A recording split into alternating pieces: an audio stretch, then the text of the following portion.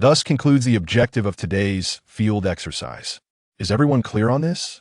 In the village of Konoha, within the confines of the training grounds, the Chunin instructor of the advanced class, Hiroma Mikami, was earnestly delivering his training lecture. Burp. I am so full. This loud belch incited immediate ire in Hiroma Mikami, who was momentarily taken aback with indignation. Yasaka, you must exercise some restraint. With a firm grip, he snapped his wooden pointer in half.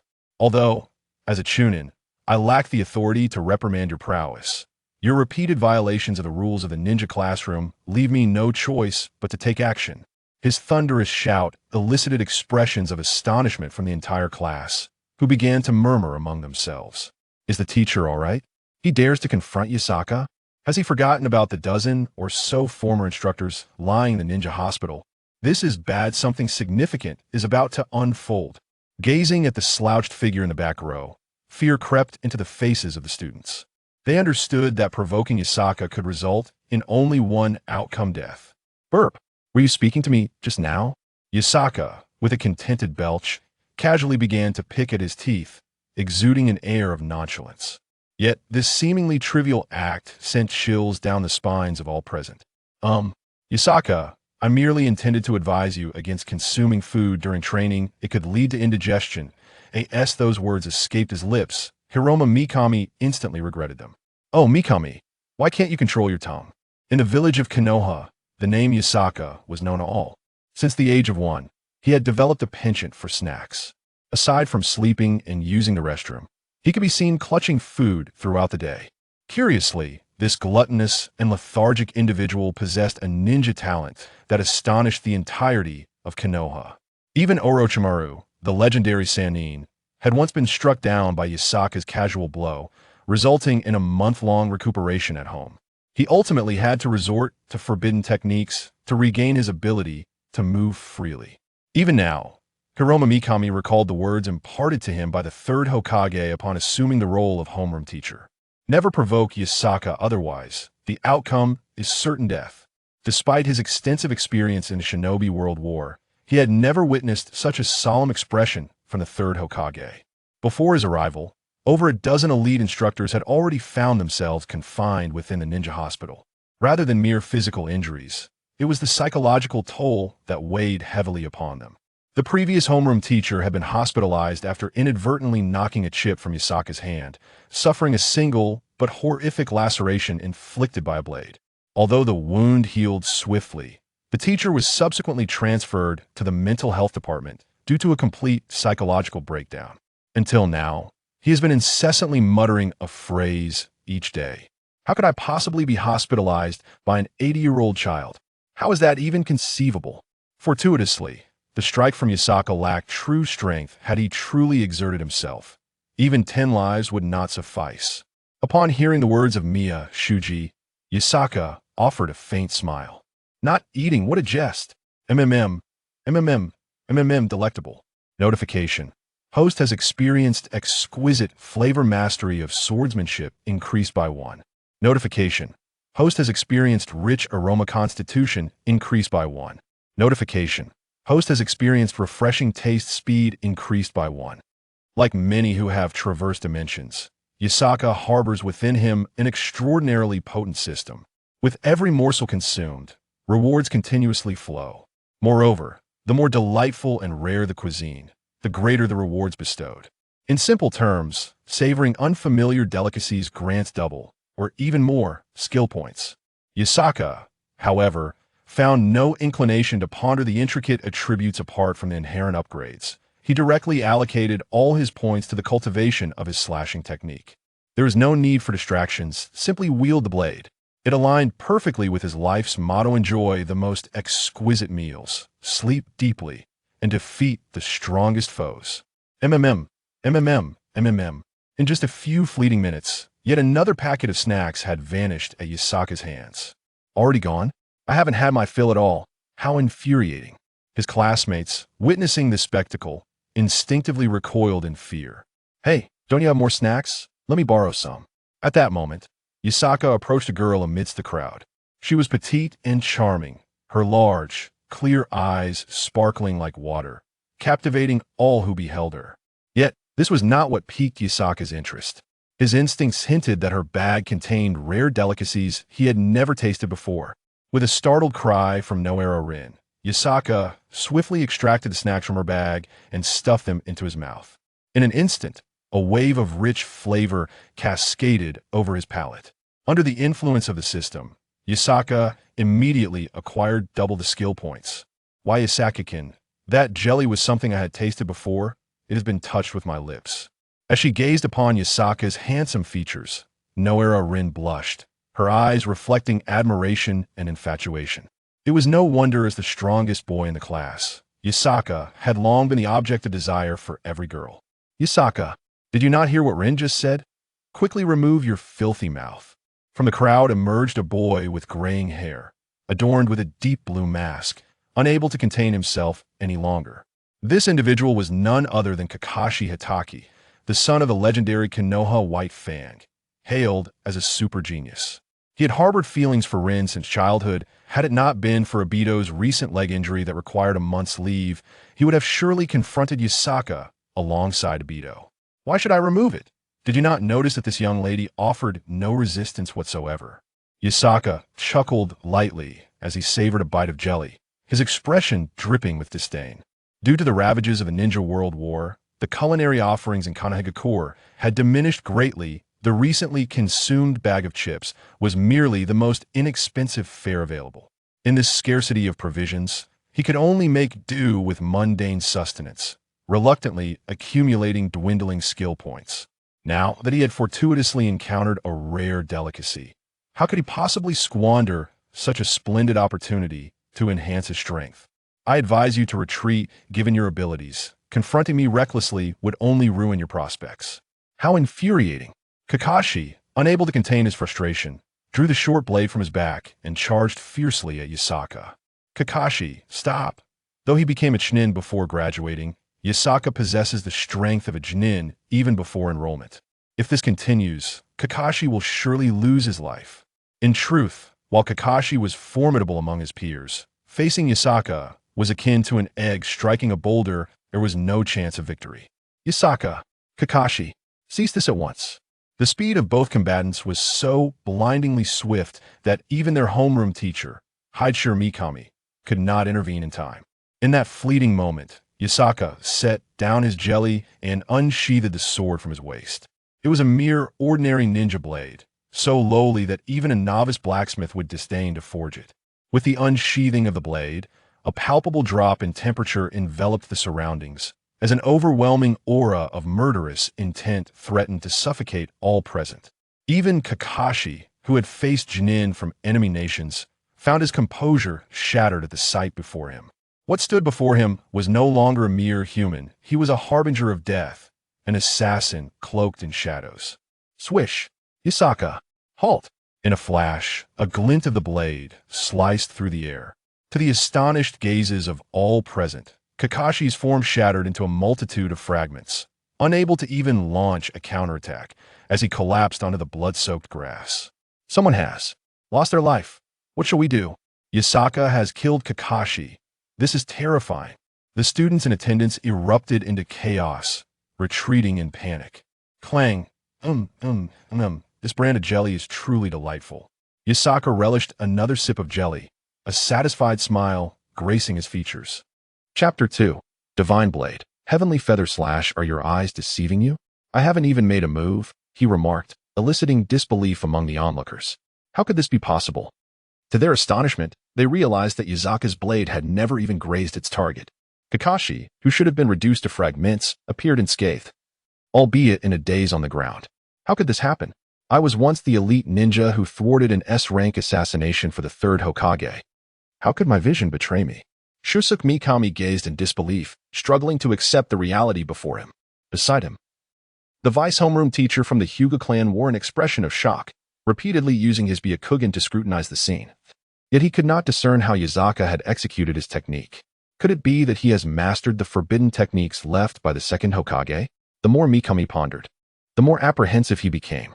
If even he, an elite ninja, could not see through Yasaka's jutsu, one could only imagine the terrifying depths of Yasaka's strength. However, Yuzaka had no understanding of forbidden techniques. What he had just employed was merely a display of refined blade aura, coupled with a touch of psychological suggestion. The so-called genius, have actually been bested? Kakashi stared in horror at his own hands, his face a canvas of fear. Though he could not comprehend the exact nature of Yuzaka's technique, he vividly felt that he had indeed been cleaved into pieces. The sensation of teetering on the brink of hell was an experience that no simulation could replicate. A notification sounded in his mind. Host has successfully astonished the entire class. Receiving a random reward, Divine Blade, Heavenly Feather Slash. As Yuzaka indulged in the delightful jelly, the system's synthesized voice echoed in his mind. Heavenly Feather Slash? What a cool name, he mused, savoring the treat with a look of satisfaction.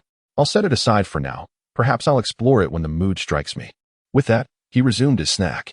Faced with this, Shusuke Mikami had no choice but to continue his explanation. Meanwhile, the other students, having witnessed the spectacle, found their focus on learning utterly shattered. Yuzaka's formidable prowess instilled fear in all the boys, while simultaneously captivating the hearts of the girls.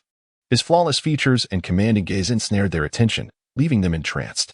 As the somewhat awkward atmosphere lingered, the training session finally concluded, and everyone began to disperse from the training ground. As for Kakashi, he had mysteriously vanished, leaving no trace behind. The young prodigy had been thoroughly overwhelmed by Yuzaka in front of everyone, a humiliation so profound that he could not bear to remain in the classroom. All he desired was a secluded place to engage in relentless training. Yuki, we agreed to go buy ninja tools together yesterday. It's time to set off, said Tsukikes, scratching the back of his head, his expression tinged with shyness as he approached Yuki Uzuki. The entire class was already aware of his secret admiration for her. The two individuals shared a profound connection, merely separated by a fragile veil. With the current momentum, Moonlight Gale was confident that today would be the day he could decisively win over Yuyasaka as his girlfriend. However, just as Moonlight Gale brimmed with self-assurance, Yuyasaka, without so much as a glance in his direction, strode directly towards Yusaka. Yusaka, your home is quite distant. Allow me to accompany you back. Yusaka-kun, you seem to have a fondness for that brand of jelly. I know the location of the shop. Let me take you there. Noera-rin and Yuyasaka clasped Yusaka's arm. The three of them engaged in lively conversation and laughter. Not only could they procure snacks, but they were also flanked by two lovely companions. What bliss! Yusaka wrapped his arms around the two girls, a hearty laugh illuminating his face. Yusaka-kun, please don't. The warmth of Yusaka's broad shoulders and the masculine embrace heightened the blush on the girls' cheeks, rendering them even more enchanting. How dare you touch my Yusaka? Yusaka, you scoundrel! Moonlight Gale's face twisted with fury upon witnessing his potential girlfriend being drawn into Yusaka's embrace. Ignoring the disparity in their strengths, he charged at Yusaka with reckless abandon. Moonlight Gale, what are you doing? Yusaka expressed indignation, yet her body remained nestled closely against Yusaka. But Yusaka, you promised me. Faced with Yusaka's angry countenance, Moonlight Gale found himself flustered. Didn't you see I have to escort Yusaka-kun home? I'm not in the mood today. We can discuss the matter of buying ninja tools another time. Yet, Moonlight Gale was left stunned. Just moments ago, he had intended to rescue Yusaka from Yusaka's advances. But now he found himself rebuffed instead. He pondered this conundrum throughout the night upon returning home, unable to grasp where he had faltered. Several hours later, when Yusaka opened his eyes again, the clock on the wall indicated it was already 9 in the evening. What on earth? Did I really fall asleep while shopping for snacks? Glancing around at the numerous bags of treats and the notes left by the two girls, Yusaka recalled the events. Upon entering the snack shop, he had promptly dozed off. In the end, it was Noera-rin and Yusaka who had carried him back home, leaving behind some digestive fruits before departing on their own. Oh well, it's best to focus on the snacks. Why dwell on trivial matters? As Yusaka reached for a bag of snacks, his fingertips unexpectedly brushed against a slender object. What is this? Looking up, he discovered an exquisitely crafted broad-bladed longsword. The ornate scabbard and the flowing blade, glimmering subtly, hinted at a divine elegance. With a swift motion, Yusaka attempted to wield it, and the unintentional blade energy effortlessly severed a steel shuriken on the table in two. What a magnificent weapon! Truly deserving of its reputation as the most formidable sword in ancient legend. From a tender age, he had heard of a particular myth. It was said that at the dawn of creation, the celestial deities had bestowed upon the world 3 unparalleled divine blades. Due to the ravages of war, 2 of these exquisite swords were lost to the flames of conflict. leaving only the illustrious Tenyu Yuzhan to endure in the realm of mortals. The first master of this divine blade was none other than the illustrious Izanagi, the father of all gods. With the power of this weapon, Izanagi became invincible, emerging as a formidable deity of warfare. The divine blade thus became the ultimate aspiration for countless swordsmen and ninjas alike. Now, having successfully intimidated Kakashi in the training grounds, he had secured this potent artifact. In the past, he had resorted to wielding a mere iron sword, as no weapon could withstand the sheer magnitude of his extraordinary strength. However, with this unparalleled divine blade in his possession, Yotsuka no longer needed to fear the shattering of his weapon upon striking. It was indeed a remarkable tool, and he could now unleash his full power without reservation. A mysterious smile graced Yotsuka's lips, his gaze emanating an unsettling chill. Chapter 3. The Man Who Earned the Fourth's Admiration. Meanwhile, at the Hataki residence, situated to the east of Konoha village, Kakashi remained confined within his room. Seated at the dining table, the renowned Konoha White Fang, Tsukumo Hataki, furrowed his brow in concern. I wonder what troubles him, since returning home today. He has locked himself away and refuses to emerge, he lamented. Mrs. Hataki, her expression laden with worry, emerged from the hallway, voicing her concerns. I see. I shall speak with him, Tsukumo replied wearily, having just returned from a mission abroad. During his passage past the ninja academy, he had encountered a familiar peer, who informed him of Kakashi's recent experiences. In Kakashi's chamber, he sat in a corner, his head buried deep in his knees, consumed by fear. How could I have been so helpless, so easily defeated? The memory of his confrontation with Yotsuka flooded his mind, causing him to tremble uncontrollably. Unable to calm his racing thoughts, a series of knocks broke through his tumultuous reverie. Who is it?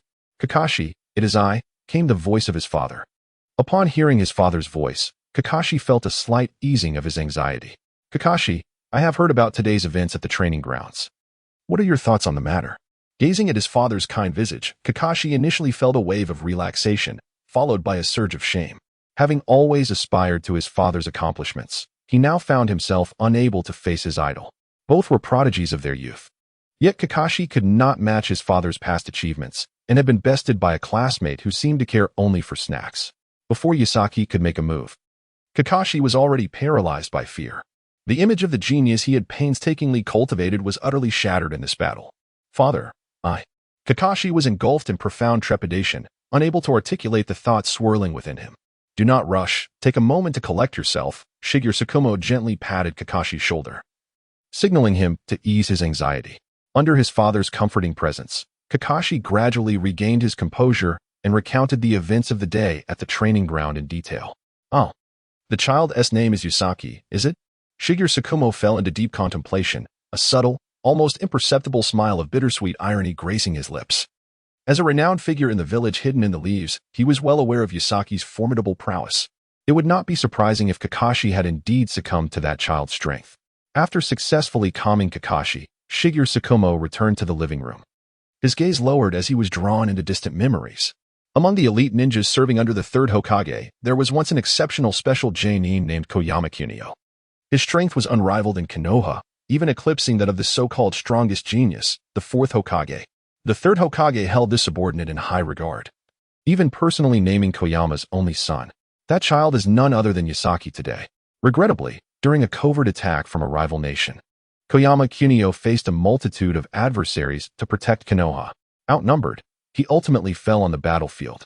Upon hearing of her husband's demise shortly after giving birth to Yasaki, his wife was consumed by sorrow and soon passed away, leaving the infant Yasaki to navigate this world alone. In an effort to alleviate his guilt, the third Hokage had been discreetly providing for Yusaki's welfare over the years. On several occasions, he even transformed into a neighbor to encourage him to strive for improvement. Alas, Yasaki remained indifferent and indulged even more in snacks. By a stroke of fate, the third Hokage discovered that Yasaki's abilities had not waned. In fact, they had flourished, ironically due to his penchant for treats. Thus, he ceased to impede Yasaki's indulgence, allowing him the freedom to grow. As a fellow special genin, Shigeru Tsukumo frequently received orders from the third Hokage to look after Yasaki, assisting in matters such as his enrollment in the ninja academy and addressing incidents where Yasaki had injured his teachers. This support enabled Yasaki to progress to his current state. Kunio, if you were to know of Yasaki's current performance from beyond, Would you feel a sense of solace or disappointment? Shigeru Tsukumo gazed towards the distant horizon, lost in thought for an extended period. Time continued its relentless march. Since that day when Kakashi was overwhelmed by Yasaki at the training ground, Yasaki's popularity in the Ninja Academy soared to unprecedented heights. Many young ladies often find themselves unconsciously gazing at Yasaki, their eyes brimming with affection. This is especially true for Noera Rin and Yuzuki Yuin, who arrive at school each day bearing an assortment of delectable snacks, continually inviting Yasaki to dine with them. Yasaki-kun, here are the cookies I made with my own hands. Do give them a try, Rin offers eagerly. Let me see how they taste. As Yasaki accepts the treats from Noera Rin, a delightful smile graces his face. After indulging in the delightful offerings, a synthesized voice echoes in his mind. Notification: the host feels refreshed. Precision of blade technique. 3. Indeed, the homemade snacks are imbued with the creator's heartfelt intention. Typically, ordinary snacks yield only one skill point. Yet this time he has received a remarkable threefold reward. If you enjoy them, I will make them for you every day, Rin declares. Her heart swelling with pride as she observes Yasaki savoring her cookies. Glancing over at Yuzuki Yuin, a smug expression crosses Rin's face. Yuin, momentarily perturbed, pouts in frustration. Had she not accidentally burned her hand yesterday, her cookies would have surpassed these in flavor by 100-fold. Do not get too full of yourself. I will not concede. She retorts. Yasaki-kun, having eaten something so dry, you must be thirsty. This is a fruit juice I had someone procure from the land of clouds. It boasts a rich flavor. Do give it a try. With that, Yuzuki Yuin unscrews the cap and presents her prepared juice to him. Well, hearing you say that, I do feel a bit parched, Yasaki admits. Only by indulging in a variety of snacks can one truly appreciate exquisite flavors. Gulp. Gulp delicious, he exclaims with satisfaction after downing the juice. With every sip, the rich taste transports him to a realm of bliss. Notification: the host experiences transcendent flavors. Physique. 5. Notification: the host's physical attributes have surpassed their limits, granting a breakthrough reward. Chakra recovery speed. 50. Notification: the host's level has risen, achieving the rank of Special Jonin. A look of surprise crosses Yasaki's face. I actually leveled up? He eagerly calls forth the attribute interface. Chapter 4. Strength Assessment. Ultimate Gourmet System. Host: Yasaki. Age: 10. Ninja rank: Special Jonin. Physique: Special Jonin. Chakra recovery speed: 150. Blade technique training: Elite. Special skill: Demon God Blade Aura. Overall rating: approaching shadow level. This system differs somewhat from what Yasaki knew in his previous life. Under normal circumstances, without any extraordinary events, the system remains silent. Notifications only arise upon experiencing culinary delights or achieving a level up. However, Yasaki pays little mind to this distinction. The system, after all, serves merely as an auxiliary tool. Its primary function lies in enhancing one's capabilities, rendering all else of lesser significance. Although one may currently boast a power rating approaching that of a shadow, the moment of instilling fear in Kashi was not a true testament of strength, as I had not genuinely exerted myself. The true extent of my formidable prowess remains shrouded in mystery. As for the so-called Demon Godblade Chi, it was merely a reward bestowed by the system after Yasaki had taught a lesson to the teacher who had carelessly knocked my chips away, leaving the entire ninja school in astonishment. When deployed, this unique technique possesses unfathomable power. At its zenith, even the demon gods would quail in fear. Without an exceptionally resilient will, one risks succumbing to mental collapse within the illusions, ultimately becoming a mere shell of a person. However, such matters pale in comparison to the joy of indulging in delectable snacks. Under Yasaki's voracious onslaught, yet another bag of treats was consumed. The following day at the ninja school playground, Haichiro Mikami finally concluded the day's lesson with a long sigh of relief. Delicious. Observing Yasaki, who was still devouring snacks, a flicker of helplessness crossed Hideshi's eyes. Fortunately, he had not erupted in anger today. Otherwise, should he resort to violence, it would likely culminate in another harrowing incident. Haichiro had repeatedly reported this issue to the village's higher-ups, requesting a change of homeroom teacher. But the third Hokage had flatly refused, instructing him not to broach the matter again. Left with no choice, Haichiro could only attend classes at the ninja school with a downcast expression, lamenting his past folly in choosing to wade into such murky waters. Now, to assess everyone's recent academic progress, we shall conduct a proficiency test. As soon as Haishir uttered these words, a cacophony of murmurs erupted from the students. Another test? We've had several this month already. Surely, there must be a more efficient way to gauge our abilities? Curiosity piqued regarding the content of this upcoming evaluation. They noted that this month alone had witnessed 6 theoretical ninja examinations, 3 ninjutsu assessments, 2 taijutsu evaluations, and 1 field training test. Despite the frequency of these assessments, the students persevered, recognizing that their scores were pivotal to their successful graduation from the ninja school, ultimately earning their Konoha headbands and becoming self-sufficient ninjas. Alright, the test will commence shortly, so everyone, please prepare and regroup here in 5 minutes. After announcing this, Haishir lowered his voice and called over Lin Naira and Yuzuki Yukari. Lin, Yukari, since you both share a good rapport with Yusaki, I kindly ask you to assist him in preparing for the test and return here for the assembly. Normally, as the homeroom teacher, this task could have been directly communicated to the students. However, the formidable prowess of Yusaka instilled a profound sense of trepidation, rendering him reluctant to undertake the perilous task of conveying instructions, although such circumstances were not unprecedented. For during previous evaluations, be it theoretical examinations or assessments of ninjutsu and taijutsu, Yusaka consistently garnered a resounding score of 0. When it was Yusaka's turn for the taijutsu evaluation, the entirety of the class instinctively retreated a staggering 500 meters. This was not mere exaggeration, the fear was palpable. For a closer proximity could very well result in Yusaka shattering the ground with a single punch. As the class supervisor, Mikami Shuji also harbored a desire to distance himself. Yet as the assigned evaluator, he found no refuge. In contrast, should any other student exhibit such exaggerated force, it would merely result in a momentary ache in their hand. Yusaka, however, transcended this norm. His velocity and strength were far beyond the realm of conventional comprehension. If one were to quantify damage, Yusaka would undoubtedly achieve several multiples of a perfect score. Yet, that devastation would be directed inward, had Mikami Shuji not evaded in time. He would have found himself rendered a monochromatic tableau, hanging upon the wall. As for the ninjutsu evaluation, Yusaka had not even attended, resulting in a score of 0 for absence. The theoretical examination was equally dismal. Yusaka left all questions untouched, only to discover midway that his hands were greasy, which he then proceeded to wipe across the examination paper, imparting an aroma of snacks that prompted Mikami Shuji to assign a score of 0 on the spot. In desperation, he could only pin his hopes on Noera Rin and Yuzuki Yuyuki, imploring them to devise a means to bring Yusaka to participate in the assessment. Should he forego this evaluation, his prospects of graduating from the Ninja Academy would dwindle. Understood, teacher. We shall certainly ensure Yusaka-kun attends the test, proclaimed Noera Rin and Yuzuki Yuyuki in unison, each casting a defiant glare at the other. Subsequently, they each took hold of Yusaka's arm, one to the left and the other to the right. Do you both wish for snacks as well? Yusaka mumbled through a mouthful of food. All right. Considering your commendable character, I shall share a morsel with you. Others need not apply. With that, Yusaka inhaled a rich jelly, leaning toward Noera Rin's petite mouth.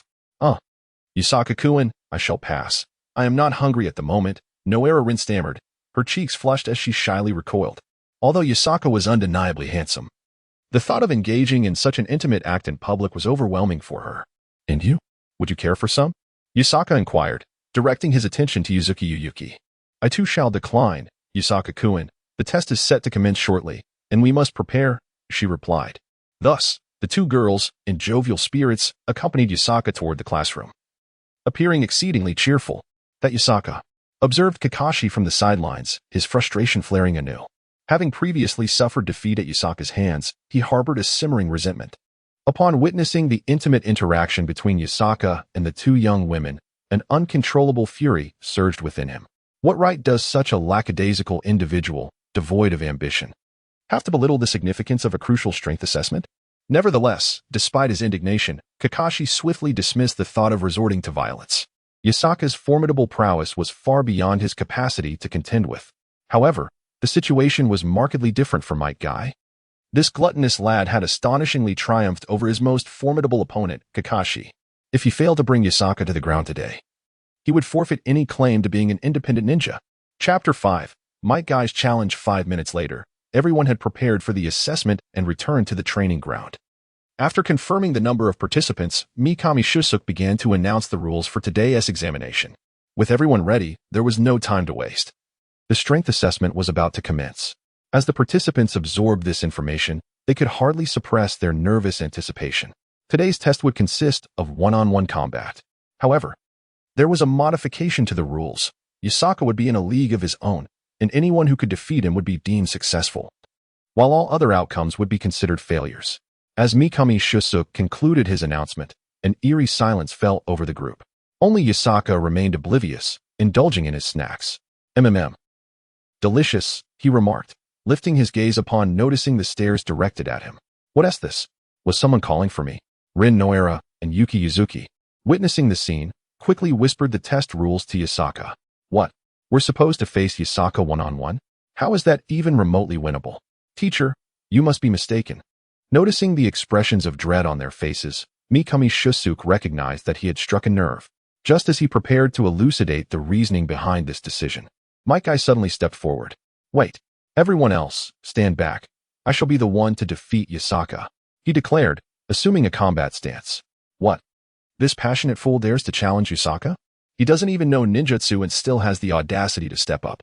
Is he seeking his own demise? The sight of Might Guy took Mikami Shusuk by surprise. Despite Guy's inability to master ninjutsu and jinjutsu, his taijutsu skills were among the best in the class. If the two were to engage in battle, the outcome was uncertain. I suggest you reconsider.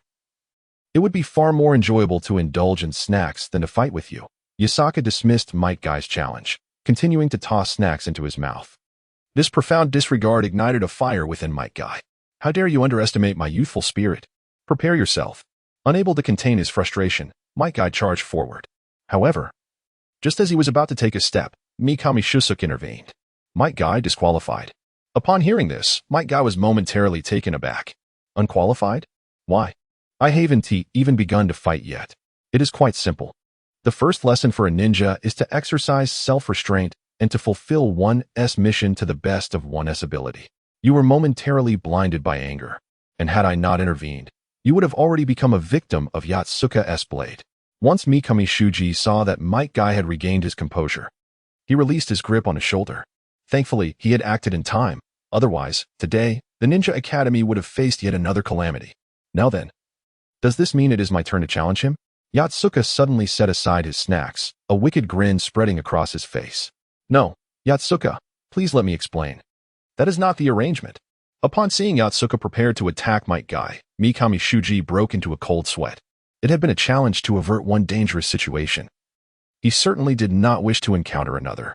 That hideously coiffed fellow, is he called Might Guy? My hands are itching. You shall serve as my target. Yatsuka turned to glance at his opponent, his eyes filled with disdain. You dare mock my hairstyle. You wretched scoundrel. Struck at his sore spot. Might Guy's fury ignited once more. The surrounding classmates quickly retreated several meters, realizing that this hot-blooded fool dared to insult Yatsuka, sealing his fate for the day. Yatsuka, this is merely a test. Please do not take it too seriously. As the two appeared ready to clash, Mikami Shuji rushed forward to intervene.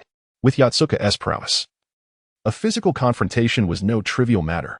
Yet, Yatsuka disregarded his words entirely, instead donning a menacing smile. You want me to take this seriously? Very well. I too wish to test my full strength. Due to the murmurs of their classmates, Yatsuka inadvertently misheard Mikami Shuji's plea. He had not anticipated that this seemingly frail homeroom teacher would display a manly side today. In light of his authenticity, perhaps he would afford him a modicum of respect moving forward. Hey, you with the bushy eyebrows. Did you hear the teacher's request? Hurry over here so I can properly test my skills on you. Yatsuka reached for the hilt at his waist, a long-forgotten excitement illuminating his face. Is the teacher out of his mind? How can he expect Yatsuka to go all out against Might Guy? Although Guy ranks at the bottom of the class, must he be subjected to such brutality? This is utterly deranged. It is almost unbearable to witness. Upon hearing this, the students cast peculiar glances at Mikami Shuji. This seemingly gentle individual turned out to be a reckless scoundrel. What on earth? When did I say you could take this seriously? Overwhelmed by the judgment of his classmates, Mikami Shuji felt as if he could vanish in despair. Everyone is a healthy young person. Please do not be so deaf to reason. If a life were to be lost here, no amount of diving into the sea would absolve you. You scoundrel, prepare yourself. In a flash, Might Guy dove forward. Swiftly appearing before Yasaka, he unleashed a fluid roundhouse kick, aiming directly at Yasaka's face. Oh, that movement is rather impressive. Yasaka's expression remained unfazed. yet his right hand was already resting on the hilt of his blade. It's over. That fool Might Guy dares to confront Yasaka with such a simplistic maneuver. Kakashi had fallen to Yasaka in an instant for the same reason. The surrounding students anxiously thumped their thighs. If even a genius like Kakashi was defeated by Yasaka, surely Might Guy was destined to meet his end here. Seeing the situation was dire, Shuji Mikami hastily produced a scroll and activated a summoning technique. The blade technique. As Yasaka's aura shifted, Might Guy suddenly felt an overwhelming pressure enveloping him, rendering even breathing a struggle. What kind of ninjutsu is this? An unprecedented fear surged within him. He found himself with no escape. One-word dragon flash. Boom. Swish. Swish. Swish. Yasaka, you must cease. Just as the long blade was about to be drawn, 3 figures materialized behind Yasaka out of thin air. All 3 wore the distinctive attire of elite jonin, firmly restraining Yasaka's wrists. No matter how much force he exerted, he could not break free. Chapter 6. The appearance of those 3 figures was so abrupt that all the students present, except for Shuji Mikami, were taken aback. Having not seen how they arrived, in the blink of an eye, the figures had emerged. What is happening? Yukike's, bewildered, murmured. Lacking the strength to comprehend that Yasaka's earlier strike would undoubtedly have claimed Might Guy's life, he only observed the moment Yasaka drew his blade, only to be halted by the 3 figures. The trio had utilized a special teleportation ninjutsu, which had created a cloud of smoke upon their arrival, rendering them unrecognizable to the students present, much like Yukike's. You 3 are quite tiresome, simultaneously intervening to thwart me. You really flatter me. Yasaka remarked helplessly, intending to shrug, but found his joints firmly seized by the 3, rendering him immobile, and thus had to abandon the gesture, remaining stationary. There was no choice. Your previous move was simply too perilous. If it weren't for our joint intervention, that thick-browed fellow might well have met his end by now. A voice, slightly hoarse, came from behind. Yasaka needed no turn to identify the speaker. After all, there were many with hoarse voices in the Hidden Leaf Village, but only one possessed a voice so raspy and arms that could coil like a serpent to ensnare others. Humph, Yasaka, if you continue with such violence, I shall not take you to the culinary festival in the Land of Lightning next month. A captivating feminine voice resonated, and upon hearing her words, Yasaka immediately wilted like a frostbitten eggplant. He responded politely, rest assured, I, Yasaka, possess a gentlemanly demeanor. How could I resort to violence? You must take me to next month's culinary festival. As Yasaka conversed with the individual behind him, the white smoke from the summoning jutsu gradually dissipated, revealing the true forms of 3 figures. In the next moment, a series of gasps emanated from the group of students, and the previously raucous discussions fell into an instantaneous silence, plunging the scene into an absolute calm. Yet, this tranquility was shattered in the blink of an eye. Is it truly Lady Tsunade, and also Lord Jiraiya and Lord Orochimaru? The legendary Sannin have all gathered. Kakashi's voice trembled with disbelief as he gazed in awe at the 3 prominent figures revered as the Sannin. What? It's the Sannin. The Sannin have personally come to intervene with Yasaka. Gasps of astonishment erupted among the students, most of whom had only heard of the Sannin's names but had never encountered them in person. Today, however, they witnessed their true forms during the test, feeling a mix of shock and exhilaration. Some, however, felt a pang of bitterness. Kakashi stared blankly at Yasaka, who was being restrained by the Sannin, his heart tumultuous. Has Yasaka's strength truly reached a level that necessitates the combined efforts of the Sannin to restrain him? Why does he appear so carefree yet possess such power? What does that make me? The son of the Konoha White Fang, labeled a genius since childhood. Yet I cannot even match the strength of that guy when he is holding back. Yugao Shirin trembled, clutching his katana tightly. He finally comprehended why Yuin chose Yasaka and cast him aside. What girl wouldn't he admire a man who could only be restrained by the united force of the Sannin? How infuriating. Why is he so formidable? No, I must surpass him. I must show Yuin that I am the strongest man. At that moment, every student present experienced a profound psychological impact. Some admired, some were shocked, some envied, and others felt a surge of fighting spirit. Yet, none of this concerned Yasaka.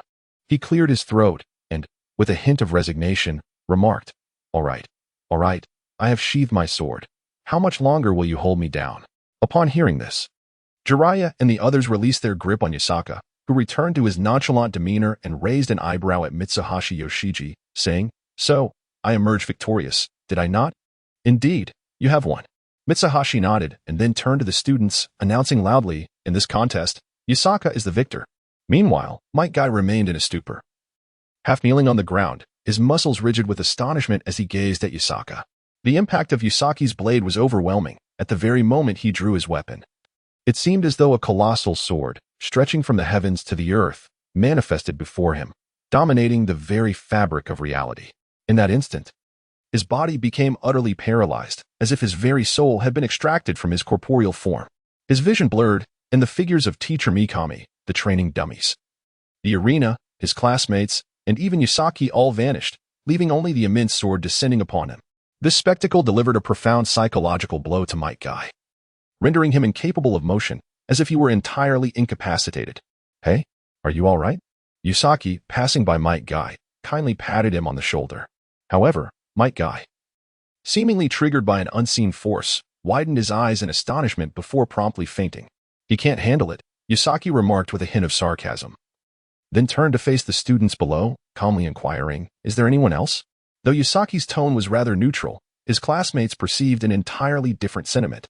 Lin Yawahara's eyes sparkled with admiration as she clasped her small fist to her lips, her cheeks flushed, gazing at Yusaki in awe, murmuring, so handsome." Similarly, Yuin gazed dreamily at Yusaki, convinced he was the most dashing man in existence. Just a glance at him filled her with exhilaration and joy. Most of the other girls shared this admiration, much to the chagrin of several male classmates, who felt a surge of impotent rage when confronted with Yusaki's terrifying prowess. The disparity was insurmountable, leaving them hopeless in their aspirations to surpass him. Observing the astonished and adoring expressions of his peers, Yusaki remained unfazed, his mind preoccupied with the desire to conclude the testing and indulge in culinary delights. "Is there no one brave enough to challenge me? If not, I shall take my leave," he declared. "I will challenge you." At that moment, a voice rang out from among the students. "Who dares to speak so boldly?" Upon hearing that voice, Mikami felt a wave of exasperation wash over him. Had this declaration been made prior to Yusaki's match with Might Guy, he might have deemed it somewhat normal. However, given that Yusaki had effortlessly dispatched Might Guy with a single strike, it was audacious, if not foolish, for someone to take such a risk. At that moment, Mikami found himself at a loss. Should he commend the individual's bravery or lament their ignorance? After all, although Yusaki's strike had not been delivered in earnest, Mikami sensed that had it been, even he would have met a dire fate. Thus, he was left pondering who among them was so weary of life, questioning whether existence itself was not preferable. Simultaneously, the classroom erupted in chatter, countless students turning to identify the source of that audacious proclamation. What on earth is he thinking? Why would he say such a thing? Bravery without wisdom. Knowing full well that one should not act yet doing so nonetheless, such individuals, in my view, are unworthy of being called ninjas. A ninja must learn the art of patience, a virtue they evidently lack. Ah, it is he. How dare he challenge Yusaka? Has his mind been struck by a mule? In an instant, as the individual prepared to confront Yusaka, the surrounding students erupted into a flurry of discussions, none of whom held any faith in his abilities. Even Kakashi, who had been taught by his father never to underestimate others, furrowed his brow and mused, "If I, Kakashi, often hailed as a genius, am not even close to matching Yusaka, what audacity does Asuma possess to challenge him?" Meanwhile, Yusaka, who was about to descend the stage for a snack, remained utterly unconcerned. Whoever it was, they were not his match. "Ah, it is you, Asuma," Yusaka remarked casually after glancing at him, noticing Yusaka's apparent disregard for his presence. Asuma snorted disdainfully, his face betraying a sense of arrogance, as he slowly advanced through the crowd, with deliberate steps toward the front of the stage. He passed one classmate after another, the murmurs of doubt swirling around him, none suggesting he might emerge victorious, all tacitly agreeing upon his inevitable defeat. Yet, Asuma pressed onward, unfazed by the whispers, for he remained steadfast in his belief. His conviction was as solid as granite. He understood that to be a true warrior, one must possess an unwavering will, impervious to external influences. Only in this way can one qualify as a genuine force, and he, Asuma Saratobi, son of the third Hokage, was destined to become such a warrior. As he walked, he contemplated. People say Yusaka is immensely strong. Indeed, he is formidable. However, I, Asuma Saratobi, am the son of the third Hokage, the bearer of his will, and a man destined to become Hokage. While others may falter before you, I, Asuma Saratobi, fear you not. At this moment, an aura of intense confidence radiated from Asuma, so palpable that his peers could not help but sense an intangible charisma emanating from him.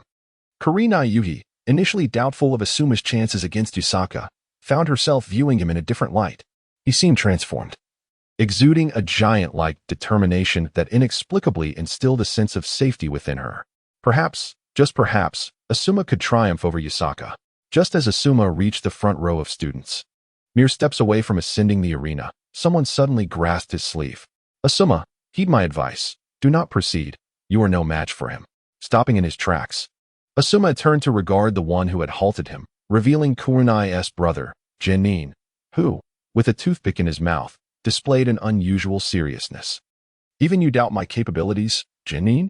Have you lost faith in my strength as well? Sarutobi Asuma, somewhat displeased, remarked. It is precisely because I recognize your strength that I intervened. Do not go. You cannot defeat him. Humph. You all claim I cannot best him. Today, before your very eyes, I shall demonstrate the prowess of Sarutobi Asuma.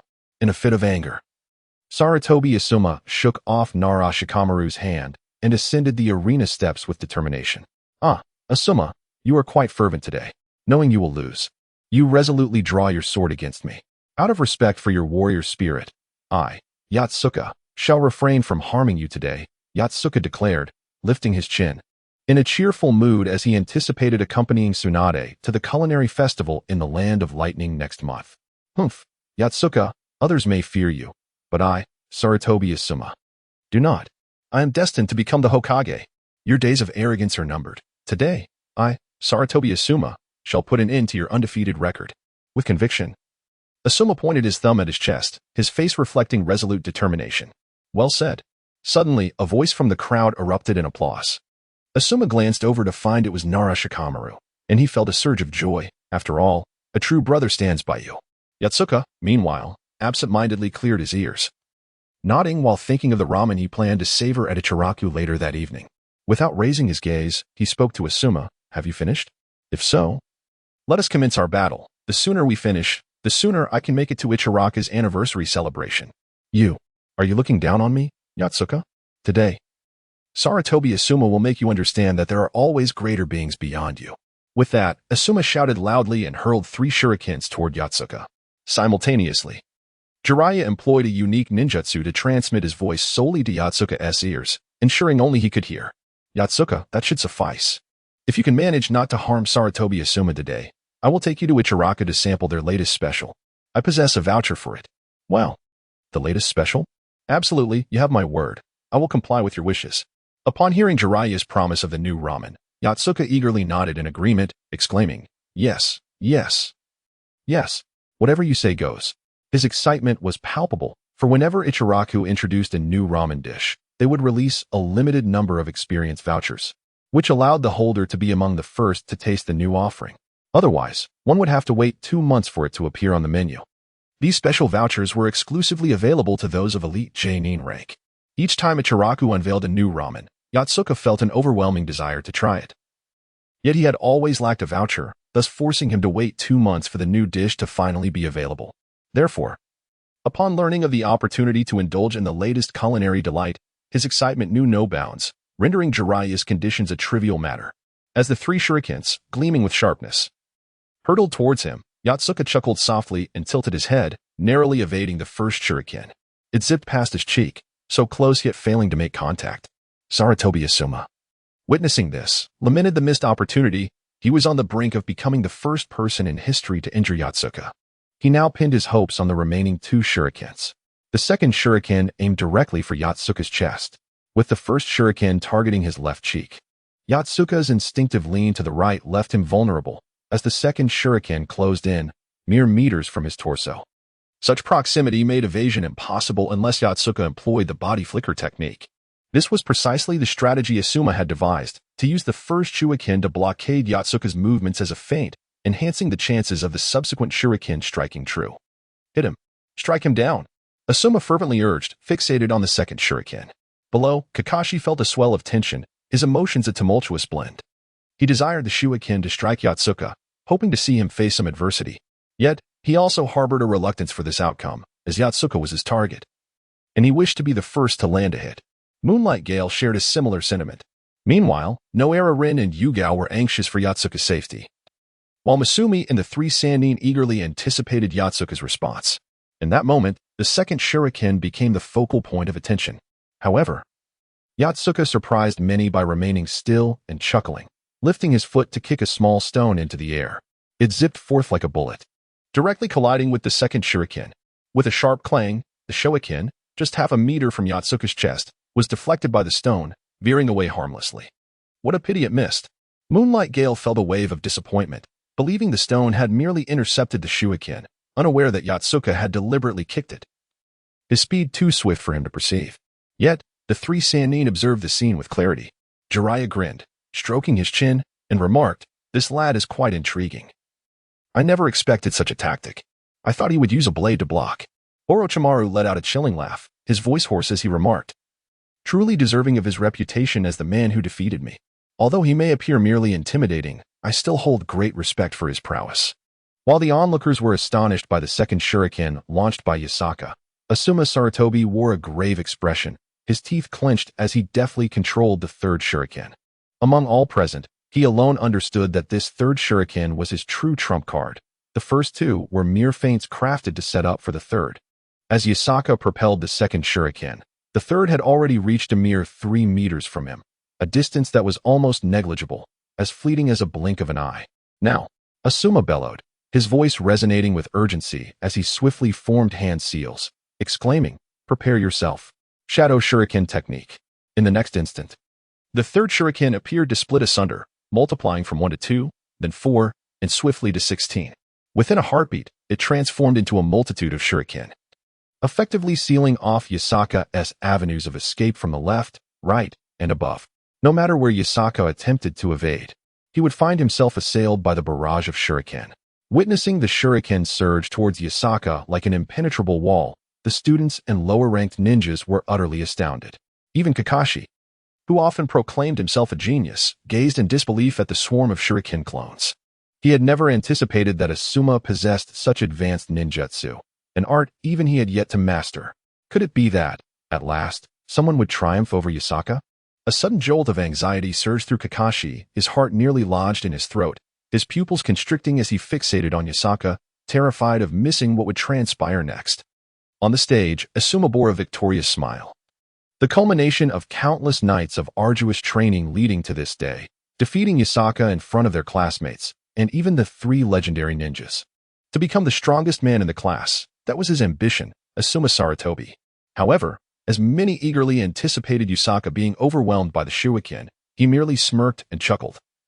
A trivial skill.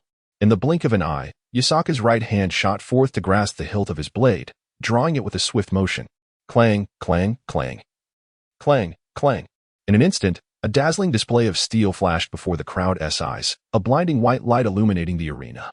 The air filled with a cacophony of rapid metallic clashes, and before anyone could comprehend the unfolding events, the brilliance vanished, revealing Yasaka sheathing his blade back at his waist. What transpired? Had Yasaka evaded the shuriken? Moonlight Gale stood in bewilderment, staring at Yasaka on stage, struggling to process the events that had just unfolded. The occurrence had transpired too rapidly for the students below. Their eyes and minds had failed to keep pace. They only knew that Yasaka had drawn his sword.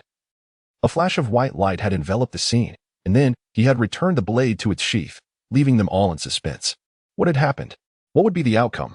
What has transpired? In that moment, the students present were left utterly bewildered. Even the nearby Shusai Mikami appeared somewhat dazed, while only Sannin, standing aside, gazed with solemnity at the figure of Yasaka. Chapter 9, The True Ace in the Whole Orochimaru? Did you witness that?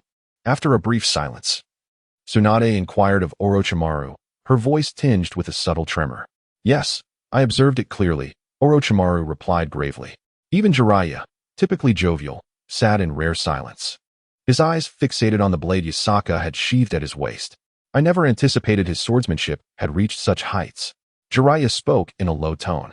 Indeed, Tsunade merely uttered this one word, yet it struck both Jiraiya and Orochimaru with a sense of alarm. As the granddaughter of the first Hokage and the grandniece of the second Hokage, she possessed an intimate understanding of the second Hokage's techniques. The second Hokage's swordsmanship was formidable. Having once used his unique flying thunder god slash to decisively defeat Uchiha Azuna, the brother of Uchiha Madara. It is noteworthy that Uchiha Izuna was already approaching the strength of a half-shadow. Thus, the power of the second Hokage's techniques is evident. Therefore, Tsunade's assessment of Yasaka's swordsmanship speaks volumes of its prowess. On the arena, Asuma Saratobi stood transfixed, staring at the unharmed Yasaka not far away, his heart overwhelmed by profound shock. "Why?" Asuma murmured, his gaze vacant. The shadow clone technique of Shuriken was his father's, the third Hokage Saratobi Hiruzen's, signature ninjutsu. To defeat Yasaka, Asuma had specifically learned it from the third Hokage, dedicating over 6 months to mastering it. His goal was to one day use this technique to triumph over Yasaka, thereby proving that he, Saratobi Asuma, was the strongest of the lower ninjas. Yet now, after countless days and nights of arduous effort, he was met with this outcome, as Yasaka effortlessly neutralized it without even moving a foot. Asuma found it impossible to accept this reality. "I saw you ascend the stage brimming with confidence, thinking you had mastered some powerful technique, yet this is the result. Is this all you have?" Yasaka shook his head, returning the shuriken that had fallen at his feet to Asuma. The very shuriken Asuma had used to execute his shadow clone technique. "If you have no other moves, then this test shall conclude with my victory," Yasaka stated coolly to Asuma. "Damn it." Asuma clenched his teeth, his right hand pressed against the ground, forming deep grooves as his fingers dug into the earth. "I will not concede so easily. I am the son of the third Hokage. I am Saratobi Asuma." Asuma Saratobi felt an overwhelming surge of fury erupt within him, surging straight to his brain. With a mighty roar, he propelled himself off the ground, swiftly launching several kunai towards Yasaka before beginning to form hand seals with remarkable speed. Yasaka, effortlessly evading the kunai that Asuma had hurled, remained stationary, awaiting Asuma's next move. He refrained from attacking, having promised Jiraiya not to harm Asuma, knowing that any offensive action might inadvertently result in injury to his opponent. Although he could strive to minimize this risk, the fear of an unforeseen mishap loomed large. A single misstep could lead to a blade inadvertently grazing Asuma's skin, jeopardizing his chance to savor the new ramen. Thus, in pursuit of a foolproof opportunity to indulge in the new dish, Yasaka opted for restraint, relying solely on defense to compel his opponent to recognize the disparity between them and concede. Meanwhile, upon witnessing Asuma's hand seals, Kakashi gasped in astonishment, exclaiming, "Is that the tiger seal? Is he about to unleash a fire release technique?" In the next instant, Asuma puffed his cheeks and forcefully exhaled a dense cloud of gray smoke towards Yasaka, engulfing him entirely. "What? This isn't fire release. What kind of jutsu is this?" Kakashi was taken aback, utterly perplexed by Asuma's intentions. Could this possibly be that technique? Noera Kurenai, observing the vast expanse of gray smoke, momentarily paused, recalling a prior conversation with Asuma. Could this be? Noera widened her eyes, realizing the implications. "This is the ultimate trump card I have prepared for you." Asuma bellowed from the stage, then produced a lighter from his pocket. After igniting it, he hurled the lighter into the swirling gray smoke. Fire release, ash pile burning. In an instant, the gray smoke ignited, erupting into a fierce blaze that consumed everything in its path. The rapid and violent combustion triggered a deafening explosion. Boom! A tremendous roar echoed, sending a scorching wave of heat sweeping across the arena. The closest competitor, Mitsuhashi Shuji, was taken by surprise, letting out a horrified scream as he stumbled backward, employing water release to shield himself. Meanwhile, the students seated in the front rows were thrown into disarray, toppled over by the force of the blast. On the arena, the spot where Yasaka had once stood was now a raging inferno, flames soaring skyward, reaching heights of over 3 meters. The intense heat scorched the surrounding grass, with the fire consuming 3/4 of the arena, leaving only Asuma's position untouched. The 3 legendary ninjas had already leaped off the stage at the first sign of danger. "Aha! This is my secret weapon. Yasaka, this time victory is assured," Asuma proclaimed triumphantly, declaring himself the strongest man in the lower ninja world. At this moment, Saratobi Asuma resembled a man who had endured great hardship only to find sweet relief, his hands resting on his hips as he erupted into a raucous laugh, tears of joy streaming down his cheeks. Meanwhile, the students below, having regained their composure, stood in disbelief at the sight of the roaring flames on the arena, where the once mighty Yotsuka had vanished without a trace. It was astounding. Could it be that the invincible Yotsuka had been defeated by Asuma? Kakashi pondered with a sense of disappointment. Is it really possible that Yotsuka was bested so easily? "I refuse to believe it," exclaimed Noera Rin, her face stained with tears. "What a pity that Asuma managed to seize the moment first. It's truly frustrating," thought Moonlight Gale, feeling a deep sense of vexation. On the other side of the arena, Orochimaru's gaze sharpened, a frown etching his features as he declared, "No, it's not over yet." Just then, from within the inferno, a voice pierced the air, causing Asuma's laughter to freeze in place. "Asuma, quite the creative move you have there. But to think you could defeat me with it is rather presumptuous, don't you think?" Chapter 10. Cutting through flames, the familiar voice rendered Sarutobi Asuma's laughter abruptly still, shock and horror flickering in his eyes. What? Asuma felt as if every muscle in his body had turned to stone. His heart skipped a beat at the sound of that voice. How could this be? Like a malfunctioning robot, his neck jerked around. His gaze filled with uncertainty as he searched the raging fire. The next moment, a voice rang out, "Blade technique, breaking waves." Instantly, the audience witnessed a scene they would never forget. The towering flames, several meters high, appeared to be sliced apart as if by a knife through cake, splitting into two distinct sections. The flames on either side exploded outward with a thunderous roar, followed by a sudden and complete vanishing act of the fire. Had the fire been extinguished so effortlessly? Kakashi's pupils quivered as he stared at the arena, the unfolding spectacle exceeding his comprehension. He had actually cut through the flames. How could this be possible? Moonlight Gale's eyes widened in disbelief as he gazed at Yotsuka on the stage, unable to process the reality before him. How could anyone slice through fire? As Asuma beheld Yotsuka, who stood unfazed with a katana in hand, exuding calmness and composure, he felt as though he had plunged into an icy abyss. Stunned into immobility, he grappled with the incomprehensible notion that Yotsuka's blade could sever flames. It was impossible, utterly impossible. No matter how sharp the blade, it could not cut through fire. As Sarutobi Asuma roared in anger, his body remained rigid. The image of the blade slicing through the flames having inflicted a profound shock upon his psyche, rendering him incapable of moving freely. Though he had not fallen victim to any genjutsu, the exaggerated strike from Yasaka had a similar, if not more profound, effect than an illusion, akin to a genuine phantasm. The arena was scattered with flickering flames, resembling celestial fire rain, dispersed in every corner. Yasaka stood amongst these flames, then lifted his right foot, stepping forward, inch by inch, towards Sarutobi Asuma. Don't come any closer." As Yasaka approached, Sarutobi Asuma's composure shattered, and he screamed in a frenzy. To him, Yasaka appeared as a demon emerging from the depths of hell, advancing through the inferno, his katana gleaming with a chilling light, seemingly there to claim his life as though he were the very embodiment of death itself. Stay back. I command you to halt." Sarutobi Asuma bellowed hoarsely. Desperate to retreat, even wishing to flee, yet he was horrified to discover that aside from his voice, his body had become paralyzed, as if ensnared by invisible, malevolent claws. Utterly immobilized. Move. In that moment, terror engulfed Sarutobi Asuma. He was overwhelmed by fear, watching Yasaka draw ever nearer. His body trembled uncontrollably, yet he remained unable to stir. On the opposite side of the arena, Tsunade, arms crossed, observed Sarutobi Asuma with a grave expression, stating, "What is happening?" Sarutobi Asuma seems to be ensnared by some form of illusion, yet it feels distinctly different. Beside her, Jiraiya furrowed his brow, his voice low and deliberate. If I am not mistaken, he has suffered a psychological shock, resulting in an effect akin to genjutsu, much like how some people freeze in place when startled. Indeed, that is likely the case. Yasaka's recent strike was not merely a simple cleaving of flames.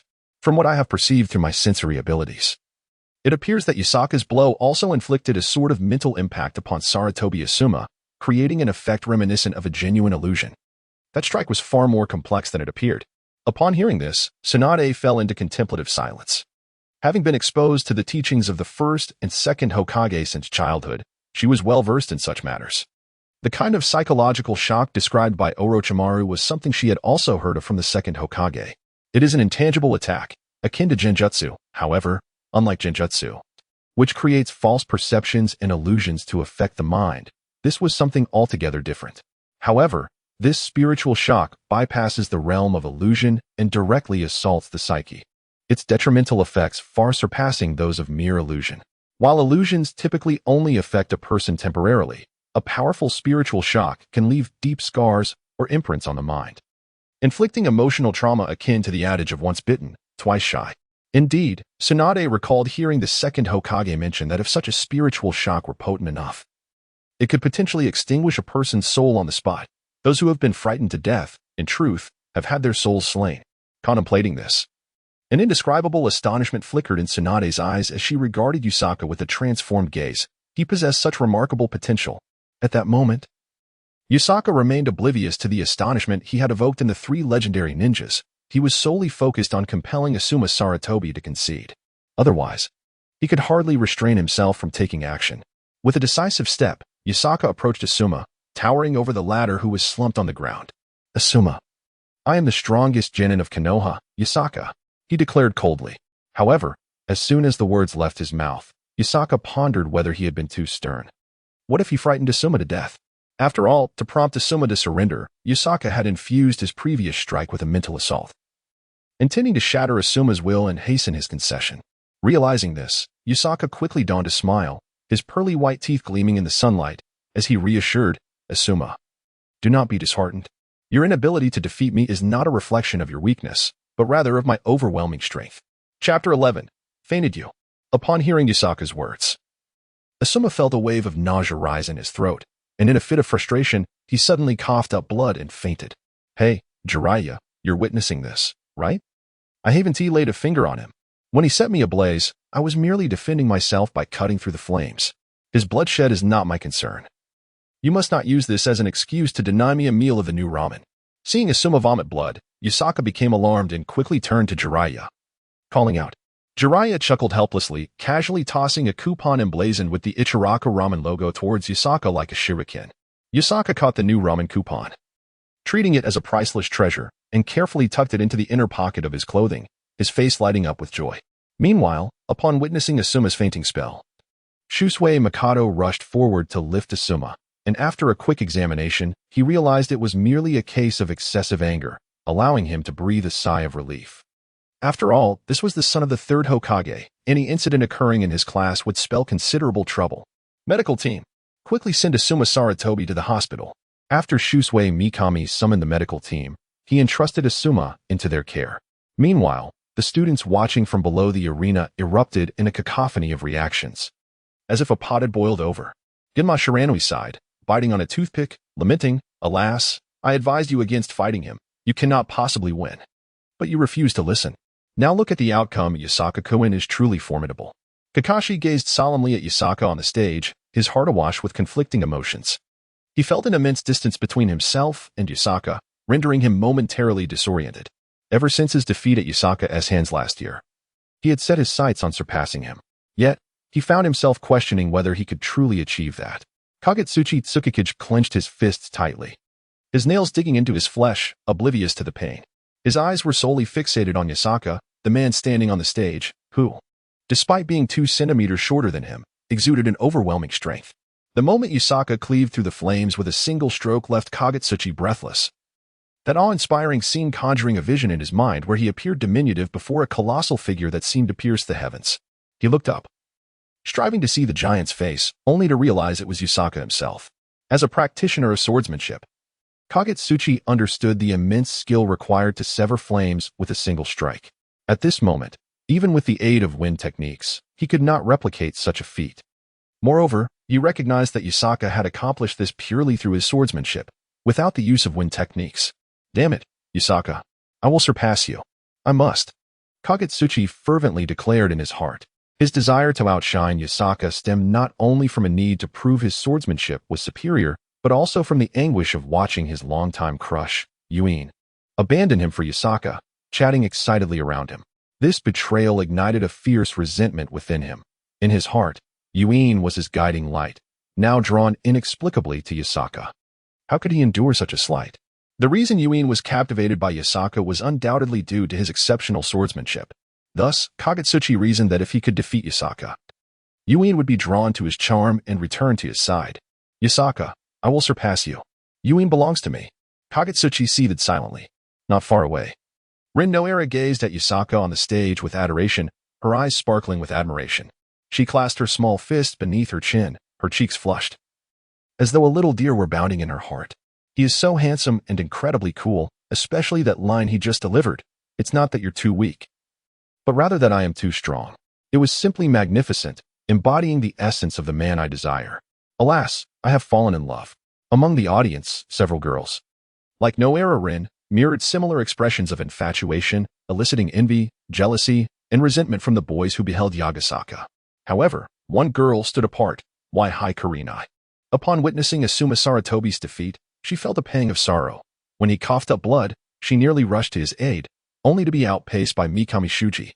Unbeknownst to Yagasaka, who stood upon the stage, he was oblivious to the myriad emotions of jealousy, admiration, affection, and resentment emanating from the crowd.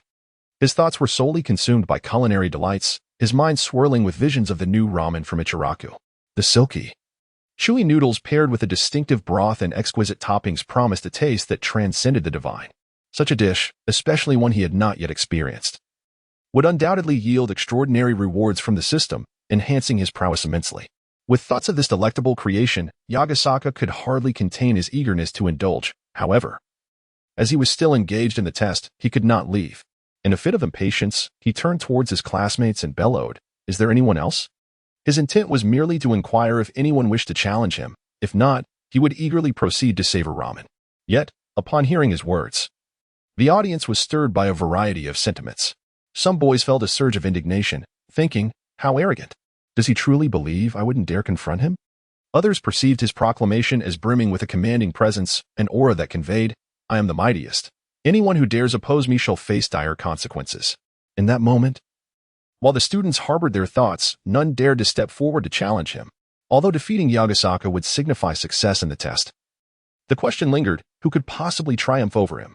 The recent example of Asuma Saratobi was a stark reminder, despite his confidence in becoming the strongest shinobi. He now lay in the recovery room of the ninja hospital.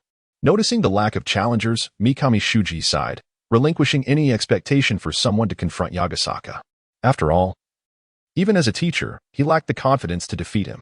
Chapter 12. Sutsuki Ichiraku. Since no one dared to challenge Yagasaka, Mikami Shuji declared, "Even if you all fail today's test, you will practice shuriken throwing."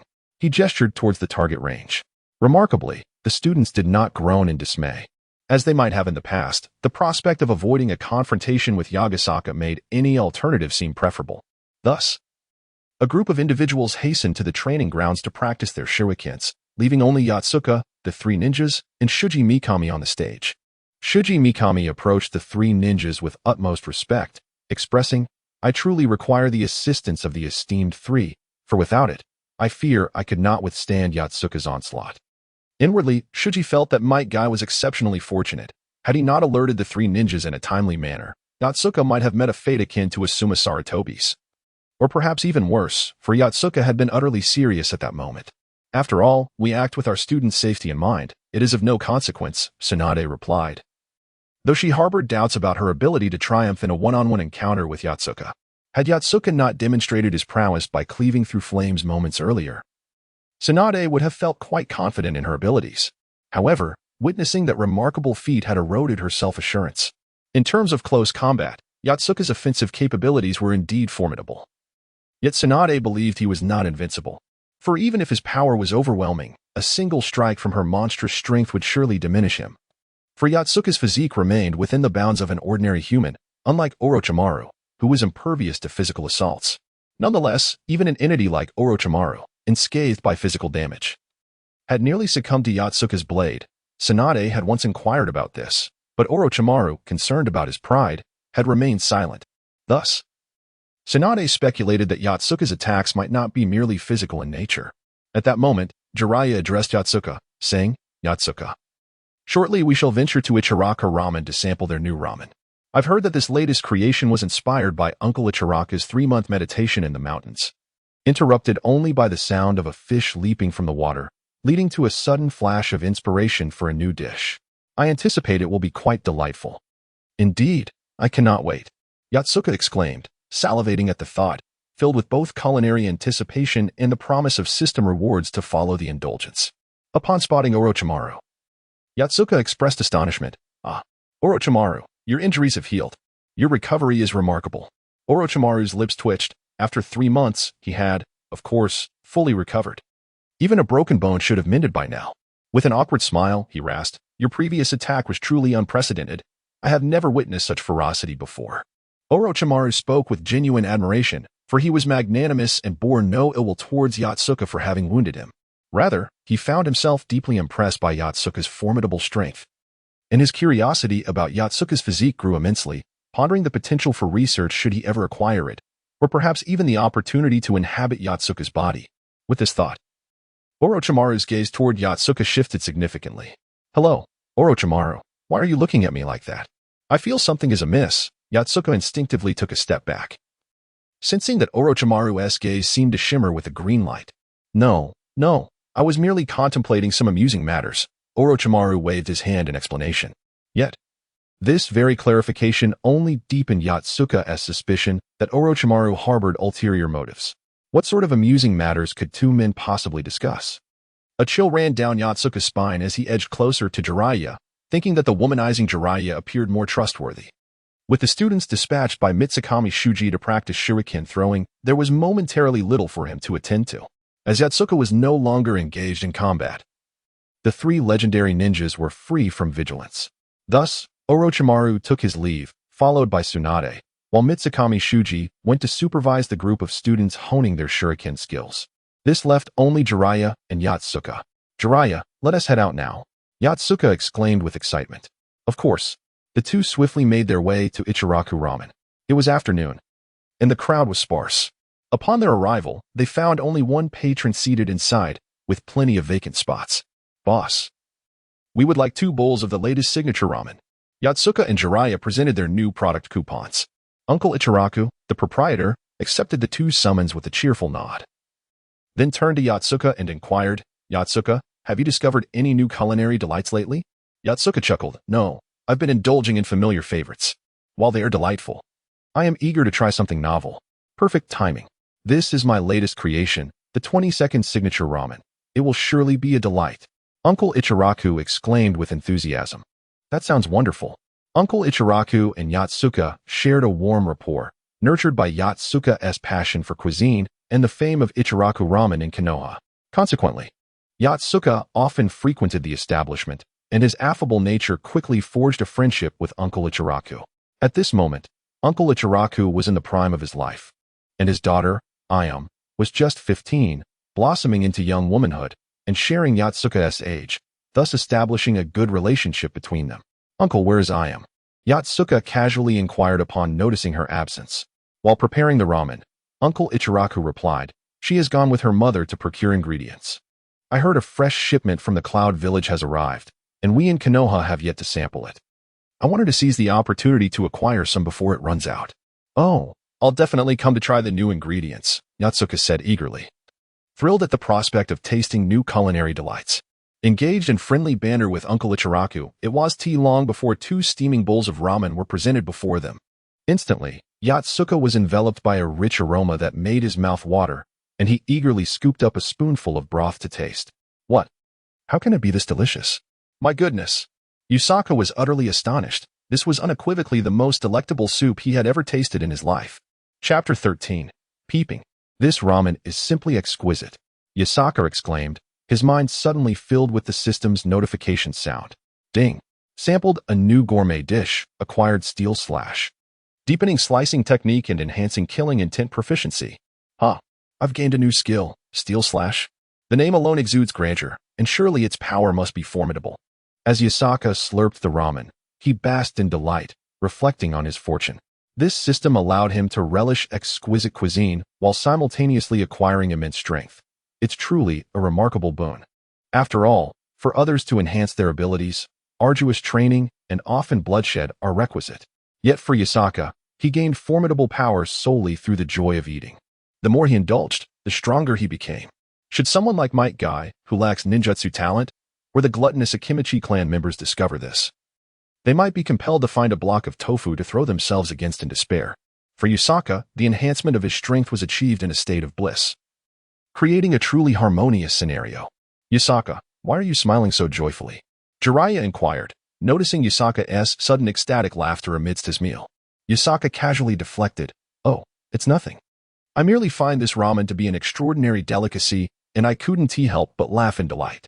As he spoke, Yusaka took another generous sip of the soup, feeling as if he had transcended to another realm, and then, somewhat indistinctly, asked Otsutsuki Ichiraku, "Uncle Ichiraku, what do you use to make this soup? It's simply divine." Well, by asking that, you're delving into someone else's trade secrets. Of course, they want to disclose it, Jiraiya remarked, rolling his eyes at Yasaka's question. No worries. Yasaka has grown up under my watch. I trust he won't act as a spy for anyone.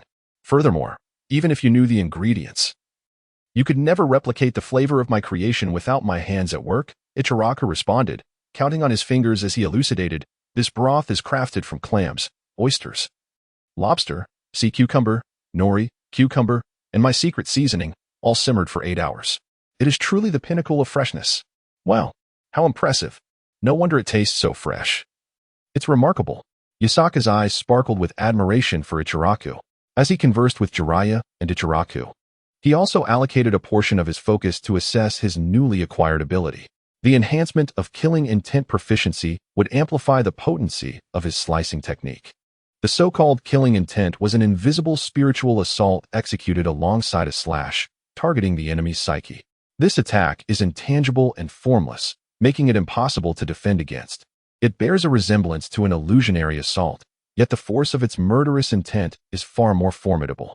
Unlike illusions, which inflict indirect harm on the psyche, this lethal pressure strikes directly at the spirit. Unless the target possesses formidable mental defenses or exceptional willpower, evasion is unattainable. A prime example of this was when Yasaka, with a single slash, cleaved through flames, leaving Saratobi Asuma paralyzed with fear, his muscles stiffened and immobile. In that moment, Yasaka infused his strike with murderous intent, directly assaulting Asuma's psyche, nearly pushing him to the brink of mental collapse. The enhancement of Yasaka's mastery over this murderous pressure signifies a marked increase in the potency of his spiritual attacks against adversaries, a fact that brought him immense satisfaction. Should he indulge in a few more exquisite delicacies, the murderous pressure could evolve into mind cleave, capable of severing both flesh and spirit. While Yasaka currently inflicts psychological harm upon foes, the transition to mind cleave would grant him the ability to directly assault an enemy's soul. Should he achieve the highest tier? Ideal cleave. According to the system's description, he would possess the power to sever all entities that can be named, potentially cutting away even the specter of a failed future, leaving only the promise of victory, a truly formidable ability. After contemplating the nature of murderous pressure, Yasaka felt a profound sense of satisfaction and yearning. He then examined the introduction and upgrade tree for the Steel Flash technique. Upon reaching its pinnacle, he would acquire the title and abilities of the Gale Swordmaster, allowing him to boast with confidence, "Death is like the wind, ever at my side." Thus, amidst excitement and enjoyment, he finished his meal with a contented belch. Feeling immensely fulfilled, "Jiraiya, I appreciate your hospitality. If ever you encounter someone you cannot defeat, do not hesitate to call upon me. I shall assist you in vanquishing them." Yasaka declared with grand ambition, his spirits high. "That one be necessary. There are few I cannot best, and those I cannot, I doubt you could either." Jiraiya replied with a chuckle. Yasaka refrained from inquiring about whom he could not defeat. Now sated, his cravings for culinary delights had somewhat subsided, leading him to ponder a post-meal exercise. He turned to Jiraiya and suggested, "How about we engage in some sparring?" Jiraiya promptly waved his hand, saying, "I shall not spar with you, lest I find myself in the hospital for weeks. However, if you wish to stretch your limbs, I can take you to a splendid place." "Oh, what splendid place?" Yasaka inquired with curiosity. With a mischievous grin, Jiraiya leaned closer to Yasaka and whispered, "I just overheard Tsunade mentioning that she plans to visit the Timbao bathhouse for a soak this afternoon. I've previously scouted the place, and it's relatively unguarded. We could take a peek. At this hour, there should be quite a few young ladies present." Yasaka, puzzled, replied, "But Jiraiya, even if there aren't many guards, isn't there a risk of being discovered? Aren't you worried about that?" In response, Jiraiya chuckled and said, "Oh, it's no trouble at all. I've often observed others bathing alongside the third Hokage, and I've amassed considerable experience in this art. However, I must admit, I still fall short compared to him. The third is truly my mentor, and his skills in this domain are unparalleled. I can only aspire to his prowess. Who would have thought that this lecherous old man had such a peculiar hobby?" Yasaka mused, stroking his chin. "Indeed. Let me share a little secret with you. All my skills in stealth were taught to me by the third Hokage, particularly a technique known as Ein Shield, which is truly remarkable. It is the pinnacle of stealth," Jiraiya declared with pride. "Ein Shield? What is that?" Yasaka inquired, curiosity etched on his face. Jiraiya explained. "Ein Shield is a ninjutsu that allows one to conceal their presence entirely, rendering them undetectable to enemies. It masks one's temperature, breathing, heartbeat, and even appearance, making it a specialized technique for eavesdropping and peeking. Pausing for a moment, he continued, however, this technique has a fatal flaw. One cannot move. The instant one stirs, all the hidden aspects, heartbeat, breathing, even the concealed appearance, become apparent, making detection inevitable. Yasaka nodded thoughtfully, realizing that Jiraiya and the third Hokage relied on this ninjutsu for their clandestine observations. Perhaps not. You go ahead and indulge in your peering. I'm heading home to sleep. After a hearty meal, it's time for rest. Sigh, the innocence of youth. One day you'll come to appreciate the thrill of stealth. Jiraiya laughed heartily. After parting ways, Yasaka returned home to rest, while Jiraiya made his way to the Timbao bathhouse for his clandestine escapades. Meanwhile, a figure who had been seated in the corner since Yasaka and Jiraiya began their meal stood up 5 minutes later, removing the conical hat that concealed his face. As the hat came off, his visage was revealed. One half of his face was black, and the other half was white. Remarkably, the two halves of his face seemed to belong to different individuals, animatedly conversing with one another, an extraordinary sight indeed. At this moment, the man rose from his seat and approached the ramen counter, addressing Otsutsuki Ishiki, who was diligently crafting noodles. Mr. Otsutsuki Ishiki, I am known as Ju, and I represent Uchiha Madara in extending an invitation for you to join us in our quest to forge a truly peaceful world. Oh, a peaceful world? If I am not mistaken, many lives will likely be sacrificed in your so-called peace, won't they? Otsutsuki Ishiki continued his noodle making without lifting his gaze. The man, identifying himself as Ju, nodded slightly and, with half of his face shrouded in darkness, replied, in the face of true success, a few sacrifices are warranted, after all. There's an old adage that states, a general's triumph is built upon the graves of thousands. Those who perish are mere expendables in the pursuit of success. Otsutsuki Ishiki persisted with his task, not sparing a glance at the man, stating, you may indulge in your machinations, but do not involve me. My involvement brings death, as I have washed my hands of such matters and seek only to be a god of ramen here, with no other desires. However, should your endeavors impede my ability to sell ramen or diminish my patrons, you shall also face dire consequences. Otsutsuki Ishiki, are you truly speaking with sincerity? I extend this invitation out of respect for you. I suggest you refrain from spurning my goodwill. The man known as Ju's countenance darkened, his voice low and laced with an ominous aura that seemed to emanate from him. Are you threatening me? Otsutsuki Ishiki replied nonchalantly, continuing his noodle preparation without even glancing at Ju. Yet, in that instant, Ju felt an overwhelming force bearing down upon him, as though he had plunged into an abyss of ice, landing amidst a sea of corpses and blood. In this grim world, a colossal beast suddenly surged forth, its gaping maw lunging toward him with ferocity. In the next moment, the horrific landscape of corpses and blood seemed to freeze as if a pause button had been pressed, followed by the emergence of countless fissures, reminiscent of shattered glass. The scene transformed, and the ghastly tableau fragmented into myriad shards, returning to the tranquility of Ishiki's ramen shop. This serves as a warning. Do not let there be a next time. I do not wish to act, for my actions lead to death, Otsutsuki Ishiki declared, placing a meticulously crafted bundle of noodles onto the rack before reaching for a knife to chop scallions, all while ignoring the stunned Ju, as if he were invisible. I apologize. I shall not disturb you again, Ju stammered after regaining his composure, hastily laying a significant sum of cash upon the counter before fleeing in haste. Oh, the youth of today, so quick to resort to violence. What a futile endeavor. Otsutsuki Ishiki sighed, shaking his head in resignation. At this moment, the curtain of the ramen shop was lifted, and a charming girl with a ponytail entered, smiling brightly. Dad, has Yasaka-kun been here? Yes, he just left not long ago. Daddy, why didn't you keep him a little longer? I didn't even get to see him before he left. The girl, Otsutsuki Shbu, pouted in disappointment. What's the matter? Do you miss Yasaka? Otsutsuki Ika chuckled. No, I was just asking casually. Otsutsuki Shbu's cheeks flushed a rosy hue. This child, Otsutsuki Ika laughed and shook his head, pondering to himself. Yasaka seems like a good kid. I just wonder if he has feelings for Shbu. Meanwhile, not long after Yasaka returned home, he received a call from Mikami SHG, stating that the third Hokage needed to see him urgently. Initially reluctant to go, Yasaka, feeling somewhat bloated from the ramen, decided to take a stroll to aid digestion and eventually made his way to the Hokage's office. Hokage, what do you need me for? If it's nothing significant, please spare me. I'm quite busy trying to catch up on my sleep. Yasaka boldly entered, speaking casually as if the Hokage were merely a neighbor. You rascal. You didn't even knock. You truly disregard me as Hokage, the third Hokage remarked with a smile, resting his chin on his hands. Yasaka plopped down on the sofa and let out a substantial yawn, feeling a bit drowsy. Chapter 15. My refusal. Yasaka, you have always had a penchant for gourmet food. Have you encountered any new delicacies lately? The third Hokage inquired with a grin. Indeed. I just finished trying the new ramen from Mika Ramen, which is still in its trial phase and not officially launched yet. The flavor is simply divine, Yasaka replied, saliva pooling in his mouth.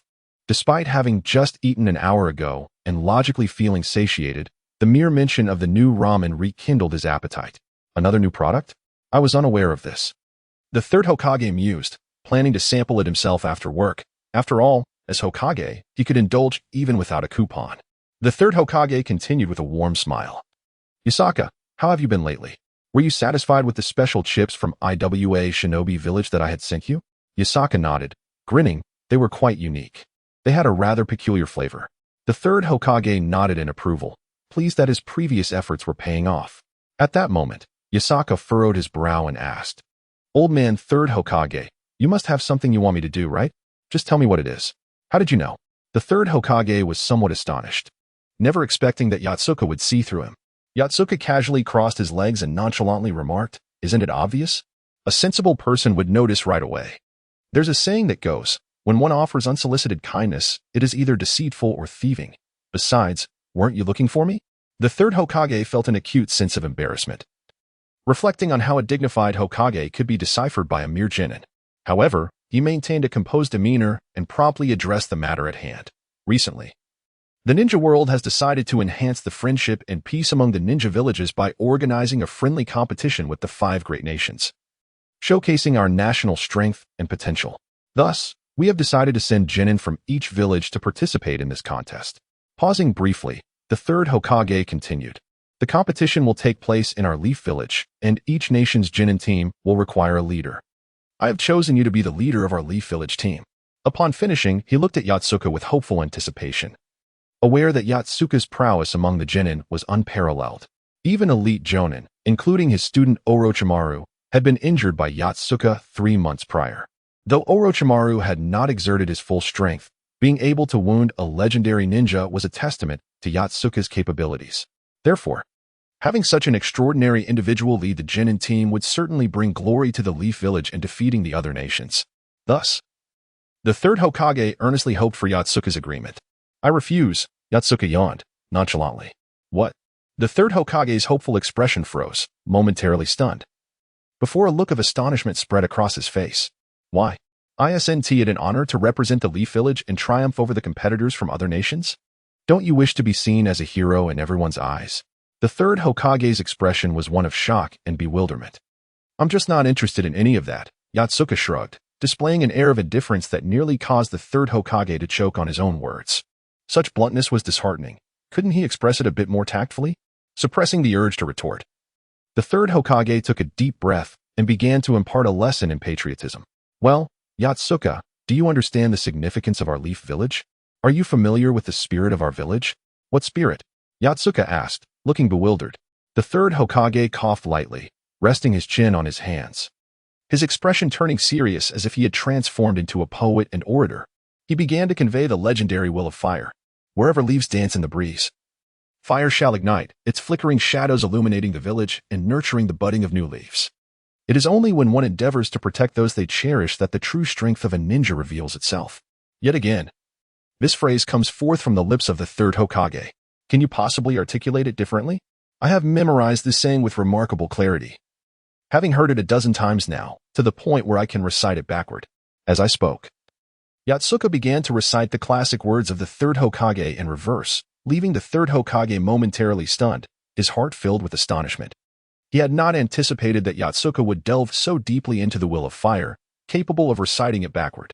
Truly, he is the future blossom of Konoha, a promising youth, embodying the strength of the village. The third Hokage felt a surge of excitement, bursting into hearty laughter. Excellent. Wonderful. With a future like yours in Konoha, I could depart this world with a smile. confident that our village will flourish even more. Yatsuka gazed at the third Hokage with a look of bemusement, unable to comprehend the sudden, inexplicable laughter and nonsensical words. What is wrong with you? After a brief silence, the third Hokage continued to chuckle, prompting Yatsuka to finally inquire. Nothing at all. Since you can recite the will of fire with such fluency, why do you refuse to lead the team? This is an immensely honorable opportunity. As Yatsuka dug at his ear, he replied, because it sounds tremendously dull, devoid of interest. It would be mere childish play. Every opponent would fall with a single blow, offering no sense of challenge. I would much prefer to savor some delightful treats at home. The third Hokage found himself at a loss for words, internally lamenting. Could representing Konoha and bringing it glory not surpass the joy of indulging in snacks? However, having watched Yatsuka grow, he understood that his greatest pleasure in life lay in culinary delights, allowing him to empathize to some extent. After a moment of silence, he remarked, Yatsuka, I know of a place that sells a delicacy known as taiyaki, which is quite popular. They sell only 30 each day, and many people line up a week in advance just to have a taste. At this point, the third Hokage refrained from continuing, casting a furtive glance at Yatsuka. Chapter 16.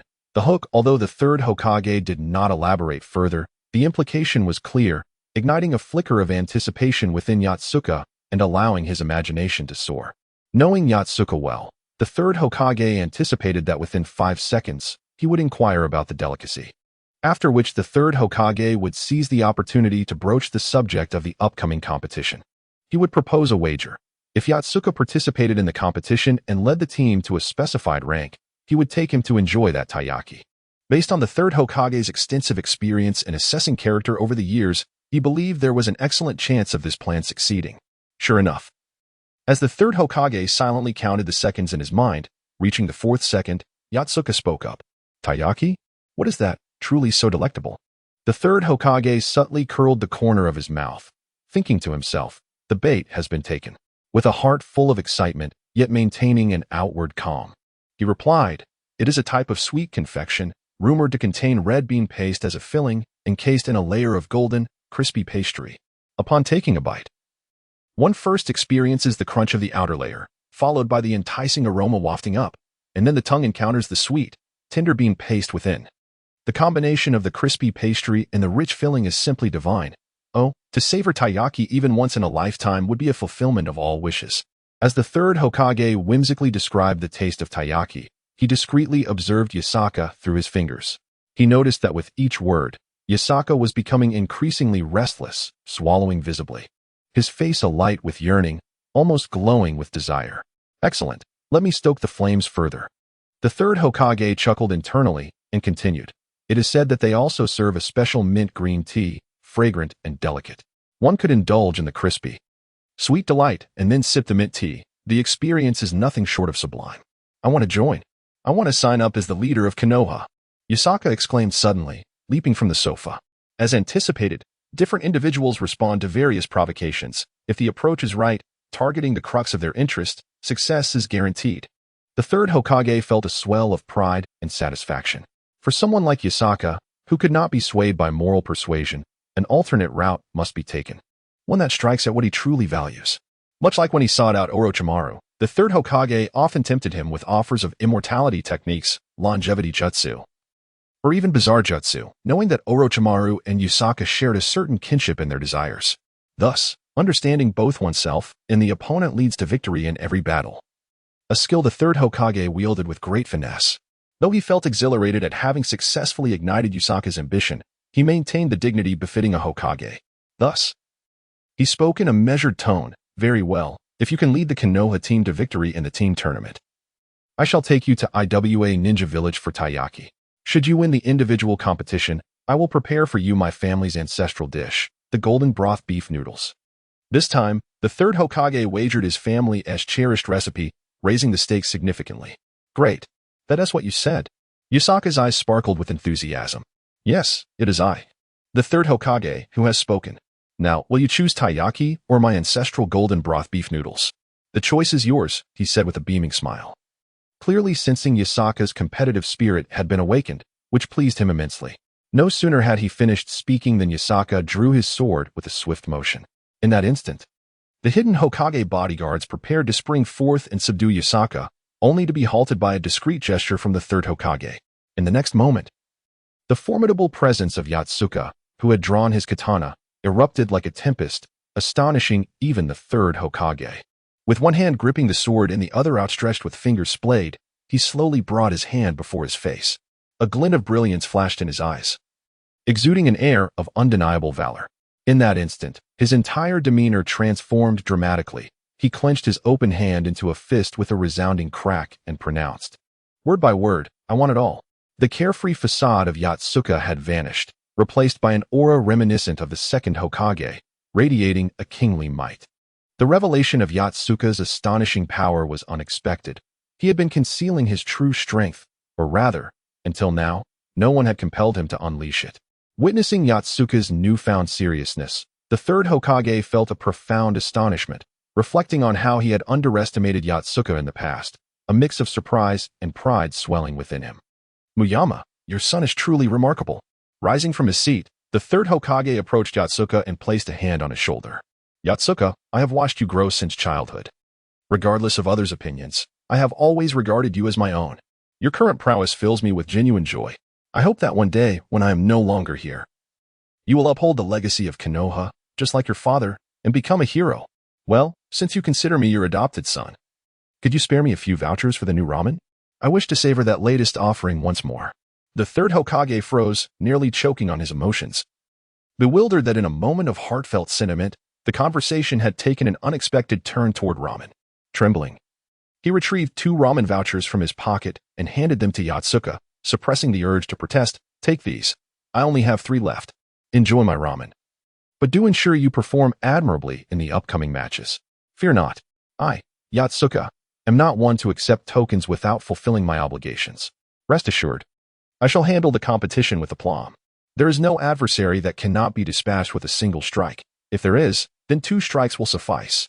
With confidence, Yatsuka declared, gleefully stowing the ramen vouchers in his pocket like treasured gems. The third Hokage had no doubt that should anyone dare to snatch those vouchers from Yatsuka, he would unleash his utmost fury upon them. Thus, the conversation between the third Hokage and Yatsuka spanned half an hour before Yatsuka left the Hokage's office, elated with his 2 ramen vouchers. Chapter 17. Yatsuka hasn't cut me in a month. After departing from the Hokage building with the 2 vouchers for the new ramen, Yatsuka joyfully visited Ichiraku Ramen that evening to indulge in the latest delicacy. While dining, he noticed 2 patrons beside him who, upon witnessing Yatsuka enjoying the newest offering, were consumed with envy, feeling that their own bowls of ramen had lost all appeal. On the other side, in a small grove, a young boy was vigorously wielding his katana, facing a scarecrow that stood before him. This scarecrow was equipped with mechanisms that sporadically launched shurikens from its body. The boy skillfully struck at the sudden barrage of shurikens, the sound of clashing metal ringing incessantly in the air. Exhausted and panting, he bore 3 shurikens embedded in his flesh, though fortunately they had missed any vital points and were not life-threatening. Nevertheless, his clothing was stained with his own blood in several places.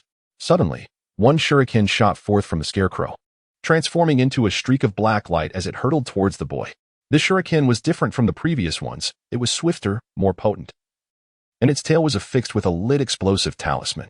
This was undoubtedly a perilous weapon, and a moment's carelessness could prove fatal. In this life-threatening moment, the boy seemed to tap into a wellspring of latent potential, unleashing a mighty roar. His katana traced a peculiar arc, emanating a chilling white light. With a resounding clash, his blade met the tip of the shuriken, halting its momentum and sending it spiraling away, spinning rapidly in the air before him. In the next instant, the boy's katana, having completed its downward strike, swiftly rose again, slicing through the talisman that was already half consumed by flames. He narrowly averted an explosion that would have surely resulted in grave injury or death had he hesitated even a second longer. Breathless, the boy plunged his katana into the ground, half kneeling as he gazed at the shuriken he had deflected and at the now severed talisman. Reduced to a third of its original size, he murmured to himself, "Not enough, far from enough." The image of the earlier scene, when Yatsuka had cleaved through flames, flickered in his mind, making him acutely aware of how distant he was from that level of prowess. "Damn it, Yatsuka. I, Moonlight Gale, will surely surpass you. Yuin is mine," he exclaimed through gritted teeth, summoning every ounce of his waning strength. He forced himself to rise and resumed practicing the most fundamental of slicing techniques with his katana. Not far away, in the shadow of a large tree, the half-visible face of his father, Moonlight Yeso, observed him. Is he stimulated? Perhaps this is for the best. It will ignite his fighting spirit, compelling him to forge ahead. Meanwhile, Yatsuka lay on his bed, perusing information within the system. Following 2 meals of newly introduced ramen that day, his slicing skills had significantly improved. Particularly after indulging in the latest ramen during the second meal, his steel-slash technique had reached peak proficiency, enabling him to imbue his strikes with the property of wind. The accompanying wind attribute serves a dual purpose. On one hand, it diminishes air resistance, thereby enhancing the swiftness of his blade, nearly achieving the level of drawing and striking in a single motion. On the other hand, it augments the sharpness of the cut and extends the reach of the attack. When he executes a slash, the wind attribute generates a blade of wind. With the current prowess of Yasaki, he can achieve a strike that extends an additional 3 meters, transforming his attack range from 1 meter to 4. Should he indulge in more culinary delights and advance further, he might even be able to unleash the wind blade directly, producing an effect akin to the vacuum wave of wind release. Moreover, the wind attribute inherently increases the sharpness of his blade, enabling him to sever unenhanced weapons such as shurikens with a single stroke. Overall, the synergy of the steel slash combined with Yasaki's newly acquired will-based attack attribute, when unleashed with full force in an instant, holds the potential to eliminate even a jonin in a single strike. Curiously, Yasaki pondered the extent of his own abilities. He had heard that ninjas from the Land of Thunder excelled in body techniques, many of whom were adept in lightning-infused slashing techniques. Additionally, the warrior faction was renowned for their mastery in the art of the slash. According to the third Hokage, the warrior faction would also be participating in the upcoming competition, which piqued Yasaki's interest. Initially, he had no intentions regarding the event. His participation stemmed merely from a desire for culinary experiences after defeating the third. However, learning about the many skilled slashing practitioners entering the competition sparked a flicker of enthusiasm within him. Nevertheless, he regarded every opponent as merely a matter of a single cut. Before long, Yasaki succumbed to slumber, dreaming of a realm brimming with delectable cuisine, where he indulged voraciously while the system rewarded him lavishly. The following day, within the confines of the first ninja hospital in Konoha, Uchiha Obito unwrapped the bandages encircling his arm, vigorously swinging it and relishing the newfound strength coursing through it. His spirits lifted.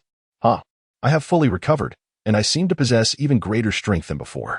You're being discharged today, Uchiha Obito, announced a nurse as she entered the room. Excellent. Obito replied with a smile, his thoughts drifting back to a month prior. On a certain day a month ago, Uchiha Obito and Yasaki stood within a training ground. With one hand on his hip and the other pointing accusingly at Yasaki, Obito declared, Yasaki, today I shall defeat you. Noara Rin is mine. Yasaki chuckled. I never claimed Noara Rin was mine. However, your assertion of defeating me reeks of misplaced confidence. Have you indulged in some inferior spirits? With a dismissive snort, Obito retorted, regardless, Noara Rin is still mine, and today I shall become the first man in history to defeat you. I, Uchiha Obito, shall be known as Konoha's foremost ninja. With that, Obito beamed with unwavering confidence. Oh, then let us see what you can do. Yasaka smiled faintly, drawing forth his katana. In the next instant, a brilliant flash of steel illuminated the air as he plunged the blade deep into the target. Meanwhile, Uchiha Obito sat vacantly on the ground, rendered unconscious. Chapter 18. The Great Fireball Technique. When Obito regained consciousness, he found himself upon a hospital bed. A solitary wound marred his arm, a remnant of the earlier encounter. He recalled the moment when Yasaka's blade came slicing through the air, through the awakening of his two-tomo Sharingan. He had caught a hazy glimpse of the gleaming edge descending upon him. In a desperate attempt to defend himself, he had raised a kunai to block the strike. However, at the very moment he lifted the weapon, a blade seemed to materialize within his mind's eye, robbing him of strength in the arm that held the kunai. A sharp pain surged through his head, and he succumbed to darkness. What initially appeared to be a mere superficial wound resulted in a month-long hospital stay. As the vision of that blade haunted his consciousness, each time he pondered the injury on his arm, the image of the blade from his mental realm would resurface, causing him to faint once more. The healing process of the wound was painfully slow, with what would typically mend within a week taking an entire month to close. Thus, the prolonged duration of Uchiha Obito's hospitalization was explained. Yasaka hasn't struck me in a month. What bliss, what joy! Obito mused inwardly, recalling the frequent duels he had instigated with Yasaka, only to be bested time and again. Eventually, Yasaka would seek him out unbidden, delivering relentless blows. This cycle persisted for nearly a year. Due to his month-long confinement, Yasaka had not sought him out during this time, igniting a spark of exhilaration within Obito. Perhaps Yasaka had forgotten him. Laughter erupted from him as he clutched his waist in delight.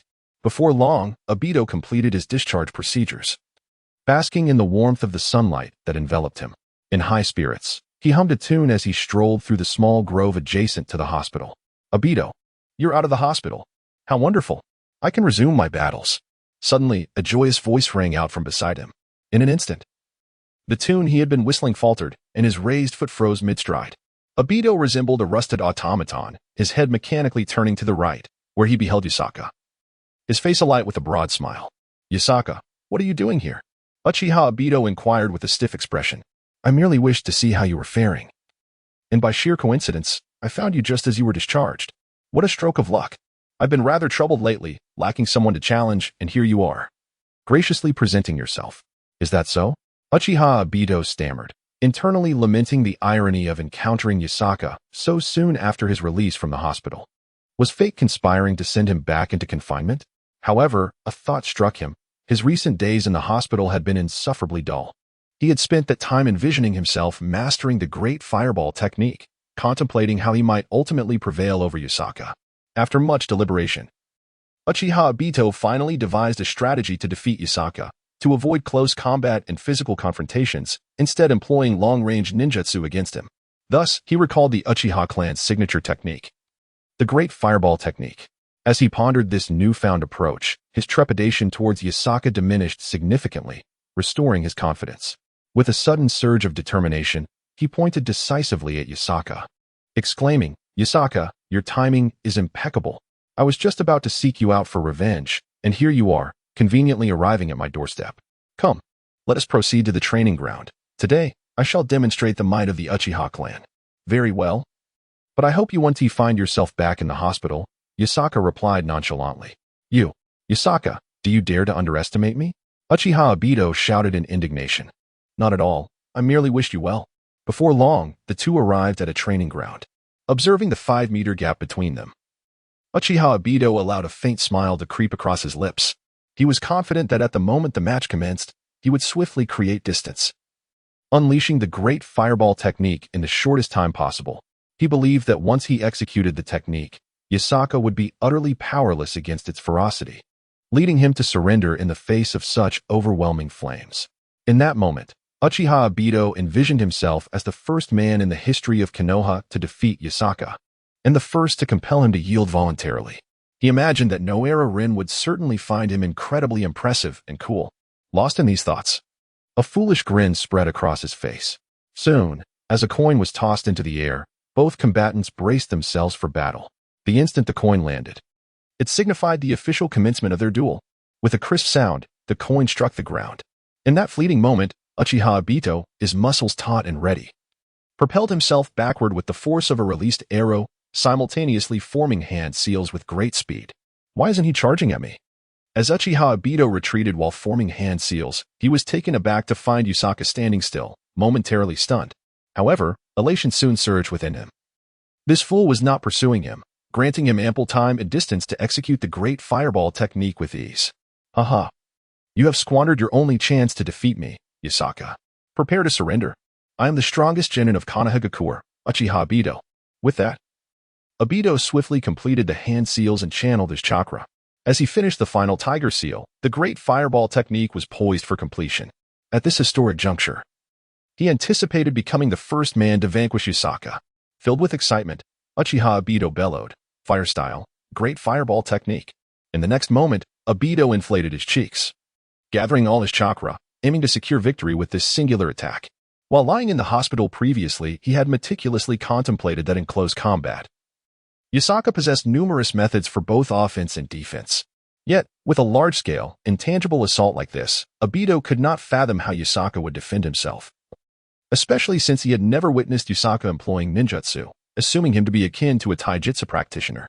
Ninjutsu users, particularly those relying on close combat techniques or weaponry, possess a critical vulnerability against wide-ranging, non-corporeal ninjutsu. Thus, Obito believed he had devised the perfect strategy against Yasaka. Regrettably, he had been absent during the test conducted by Sanj SHG the previous afternoon, leaving him oblivious to the circumstances of Yasaka's capabilities.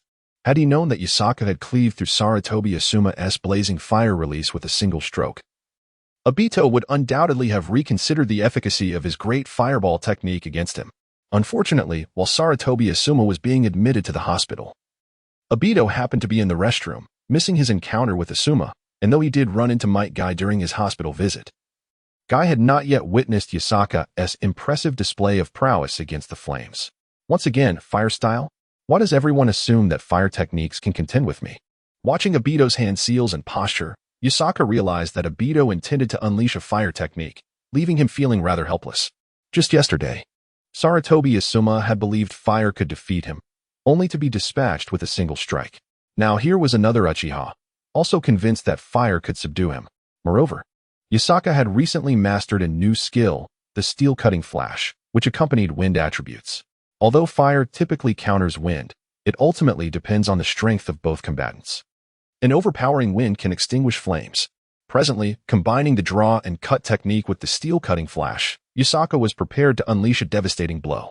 In the next moment, Uchiha Obito unleashed a colossal fireball, its diameter reaching an impressive 4 meters, nearly rivaling the height of a 2-story building.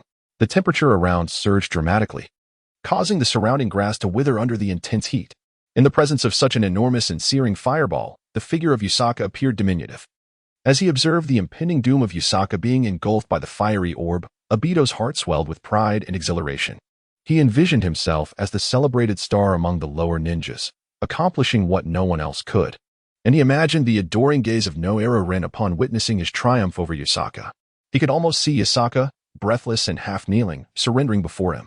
These scenes, he believed, were destined to materialize. Suddenly, a voice broke through Obito's reverie. It was Yasaka, and Obito couldn't help but snicker coldly, thinking it absurd that Yasaka still dared to resist at this juncture. Then, with a soft whoosh, the massive fireball in Obito's line of sight astonishingly split in half, transforming into 2 smaller fireballs that flew diagonally to the left and right. What? Obito gasped in disbelief, his eyes nearly popping out of his head. How is this possible? He cursed vehemently, unable to fathom how his own fireball had been cleaved in 2. This unprecedented occurrence shattered Obito's worldview, leaving his mind momentarily blank. Then, through the fissure of the fireball, he caught sight of Yasaka, poised with a blade in hand, clearly having executed a decisive strike. What? He actually cleaved through the great fireball technique. How can this be? Obito was incredulous, unable to comprehend how his ultimate technique had so effortlessly been bisected by Yasaka. Can a blade truly sever flames? Is it me, or is there something wrong with my vision? Yes, it must be an illusion. That Yasaka, he has secretly learned illusions. I, of the Uchiha clan, with my Sharingan, have fallen prey to a genjutsu. In a moment of urgency, Obito clapped his hands together and began to dispel the illusion. Recalling what his instructor, Sanji Shuji, had taught him, he focused on disrupting the balance of chakra within himself to break the genjutsu. Consequently, Obito directed his chakra to flow in reverse, causing 2 streams to collide, igniting a conflict that successfully disrupted his internal chakra balance, albeit at the cost of sustaining some internal injuries, prompting him to spit out a mouthful of blood. With a sudden cough, Uchiha Obito spat out a mouthful of blood and lifted his gaze once more towards Yasaka. He observed Yasaka standing steadfast, flanked by 2 blazing fires that had erupted from the colossal fireball, which had been cleaved in 2 moments earlier, still raging on the ground. What is happening? Why has the scene not changed? Uchiha Obito was momentarily taken aback, feeling bewildered, for under normal circumstances, breaking an illusion would result in a shift in the surrounding environment. Yet, everything remained unchanged, just as it had been moments prior. He was astounded by the potency of Yasaka's illusion. He had failed to break free. And the blood he had just coughed up was also a part of this illusion? How utterly humiliating it was for him, a member of the Uchiha clan renowned for their mastery of genjutsu, to find himself ensnared by another's illusion. As these thoughts swirled in his mind, Yasaka began to stride towards him. Assuming he was still trapped within an illusion, Uchiha Obito paid little heed to Yasaka's approach. Dismissing it as mere hallucination, what was there to fear? Meanwhile, Yasaka remained oblivious to Obito's belief that he was ensnared in an illusion. As he continued his advance, he pondered why Obito appeared so indifferent, not retreating in the slightest. Was he truly intent on engaging in a direct confrontation? Without further hesitation, Yasaka surged forward, propelled by a burst of speed. Chapter 20, An Illusion? Come forth. It is merely an illusion. What is there to dread? At that moment, Uchiha Obito perceived the situation as if he were immersed in a vivid dream. After all, it was just an illusion. He could not perish within it. So what was there to fear? Thus, he stood his ground, hands placed defiantly on his hips, watching as Yasaka charged towards him. What is this? Has Uchiha Obito been affected by the mental shock I inflicted last time? This should not be the case, yet he appears utterly daft, not even attempting to evade. As he propelled himself forward, Yasaka mused, though he paid no heed to his confusion, continuing his advance. In the next heartbeat, he closed the distance to a mere 3 meters from Uchiha Obito. At this proximity, he was poised to unleash his Windblade, the Zansho Senator, without a moment's hesitation. Yasaka unleashed the Zansho Sen, thinking perhaps Obito had yet to reveal some hidden trump card. He drew his sword, and a translucent, pale blue wind wave manifested along the blade, enveloping it like a semi-transparent scabbard. As the blade cleaved through the air, a crescent-shaped wind blade, approximately 2 meters long and the width of a hand, was propelled forth, whistling towards Uchiha Obito with a distinctive, resonating sound. How astonishingly vivid it all appears, complete with sound effects. Has Yasaka's mastery of illusion reached such heights? As the wind blade hurtled toward him, Uchiha Obito instinctively felt a pang of fear. Despite knowing it was all an illusion and utterly false, he still yearned to evade the oncoming wind blade. Despite knowing it was an illusion, why did I still yearn to escape, to simply evade the situation? The razor-sharp wind was drawing nearer, causing Uchiha Obito's body to tremble instinctively. Ultimately, he chose to dodge. However, as he abruptly arched backward into a bridge-like stance, it was already somewhat too late. Just as he leaned back, the blade of wind brushed perilously close to his nose. The sensation of that near miss sent chills down his spine, awakening a primal fear of death that momentarily shook his belief in the illusion's authenticity. Such a vivid sensation. Could this truly be an illusion? Obito silently lamented. For although many could cast illusions, most merely deceive the visual and partially tactile senses. Only masters of illusion could create experiences so finely attuned to reality that the difference was nearly indistinguishable. From what Obito understood, only a select few powerful members of the Uchiha clan, endowed with the Manjiki Sharingan, could achieve such a feat yet. The illusion cast by Yasaka embodied a tactile realism that left Obito questioning whether he was indeed trapped in an illusion. But reality demanded Obito's immediate attention. As the wind blade narrowly zipped past his nose, another blade hurtled toward him, this time vertically. If he failed to evade, it would slice him in two from groin to head. Damn, another one, Obito shouted, rolling away just in time for the blade to carve a deep gash into the ground where he had been. What the hell, Yasaka? When did you secretly master this illusion? It's far too lifelike, Obito exclaimed, his eyes nearly bulging as he beheld the deep trench left by the wind blade. Illusion? What are you talking about? I can't cast illusions, Yasaka replied, bewildered. With a swift motion, he unleashed 3 more wind blades towards Obito. What? You can't use illusions? Then these blades are real. Obito stood frozen, struck as if by lightning. In that moment, he finally comprehended that everything was, indeed, painfully real. The blade that had severed the fireball was real, and those wind blades were, without a doubt, real. Why didn't you say so earlier? Obito cried out, feeling a cold sweat break out on his back. Fortunately, he had relied on instinct and reflexes to evade the previous 2 blades. Otherwise, he would have been cleaved into pieces. As he saw the 3 wind blades approaching, a wave of dread washed over him. He hastily attempted to dodge, but the blades were already alarmingly close, leaving him with little time to react. Get away from me, he screamed. In a moment of critical urgency, Uchiha Obito unexpectedly unleashed his latent potential. With the power of his double Tomo Sharingan, he discerned the trajectory of the first wind blade, predicting the outcome of his own movements. Like a push-up, he suspended his body in the air, his feet never touching the ground as he forcefully supported himself with his arms. At that instant, the wind blade sliced past his lower body, aimed at his arms propped on the ground. Had he faltered and fallen, the blade would have severed him in 2. Conversely, if he failed to elevate his hands, his arms would be ruthlessly cleaved. In that pivotal moment, Obito shouted with fervor, his muscles tensing as he lifted his arms, maintaining his body parallel to the ground at a height of half a meter. In the next heartbeat, The wind blade zipped through the narrow gap between him and the earth. Witnessing the blade's near miss filled Obito with a surge of dread. He had come perilously close to crippling injury or even death.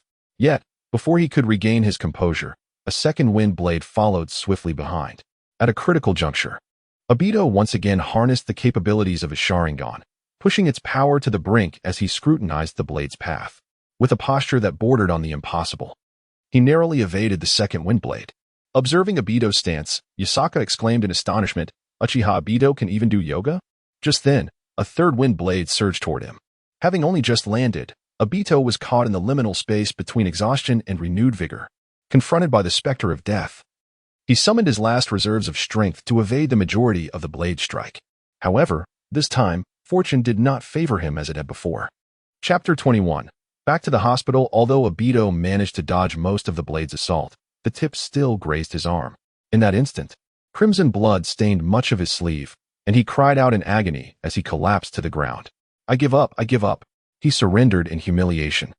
Having envisioned just moments prior that his grand fire style, great fireball technique would compel Yasaka to concede, allowing him to become the first in history to defeat Yasaka. Yet, in the blink of an eye, he found himself yielding, leaving him utterly mortified. His painstakingly crafted trump card, the great fireball technique, had been effortlessly cleaved by Yasaka. And now he bore the wounds from the wind blade. If the battle continued, he feared Yasaka might inadvertently slice him in half. "Is this all it takes to defeat me? I haven't tea even warmed up yet." Seeing Obito raise his hands in surrender, Yasaka's face fell in disappointment as he lowered his katana. The exasperated Uchiha Obito glared at the approaching Yasaki, his heart seething with frustration.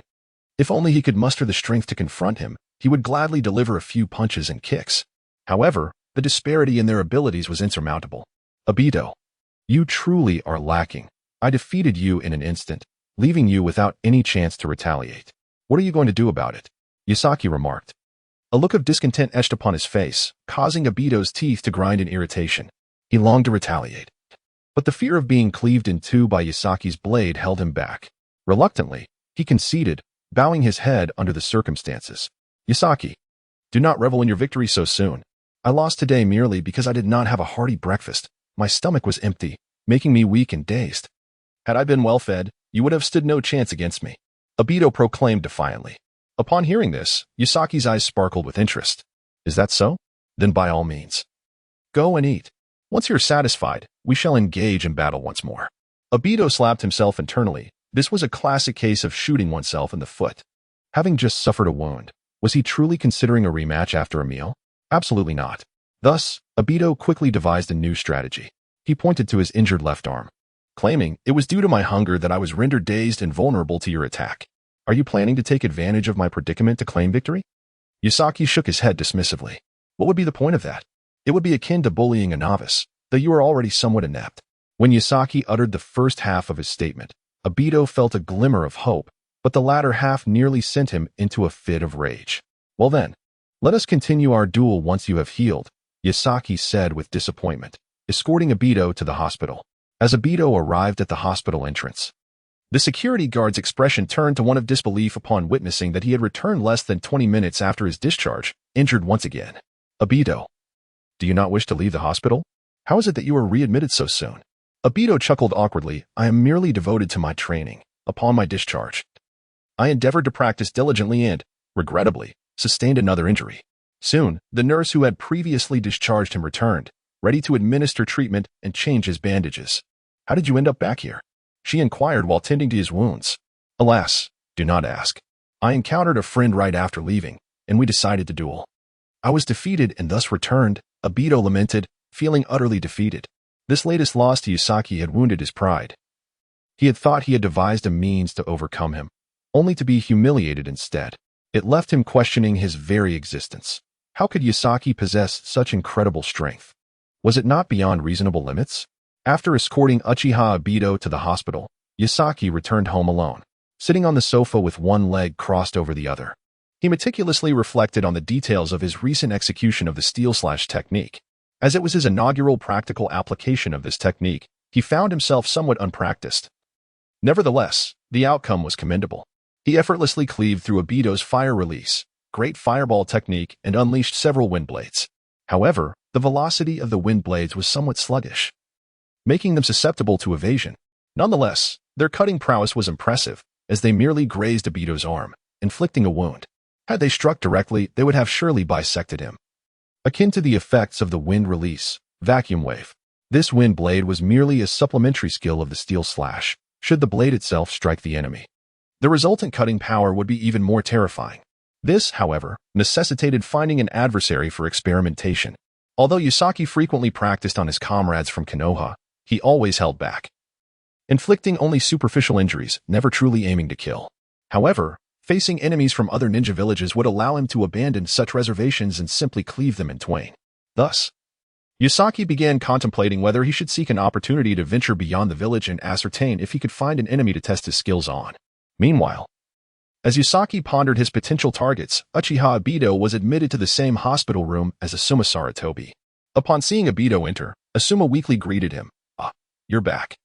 Obito sighed. "Yes, and I just got discharged half an hour ago, only to return again." "How frustrating. What happened?" Asuma inquired curiously. "What else could have happened?" "I was sent back by Yusaki." Obito gritted his teeth in frustration. "So you were also cut down by Yusaki? What a coincidence." Asuma's spirits lifted at Obito's words. As the gloom from his earlier defeat by Yusaki dissipated considerably, perhaps this was the camaraderie found in shared misfortune. "So you too were bested by Yusaki? How fortunate."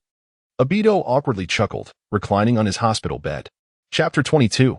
United against a common foe. Upon hearing that Asuma had also attempted a large-scale fire release attack on Yusaki, only to be cleaved apart, Obito let out a long sigh and collapsed onto his bed. "Why did no one inform me about the tests conducted yesterday afternoon? Had I known, I wouldn't have been so unfortunate as to attack Yusaki with the great fireball technique." Obito lamented, tears nearly welling in his eyes. Meanwhile, Asuma lay on the adjacent bed, his expression one of shock, still reeling from the impact of the previous day's events. Although Yusaka did not inflict any harm upon Asuma Sarutobi's spirit, he significantly wounded his psyche, to the extent that even a day later, whenever Asuma closed his eyes, the image of that colossal sword from the realm of his consciousness would manifest before him. Upon seeing that great blade, Asuma was profoundly reminded of his own insignificance, feeling akin to a mere ant in the presence of Yusaka. The vast chasm between them seemed as insurmountable as the distance between heaven and earth, leading Asuma to momentarily question his very existence. The disparity between him and Yusaka was indeed staggering. Observing Asuma's distress, his attending physician had already notified the third Hokage, hoping he might devise a means to restore Asuma's mental fortitude. It was evident that Asuma's spirit was not fundamentally flawed.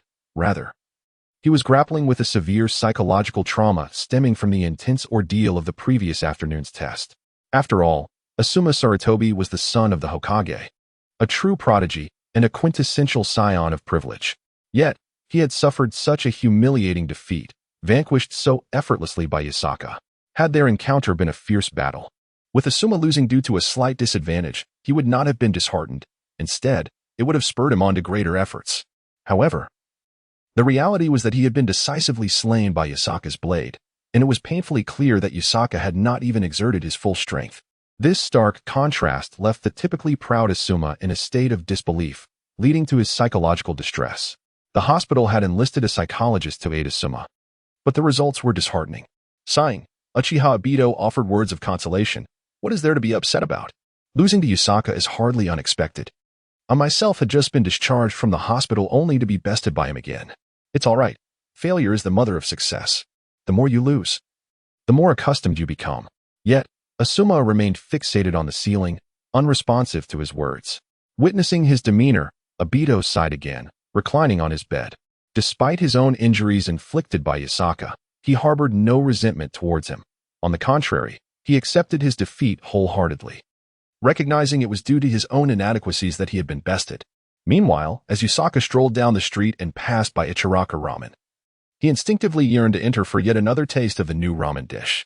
However, he quickly reconsidered, realizing he had only one coupon left and had already indulged in 2 servings just yesterday.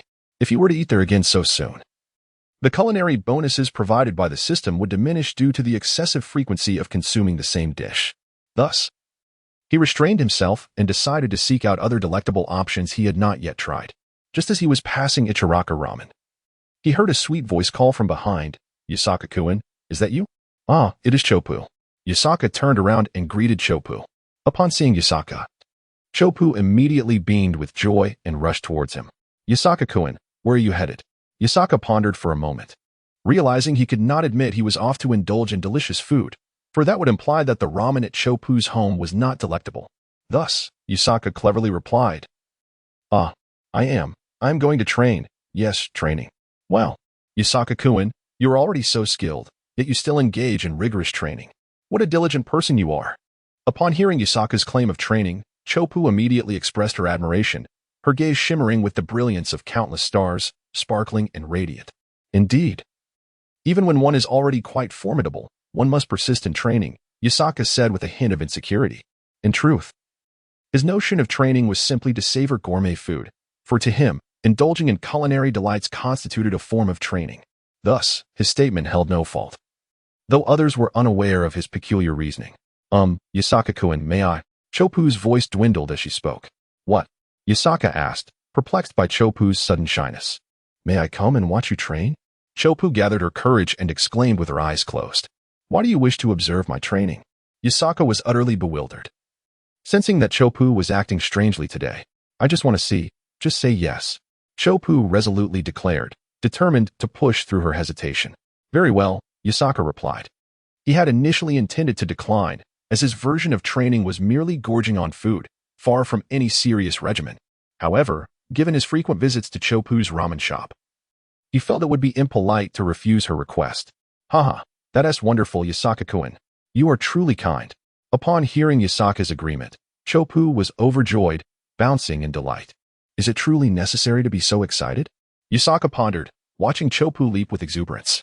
Consequently, Yasaka, who had originally planned to stroll down the food street, begrudgingly led Chopu towards a training ground for the sake of appearances. Had it been anyone else, he would have swiftly cut through and exclaimed, I'm training. Why are you meddling? Leave me be. Thus, Yasaka suppressed his urge to drool as he passed by the food street, inhaling the enticing aromas while engaging in casual conversation with Chopu. Yasaka-kun, I heard that yesterday you cleaved a Suma Saratobi's fire technique with a single strike. How impressive. It's a pity I couldn't witness it firsthand. How did you manage to slice through flames? I wouldn't have dared to imagine such a feat. With a smile, Yasaka responded, that is the exquisite art of slashing. When one masters it to a certain level, not only can one cleave through flames, but even waterfalls can be parted with a single blow. Yasaka spoke with an air of confidence, his handsome profile leaving SHBU utterly captivated. Chapter 23, Practicing Alongside SHBU. How charming. SHBU felt as though a small path within her heart was tumultuously racing. While gazing at Yasaka, she inquired, Yasaka, it seems that the Ninja Academy does not have a dedicated instructor for swordsmanship. How is it that your skills are so formidable? Yasaka pondered for a moment, realizing he could not simply say he had a system, so he replied, well, it's akin to possessing an innate divine strength. I have a natural talent for swordsmanship, which has allowed me to excel in this area. SHBU instinctively remarked, it must be that your father was an exceptional swordsman, and thus, you inherited this talent. Immediately regretting her words, she realized that mentioning Yasaka's father would surely evoke painful memories since his father had already passed away. As soon as she spoke, she covered her mouth with her hand, a wave of panic washing over her. Oh no, how could I be so foolish? By saying that, Yasaka-kun will undoubtedly think of his father. What if it saddens him? I am truly thoughtless. Before SHBU could redirect the conversation, Yasaka chuckled and said, indeed. I must have inherited my talent from my father. Ha ha ha. Suddenly, Yasaka found SHBU's statement quite advantageous, as it provided a perfect cover for his lack of formal instruction. Henceforth, if anyone questioned why his swordsmanship was so remarkable despite the absence of a teacher, he could simply attribute it to his father's legacy. In truth, Yasaka held no emotional connection to the father he had never met, for he was not originally from this world. How could he possibly harbor feelings for a father who was entirely foreign to him? Thus, he regarded the matter as a mere convenience. Before long, the two arrived at a training ground, a small clearing within a grove of trees, roughly the size of a small plaza. Several wooden posts stood on one side for practicing throwing shuriken and kunai, while on the other side, a few large stones were available for resting. Upon reaching this spot, Yasaka found himself at a loss, as he had never undergone any training and had no idea how to proceed. However, seeing SHBU beside him, he devised a plan. He said to her, "SHBU. In a moment, I would like you to quickly throw small stones at me as an attack. I will shatter them with my blade to hone my reflexes. You can manage that, can't you?" SHBU, momentarily entranced by Yasaka's visage, failed to respond to his request at first. Only after he reiterated his question did she snap back to reality, eagerly nodding in agreement like a chick pecking at grains.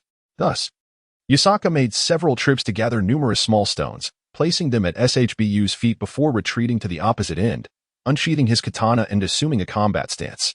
He called out to SHBU, "All right, we can begin." Shangpu picked up a small stone, weighing it in her hand, and with a hint of concern, inquired, "Will this harm Yatsuka-kun? If by any chance I were to injure him, what would become of us?" "Not at all, not at all. Do you doubt my abilities?" Yatsuka replied nonchalantly, waving his hand dismissively. With no other choice, Shangpu complied. "Yatsuka-kun, I am about to throw it," she called out, to which Yatsuka gestured with his hand. Taking a deep breath, Shangpu clenched the stone and hurled it towards him. With a swift whoosh, the stone sped forth, leaving a trail of afterimages, akin to a bullet racing towards Yatsuka. The velocity was so remarkable that if a member of the Uchiha clan had been present, utilizing their Sharingan, they would have perceived the airwaves surrounding the stone. "How fast?" Yatsuka exclaimed, astonished. He had anticipated the throw to be at the speed of an ordinary person, never imagining that Shangpu could propel the stone with such swiftness. Reacting instinctively, he unsheathed his sword. A flash of white light erupted as he swung, and with a sharp crack, two shadows zipped past him on either side. Thud, thud. Soon after, two soft sounds echoed from behind him, and turning his head, he saw two fragments of the stone that had struck the ground. To his surprise, Shangpu possessed such remarkable skill. The speed of her throw was formidable enough to inflict severe injury upon impact. Yatsuka's mouth twitched as he regarded Shangpu with newfound respect. Realizing that the daughter of Uncle Ichiraku was indeed formidable, it was a revelation. If she was so powerful, one could only imagine the strength of Uncle Ichiraku himself. Meanwhile, Shangpu gazed at Yatsuka, who had effortlessly cleaved the stone, her eyes sparkling with admiration. "So cool. His swordsmanship is simply breathtaking." "Shangpu, continue," Yatsuka called out. Noticing she had paused, her gaze fixed on him. "Oh, right. I'll throw again." Shangpu nodded eagerly, hastily grabbing a handful of small stones and flinging them toward Yatsuka. Seeing this, Yatsuka's expression sharpened. He hadn't anticipated that Shangpu would hold him in such high regard, tossing him 1, 2, 3, 4, 5, 7 stones. Was she testing his prowess? As the foremost shinobi of Konoha and a regular at Ichiraku Ramen, he, Yatsuka, could not afford to disappoint her. With a resolute gaze, his eyes gleamed with determination. His right arm tensed, gripping the hilt of his sword tightly as he focused on the 7 stones hurtling towards him, his mind racing to calculate their trajectories and the timing of his strikes. In the next moment, he let out a fierce shout. And with a powerful swing of his katana, a brilliant arc of light erupted, followed by a series of sharp impacts. Bang, bang, bang, bang, bang, bang. A series of rapid light sounds echoed as 7 small stones were swiftly severed in half by Yasaka, transforming into 14 tiny pebbles that soared to his left and right. With a sigh, Yasaka exhaled. The consecutive strikes had proven to be quite the challenge for him, as the velocity of those 7 stones was astonishingly swift, nearly rivaling that of bullets. Thus, the feat of shattering 7 projectiles in a fleeting moment was no trivial task, even for him. Fortunately, he managed to strike all of them, leaving no stone unscathed, a thought that brought him a sense of satisfaction. Meanwhile, Ayam felt a surge of exhilaration, astonished at Yasaka's ability to consecutively sever the 7 stones. His prowess was truly remarkable. In her earlier panic, she had merely grabbed a handful and tossed them. Chapter 24. Kakashi. In confusion, it appeared that Yasaka had effortlessly shattered the 7 stones. With this in mind, Ayam contemplated adding a few more. She picked up another large handful of small stones from the ground and cupped her hands to her mouth, gently calling out to Yasaka, "Yasaka, I'm going to throw them now. Here they come." Yasaka braced himself, his muscles taut, his gaze fixed intently on the stones in Ayam's hands. If he had initially underestimated her, he now regarded her as a formidable master of shurikens. Engaging in practice with such a skilled opponent would undoubtedly enhance his own cutting techniques and offer invaluable combat experience.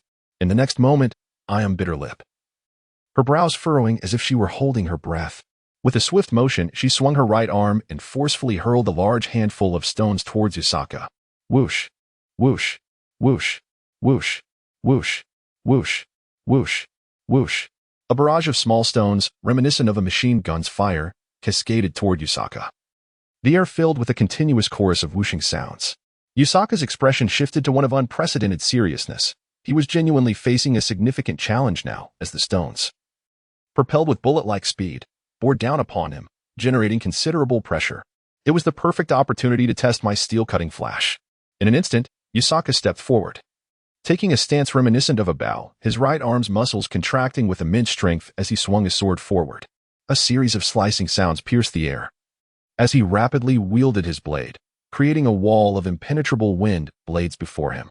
Moments later, a series of thuds resonated as the incoming stones, struck by countless wind blades, were instantly reduced to a multitude of fragments. Like bullets from a shotgun, they continued to advance toward Yusaka. Yet as they reached within a meter of his position, they were halted by a more powerful gust, cascading down to form a small heap of debris before him.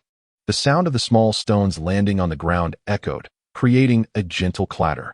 How exhilarating it was, narrowly escaping a blow from the stone. In his heart, Yatsuka mused that SHBU, merely by hurling rocks, could vanquish most lower-ranking ninjas. Until now, he had perceived SHBU as an ordinary girl, yet he now realized that she might possess strength not far inferior to his own. Meanwhile, SHBU gazed at Yatsuka with excitement. Thinking how incredible he was to shatter over 10 stones simultaneously, his reflexes and speed with the blade were nothing short of divine. At that moment, while one was throwing stones and the other was slicing them, in a distant training ground, another young man was diligently honing his skills.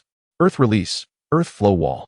With a soft command, a towering wall of earth, 5 meters long, 3 meters high, and half a meter wide, surged from the ground to shield him. Water release, water dragon bullet technique. A massive water dragon erupted from the nearby river, only to quickly dissipate into a puddle that fell back into the water. Breathless and nearly at his limit, the young man knelt, gasping for air as his chakra was nearly exhausted. Damn it, this is insufficient. I must grow stronger. At this level, I cannot withstand that guy's onslaught, Kakashi thought fiercely. After witnessing Yatsuka cleave through flames the previous day, Kakashi was left utterly astounded.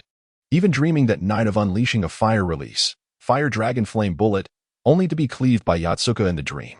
The sight of Yatsuka slicing through flames in front of everyone had indeed left an indelible mark on many hearts, even shocking his teacher, Hideo Mikami, as such a feat had never before been witnessed. No one had ever contemplated that a single strike could sever the intangible flames, a phenomenon that transcended human comprehension.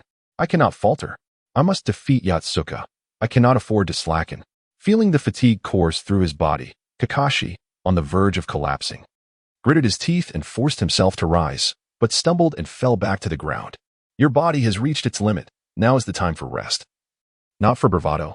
Only a robust body can render you stronger. A voice came from behind Kakashi, startling him. Recognizing the speaker, he replied without turning, "Understood, father." The speaker was none other than Kakashi's father, Minato Hatake, known as the White Fang of Konoha.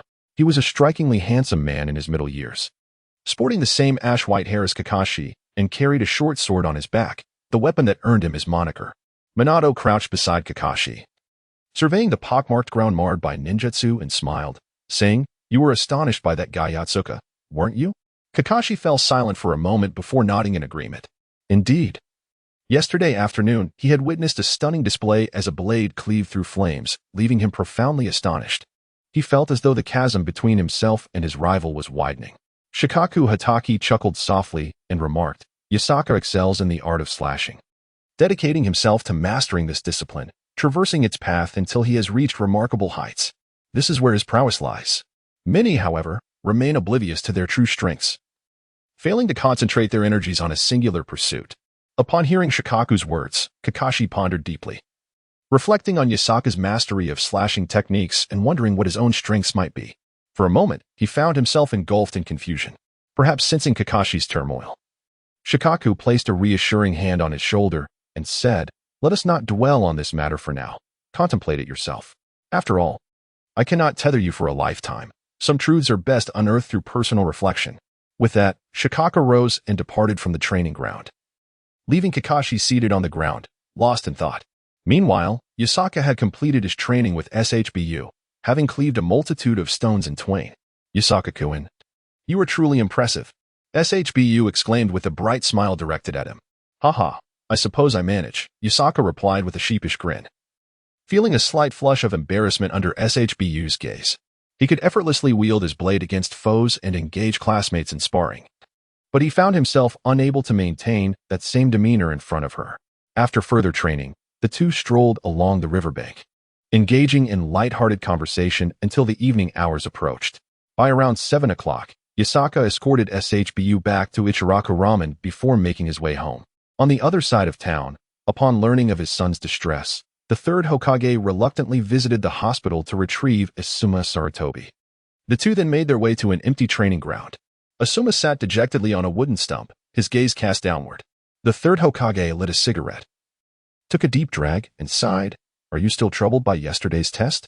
Asuma remained silent for a moment before nodding in acknowledgement.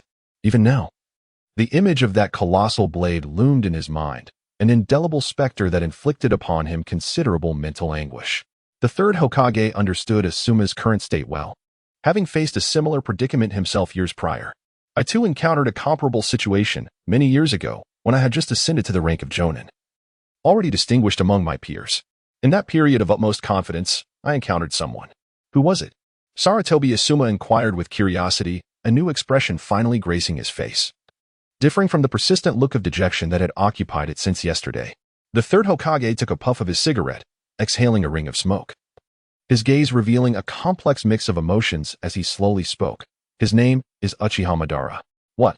The ancestor of the Uchiha clan, Uchiha Madara? Asuma exclaimed. Disbelief etched across his features. He could hardly fathom that his father had once crossed paths with Madara, a figure who stood shoulder to shoulder with the first Hokage, a true powerhouse who had long since passed into memory, forgotten by many. At that moment, the third Hokage continued. In my youthful arrogance, I proposed a sparring match with him, and thus we engaged in battle. And the outcome? Asuma asked, curiosity piqued. The third Hokage chuckled self-deprecatingly, shrugging his shoulders as he replied, what other result could there be but a complete defeat? I was utterly powerless, despite giving my utmost effort. He was merely toying with me, and I couldn't even breach his defenses. What? He was that formidable? The gap in strength was so vast. Asuma gasped, astonished. In his eyes, his father was the Hokage, and although he had been young then, he should have possessed considerable strength. The realization that he was unable to penetrate Madara's defenses left him in awe of the latter's might.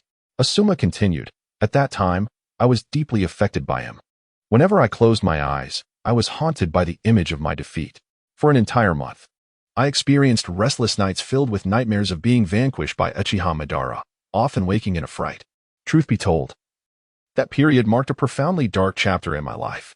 After a brief pause, the third Hokage added, however, I eventually came to terms with it, acknowledging that my inadequacy was the root of my defeat. If I could diligently train and grow stronger, I would not face a similar humiliating loss again. Others have become powerful, why should I not? Ultimately, this was a manifestation of my shattered confidence. As long as I could reclaim that confidence, I would overcome the challenge. The third Hokage imparted this wisdom to Asuma. Asuma, with a hint of despair in his voice, asked, do you truly believe I can defeat Yusaka? The third Hokage laughed heartily. If you do not even dare to entertain the thought, how are you any different from a coward? If you cannot envision it, you will never defeat him. Is that so? Right now, I find myself unable to even imagine it. If I remain in this state, will I truly never be able to overcome Yusaka? Asuma said, falling into a contemplative silence. At that moment, the third Hokage gently patted Asuma Sarutobi's shoulder and remarked, victory and defeat are inherent to a warrior's path. There is an old saying, 30 years in the east, 30 years in the west. Just because you cannot prevail now does not mean you will always be unable to do so. However, if you surrender at this moment, you will indeed never surpass him. Suddenly, a spark of understanding flickered in Asuma's eyes, as if he had come to a profound realization. His voice resonated with newfound determination. He had grasped some truths from the third Hokage's words, revitalizing his spirit and filling him with vigor. Abruptly, Asuma rose from the wooden post, his gaze imbued with resolute intent, and proclaimed to the third Hokage, I shall diligently strive to improve my skills, and one day, I will surely defeat Yusaka. Oh, that is the spirit. How can one be disheartened by a single failure? A ninja is one who perseveres. If one lacks the courage to endure hardships, they are unworthy of the title. A true ninja is one who bears the trials for a goal, steadfastly clinging to their beliefs, no matter the suffering endured. Pausing momentarily, the third Hokage continued, "Our faith in Konoha, of course, embodies the will of fire. This upcoming friendship tournament among the 5 great nations is an opportunity for others to witness our resolve. Asuma, you must perform admirably. Do not tarnish our village's reputation. Let the ninjas of other nations see that the people of Konoha are not to be trifled with. I will not disgrace the village of Konoha." Asuma emphatically nodded. His confidence rekindled. He had emerged from the shadow of his defeat to Yasaka. The third Hokage, a master of rhetoric, effortlessly inspired a lower-ranked ninja with mere words. Thus, he felt a sense of satisfaction with his persuasive abilities. A few simple phrases had alleviated Asuma's concerns. Regrettably, his eloquence could not sway Yasaka. Without the allure of delectable cuisine, it is likely that Yasaka would not have participated in this friendship tournament. Chapter 26. The Essence of Competition, observing Asuma's renewed fighting spirit. The third Hokage felt a measure of relief, for he cared deeply for his son. In truth, Asuma's prowess as a genin was already among the finest, rivaling even Kakashi Hitaki, known as a prodigy in his own right. The third Hokage reflected on his own youth, acknowledging that he had not yet reached Asuma's level of skill at that age. However, it was unfortunate that talents like Asuma and Kakashi were born in an era overshadowed by an even greater genius, Yasaka. Yasaka indeed commands significant respect from the third Hokage, as his prowess has transcended the realm of a mere genin, surpassing even some jonin in combat capability, an aspect that genuinely astonished the third Hokage. After all, his disciple Orochimaru had sustained injuries at Yasaka's hands, requiring a month of recuperation. The third Hokage takes great solace in Yasaka's remarkable growth and strength, particularly in light of the sacrifices made by Yasaka's father for the village of Konoha, ultimately giving his life in service. Before his demise, he entrusted Yasaka to the third Hokage's care, which led the Hokage to regard Yasaka almost as a surrogate son, even if he could not always monitor his progress closely. Thus, with Yasaka's burgeoning power, the third Hokage feels an immense sense of pride, not solely for the enhancement of Konoha's strength, but also due to emotional ties. Currently, Yasaka's abilities far exceed those of both Genin and Chunin, rendering even the likes of Asuma Sarutobi, who stands out in the Genin ranks, inadequate in comparison. The third Hokage holds considerable expectations for Asuma in the upcoming 5 Kage Friendship Tournament. While winning the championship seems improbable, securing a position within the top 10 appears attainable, especially with the guidance of his Hokage father. Reflecting on this tournament, the third Hokage sighs internally, recognizing that the circumstances are not as favorable as previously conveyed to Yasaka. This 5 Kage Friendship Tournament is primarily organized by Konoha, aiming to showcase the strength and might of the nation. The rationale behind this event is not rooted in a genuine pursuit of camaraderie, but is motivated by other considerations. The timing coincides with the decade following the conclusion of the Second Shinobi World War, during which numerous ninja villages are still in a phase of rebuilding and recovery. The war was devastating, claiming many exceptional ninjas, among the 5 Kage, for perished, with the Raikage falling victim to a surprise attack during an alliance ceremony. The Hokage, having acted as bait, engaged in combat against over 20 elite jonin led by the notorious duo, ultimately succumbing to exhaustion. The Tsuchikage and Mizukage also met their ends during this tumultuous period, perishing in a mutual destruction. Consequently, aside from the Wind Country, which narrowly escaped such losses, 4 of the 5 great nations were left bereft of their Kage, underscoring the war's brutal severity. Moreover, the casualties extended beyond the Kage. Many elite ninjas also fell, such as the parents of Sasori from the Wind Country, who were slain by Kakashi Hitaki's father, Tsukumo Hitaki, who earned the moniker Konoha's White Fang as a result of that battle. Konoha, too, suffered grievously, with Tsunade's brother, Nawaki, falling victim to an ambush, tragically detonated by enemy explosive tags, and his remains desecrated, reportedly by individuals from the Wind Country who sought to exploit his organs for nefarious purposes. The human puppet was discovered by the inhabitants of Konoha even before its creation. Consequently, they retrieved the lifeless body of S.H. Ju, which had already been deprived of its organs. This event inflicted a profound psychological trauma upon Tsunade, leading her to develop a phobia of blood. Furthermore, Tsunade's boyfriend, Dan Kato, also perished during this conflict. He fell victim to an ambush where he was unexpectedly attacked by the enemy, resulting in the violent dislodgement of his kidneys. Despite Tsunade's swift arrival and her unparalleled medical expertise, she was unable to save Dan's life. The loss of these 2 individuals, a brother and a beloved, dealt a devastating blow to Tsunade, plunging her into despair and a relentless dependence on alcohol. Had it not been for the continuous support from Jiraiya and Orochimaru, Tsunade might still be trapped in the shadows of that fateful time. Thus, it can be asserted that Konoha emerged as both a victor and a vanquished in the Second Shinobi World War. On the surface, Konoha triumphed, yet strategically, the village faced significant losses in the long term. Had Dan not succumbed, he would likely have been poised to succeed the third Hokage as the fourth. Moreover, Konoha's geographical location is exceptionally unique. It lies at the heart of the continent, the very center of the world. However, this also means that Konoha shares borders with the four great nations and is surrounded by numerous smaller countries. Should war erupt, Konoha would inevitably be affected, perhaps even drawn into a global conflict. Therefore, the geographical position of Konoha necessitates a formidable military strength, lest it faces invasion and annihilation by foreign nations. The current period is particularly precarious. All major nations are in a state of reconstruction following the severe losses incurred during the Second Shinobi World War. This presents an opportune moment for a sudden offensive against an adversary, especially as their manpower has yet to be replenished, rendering them vulnerable to significant losses. These circumstances compelled the third Hokage to reassess the current situation of Konoha, leading to the organization of the upcoming Five Kage Summit. Ostensibly, this event aims to enhance communication and foster camaraderie. In truth, however, it serves to showcase Konoha's strength and the potential of its next generation to other nations, sending a clear message that Konoha should not be provoked, lest they face dire consequences. The third Hokage places great emphasis on the participating genin, with the most significant among them being Yusaka, whom he regards as Konoha's secret weapon, destined to astonish the other nations. At this moment, Yusaka remains blissfully unaware of the intricate political machinations surrounding him. He is lost in slumber, dreaming of exquisite culinary delights, while the system inundates him with a plethora of rewards. Chapter 27. The Utility of Steel Cutting Flash. Following the previous practice of stone throwing with Ayam, Yusaka has gained a deeper understanding of the application of steel cutting flash. The steel slash can serve as a formidable cutting technique at close range. At mid-range, it transforms into a means of wide-area attack and can even be employed for defense, such as when an opponent hurls a multitude of shurikens or kunai. In such instances, one can unleash the steel slash to generate a barrage of wind blades, effectively knocking down those concealed weapons. The essence of the steel slash lies in its manipulation of wind, utilizing its sharp attributes to inflict damage capable of severing steel.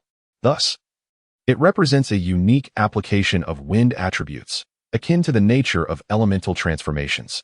Meanwhile, Might Guy, who had previously been defeated in an instant by Yusaka, has awakened in the hospital. Unlike Kakashi and Asuma Sarutobi, Guy possesses an unwavering optimism and a tenacious spirit that refuses to concede defeat. Rather than succumbing to despair after his loss to Yusaka, he is now filled with renewed determination and fervor, vowing to defeat Yusaka.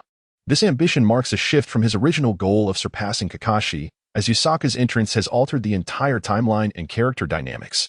Indeed, Yusaka is formidable. Yet Might Guy will not relent.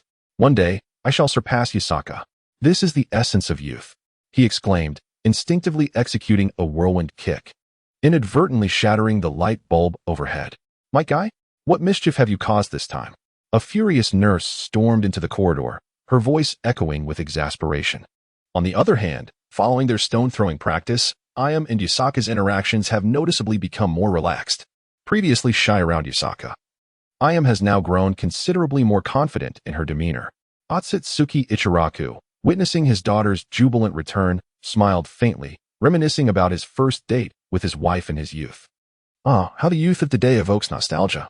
Lost in thought, Ichiraku was suddenly reminded of the figure with a half-black, half-white face who referred to himself as Absolute. A cold glint flashed in his eyes as he contemplated. Anyone who dares to disrupt my life shall meet their end. A week had elapsed since Yusaka was summoned by the third Hokage. That afternoon, while enjoying tea in his office, the third Hokage was struck by a sudden realization. Ah. Yes.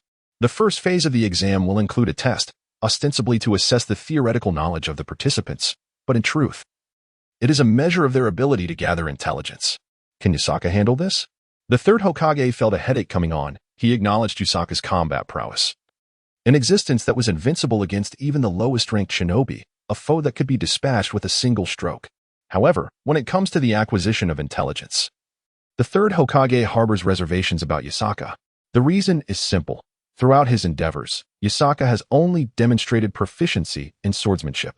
The third Hokage finds it difficult to conceive how one could obtain intelligence through mere swordplay without alerting the enemy. Thus, he decided to place a call to Yasaka. "Hello, Yasaka? What are you up to?" Yasaka mumbled while enjoying his rice bowl. "I have a question I'd like to ask you," the third Hokage stated. "Go ahead." "What is it?" "If one wishes to gather intelligence on the enemy, how might one do so without arousing suspicion?" The third Hokage inquired over the phone. Without a moment's hesitation, Yasaka replied, "You're the Hokage. How could you not know the answer to such a question? Why ask me?" On the other end, the third Hokage nearly dropped the phone in frustration.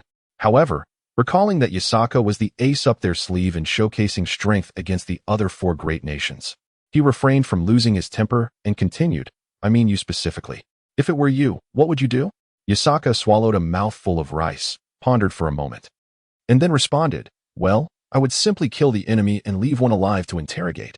The third Hokage facepalmed at that response. He had inquired about how to gather intelligence without alarming the enemy, yet Yasaka suggested a bold and loud approach. However, the third Hokage reconsidered. If one could swiftly eliminate other foes without causing a ruckus and leave a single survivor, perhaps that could work after all. Nevertheless, such tactics were clearly not suitable for an examination. Thus, the third Hokage posed another question. Now, if you found yourself in an examination, unaware of the answers yet needing to pass, and there were others around who knew the answers, how would you obtain that information without alerting the proctor? Yasaka contemplated this for a moment, finding himself at a loss, as he was accustomed to resolving issues with a blade. If there was a problem that could not be solved with one strike, he would simply use two. Yet, faced with the prospect of not being able to resort to violence, he found himself somewhat bewildered. "Well, I wouldn't know. However, I could contact the examiner privately after submitting my paper and threaten him that if he doesn't ensure I pass, I'll have to cut him." That method seems quite viable, Yasaka concluded, feeling quite pleased with his cleverness. Upon hearing Yasaka's response, the third Hokage felt as though he had hit his head against a wall. This was utterly absurd. He was suggesting outright manipulation. It seemed highly unlikely that Yasaka could manage to acquire intelligence through any covert means. What to do? Yasaka was the strongest contestant among their team from the Hidden Leaf Village. However, if he failed the first written exam, where would that leave their village's reputation? Moreover, if he were to be eliminated for failing the written test, while there were talented genin like Kakashi, the other nations also had their share of prodigies. At that point, the third Hokage could not guarantee their victory was assured. Therefore, it is imperative that Yasaki passes the first written examination. There is no room for negotiation. He must succeed. However, the cancellation of the examination at the last minute is out of the question, as this assessment was unanimously agreed upon during a previous meeting of the Five Shadows. The objective is to ensure that ninjas are not merely brawny but also possess intellectual acumen, as the ability to gather intelligence is equally vital. Thus, the examination cannot be dismissed. Alternative measures must be sought. Could it possibly involve providing Yasaki with the answers in advance to facilitate cheating? Contemplating this, the third Hokage felt a wave of frustration, for the examination questions would only be revealed the night before, leaving Yasaki with little chance to memorize them all. Yet, failing to allow Yasaki to be eliminated from the competition weighed heavily on the third Hokage's mind. After much deliberation, he resolved to have Sanjo Shuji assist Yasaki by providing him with insights into the exam questions. Since Sanjo would also be involved in crafting the questions, he would relay the content to Yasaki, ensuring that Yasaki could at least score a modest 20 to 30 points. The remaining questions, being of a similar nature, would not pose a significant challenge once Yasaki grasped the core concepts, making passing a feasible outcome. Promptly, the third Hokage summoned Sanjo Shuji, and, after a lengthy explanation, Sanjo hurried off to find Yasaki. Normally, Yasaki would not entertain the idea of following Sanjo to study the questions. However, considering that victory in the competition would grant him the legendary and delectable grilled sea bream and the third Hokage's ancestral golden broth with fatty beef noodles, Yasaki patiently began to learn under Sanjo's guidance. The sight of Yasaki diligently studying left other students utterly astonished, as though they were witnessing an extraterrestrial being. Their eyes widened in disbelief. Am I blind? Or have I fallen under a genjutsu? Yasaki is actually studying seriously. What on earth is happening? Inuzuka Jinken exclaimed with an expression of disbelief. Please, strike me. I must be dreaming. There is no way Yusaki could be studying earnestly. It has to be a dream. Iruka responded, equally flabbergasted. Without a second thought, Inuzuka jinked and delivered a punch to Iruka's face. Bang! Ah! Iruka tumbled to the ground, his gaze shifting to Yusaki, who was intently focused on his study material, his expression one of sheer astonishment. This was no dream, was it? Had the sun risen from the west? Not only were the two of them taken aback, but an increasing number of students had gathered, drawn to the spectacle. Before long, the classroom was surrounded by curious onlookers, including Noira Rin and Yuyami. Wow, Yusaki-kun is actually studying seriously. He truly is my idol. He looks so cool while studying. Noira Rin exclaimed, her eyes sparkling with admiration, while Yuyami gazed at Yusaki with the same starry-eyed wonder. Previously, she had thought Yusaki was impressive in battle, but now she realized he was equally captivating while studying. What on earth is happening? Why has Yusaka suddenly embarked on a rigorous study regimen? At that moment, Moonlight Gale squeezed out from the crowd, equally bewildered, and inquired. I don't know. Perhaps he has developed a sudden passion for learning, replied and, well, that's hardly a response. It's akin to not answering at all. Moonlight Gale retorted in exasperation. Meanwhile, Yusaka was engrossed in memorizing questions, wholly unaware that he was being observed by a throng of onlookers. Before him lay an examination paper, replete with a plethora of questions and their corresponding answers. For instance, one question posed, if a ninja throws a shuriken at a 30-degree angle, at what distance and angle must another shuriken be thrown to deflect the first? Another inquiry pertained to navigating a forest, highlighting crucial considerations upon entry, and so forth. These were intricate and exceedingly challenging queries, with answers sprawling over 7 or 8 lines, sometimes forming vast paragraphs. Consequently, from morning until now, Yusaka had only managed to memorize the answer to the first question, and glancing ahead revealed further extensive text that left him feeling utterly overwhelmed. Damn. This is so difficult to memorize. But if I fail the initial written test, I won't be able to participate in the subsequent competition. The third Hokage claims this is to assess a ninja's ability to gather intelligence. While I understand the rationale, if I possess the power to eliminate my enemies directly, wouldn't it render such stealth unnecessary? He groaned inwardly, reluctant to memorize. Yet, for the sake of the third Hokage's family's treasured golden beef noodles, he was determined to persevere. Suddenly, Yusaka recalled Jiraiya's earlier mention of a specialized tool for clandestinely observing women bathing, which seemed rather impressive, if only he knew how to use it. With a disgruntled expression, he bit down on his pen and continued his study. At that moment, Mikami Shuji returned from the restroom and noticed a large group of people in the classroom gathered around Yusaka. He immediately felt a twinge of anxiety. If anyone disturbed Yusaka's concentration and he failed to memorize the answers, the third Hokage would surely hold him accountable. Thus, Mikami tiptoed over. Iruka, spotting Mikami, prepared to greet him, but just as he opened his mouth, Mikami gestured for silence. Iruka promptly closed his mouth, and the others present understood the unspoken cue to remain quiet. Everyone, keep it down. We must not disturb Yusaka, otherwise, I will make him throw shurikens 500 times. Mikami whispered fiercely. At that moment, Kakashi quietly asked Mikami, Teacher, why has Yusaka suddenly taken to studying? Are you concealing something from us? Mikami's expression darkened. Indeed. Kakashi was astute. It was no surprise he was deemed a genius. Without needing further explanation, he had already inferred some underlying hints. Upon contemplating this, Haishir Mitsushima found himself at a loss for words. Just look at Kakashi, with his brilliant mind and exceptional combat intelligence. Is this not the very essence of acquiring intelligence? From merely a peculiar anomaly, Yusaka's earnest studying, he discerned that something was amiss. In stark contrast, Yusaka had spent the entire morning memorizing a single answer. Mitsushima felt an overwhelming urge to strike Yusaka with an eraser, but alas, he wished to live a few more years, knowing he could not match Yusaka in strength. Therefore, he addressed Kakashi, saying, There are certain matters at hand, yet I cannot divulge them to you just yet. However, you shall know soon enough. So do not dwell on it. He then whispered to the others, Let us depart. Anyone still within my sight in 5 seconds shall face 500 shuriken throws. Run. Without hesitation, Naruto was the first to leap out of the window. With his lead, the others quickly followed suit, hastily vacating the classroom, leaving only Mitsushima and Yusaka behind. Yusaka, how is your memorization coming along? Mitsushima inquired with a pleasant demeanor. Quite well. I've memorized half of the second question. Yusaka exclaimed excitedly. What? Mitsushima's mind screamed in disbelief, his vision momentarily clouded. How could it be that after an entire morning, he had only managed to memorize 1.5 questions? His blood pressure soared at this revelation. Chapter 29. The reason for nodding. Mitsushima felt as though he might faint at any moment. At this rate, the friendship tournament would conclude before Yusaka could fully memorize the material. He harbored serious doubts about Yusaka's ability to recall the earlier answers once he finally memorized the last question. Deep down, Mitsushima already knew the answer to that question. Oh heavens, spare me. He lamented internally, questioning why the third Hokage had assigned him this task. Could someone not take his place? At that moment, Mitsushima, driven by a fleeting sense of hope and luck, dared to ask Yusaka, "Do you still recall the answer to the first question?" Yusaka pondered for a moment before nodding. "I can't remember." Ah.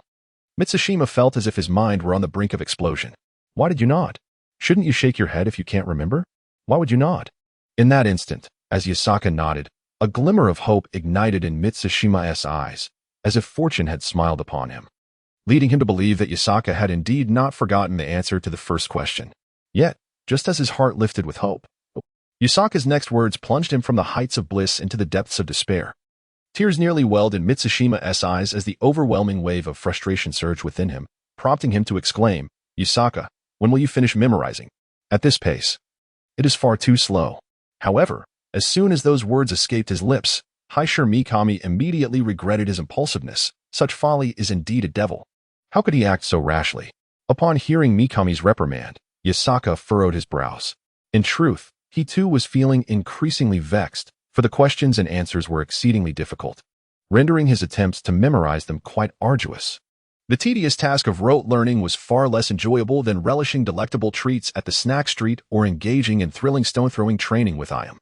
If it weren't for the prospect of savoring the legendary golden broth beef noodles of the third Hokage and the exquisite taiyaki from the Land of Lightning, he would not have endured the torment of grappling with these tongue-twisting questions and answers. Thus, Yusaka erupted in frustration, drawing his blade with a swift motion. In an instant, a flash of white light illuminated the room, and with a crisp crack, his paper, along with the desk, was cleaved in two. "No more. It's too difficult," Yusaka declared angrily, rising to his feet. His gaze fell upon the stunned Haisher Mikami, and he felt an overwhelming urge to engage and about to vent the frustration he had endured while studying. "Let us duel." He pointed his blade at Mikami.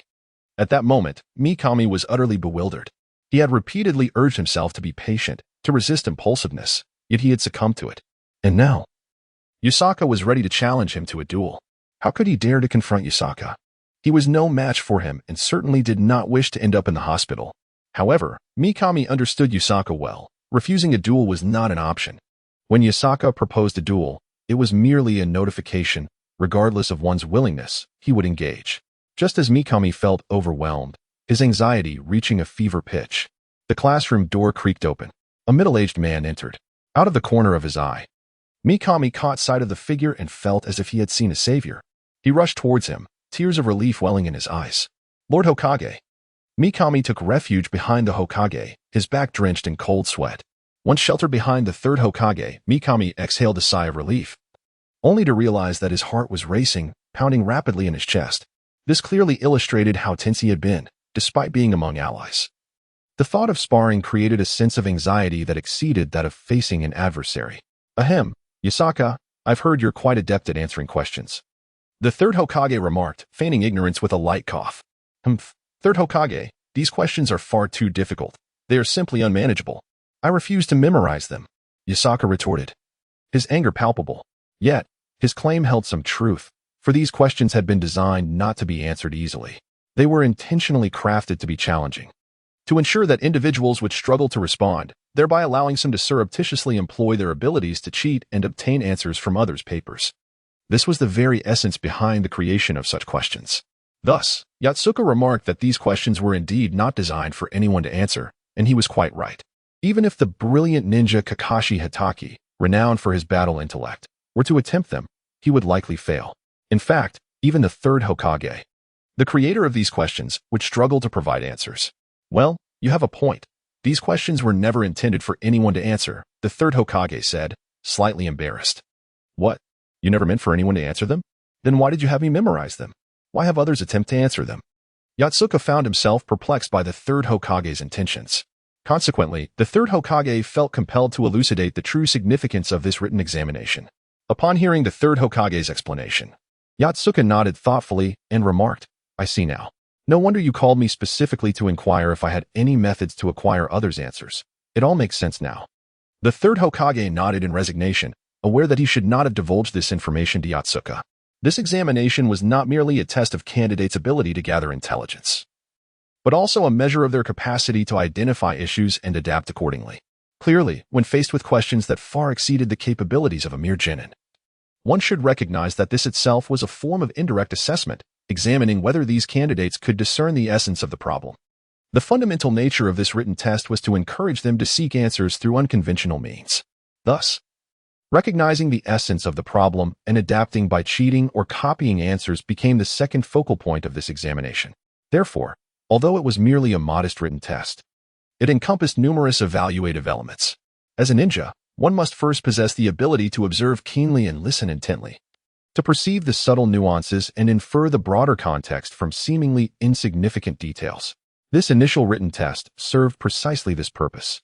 However, Yotsuka was rather unique, prompting the third Hokage to directly communicate this to him, thereby bypassing a crucial step in assessing his perceptiveness. Yet, there was little choice. The third Hokage was reluctant to see Yotsuka eliminated in the very first written examination. Chapter 30. A new ability. I understand now, Yotsuka murmured to himself. He was not unreasonable, having grasped the significance of the first written test.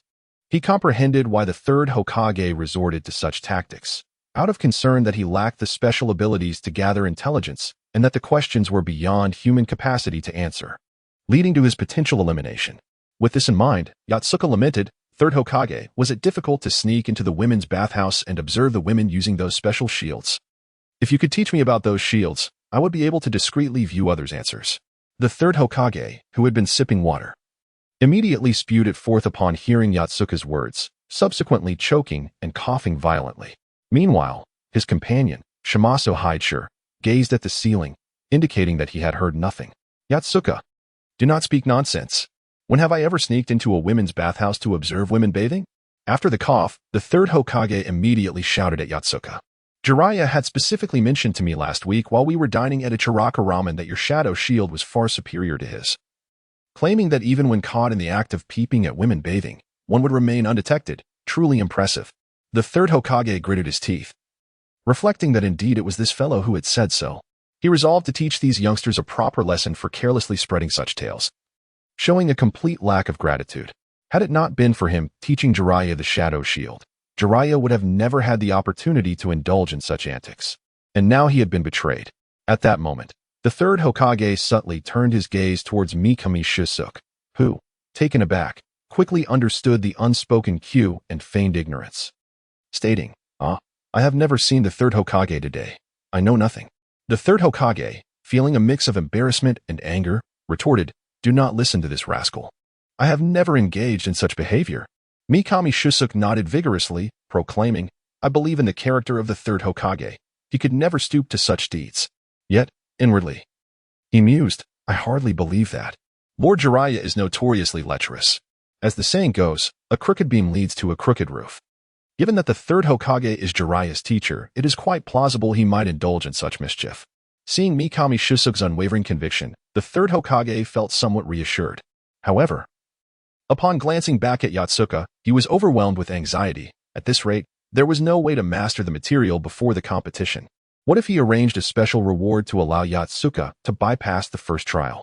The third Hokage contemplated, but soon dismissed the idea, knowing full well that other nations would never permit such favoritism. Thus, he resumed pondering how to assist Yotsuka in obtaining the answers from other candidates. "Well, third Hokage, how about we give Yotsuka an earpiece, and I can relay the answers from a distance?" Mikami Shisuk suggested. No, the third Hokage immediately rejected the idea, deeming it too conspicuous and certain to be discovered. The potential loss of Yotsuka's qualification would be trivial compared to the disgrace it would bring to their nation. "What should we do?" Mikami Shisuk lamented, his brow furrowing in concern. "Isn't it merely about acquiring information without others knowing? This is quite simple." "What? Do you have a special method?" Upon hearing Yotsuka's words, both the third Hokage and Mikami Shisuk looked at him with the fervor of finding a lifeline. Yotsuka nodded and replied, No. At that moment, the third Hokage spat out a mouthful of blood and collapsed onto the ground, while Mikami Shusaku's vision blurred, nearly causing him to lose his balance as well. The third Hokage was internally lamenting. Why did you nod? You clearly had no reason to do so. Why are you nodding at all? Meanwhile, Mikami Shuji, having learned from prior experiences, instinctively prepared himself when he saw Yasaka nodding.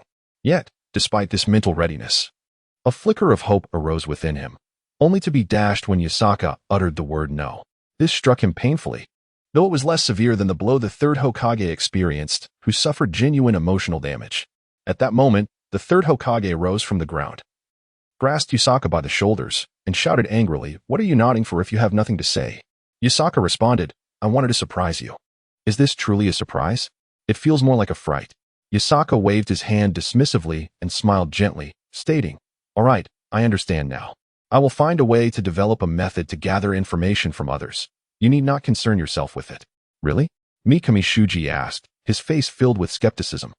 Indeed, Yasaka replied, maintaining a serious demeanor, but then added, "However, you must provide me with a dish I have never tasted before. If you can procure it, I assure you I will develop such a skill." "Are you certain?" the third Hokage inquired, his expression one of doubt. "Yes," Yasaka affirmed with a solemn nod. "Very well. I shall trust you this once," the third Hokage said earnestly, willing to take the risk for the sake of Konoha, confident that Yasaka would not jest about such matters.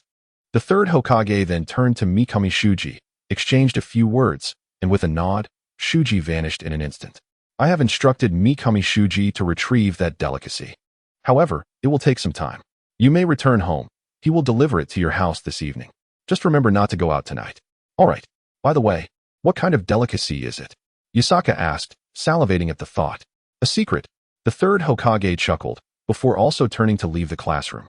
Thus, the entire afternoon was spent by Yasaka in a haze of imagination and anticipation. What could that delicacy mentioned by the third Hokage be? What type could it be? A dessert? A snack? A dish? Barbecue? A staple? As he pondered these questions, he opened the system. His earlier words were not mere idle chatter. As long as he could taste something new, he could exchange it for a perception type ability. With this newly acquired power, he could obtain the answers written on others' papers. Moreover, it would further enhance his steel flash technique, achieving a trifecta of benefits. On the other side, Mikami Shuji was hastening towards Yasaka's home, holding a large box in his hands. Chapter 31. Pizza knock, knock, knock. The door was rapped upon, and Yasaka opened it to find Mikami Shuji standing outside, cradling a large box. "This is what the third Hokage asked me to bring you." Breathless, Mitsushima Hiroshi exclaimed, "Heavens know how far I have run this afternoon. It has truly been a test of endurance and stamina." "Well, is this the delicacy that the third Hokage spoke of this afternoon?"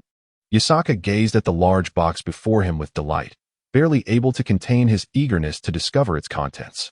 "I'm utterly exhausted." "Well, I've delivered the goods. The rest is up to you.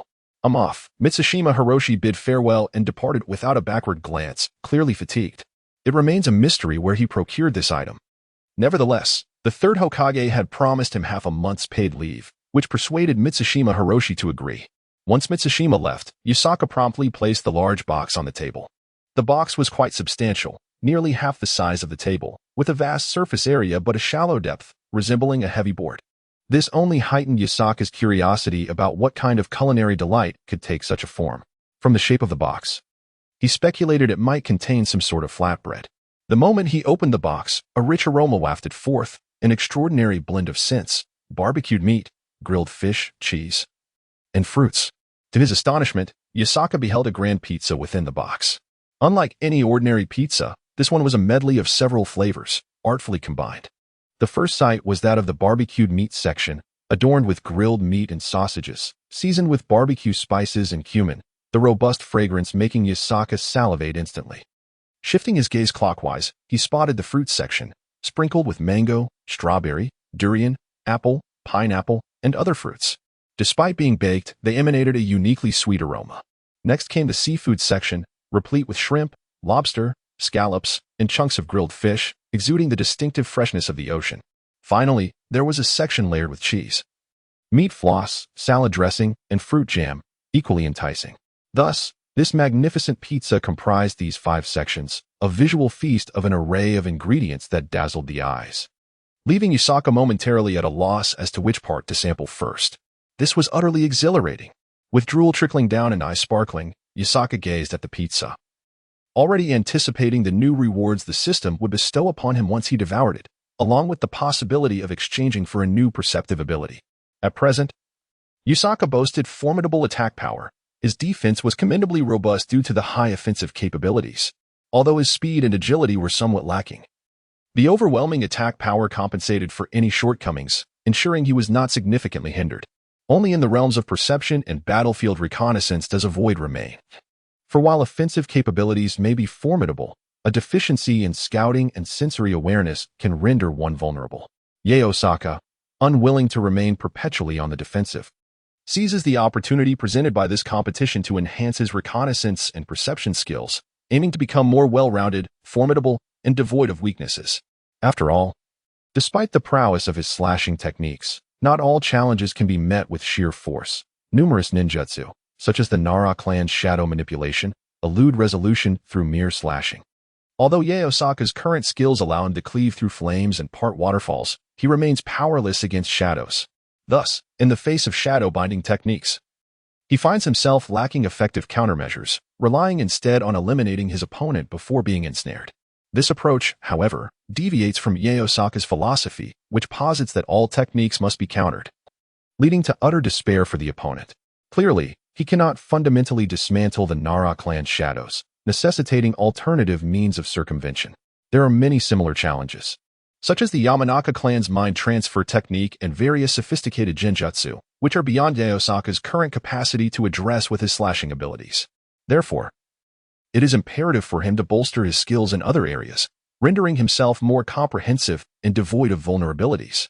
As he drooled in anticipation, Osaka fantasized about the benefits that would ensue from consuming pizza. Would it further enhance his proficiency in the steel slash, amplify the intensity of his willful strikes, or perhaps bestow upon him new abilities? One certainty remained.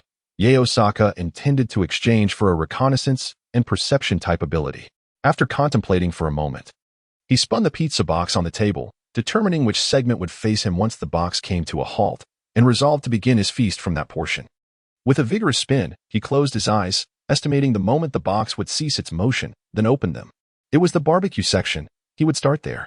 With that, Osaka swiftly tore off a slice of pizza, its surface adorned with a layer of cheese that stretched tantalizingly as he pulled it away. Upon tasting it, he was immediately enveloped by the rich amalgamation of barbecue and cumin flavors, the meat born Orleans style, sweet yet savory, with a hint of spiciness that danced upon his palate, a symphony of flavors too exquisite to articulate. The barbecue itself was of exceptional quality, crisp on the outside yet tender within, oozing with juices, providing a mouthfeel that was neither dry nor overwhelming, perfectly embodying what one would deem the pinnacle of barbecue. It was sheer bliss. Osaka shouted with great excitement, and in the next moment, the familiar sound of the system's notification echoed in his mind. Ding! Congratulations! You have received a level 2 skill exchange voucher, which can be used to exchange for one level 2 skill. Wow!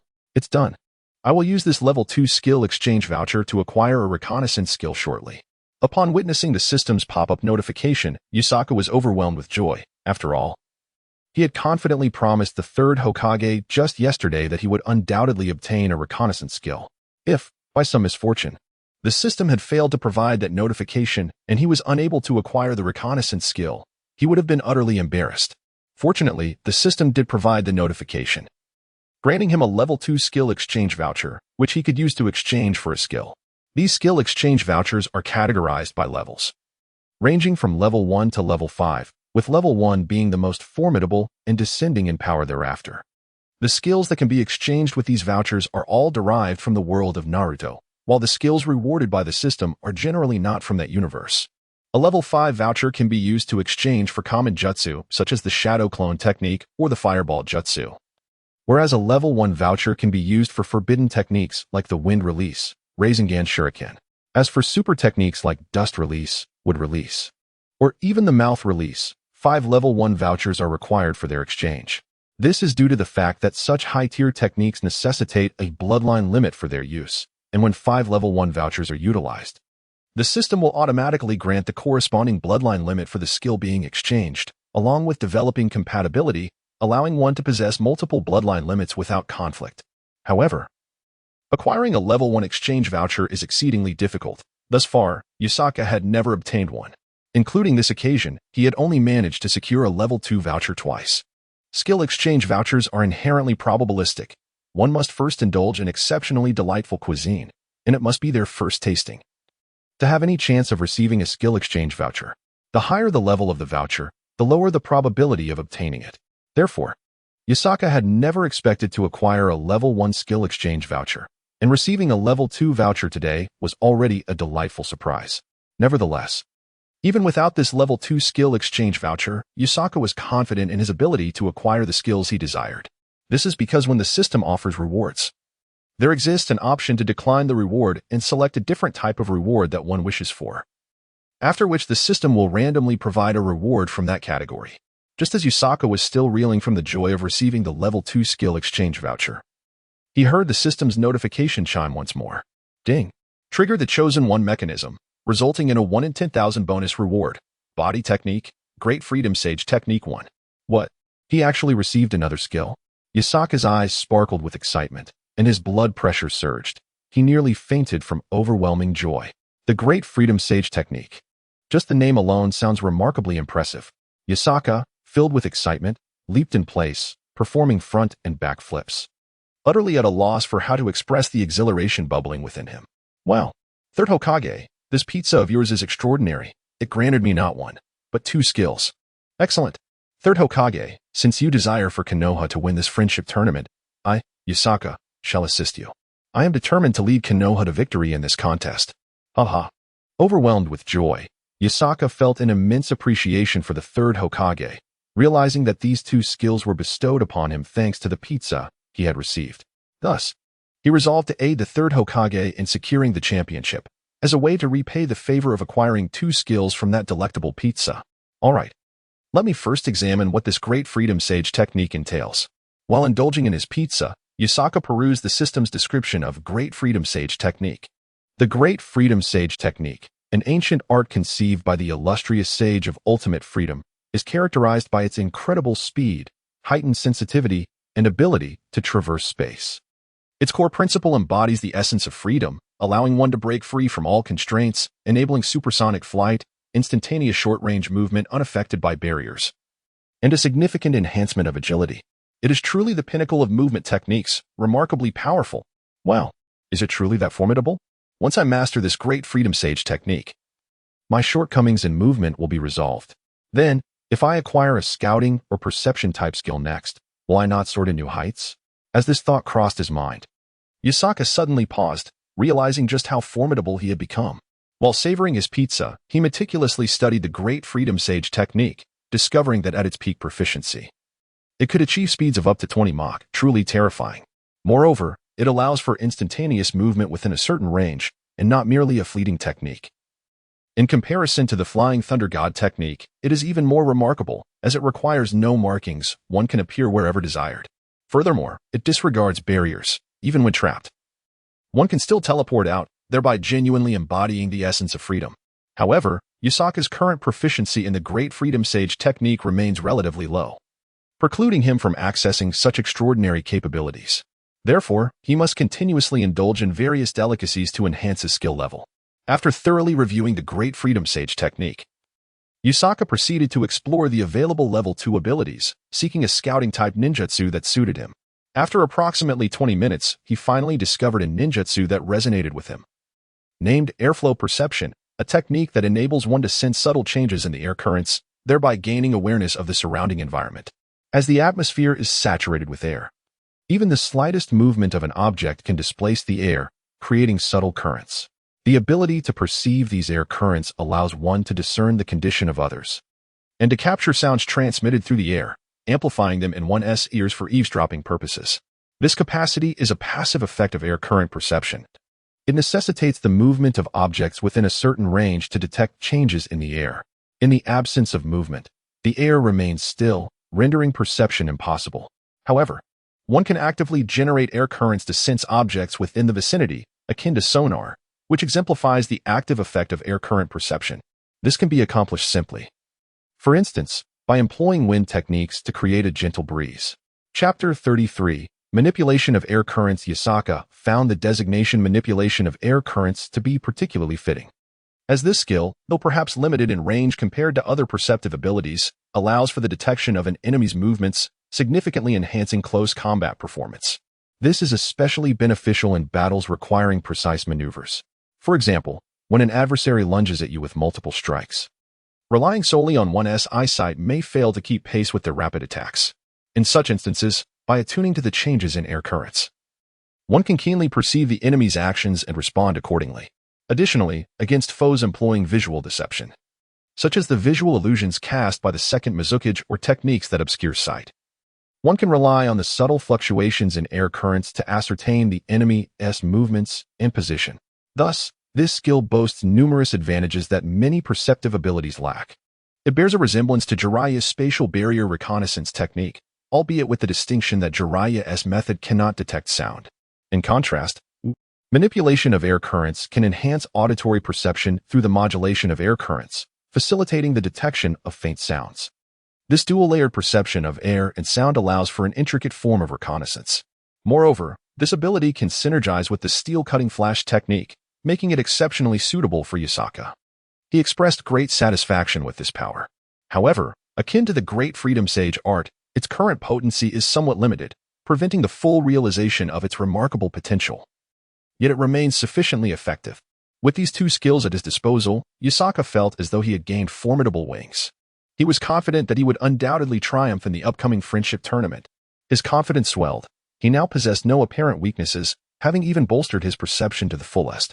It could be said that, below the rank of Jonin, few could rival him, and even Jonin might not prove to be his match. Even Yotsuka contemplated seeking a sparring match with the legendary Konoha White Fang or Jiraiya's pupil, Minato Namikaze.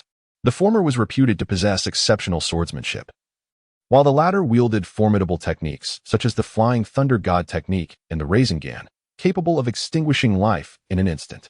Yotsuka was eager to test his newly acquired mastery of airflow manipulation and the sage art of free and easy, to see if he could withstand Minato's Flying Thunder God technique.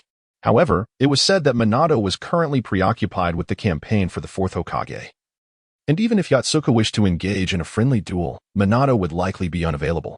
Following the conclusion of the forthcoming 5 Kage Friendship Tournament, preparations for the 4th Hokage elections would commence.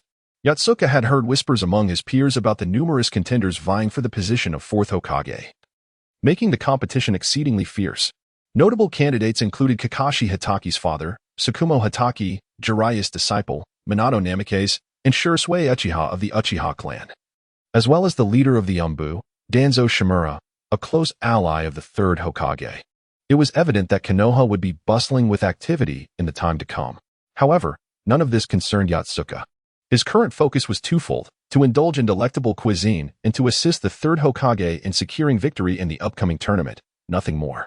Thus, after relishing an entire large pizza, Yotsuka succumbed to a blissful slumber. In the Hokage's office, the 3rd Hokage gazed at Orochimaru with a troubled expression. Orochimaru, are you truly not considering participating in the 4th Hokage election?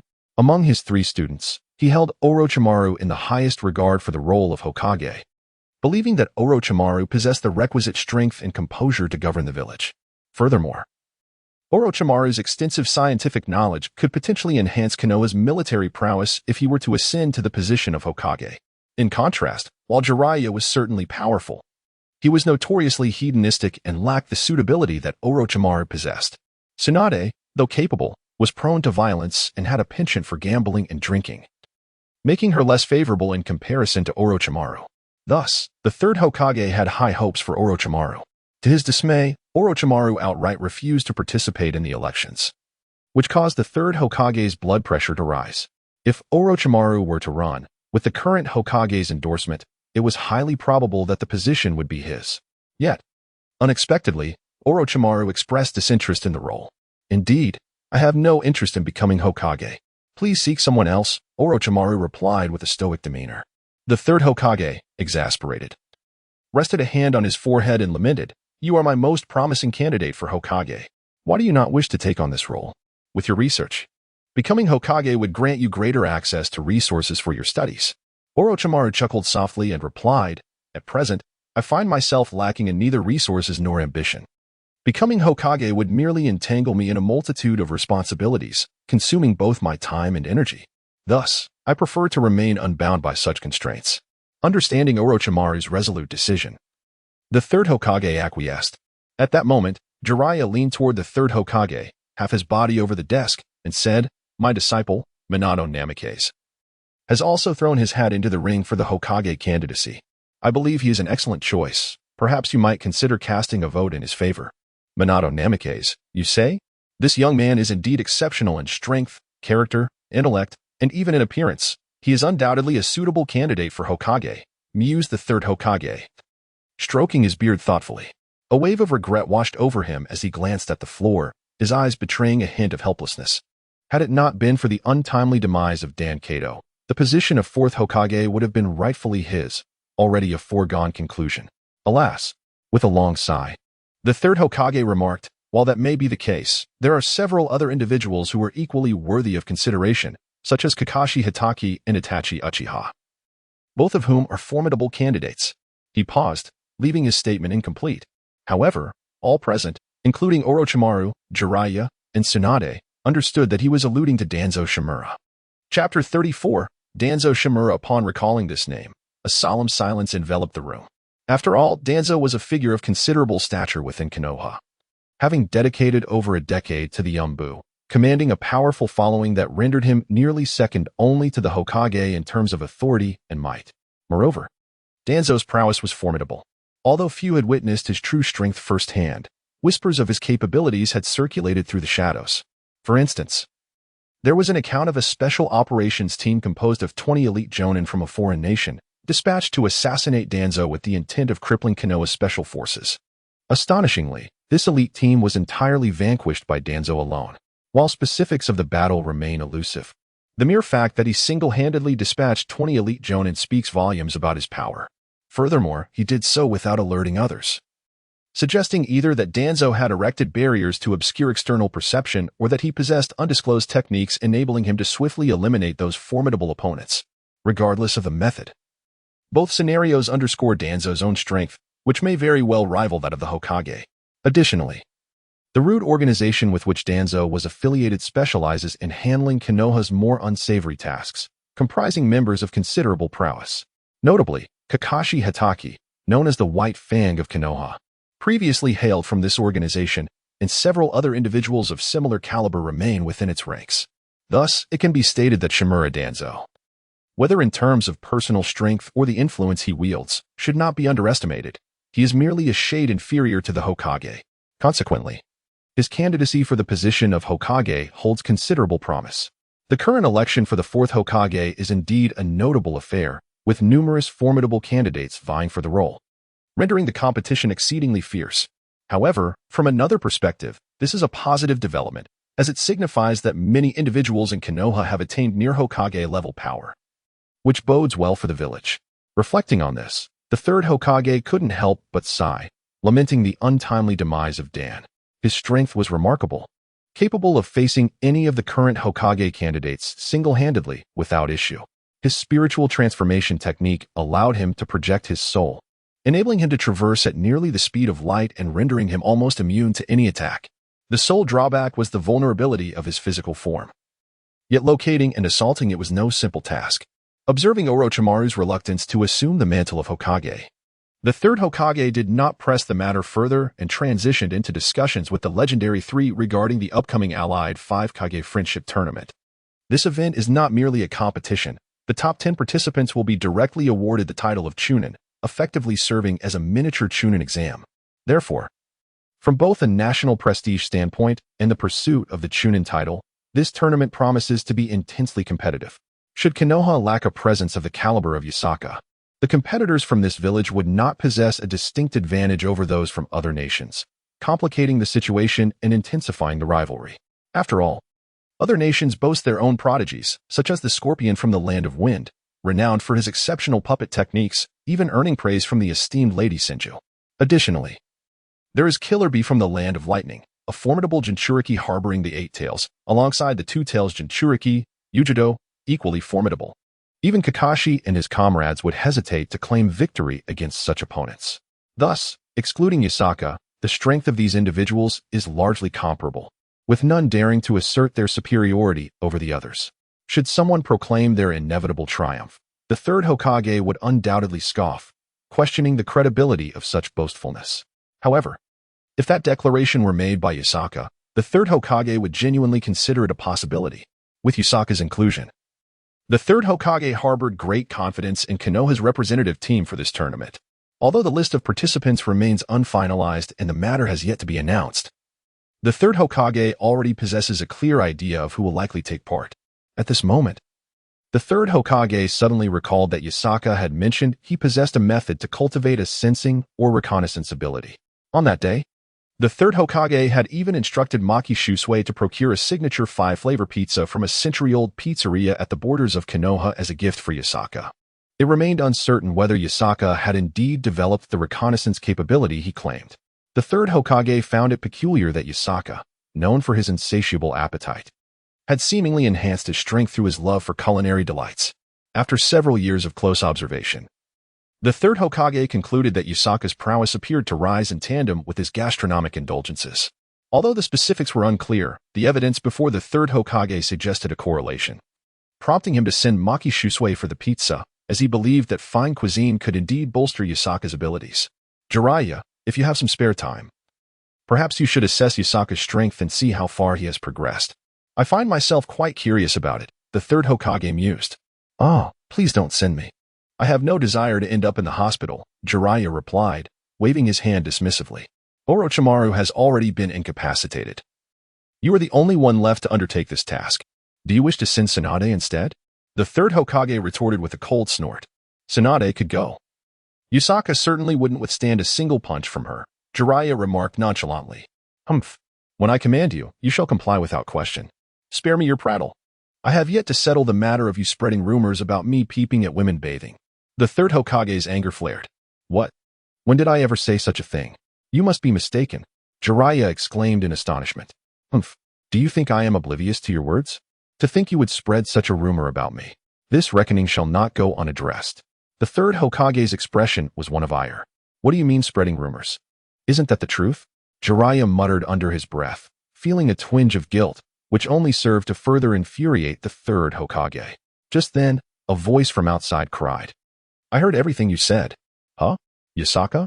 The third Hokage was momentarily taken aback. Tsunade turned and walked over to open the door, while Orochimaru frowned, saying, I recall that the Hokage's office is protected by a barrier. How could Yasaka have overheard our conversation? At Orochimaru's words, Jiraiya also assumed a serious demeanor, realizing that the barrier should indeed block sound. Why was Yasaka able to hear them? By this time, Tsunade had opened the door, revealing Yasaka standing just outside. Yasaka, you claim you overheard our conversation? What exactly did you hear? The third Hokage inquired with keen interest. If Yasaka's assertions were true, this would indeed signify a form of sensing ability. If so, Yasaka had not been untruthful, indicating that he would likely excel during the written examination. I overheard Jiraiya mentioning that you spied on women bathing in the ladies' bathhouse. You dismissed it as mere rumor, yet Jiraiya insisted it was the truth. Yasaki responded earnestly. The third Hokage observed Jiraiya's expression, which teetered between amusement and restraint. Clearing his throat, he redirected the conversation, inquiring about the nature of Yasaki's remarkable auditory abilities. Yasaki settled onto a nearby sofa and elaborated. I transmit sound through the wind to my ears, and I can perceive your every movement through the air. Although there is a barrier, it cannot obstruct the flow of air, thus allowing me to sense these occurrences. Upon hearing Yasaki's explanation, Orochimaru pondered thoughtfully, while Tsunade furrowed her brow in contemplation. Jiraiya appeared momentarily stunned, and the third Hokage nodded with keen interest. What an impressive skill! To perceive through the manipulation of wind and air flow is indeed remarkable. I am astonished that you have mastered such a technique in such a short time. This alleviates my concerns regarding the written exam. After the third Hokage's remarks, Orochimaru displayed an expression of understanding, while Jiraiya and Tsunade grasped the mechanism behind Yasaki's abilities. However, the specifics of how Yasaki achieved this remained a mystery to them, as it typically required an unparalleled mastery of wind release to attain such a feat. Even the most adept wind users throughout history had not demonstrated such extraordinary proficiency, nor had they heard of anyone reaching such a level of expertise. Consequently, Orochimaru and the others speculated that Yasaki had activated a unique bloodline limit, enabling him to control the wind. Yasaki, given your abilities, you must excel and lead the Konoha team to victory. I assure you, I will fulfill my promise, said the third Hokage with a warm smile, holding Yasaki in high regard. Were it not for Yasaki's excessively exuberant personality, he would have considered nurturing him in a more Hokage-like manner. Rest assured, those two delicacies are as good as mine. No one shall obstruct my path. Those who stand in my way will be swept away like sand in the wind. And I shall slay any who oppose me, Yasaki declared earnestly, instilling the third Hokage with a profound sense of confidence. Observing Yasaki's determination, the Hokage felt at ease. Despite Yasaki's unreliability in other areas, he held great faith in his combat prowess. After exchanging a few more words, Yasaki returned home, only to be taken aback upon discovering Shusuke Myoa standing at his doorstep. Curiously, he inquired, "Teacher, what brings you here?" Upon hearing the term teacher, Myoa was moved to tears, for Yasaki rarely addressed him with such respect. Today, however, something seemed to have inspired Yasaki's newfound politeness, leaving Myoa utterly elated. After all, Yasaki is his student, and given Yasaki's remarkable abilities, he inevitably shares in the glory.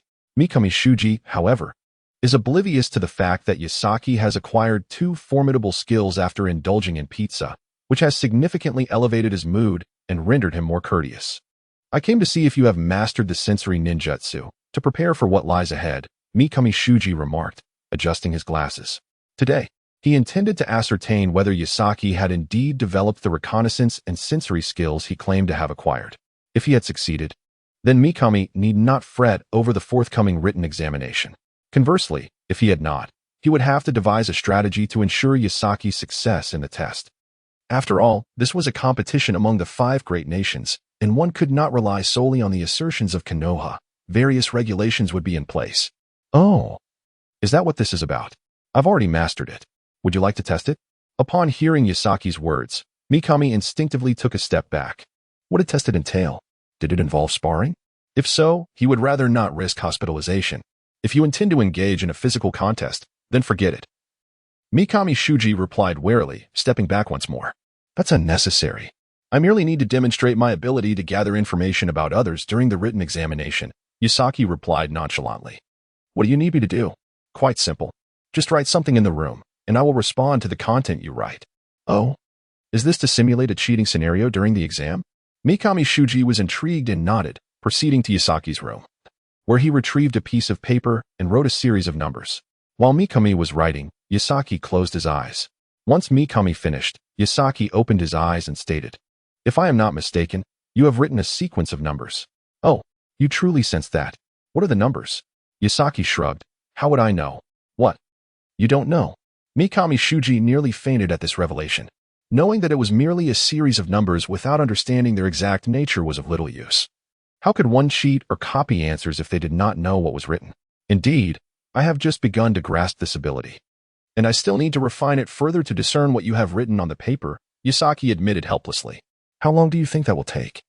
Approximately a week. Mikami Shuji sighed in relief. A week would suffice. Chapter 36. Indistinguishable Yasaki had only been practicing the skill of airflow manipulation for 3 days, thus could currently only amplify sounds through the air to his ears. However, he was still unable to differentiate the specific types of sounds. If someone were speaking, he could hear them quite clearly, of course. However, if you are writing, given Yasaka's current capabilities, he can only discern whether the characters are letters, numbers, or symbols. Nevertheless, as Yasaka continues to indulge in culinary delights, his proficiency in airflow manipulation will steadily advance. According to Yasaka's estimation, within a week, he should be able to discern the written content, as by then, he will be able to differentiate what is written through the frequency and volume of the sounds. Mikami Haisher felt as if he were on a roller coaster, soaring to great heights one moment and plummeting the next. His heart raced uncontrollably, reaching a staggering 180 beats per minute. Speaking with Yasaka without prior mental preparation could potentially lead to a fatal shock. Suddenly, Mikami Haisher bowed his head and spoke in a grave tone. "What?" Yasaka replied with confusion. At that moment, Mikami Haisher slowly lifted his head, his expression dark and foreboding. As he intoned, "Yasaka, in the future, could you please articulate your thoughts more fully?" Do you wish for me, Mikami Haishur, to become a black and white photograph? Haha. Yuzaka burst into laughter at once. Mikami Haishur, exasperated, held his forehead in disbelief. Being Yuzaka's mentor required not only formidable healing abilities but also an exceptional capacity for psychological resilience. Otherwise, one might endure Yuzaka's verbal onslaught but falter under the weight of his spiritual strikes, ultimately succumbing to the stress. Fortunately, Mikami Haishur was seasoned enough to have witnessed Yuzaka's dramatic shifts multiple times, allowing him to muster some mental fortitude beforehand, thus narrowly avoiding immediate distress. Very well. Since you have said so, I shall place my trust in you. With nothing further to discuss, I shall take my leave. With that, Mikami Haishur vanished from sight in an instant. The following morning, in the classroom of the Ninja Academy, all the lower-ranked ninja students, including Yuzaka, had gathered. Mikami Haishur stood at the front of the room, announcing the upcoming 5 Kage Friendship Tournament scheduled for the next month. Upon hearing this news, the lower-ranked ninjas were taken aback, as they had not anticipated that the participants would be lower-ranked ninjas rather than the elite. Naturally, this question arose among them. In response, Mikami Haishur provided a thorough explanation. On one hand, many elite ninjas were preoccupied with missions and could not easily depart. On the other hand, many possessed unique skills that, if showcased in competition, could inadvertently reveal their personal techniques. Such exposure could unveil hidden aspects of each nation, which was undesirable for all involved. Furthermore, since the contestants were all exceptionally skilled, the potential for conflict was high, which could lead to unnecessary complications. The 4 aspects highlight the considerable potential of these lower-ranked ninjas, thus negating any concerns regarding the exposure of their abilities. Instead, this presents an opportunity to showcase the future potential of the nation. Moreover, the destructive power of the jutsu accessible to lower-ranked ninjas is relatively mild, making it easier to prevent injury among the contestants. In light of these considerations, the 5 great nations have resolved to allow lower-ranked ninjas to participate in the competition. Upon hearing Mikami Shuji mention the forthcoming contest, the attendees became acutely focused on a singular query: the selection of participants. Would it be an open registration, or had a predetermined list been established? Regardless of the method, it was evident that those representing the Hidden Leaf Village would undoubtedly be the C-Army de la C-Army among the lower-ranked ninjas. Consequently, being chosen as a contestant would be a matter of great honor, a testament to one's prowess. As such, many turned their attention towards Yotsuka, unless unforeseen circumstances arose. Yotsuka was almost guaranteed to be a participant, given his well-recognized strength and unrivaled dominance over other lower-ranked ninjas. Should he fail to be selected, it would seem implausible. Conversely, his inclusion would undoubtedly signify the formidable strength of the Hidden Leaf. Although some had often fallen victim to Yotsuka's prowess and training, even those harboring resentment hoped for his participation, as his presence would significantly bolster the village's honor. At that moment, Mikami Shuji proclaimed that the roster of competitors had been finalized after careful deliberation with several esteemed colleagues in the 3rd Hokage. He then prepared to announce the names of those who would compete, stating that anyone unwilling to participate could express their reluctance, and he would seek alternatives. Hearing Mikami Shuji's words, the audience grew tense, their hearts racing with a mix of anticipation and anxiety. They simultaneously yearned for their names to be called while dreading the same. The desire for recognition stemmed from the validation of their strength, as being selected would signify being among the elite of lower-ranked ninjas. Conversely, the fear of being named arose from the anxiety of potentially failing and thereby bringing disgrace to the Hidden Leaf. In this charged atmosphere, Kakashi confidently mused to himself that he was certain to be included. Meanwhile, Tsukakage felt a twinge of anxiety, pondering whether he might be chosen, as his abilities were commendable. Yet he feared his teacher might overlook him. Irika, on the other hand, thought it unlikely he would be named, acknowledging his modest skill level and thus feeling no concern. Recently discharged Asuma reflected that although he had been bested by Yotsuka, it did not diminish his own strength. He believed himself to be among the top ranks of lower-ranked ninjas and thus hoped for his inclusion as well. Uchiha Kagami contemplated inwardly, surely, I will be among them. My prowess is formidable, and even teacher Mikami is well aware of my capabilities. At that moment, he heard Mikami Shuji announce the first name, Hatake Kakashi. Well, Kakashi has been selected. Nara-Ren's face lit up with excitement, though she had long suspected Kakashi would be chosen. The mere sound of his name being called by Mikami still thrilled her. Kakashi, indeed? His selection was entirely expected, thought Tsukakage Kaze. Kakashi's inclusion was only natural. I wonder if my name will be called, pondered Yuhi Kurenai. Chapter 37. The announcement of names. Upon hearing his name, Kakashi nodded silently, reassuring himself. I knew I would be included. This is quite normal. Yet, who else will be selected? Surely, there will be Yotsuka among them. Kakashi closed his eyes in contemplation, at which point Mikami Shuji announced another name, Sarutobi Asuma. Sarutobi Asuma, I had anticipated his selection. After all, his strength is considerable. And being the son of the Hokage, he is rightfully deserving. Iruka thought to himself. Sarutobi Asuma has also been chosen. I wonder if I will be selected as well. Though my strength is slightly inferior to Asuma's, thought Nara Shikamaru, twirling a toothpick in his mouth. The prowess of Sarutobi Asuma and Kakashi is not vastly different. They are essentially equals, both belonging to the echelon of genius-level ninjas. Although he had been defeated by Yotsuka previously, it was not due to Asuma's weakness, but rather Yotsuka's overwhelming strength. Kakashi observed Asuma's direction, contemplating silently. Meanwhile, upon hearing his name, Asuma was engulfed by a surge of fervor. I have been selected. I am about to represent the village of Konoha in battle. Every word and action of mine, every victory or defeat, will symbolize the glory of Konoha. I must triumph over my opponents, bringing honor and distinction to Konoha, lending my modest strength to its cause. In that moment, Asuma felt as though he had been reborn. The earlier disappointment of being bested by Yotsuka had vanished, replaced by the exhilaration and anxiety of preparing to charge into battle for Konoha. He felt a slight pressure, fearing the possibility of losing and dragging down the village. His gaze inadvertently shifted to the front row where Yotsuka sat, seemingly dozing off. Had it been before, he would have felt disdain, viewing such behavior as unbecoming of a student. However, after that day conversing with the third Hokage, he understood a fundamental truth. The rules are written by the powerful. Whatever the strong do is right, while the weak are deemed wrong. Yotsuka possesses ample strength and qualifications to doze off. If he were to defeat Yotsuka, even if he were sleeping openly in class, no one would find fault with him. Rather, they would see it as his unique character. Yotsuka is surely participating in this competition. With his strength, few could possibly defeat him. The presence of Yotsuka in the Konoha representative team will undoubtedly confer a significant advantage. Asuma Sarutobi pondered internally when suddenly a paper ball soared toward him, striking his head. He turned around to see Kurenai Yuhi beaming at him, offering a thumbs up. Kurenai, I shall strive with all my might. Asuma smiled, his eyes gleaming with determination. At that moment, Shuji Misaka announced the next name, Uchiha Kakashi. A gasp of astonishment rippled through the crowd upon hearing Uchiha Kakashi's name, as none expected him to be selected. If there were anyone among the students present capable of rivaling Yotsuka, it would undoubtedly be Uchiha Kakashi. He is the younger brother of Uchiha Shursui, renowned for his remarkable body flicker technique. Although Yotsuka's slashing technique is formidable, Kakashi often evades it with his swift movements, countering with rapid strikes that pose considerable challenges for Yotsuka. Therefore, the announcement of Uchiha Kakashi's selection sent a shockwave among the students, yet amidst their surprise, they found it somewhat expected, given that Kakashi's prowess places him as the strongest contender among them, aside from Yotsuka.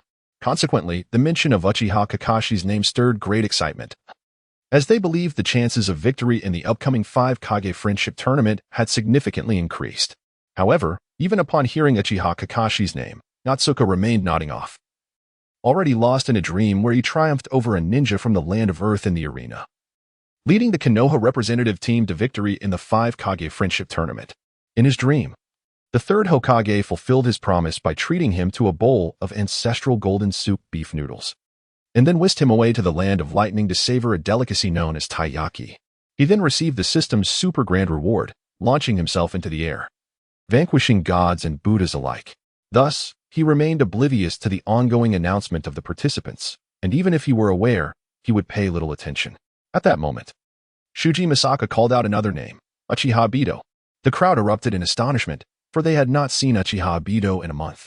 Since the day he sought a one-on-one duel with Yotsuka due to Lin Nohara's influence, he had been absent, though some had spotted him in the hospital. The news soon spread.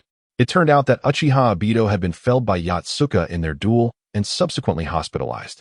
Even without this confirmation, the audience had already surmised, with 80% certainty, that Yotsuka had indeed sent Obito to the hospital. Nevertheless, Obito's strength was not to be underestimated. While he may not rival Kakashi, he was quite capable, and possessing the Uchiha clan's Sharingan granted him a natural advantage. It is only natural that Uchiha Obito has been selected for this joint friendship tournament of the 5 Kages. However, at this moment, Uchiha Obito is not present, and soon someone will convey the news to the hospital. Uchiha Obito, indeed intriguing. It seems this competition will be fiercely contested. Meanwhile, sitting beside him, Moonlight Gale is consumed by anxiety, for several names have already been announced, yet his has not been mentioned, leaving him in a state of trepidation. To be included in the roster signifies a recognition of strength. Thus, the absence of his name implies exclusion from the foremost ranks, an idea that is utterly unacceptable to Moonlight Gale. It is not only a denial of his capabilities, but also a concern that if he fails to be among the elite, how might Shien perceive him? After all, the last time Moonlight Gale witnessed Shien's admiration for Yotsuka, it was due to Yotsuka's formidable prowess. Should he not be selected this time, he fears losing Shien's regard altogether. Chapter 38. The leader. I must be included. I must be included. Moonlight Gale fervently prays within himself.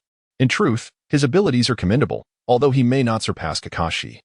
The gap is not insurmountable, and he even fought to a standstill with Asuma Sarutobi. His swordsmanship, while not as extraordinary as Yotsuka's, is still remarkable among the lower ranks. Even though Kakashi, as the son of the White Fang, has inherited his father's swordsmanship, he does not quite match Moonlight Gale in this specific discipline. Kakashi is not a specialist in swordsmanship. Rather, he is well-rounded, possessing balanced skills in taijutsu, ninjutsu, genjutsu, and more, making him a versatile combatant. However, this broad skill set prevents him from excelling in any single area. Nonetheless, this does not detract from his strength. While being a jack of all trades may imply being a master of none, it also means Kakashi lacks significant weaknesses. His diverse abilities provide him with ample strategies to confront various opponents and attacks, thus establishing a remarkably low threshold for failure. Whether facing ninjutsu, taijutsu, swordsmanship, or genjutsu, Kakashi possesses the means to counter each, which is the essence of his prowess. His versatility is his hallmark, although he may not shine in any particular skill.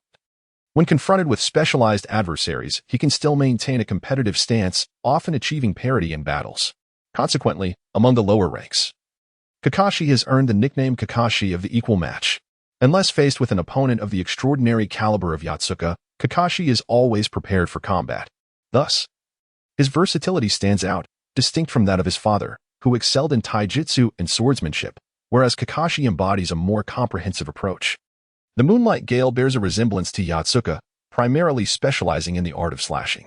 Setting aside Yotsuka's extraordinary prowess, Moonlight Gale's skills in this domain are indeed formidable.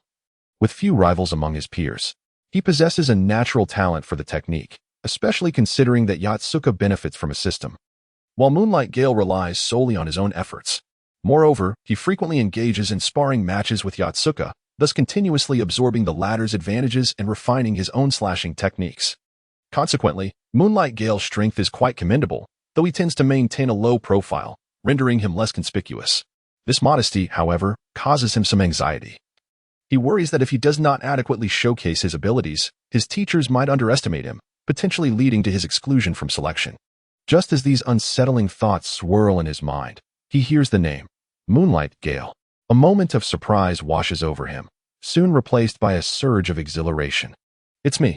At last, I've been called," he exclaims inwardly, laughter bubbling up within him. Turning to glance at Shien, he notices her equally excited expression, which instantly lifts his spirits and instills a sense of security. "Thank goodness, I've been chosen. This is splendid." His face reflects a sense of relief, and he feels considerably more at ease. At that moment, the teacher, Mikami Haishur, announces two more names, Might Guy and Shirani Genma. One is known for his eccentricity, while the other is notably unassuming, thus failing to generate much excitement. Curiosity begins to stir among the students as they ponder the absence of Yotsuka.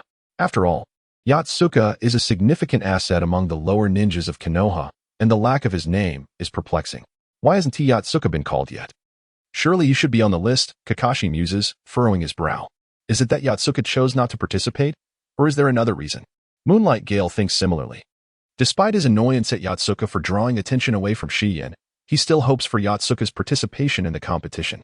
Though rivalries exist among these lower ninjas, national honor ultimately takes precedence, a principle well instilled in Konoha's patriotism.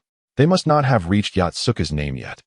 His strength would undoubtedly serve as a significant advantage for Konoha, Uchiha reflects calmly. Just then, Mikami Haisher speaks again. The team leader for this competition is Yotsuka. A wave of astonishment ripples through the classroom. Upon hearing this announcement, every student is taken aback. Even the usually composed Kakashi finds himself wide-eyed in disbelief. What? Yotsuka is the team leader. Yusaka, that fellow, has surprisingly become the team leader. Moonlight Gale gazed at Yusaka with trembling pupils, feeling as though the chasm between them had widened. It is unexpected that Yusaka has taken on the role of leader. However, his prowess truly warrants such a position. How intriguing. Uchiha Flow smiled faintly, observing Yusaka with a silent admiration. Yusaka-kun is remarkable, having ascended to the role of leader. I knew it all along. How could Yusaka not be included? He is indeed the leader. How splendid. Yusaka-kun is so dashing. Noera Rin's eyes sparkled with adoration as she looked at Yusaka. For it is a woman's nature to be drawn to strength. Moonlight Gale turned to Shi-Yin, only to find her gazing at Yusaka with the same admiration as Noera Rin. Witnessing this scene, Moonlight Gale felt a tightening in his heart. The sense of calm he had managed to cultivate was once again overshadowed by a wave of insecurity, reigniting his anxieties. Darn it. Shi-Yin's gaze has once again been captivated by Yusaka. This will not do. I must surpass Yusaka without delay. Moonlight Gale gritted his teeth in determination. Yusaka, you are the leader this time, Mikami Shuji called out to Yusaka. Yet, Yusaka remained lost in slumber. Yusaka, Mikami Shuji shouted again, but Yusaka continued to sleep, even snoring audibly. How infuriating. Yusaka, at such a critical moment, you dare to sleep? Do you have no sense of propriety? Mikami Shuji was exasperated, and in a fit of frustration, he hurled a piece of chalk at Yusaka. The chalk soared gracefully through the air, striking Yusaka squarely on the head. Huh? Yusaka groggily awoke, drool still lingering at the corner of his mouth. Yusaka, it's your turn, Mikami Shuji said, striving to maintain his composure. Oh. Is it time for a meal? Yusaka replied, his expression one of utter confusion. Chapter 39. Fruit Ninja Yusaka, you were sleeping in class again. Mikami Shuji exclaimed in anger, though he refrained from being too harsh, fearing that a provoked Yusaka might retaliate violently. At that moment, Yamamoto Taichi, seated beside Yusaka, nudged him with his elbow. The teacher just mentioned that you are the leader of our Leaf Village representative team for the upcoming 5 Kage Joint Friendship Tournament. Yusaka took a moment to collect himself, finally rousing enough to nod and mutter, oh, I see. Then, he promptly returned to his slumber, resting his head on the desk. You. Mikami Shuji felt his blood pressure rise dramatically. This was utterly infuriating. How could he remain so nonchalant? It is essential to understand that the position of leader essentially signifies the strongest member of the team, the main commander. If Asuma or Moonlight Gale were to assume the leadership, they would surely rejoice with uncontainable excitement.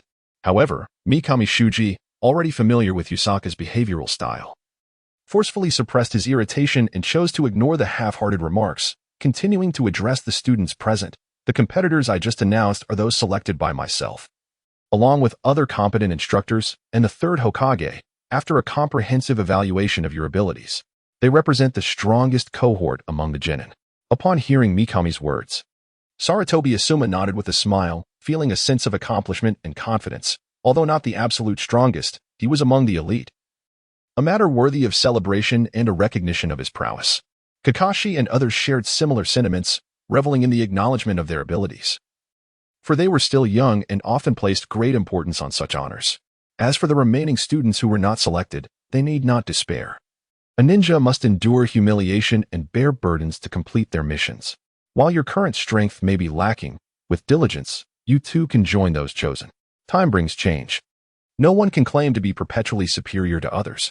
After comforting those not selected, Mikami proceeded to discuss important guidelines for the upcoming 5 Kage Joint Friendship Tournament, such as refraining from provocation and avoiding the revelation of one's strength prior to the competition.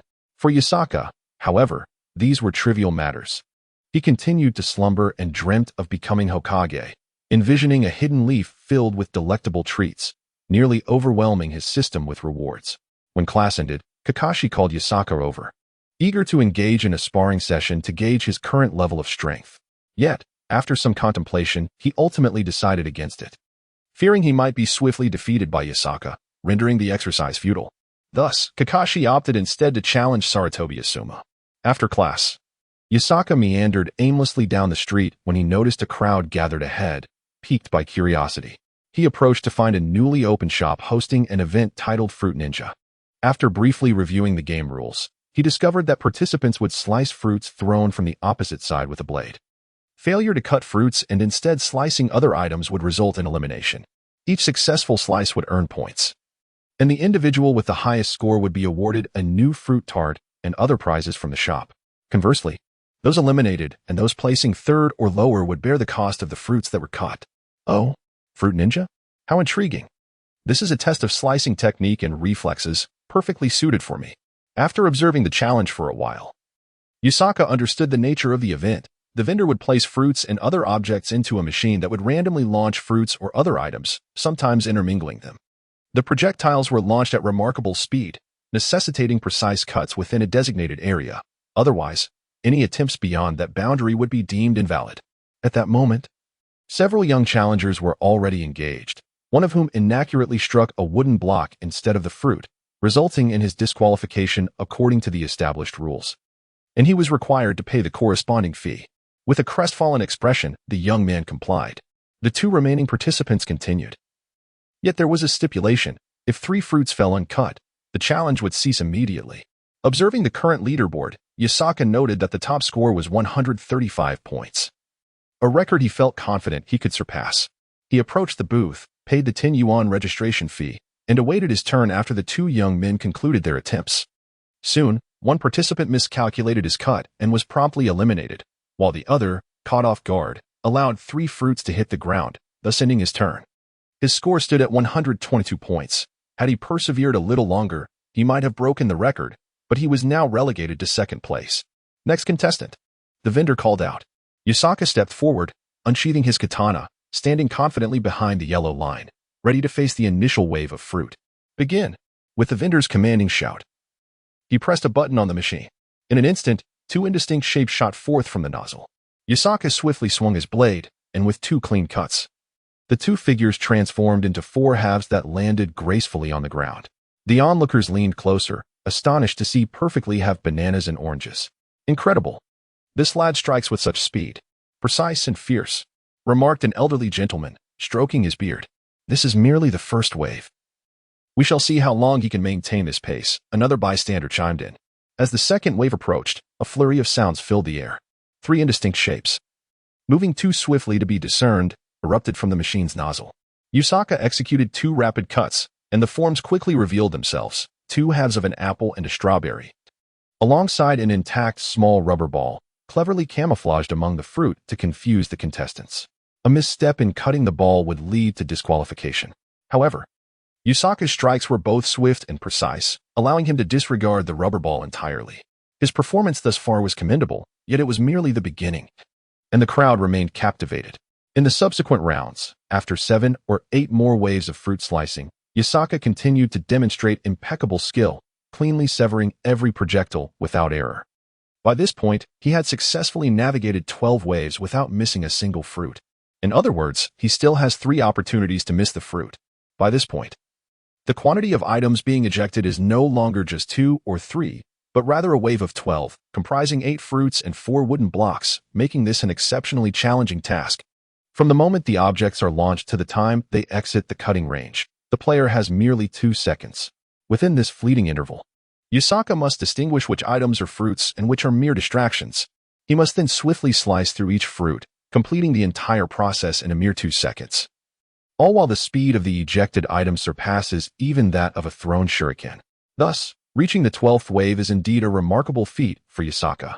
Initially, the crowd numbered only 7 or 8, but now it has swelled to over 20, encasing the Fruit Ninja stall in layers of onlookers, all wide-eyed as they watch Yusaka deftly wield his blade to cut the fruits. At this juncture, the increasing number of items signifies that each wave of fruit attacks poses significant danger. One miscalculated slash could lead to the elimination by striking a distraction, or a momentary lapse in reaction could result in missing a fruit entirely, possibly leading to immediate failure. What an impressive young man. His swordsmanship is simply extraordinary, and his reflexes are astonishing. In such a short span, he can clearly discern between fruits and obstacles and slice through them all. Truly remarkable. An elderly man observed with a serious expression. Indeed, not only can he identify them, but as those fruits and distractions are launched, I can barely catch a glimpse. Yet this young fellow manages to slice them all with such precision. It's astounding, were it not for witnessing him without the Sharingan. I would have thought him a member of the Uchiha clan. Another chimed in. Absolutely. When it comes to such feats, the Uchiha clan's Sharingan excels, as it can slow down the movement of objects, thereby enhancing one's reaction time. Yet this young man achieves this solely through his natural eyesight. Truly, heroes emerge from the youth. Indeed, it is a cause for celebration that our Konoha village boasts such a promising next generation. In no time, the surrounding crowd buzzed with discussions, predominantly praising Yusaka, with men, women, and children alike joining in. Among them stood several Jonin, who, upon evaluating their capabilities, realized they could not match Yusaka's prowess. By the 8th or 9th wave of fruit attacks, they found their eyes, minds, and bodies struggling to keep up, leading to a deep admiration for Yusaka from these seasoned ninjas. Hey, do you know who that kid is? Judging by his appearance, he should be a Jonin, right? A seasoned Jonin adorned with a Leaf Village forehead protector nudged his companion with his elbow and inquired. The latter shrugged in resignation and replied, I do not recognize him. After all, I am a Jonin now. My time is consumed with training and completing missions. I hardly have the leisure to concern myself with the affairs of the Jonin. Among them, I only know Saratobi Asuma and Hataki Kakashi. Beyond that, I am unfamiliar with anyone else. That is true. Who has the time to observe the Jonin? This lad is indeed impressive. When he unleashed that barrage of 12 projectiles, though I did not personally engage, my keen perception and mental acuity would have rendered me incapable of severing all the fruits in time. I would have likely struck incorrectly and missed at least 2. I share your sentiment. This young man is truly remarkable. Moreover, the most astonishing aspect is that he achieved this feat without the Sharingan. I am thoroughly impressed. Just as the two Jonin were engrossed in their discussion, a red light illuminated atop the fruit launching machine, accompanied by the sound of bells ringing. Here it comes again. Upon hearing the chime, the previously chattering Jonin fell silent, his gaze fixated intently on the machine's nozzle. The surrounding crowd, who had been engaged in animated conversation, likewise quieted, their attention drawn to the nozzle, awaiting the 13th wave of fruit onslaught. Whoosh, whoosh, whoosh. In the next moment, a series of shadowy figures erupted from the machine's spout, their trajectories erratic and unpredictable, resulting in 13 shadows appearing before Yusaka, scattered in various positions above, below, and around him. The speed of the emitted objects was so rapid that most spectators could not discern whether they were fruits or something else. They merely witnessed a mass of shadows hurtling toward Yusaka like a formidable wall. In the blink of an eye, Yusaka's eyes gleamed with determination, and he swiftly drew his katana, unleashing a brilliant flash of white light. The sound of slicing filled the air, and the next moment, a multitude of fruit pieces rained down upon the ground, oranges, apples, strawberries, and more. Behind Yusaka lay 7 wooden blocks, the remnants of this round's distractions. What? This wave yielded only 5 fruits, while the distractions accounted for 7, exclaimed a young ninja, his voice filled with astonishment. His reaction resonated with the crowd, who donned expressions of shock as they gazed at the 7 wooden distractions. What did these 7 distractions signify? Out of a total of 13 projectiles, a majority were mere distractions, indicating that when Yusaka perceived these distractions, he had to divert his focus to discern whether the other objects were fruits or distractions, thereby scattering his concentration and amplifying the difficulty of the task at hand. Yet, even so, Yusaki skillfully wielded his knife, precisely slicing through all the fruits, astonishing everyone present with his technique, his precision, and his reflexes. Chapter 41. The Astonishing Yusaki. Remarkable. A Chunin observed Yusaki in awe, concluding that with such exceptional slicing skills and reflexes, he stood no chance against him. Meanwhile, not far from the fruit ninja stall, word had already begun to spread about Yusaki and his remarkable performance. Inside a Chiraka ramen, Mikami Shuji, savoring his noodles, paused after taking a sip of broth, overhearing a conversation between 2 patrons hastily passing by. Hurry, hurry. There's a fruit cutting stall over there. The technique of that genin is simply extraordinary. He has already survived 13 rounds and is closing in on the record of 16. It's amazing. We must go see it. Upon hearing their conversation, Mikami Shuji pondered. Fruit cutting? Fruit ninja?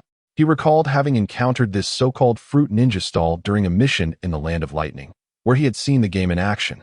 Though it appeared simple at first glance, the difficulty escalated with each round. Out of curiosity, he had tried his hand at it, only to be eliminated in the 9th round due to a slow reaction, having struck an obstacle and missed the fruits. Oh, it's that game. While it is quite entertaining, It's nothing extraordinary. It seems the people of Kanahegakure are rather intrigued by it, he mused, continuing to eat his noodles. Indifferent to the stall's allure, planning to head home for a nap after finishing his meal. However, just as he chewed a few bites, his motion slowed and eventually came to a halt. Jinin? 13th round? A puzzled expression began to emerge on Mikami Shuji's face. The current batch of Jinin from Konoha were all his students. It took him a moment to realize that this signified his students were over there, nearing a challenge for the top spot. Who could it be, so skilled as to reach the 13th round? Even I, as their teacher, could only manage up to the 9th round. Suddenly, it struck him.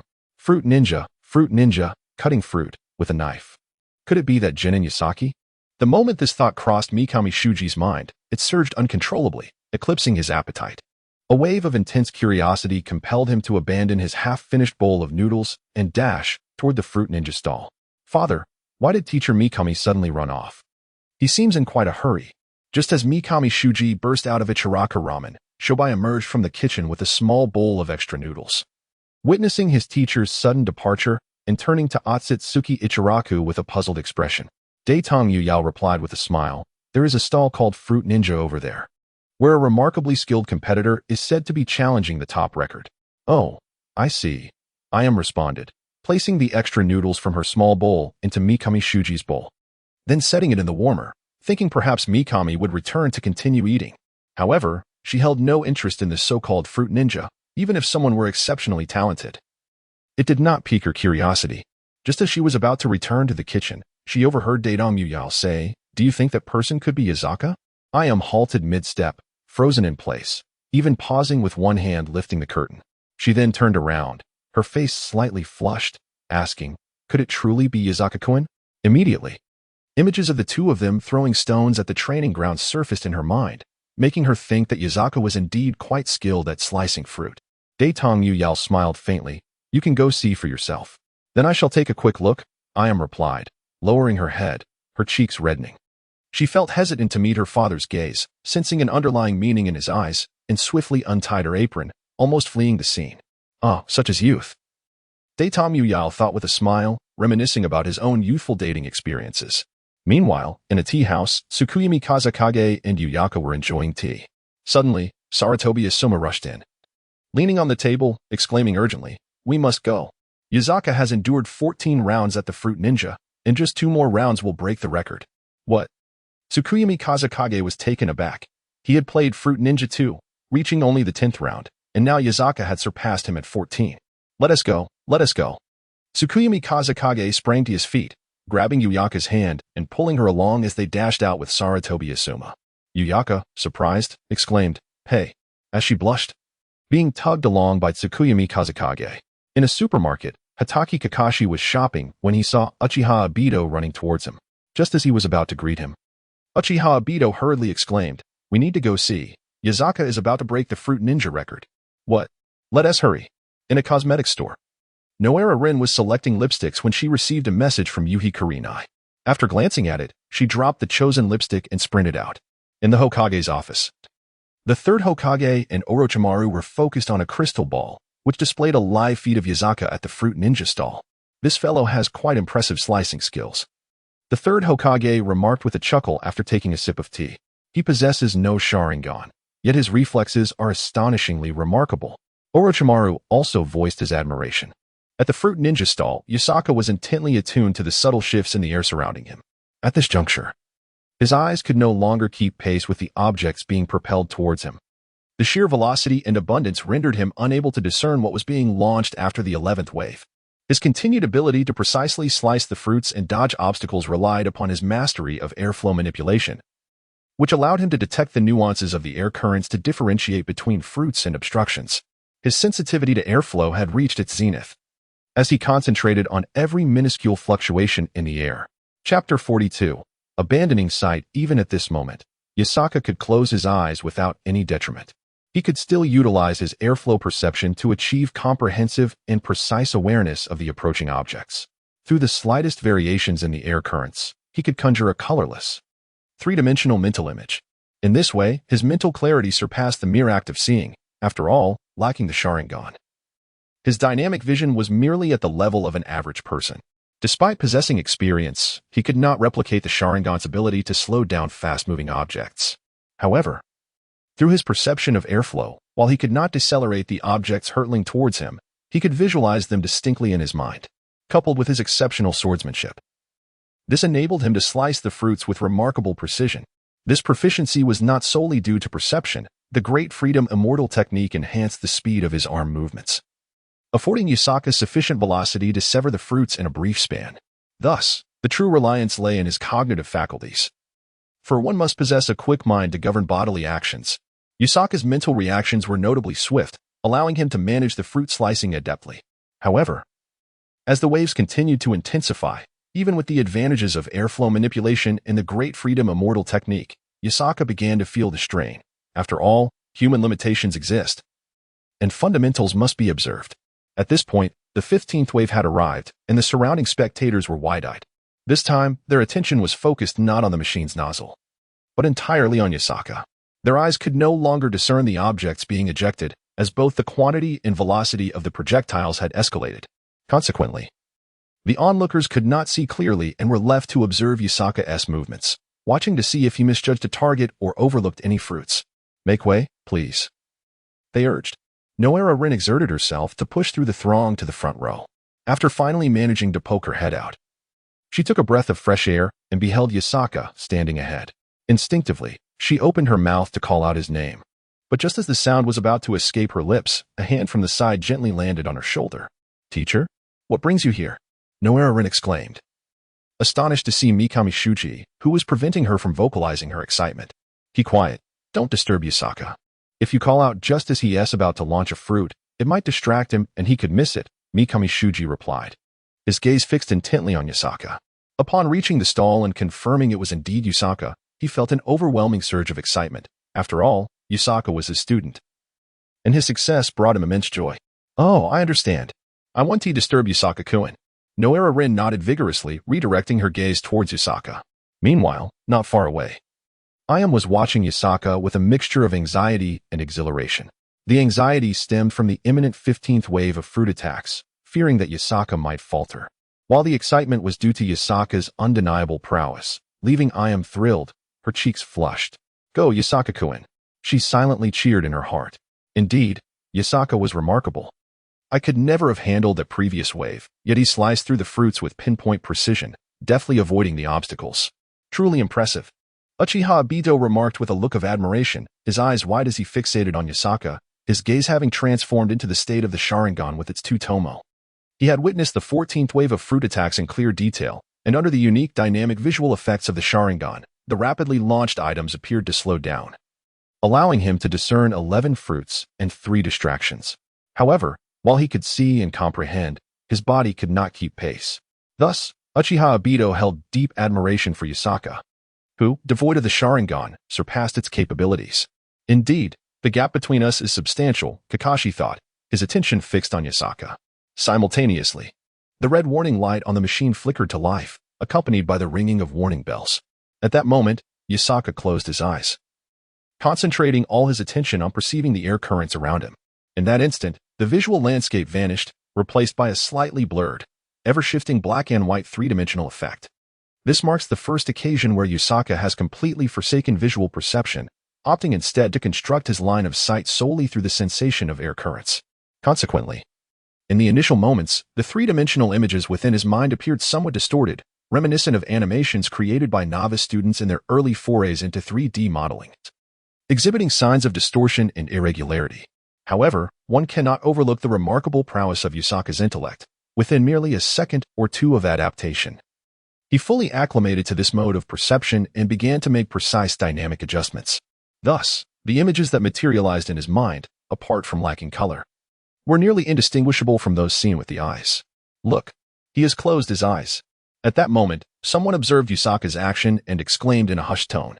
Soon, the gathered crowd collectively recognized Yusaka's closed eyes, sparking a flurry of speculation. Some believed he had surrendered, especially with the impending 15th wave, which would unleash 15 projectiles, an almost insurmountable challenge, as the difficulty escalated exponentially with each additional projectile. Yet, others held differing opinions. Uchiha Itachi furrowed his brow slightly, contemplating. From my understanding of Yasaka-kun, he does not strike me as the type to give up. Thus, there remains but one possibility. Concurrently, Kakashi mused. He possesses a unique perceptual ability, one that enables him to scout without the use of sight. Moreover, it is likely more effective than visual observation.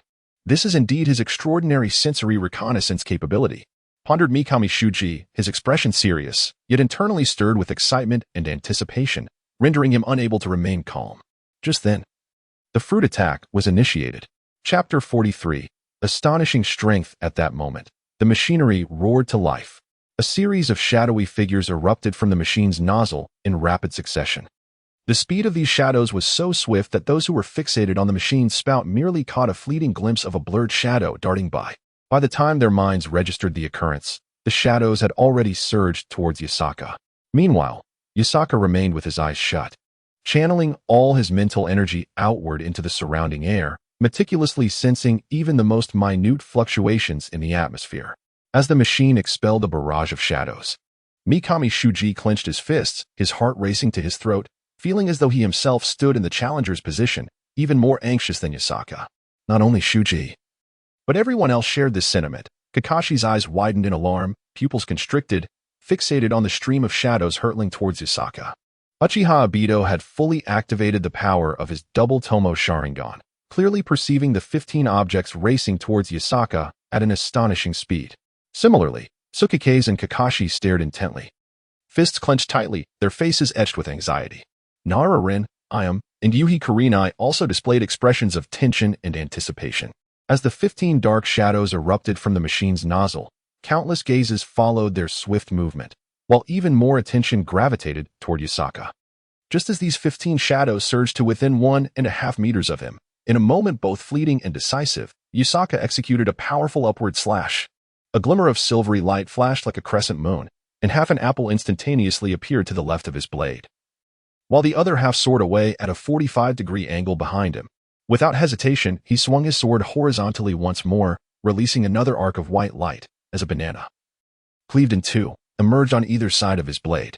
At that moment, another shadow hurtled toward him, yet he paid it no heed, merely tilting his head to the left to evade the oncoming figure. Witnessing this scene, Kakashi, with wide eyes, couldn't he help but whisper, "Is that a distraction?" Indeed. It was a small rubber ball. Uchiha Obito nearly shouted, having discerned the ball through his Sharingan's exceptional dynamic vision, though his body could not keep pace with his sight. By the time his body responded, Yasaka had already allowed the ball to pass by, indicating that Yasaka's reflexes far surpassed those of Uchiha Obito. At that instant, 3 more shadows barreled toward Yasaka in a triangular formation, closely followed by 6 additional shadows within less than half a meter. This was undoubtedly an exceptionally challenging fruit assault. The foremost trio of shadows moved in a triangular layout rather than a linear sequence, meaning Yasaka had to recognize all 3 objects in what could only be described as an instant, necessitating simultaneous severance of all 3. Given that they occupied the same vertical plane, Yasaka needed to achieve an extraordinarily high speed in his slashing. After all, when the blade could finally meet the objects, they would be less than 1.5 meters away, and at such a proximity, striking them all within mere fractions of a second required at least 2 rapid slashes. Moreover, following the severance of those 3 objects, 6 more shadows would immediately follow. Although these 6 shadows did not share the same vertical plane, their proximity rendered the challenge even greater than that of the initial trio. As this scenario unfolded, the multitude gathered believed that Yasaka would surely falter under this onslaught, likely facing elimination in this very wave. "Go for it, Yasaka-kun," Ayam silently cheered, her heart in her throat. At this moment, the tension reached its zenith for figures such as Esma SHG, Kakashi, and Uchiha Obito. The peril of this round was exceedingly high. Even the slightest delay in swinging their blades or reacting could lead to imminent elimination. This was merely the 15th round, and they were but a whisker away from the 16th, the threshold for victory. However, amidst the palpable anxiety enveloping everyone, the focal point of pressure, Yasaka, remained remarkably composed. His mind was as tranquil as a placid lake, devoid of any ripples, reflecting an image as clear as glass. In the realm of his consciousness, a monochromatic 3-dimensional tableau unfolded. At a distance of 1.5 meters before him, 3 objects approached him in a triangular formation. At the apex, a wooden block. To the left, an orange, and beneath that, a dragon fruit. Following these three, 6 apples trailed closely behind. Given the proximity and velocity, even Yusaka would find it exceedingly challenging to sever all 8 fruits within such a brief span of time, with a mere 20% chance of success under normal circumstances. However, that did not account for the alternative methods he was prepared to employ. In the next instant, Yusaka resolutely intoned within himself, steel-cutting flash. With a decisive motion, he swung his right arm forward, unleashing a vast expanse of white luminescence that transformed instantaneously into a dazzling crescent-shaped wind blade, forming a grand net that surged toward the approaching objects. Ah, what is this? Asuma Saratobi, witnessing this spectacle, was left utterly astonished. His mouth agape as if he could fit a light bulb within it, his expression one of sheer disbelief. The wind. It materialized into tangible force. Moonlight Gale stared in awe, his pupils constricting and trembling slightly. No, this is not mere wind. It is the blade's aura. Esma SHG exclaimed, equally astonished. Having forgotten the necessity for silence in order not to disturb Yusaka, as the unfolding scene was simply too breathtaking, the others stood frozen, their expressions a tableau of shock and speechlessness. Simultaneously, the expanse of wind blades unleashed by Yusaka accurately cleaved through the shadows, leaving only one shadow to zip past him, a wooden block, upon closer inspection. Chapter 44. The 15th wave, a series of swift slicing sounds echoed, akin to the rapid rhythm of vegetables being chopped. Moments later, a cascade of fruits tumbled to the ground, each piece meticulously bisected in 2. 8 fruits yielded 14 segments, scattered around Yusaka's form, as 6 more shadows hurtled toward him. Yusaka, with his eyes closed, raised his hand and executed a swift strike. A brilliant light flashed, and fruits cascaded to the ground in a flurry, every single one cleaved down without missing a single target or misjudging any obstruction. For a moment, the atmosphere was thick with silence, as all eyes were drawn to the sight of Yusaka standing there, reminiscent of a legendary hero, exuding an undeniable coolness. Remarkable! Incredible! Shobu exclaimed, her face flushed with excitement, captivated by Yusaka's striking presence. I never anticipated his technique had reached such a pinnacle. I am still leagues away from his level. Moonlight Gale gazed at Yusaka in disbelief. He had thought he was striving diligently, while he was somewhat close to Yusaka. He now realized that Yusaka had never truly exerted himself. The prowess he had imagined Yusaka possessed was merely a figment of his own perception. In that moment, Moonlight Gale experienced a blow to his confidence, but it was fleeting. Almost immediately, a renewed determination ignited within him, for he believed that with greater effort, he could reach Yusaka's heights. After all, hadn't teacher Mikami said, 30 years east of the river, 30 years west of the river? Just because it's impossible now doesn't mean it will be in the future. Who can claim they will always win? Yusaka, I will surely surpass you. Moonlight Gale's eyes gleamed with resolute ambition. Yusaka, indeed, possessed extraordinary skills. The frustration of being unable to match him was palpable to Mikami Shuji, whose expression was a complex mix of shock and pride. On one hand, he was astounded by the combat prowess Yusaka displayed. It was a level beyond his reach, leaving him, as a teacher, feeling rather embarrassed that his student surpassed him. On the other hand, he felt immense pride in Yusaka's achievements. Having watched him grow over the 3 years since he first entered school, when Yusaka was merely waist-high, now he stood shoulder to shoulder with him. This young man will undoubtedly become a pillar of Konoha, Mikami Shuji thought, a smile of satisfaction gracing his face. Such formidable technique. This was Yusaka's ninja way. Sharp and incisive.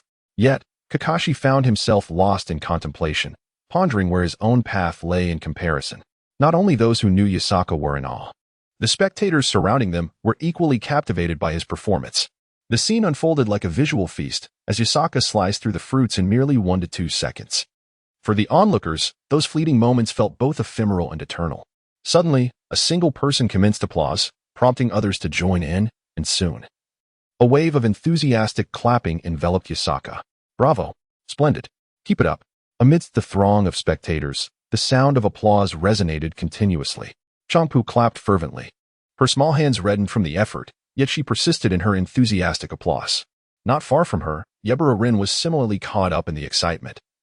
Her hands also flushed from the fervent clapping. At that moment, Yusaka had successfully endured 15 waves of fruit assaults. This meant that should he withstand the next onslaught, his score would surpass that of the previous leader, thereby shattering the record and descending to the top. While the former champion had also withstood 16 waves of fruit He had faltered and missed 2 fruits in earlier rounds, whereas Yuzaka had not missed a single one thus far. Consequently, Yuzaka's score was poised to eclipse that of his predecessor. Even though the previous leader had not missed any fruit in the 16th wave, if Yuzaka maintained his flawless record, he would undoubtedly surpass the former champion in points. Even if Yuzaka were to be eliminated in the 17th wave, his score would still secure him the first place. Thus, the impending wave would determine Yuzaka's rank. If he succeeded, he would be first. If he faltered, he would settle for second. It was indeed a pivotal moment. Yuzaka, give it your all. Mikami Shuji fervently clenched his fists, silently praying for Yuzaka's success. Kakashi, typically composed, found himself engulfed by tension in this moment. Although he regarded Yuzaka as a rival to surpass, he also wished for Yuzaka to set a new record, as it would render his own ambition to surpass Yuzaka all the more significant. After all, the higher the level of his opponent, the greater the motivation, and thus, the more substantial the enhancement of his own abilities. Similarly, Tsukikage Shippa shared this sentiment. Despite his annoyance towards Yuzaka, he understood that the stronger Yuzaka became, the greater the pride he would feel in defeating him. Though often bested by Yuzaka, Tsukikage's spirit remained resilient. He was not easily disheartened, but rather fought back with increasing tenacity. Asuma Saratobi mirrored this sentiment, even calling out directly to Yuzaka, Yuzaka, give it your all. You must endure the 16th wave. Go for it. Upon hearing Asuma's voice, Yuzaka offered a slight smile and signaled a victory gesture in response. At that moment, the corner of his eye caught a glimpse of Changpu within the crowd, momentarily stunning him. What is Changpu doing here? Changpu, noticing Yuzaka's gaze fixed upon her, felt her cheeks flush with a rosy hue. After a brief hesitation, she mustered her courage and shouted to Yuzaka, Yuzaka, go for it. If you secure first place, I'll treat you to ramen later. What? Such a delightful prospect? I must claim first place. Upon hearing about the delectable offerings, Yuzaka's eyes sparkled with enthusiasm. Chapter 45, A Covert Assault. If I secure first place, SHBU will treat me to a meal? Excellent. In that case, first place is as good as mine. Yuzaka instantly directed his eager gaze toward SHBU, causing her cheeks to flush with embarrassment. Why does Yuzaka look at me like that? SHBU thought, feeling as though she wanted to shield her face from his intense gaze. Although she felt bashful and wished to cover her face, she feared that doing so might displease Yuzaka, leaving her in a tumultuous emotional state. At that moment, Yuzaka regarded SHBU as if she were a bounty of system rewards. Although he had savored ramen before, the experience paled in comparison to the first time. Yet every culinary delight could still enhance his strength, albeit in varying degrees. Thus, in Yuzaka's eyes, SHBU transformed from a mere girl into an abundance of gourmet delights, and subsequently, into a plethora of system rewards. Consequently, their thoughts became misaligned. Nevertheless, this was of little consequence, as both of their objectives were met. Meanwhile, amidst the cheers supporting Yuzaka, one individual in the crowd wore a troubled expression, his face marred by anxiety. Standing 3 meters away from Mikami Hidetoshi, he was a tall man in his 40s, sporting a ponytail and clad in a samurai outfit, exuding the aura of a Japanese ronin. This man was the current record holder, the very person Yuzaka aimed to surpass. He appeared visibly tense, filled with unease. For his 2-month-long record was in jeopardy of being shattered by the seemingly unremarkable shinobi before him. What a predicament! If all goes well, my record will soon be eclipsed. I cannot allow this. I have maintained this record for 2 months. How can I let it be broken by some inexperienced youth? He fumed internally. Noticing a short katana hanging from his left side and a tool pouch on his right, he stealthily reached into the pouch, feeling 3 sharp steel needles. At the moment he drew his blade, he planned to launch the needles, altering the trajectory of the fruit and any obstructions. In that brief instant, Yuzaka would likely be unable to react swiftly enough, leading him to miss the fruit, causing a flurry of panic that could result in his immediate elimination. With this thought, the Ronin-like figure grew increasingly anxious, for the execution of this plan must remain sufficiently clandestine and harm-free. Should he be discovered, not only would his previous achievements be nullified, but he would also be branded as a despicable and treacherous individual, earning the disdain of others. However, he possessed unwavering confidence in himself. For not only was his swordsmanship exceptional, but his proficiency with hidden weapons was equally formidable. He harbored an 80% certainty that he could launch steel needles which, upon colliding with the surfaces of the fruits and obstructions, would create friction, thereby altering their trajectory. In that fleeting moment as Yuzaka prepared to strike, the path of his intended target would shift. The instantaneous nature of this occurrence would render Yusaka incapable of rapidly adjusting the direction of his muscular force, resulting in a miss. Such a miss could profoundly affect his psyche, potentially leading to a domino effect that would culminate in a catastrophic failure, jeopardizing his subsequent actions and resulting in immediate disqualification. Should Yusaka be eliminated in the 16th wave, his points would be forfeited. Consequently, the individual masquerading as a wolf would retain his lead. Overcoming me is a futile endeavor. The middle-aged man, garbed as a rogue, mused inwardly, resolutely determined to safeguard his top position. Meanwhile, Yusaka closed his eyes, bracing himself for the impending 16th wave of fruit assaults. This wave was of paramount importance. If he could withstand it, he would secure first place, which would allow Iam to treat him, and in turn, he would savor culinary delights and receive rewards from the system. Calm. One must maintain absolute tranquility to accurately perceive the fluctuations of the airflow. Yusaka forcibly subdued his excitement, gradually achieving a state of composure. In his mental realm, the colorless outline of the world reemerged, with his full attention devoted to sensing the alterations in the air currents. The clarity of his mental visualization sharpened, rendering the expressions of those present as vividly as if he were gazing upon them with his own eyes, perhaps even more distinctly. Through repeated encounters with the fruit assaults, Yusaka's skill in manipulating airflow had become increasingly adept. He was even unaware that he could now amplify and diminish sound through the control of air density. However, despite his newfound ability to visualize his surroundings via airflow, he remained oblivious to a figure on his left, who was stealthily reaching into a waist pouch, grasping several steel needles. This limitation of airflow manipulation was its inability to achieve an effect, thus rendering him inferior to the Byakugan in terms of reconnaissance. Come on, the next wave of attacks. I must block them, Yusaka thought resolutely as the machine's red warning light began to flash. The urgent ringing of the alert echoed, signaling that in 2 seconds, the crucial 16th wave of fruit attacks would commence. The rogue on Yusaka's left grew increasingly tense and focused, due to his subsequent maneuvers. The difficulty he faced was hardly less than that of Yotsuka. He merely needed to target a select few fruits, while Yotsuka was tasked with striking the majority. I shall not allow you to succeed. The middle-aged man, clad in a wayward fashion, felt his fingers, which clutched the steel needles, begin to perspire. The preservation of his first place now hinged upon his forthcoming actions. In the next moment, the machine's nozzle emitted a rapid succession of 16 dark figures, rushing towards Yotsuka like an imposing wall. Moreover, this time, the speed surpassed even that of the 15th wave of fruit attacks. Now was the moment. The man, eyes widening, discreetly launched the 3 steel needles he held, employing an imperceptible technique. In the following instant, the needles soared towards the multitude of fruits that had been expelled. Although there were only 3 needles, their impact was akin to pulling a thread that unravels an entire tapestry in such high-speed proximity. Even the slightest miscalculation could lead to utter failure. Thus, whether from a psychological standpoint or in terms of the actual circumstances, at this juncture, any semblance of error was intolerable. This is precisely the reason why the game of Fruit Ninja escalates in difficulty. As one progresses, the challenges intensify. With only the blade at one's disposal and no reliance on ninja techniques, the human capacity for swift strikes is inherently limited. Even with the activation of the Sharingan, enabling one to perceive all fast-moving objects in a single second, the speed of one's body ultimately imposes restrictions. In reality, the game of Fruit Ninja possesses an inherent ceiling. Surpassing 20 waves is virtually impossible. Reaching that threshold implies that one must not only discern all flying objects within a second, but also execute over 15 consecutive slashes. This reaches the limits of human capability. No matter how robust one's physique, adherence to fundamental laws is inevitable.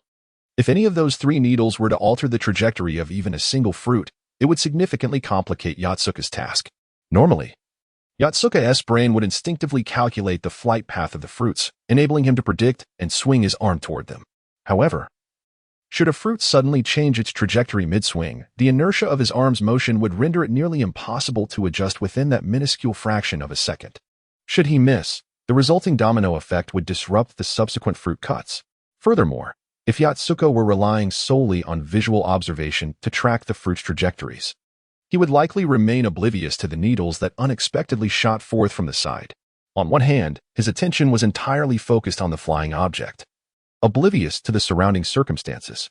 On the other hand, The 3 steel needles were exceedingly slender, nearly reaching the caliber of 1/1000th of a millimeter.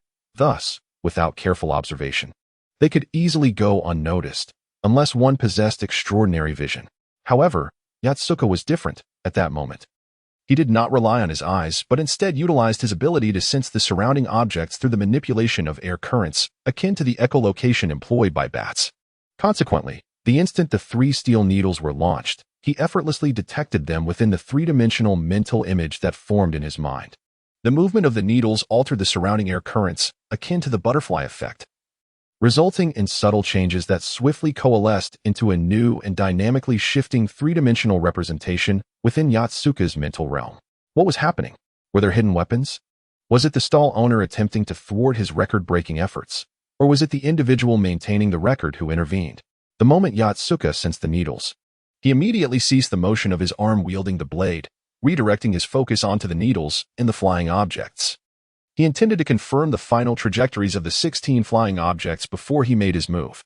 His combat intelligence informed him that if the needles collided with the flying objects while he was in the midst of his strike, it would be exceedingly difficult to alter the direction of his blade in time. Thus, under this near-limitless mental response, Yatsuka astonishingly refrained from striking for a fraction of a second, successfully utilizing his ability to perceive air currents to anticipate the outcomes influenced by the 3 needles. 2 fruits and 1 obstruction. In an instant, Yatsuka predicted which flying objects would be affected by the needles. After a rough estimation of the potential trajectories of the 2 fruits and 1 obstruction, he decisively struck.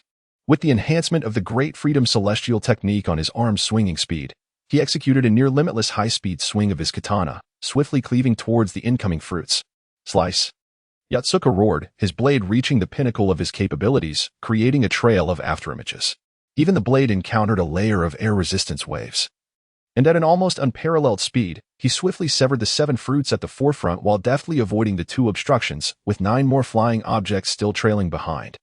Among these 9, 3 collided with the steel needles, causing an instantaneous displacement.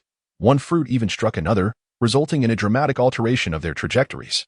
Yet, through the clarity of air current perception, these changes became vividly apparent.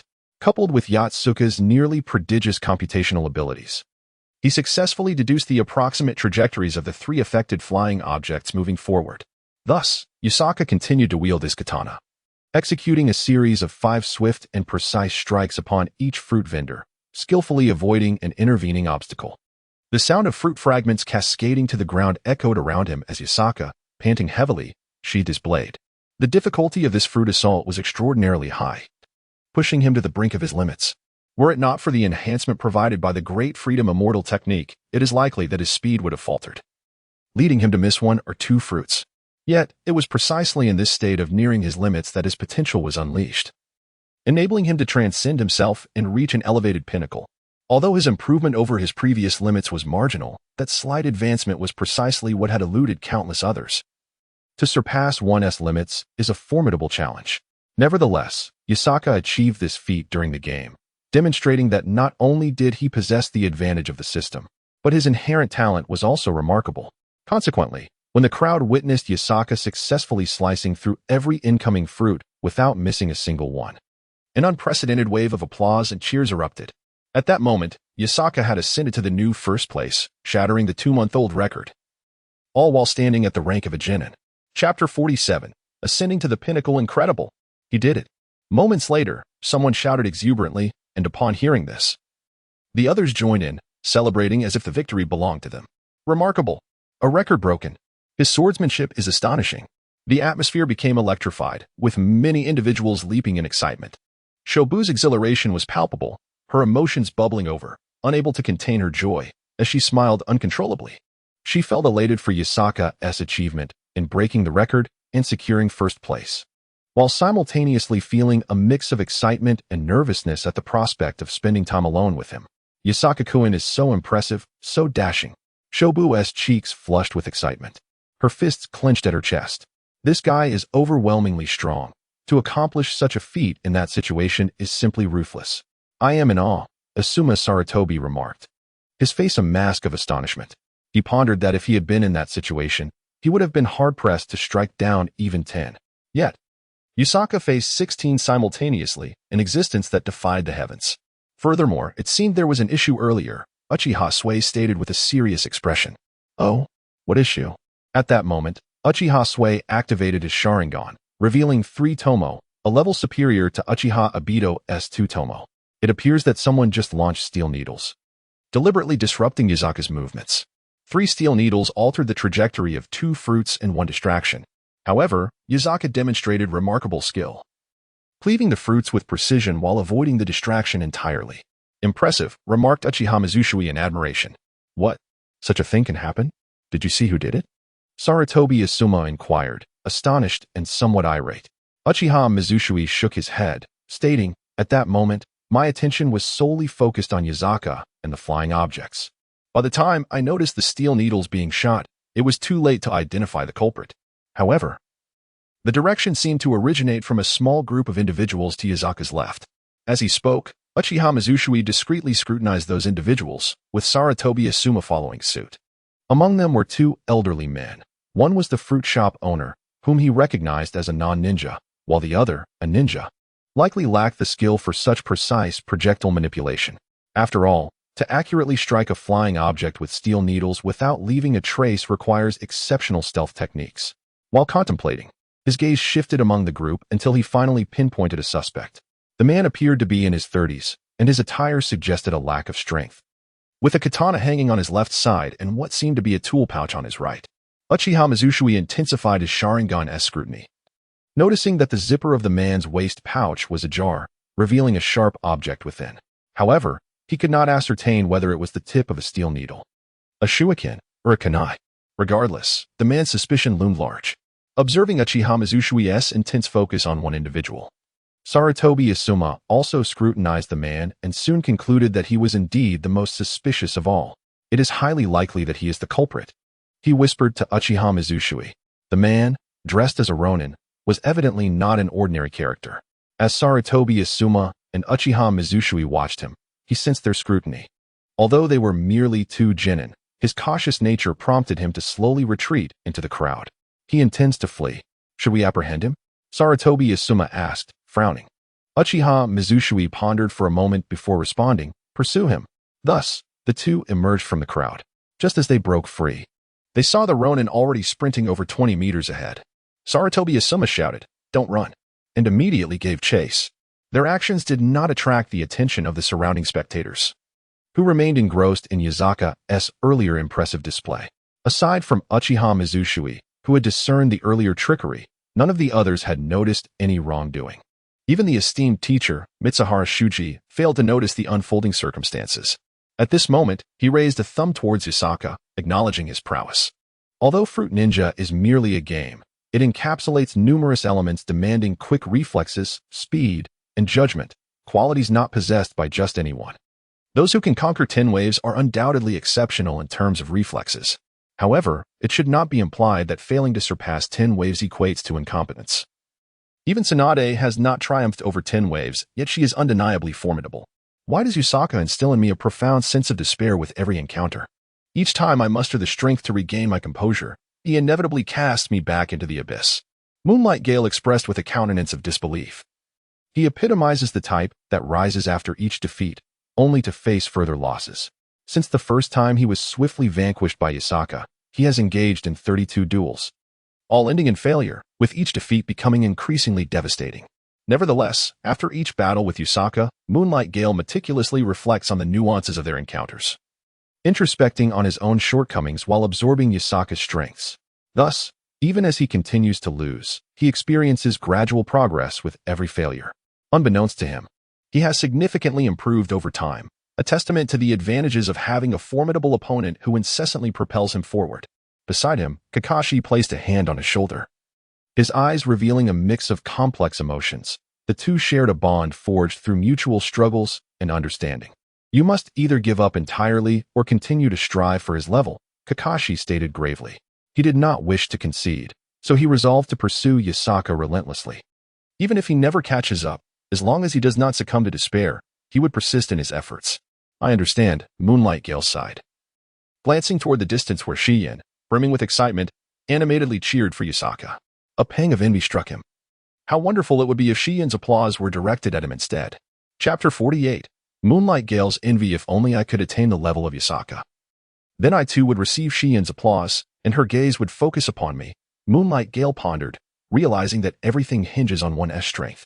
With this thought, he felt an overwhelming eagerness to train, yet he also knew that Yasaka was still engaged in his challenge, and he was curious to see how far Yasaka could progress. However, Yasaka himself was beginning to feel fatigued. Maintaining such intense concentration over a prolonged period inevitably led to mental exhaustion. Moreover, the relentless, high-speed strikes he executed placed a considerable strain on his arm muscles. Consequently, Yasaka sensed his weariness and resolved to seek out Shobu for a meal once the challenge concluded.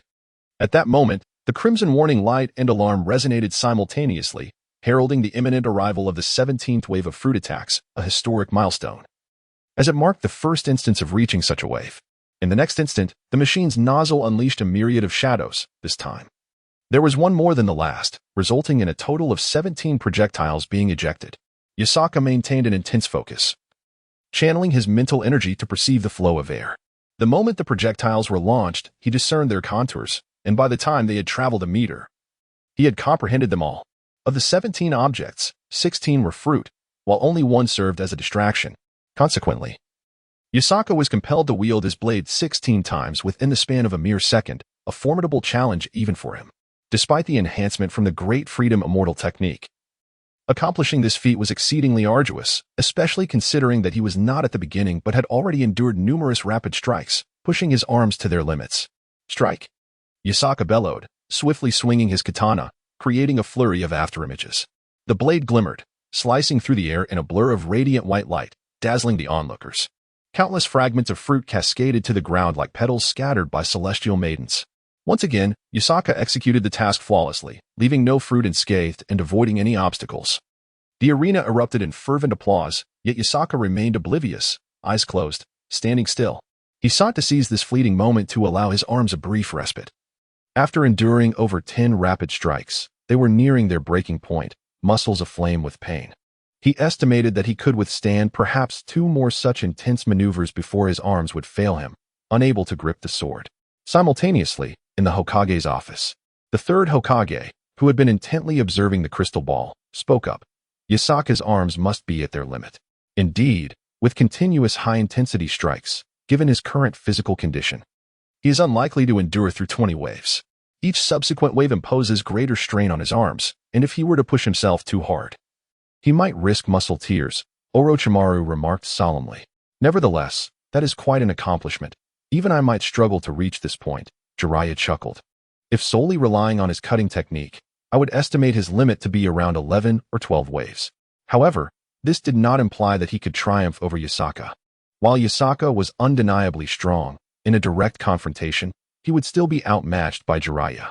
After all, Yasaka's strength lay in his melee prowess, whereas Jiraiya's ninjutsu encompassed vast areas, enabling him to eliminate Yasaka before he could close the distance. Although Yasaka had previously cleaved through flames, it was merely a commonplace fire-based ninjutsu. If faced with a higher-level fire release technique, his current prowess would be insufficient to sever it. Should Jiraiya employ Sage Art, Gomen, Yasaka would be utterly incapable of either cleaving or countering it. Nevertheless, this knowledge is temporary. As Yasaka's swordsmanship evolves and strengthens, such limitations may eventually dissipate. At that moment, while the third Hokage, Jiraiya, and Orochimaru engaged in idle chatter, Yasaka's warning bell chimed once more, heralding the impending 18th wave of fruit assault. Dreadful. This wave seemed precarious. His hand could scarcely maintain its grip on the sword. Yasaka pondered, his right arm stiffening, muscles exhibiting a pronounced sensation of tearing. Despite having rested for approximately 15 seconds, the tension in his arm remained unabated, accompanied by a fierce sense of engorgement.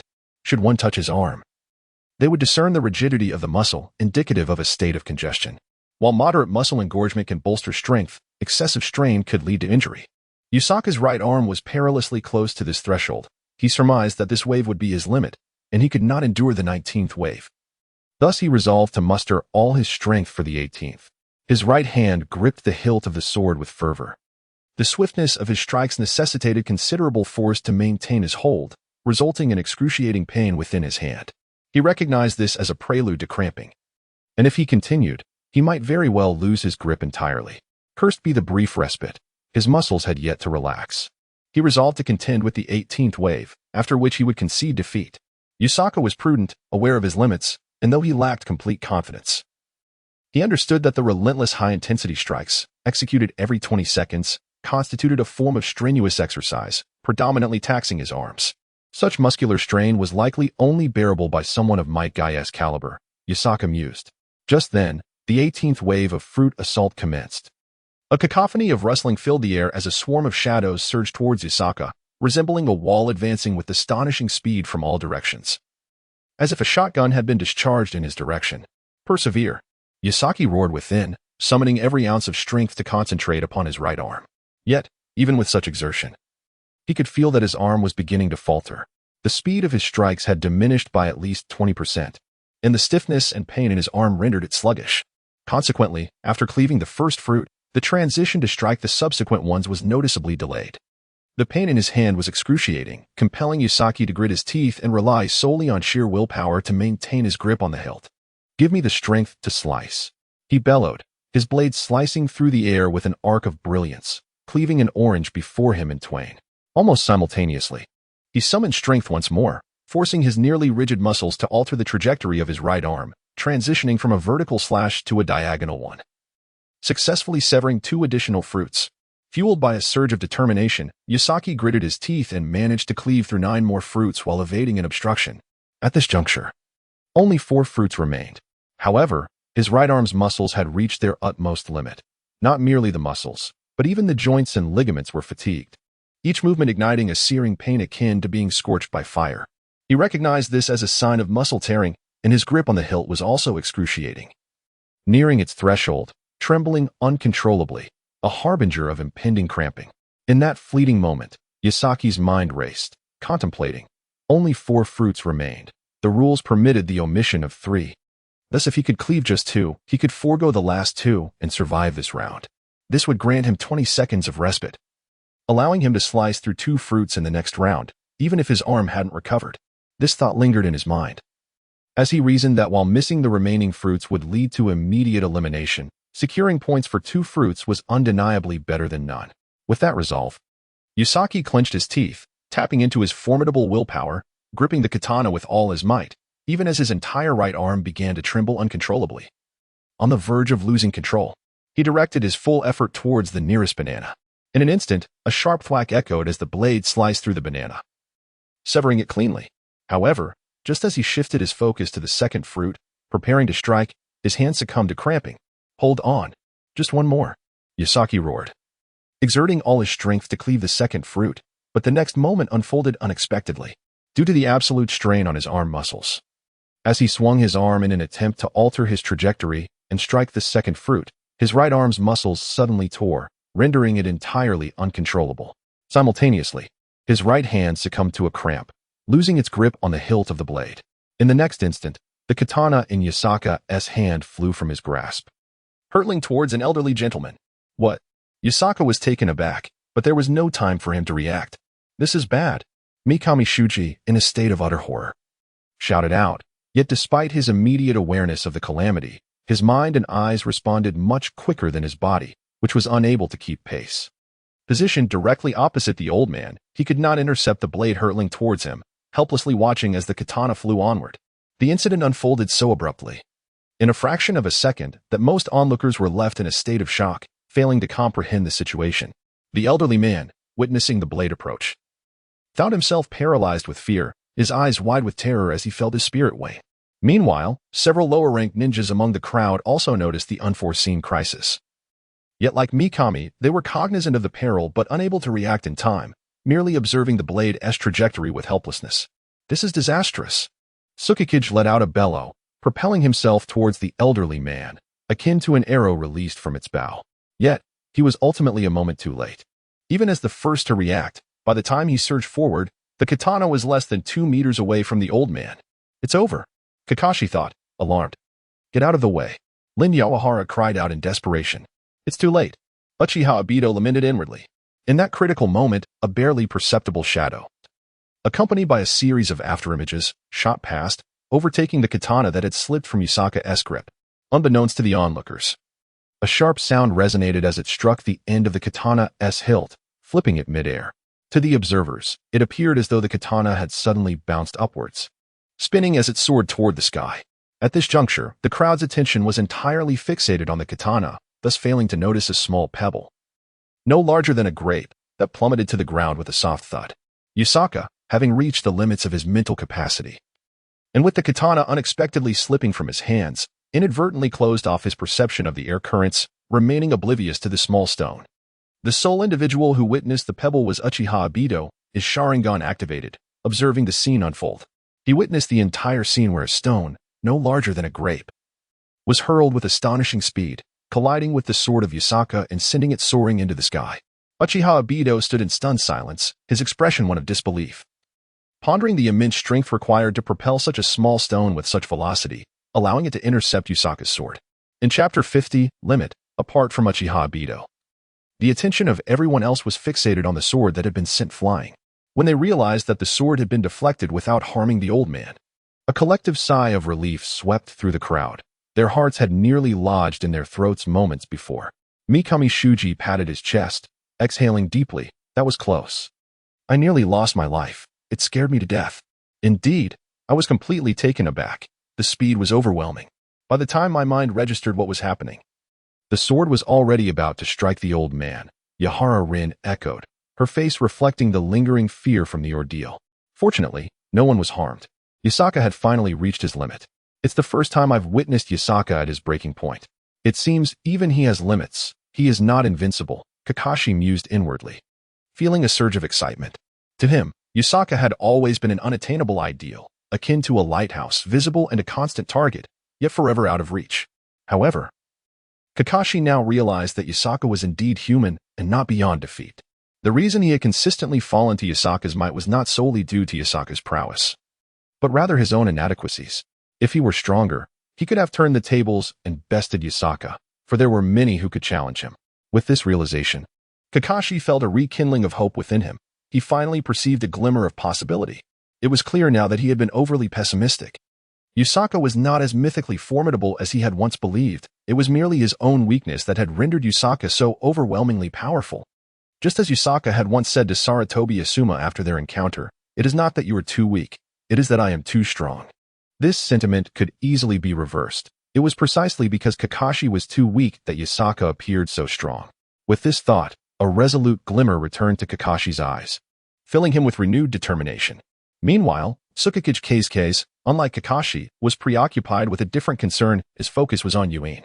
He noticed her sorrow and questioned why she was upset. Was it due to seeing Yusaka injured? This thought ignited a wave of bitterness within him, stirring feelings of anger. After all, they had been childhood friends. Why had Yusaka suddenly intruded upon their bond? Moreover, it is evident that Yusaka harbors no particular feelings towards you. Why then do you insist on drawing closer? Have you not noticed my presence by your side? Moonlight Gale can clearly discern that Yusaka holds no interest in Yuin at all. Otherwise, he would have long since developed a resentment towards Yusaka. It is precisely for this reason that he can maintain a relatively stable mindset, viewing Yusaka as a goal to surpass rather than as a rival in love. Nevertheless, Yuin's demeanor continually engenders a profound sense of insecurity within Moonlight Gale. Consequently, despite his considerable enhancement in abilities, he remains plagued by a lack of confidence. As long as he has not defeated Yusaka, his sense of security eludes him. Unbeknownst to him, he has undergone a significant transformation in strength, yet he remains oblivious to this fact, as do those around him. This is solely due to Moonlight Gale's unwavering focus on Yuin. The setting sun felt as though her heart were on a roller coaster, rising and falling with exhilarating intensity. She had prepared herself to rush forward and assist the elderly man in staunching his bleeding, only to discover that the knife had inexplicably soared into the sky, allowing her to breathe a sigh of relief. To lose a life over a game would indeed be a grave injustice. As for the elderly man at the center of this incident, he now lay paralyzed on the ground, his eyes wide and mouth agape, as if he had encountered a ghost, his countenance reflecting sheer terror, concerned that he might suffer lasting repercussions from the fright. Someone took it upon themselves to carry him away to the hospital. Meanwhile, Yusaka, panting and supporting his right arm with one hand, was still shaken by the incident. In that fleeting moment, he had nearly been overcome with fear, never expecting that he would lose grip of the knife's handle. Had it resulted in injury or death, albeit unintentional, he would still be liable for substantial compensation. Thus, Yasaka found himself in a state of trepidation, gaining a newfound understanding of his limitations. However, this also afforded him a moment to rest his arm. Oh, but wait, he had only sliced a single piece of fruit, the rest had fallen through the cracks, meaning he had already been eliminated. Reflecting on this, Yasaka felt a wave of regret wash over him. He had been so close. Had he managed to maintain his grip, he would have severed that fruit and secured himself 20 seconds of respite, allowing him to slice 1 or 2 more fruits. Alas, the limitations of human effort can be disheartening, Yasaka sighed, shaking his head. At the same time, while everyone else felt relieved that the incident had not resulted in injury, Uchiha Obito furrowed his brow in confusion, casting his gaze towards a particular section of the crowd. The small stone had been hurled from that direction, indicating that those few individuals were the ones responsible for the throw. Uchiha Obito focused intently on the individuals from whom the stone had originated, narrowing down his attention to those who had nearly caused a fatal mishap. One of them is an elderly gentleman whom he recognizes as the owner of a grocery store, an ordinary man devoid of any martial prowess or ninjutsu foundation. The second individual is a middle-aged man, unfamiliar to him. Yet his rotund visage suggests he is hardly capable of hurling small stones. After all, anyone able to launch such high-velocity projectiles would certainly possess toned arms rather than those burdened with excess flesh. Uchiha Obito then shifted his gaze to the next individual, a middle-aged woman, who also appeared unlikely, for she was cradling a child at that moment. Obito surmised that it would be improbable for her to throw such high-speed pebbles while holding a child. The notion of kicking the stones was equally implausible, as the trajectory of the stones indicated they had been thrown by a hand. Thus, from any angle, it did not seem possible that they had been propelled by a foot. Obito concluded that this woman, holding a child, was likely not the source of the stones either. Who then could be the last individual? His gaze settled upon the final person. CHBU? Uchiha Obito was taken aback, for he had not anticipated CHBU's presence. Yet, in his estimation, CHBU did not strike him as particularly formidable. While CHBU might possess exceptional skills in ramen making, it seemed implausible that she could launch stones of such caliber. Who, then, could be responsible for this? In that moment of uncertainty, Yasaka had already exhaled a sigh of relief. Now that he had been eliminated, he could finally rest. He attempted to move his right arm, flexing his hand, only to discover that his arm was nearly immobile, the muscles stiff and somewhat swollen. The only reason he had managed to swing his blade moments earlier was due to sheer force of will, driven by a desperate breath held tight. With the conclusion of the challenge, the tension in his body dissipated like a flood, leaving his arm unable to lift. At this juncture, Yasaka found himself in a state of extreme fatigue, both physically and mentally. The recent Fruit Ninja game had drained his mental and physical reserves in a short, intense burst. Comparatively, Yasaka did not possess any notable advantage over others. After all, his prowess and swordsmanship culminated in swift victories, rendering stamina training unnecessary. Now, his arm trembled incessantly, veins protruding, muscles reddened and swollen, clearly indicating he had sustained injuries. Upon witnessing this scene, Changpu felt an instinctive urge to rush forward and massage Yasaka's arm. However, just as she stepped out with her right foot, she noticed a figure had already dashed ahead of her to Yasaka's side. It was no error Rin. Changpu gazed in astonishment as Rin reached Yasaka before her, causing her outstretched foot to freeze mid-air before slowly retreating. She bit her lip lightly, hesitating for a moment, ultimately deciding against approaching. Yet, a flicker of discontent stirred within her. "No error, Rin? What brings you here?" Yasaka inquired, bewildered by Rin's sudden arrival. "Yasaka-kun, your arm is injured. Allow me to administer emergency treatment. Have you forgotten? I possess medical ninjutsu."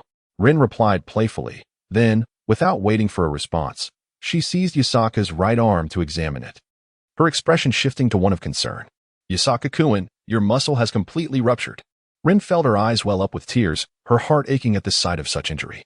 To endure to this extent required immense willpower, to wield a blade to the point of muscle rupture and continue fighting.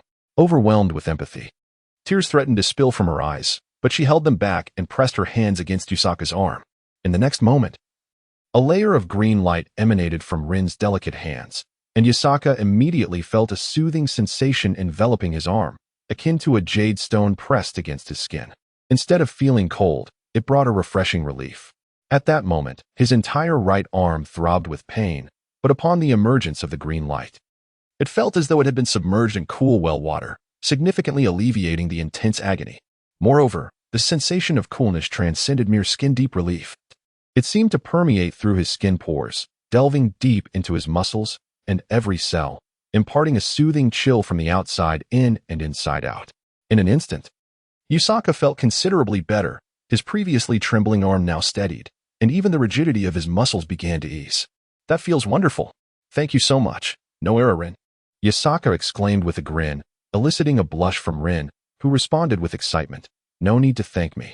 I am truly delighted to be able to treat you, Yusaka-kun. As she spoke, Rin intensified her healing energy, the green light radiating more vibrantly, and Yusaka sensed his right arm recovering at an astonishing pace, the pain noticeably diminishing. This marked Yusaka's first experience of injury, as he had never before pushed himself to such extremes. In past battles, he had effortlessly dispatched foes with a single strike, never encountering the need for healing. Yet, Yusaki did not despise this painful sensation. Rather, he found the experience of injury, or the feeling of his body being pushed to its limits, exhilarating. It was akin to the joy of encountering a long-awaited rain after a drought. As he sensed that with each wound, his body was simultaneously growing stronger. Meanwhile, in the crowd, Ayam watched as Lin Noera placed her hands on Yusaki, akin to embracing his arms, and a wave of jealousy surged within her. Though she understood that Lin was merely treating Yusaki, Ayam could not shake off the discomfort, feeling as if something that belonged to her was being taken away. Her expression darkened, resembling a sky overshadowed by clouds, observing Yusaki and Lin laughing together. Ayam bit her lip, hesitating to approach several times before ultimately retreating, lowering her gaze to avoid witnessing their interaction. At that moment, Yusaki's voice suddenly reached her ears. I need to go to the hospital for a bit, but I'll come find you later tonight. Don't forget your promise from earlier, okay? Haha. Ayam quickly lifted her head and saw Yusaki smiling at her, causing her cheeks to flush. The storm cloud over her heart dissipated, replaced by a radiant sunshine of joy. She responded with a bright smile, saying, All right, Yusaki-kun, just message me on WeChat when you're ready, and I'll come to find you. Ayam stammered slightly, her heart filled with sweetness, realizing that Yusaki was thinking of her. Knowing it was not the right moment to approach him, she cheerfully bid him farewell and retreated from the crowd, jogging all the way back home. Chapter 52. Junji Ito. Meanwhile, amidst the cheers of the crowd, 3 figures, one large and 2 small, were swiftly weaving between the buildings. Don't run. Stop right there. Asuma Saratobi shouted at the person ahead, his feet moving rapidly. He leaped off a utility pole, soaring through the air and covering a distance of 5 meters effortlessly. Beside him, Uchiha Sui was also in relentless pursuit. Not far ahead, a figure was darting across the walls between the buildings, none other than the middle-aged man dressed as a ronin, Junji Ito, who had previously attempted to interfere with Yusaki. At that moment, the 3 were engaged in a relentless chase through the streets and alleys of Konoha village. Junji Ito, seeking to shake off his relentless pursuers, chose to navigate through cluttered areas with complex terrain, hoping to lose Asuma and Sui amidst the chaos. Little did he know, he had underestimated the abilities of the 2 young shinobi, as he failed to distance himself from them. I underestimated these 2 kids. Even mere genin possess such strength. They certainly have potential, but for now, I must first shake them off. As Ito Junji contemplated in his heart, he discreetly formed a series of hand seals and unleashed a technique of wind release. Great wind technique. In the next moment, a gust of wind swirled around Ito Junji, propelling him forward with an exhilarating force, enhancing his speed remarkably. Swiftly, he created a considerable distance between himself and his pursuers, Saratobi Asuma and Uchiha Shimizu. Noticing the gap widening, Saratobi Asuma, filled with urgency, exclaimed to Uchiha Shimizu, "This is not a viable strategy. We must employ our ninjutsu." Uchiha Shimizu nodded in agreement, immediately forming hand seals. In an instant, flames erupted from beneath his feet. Fire release, flame eruption technique. As Uchiha Shimizu's feet met the ground, a burst of fire ignited from his shoes, generating a powerful recoil that propelled him forward like a cannonball. In a flash, Uchiha Shimizu soared into the air, drastically closing the distance between him and Ito Junji. Witnessing this, Saratobi Asuma's admiration shone through as he marveled. How impressive! I never imagined that fire release could be utilized in such a manner, harnessing explosive force to enhance speed, akin to a projectile. Truly remarkable. Though filled with respect for Uchiha Shimizu's ingenuity, Saratobi Asuma was no novice himself. He possessed techniques to amplify his own speed. With a fierce shout, he called upon wind release, lightness technique. Instantly, a layer of wind enveloped Sarutobi Asuma, bestowing upon him two significant effects. It heightened his agility and reduced air resistance, thereby accelerating his speed. Empowered by the wind release, lightness technique, Sarutobi Asuma quickly caught up to Uchiha Shimizu. Thus, the trio found themselves once again in their previous predicament, Ito Junji unable to shake off Sarutobi Asuma and Uchiha Shimizu, while the latter two could not gain on Ito Junji. As they raced forward, having covered a considerable distance, Ito Junji's gaze fell upon a grove of trees ahead. Is this the threshold to an open area? A jolt of alarm coursed through Ito Junji. This implied he might soon face a direct confrontation from his two pursuers. After all, while traversing the narrow corridors, they had tacitly refrained from using aggressive ninjutsu, mindful of the innocent civilians. Yet, in a desolate open space, the likelihood of conflict loomed large. Humph, they are merely two lowly genin. Why should I fear them? With a cold chuckle, Junji Ito stepped onto a wooden beam, and with a powerful leap, he propelled himself forward like an arrow released from its bow. At the same time, his right hand reached into his pouch of blades, retrieving 3 glass marbles that he flung behind him. Whoosh, whoosh, whoosh. The sound of air being sliced echoed as the marbles shot towards Asuma Sarutobi and Sasuke Uchiha. Ito had no intention of targeting their vital points, as they were allies. His sole aim was to create a diversion and hinder their pursuit. However, he did not anticipate that the marbles, flying at such high velocity, would be easily perceived by Sasuke, who had fully activated his Sharingan. To him, the projectiles appeared to move in slow motion, their trajectories laid bare. Clang, clang, clang. With precision, Sasuke deftly deflected the 3 glass spheres with his kunai, executing the movements flawlessly, as if choreographed, without the slightest delay, thus remaining unaffected by the marble's presence. What? All of them were blocked? Ito was taken aback, surprised at the remarkable prowess exhibited by the current genin. Just then, he found himself in an open area devoid of buildings, and he dashed forward, landing on the ground. Yet, before he could stabilize himself, the unmistakable sound of shuriken slicing through the air reached his ears, a reminder from experience that the genin had thrown shurikens at him. With a mocking sneer, Ito declared, "Such trivial techniques," and swiftly drew his katana, creating a flurry of blade sparks that deflected the incoming shurikens. However, this action inadvertently provided the opportunity for Asuma and Sasuke to close in, landing directly before him. Now, the three stood face to face, and Ito realized he had lost the advantage of escape. "You two are relentless in your pursuit, having chased me this far without yielding," Ito remarked, scrutinizing the 2 genin before him, only to feel a jolt as he recognized Asuma Sarutobi.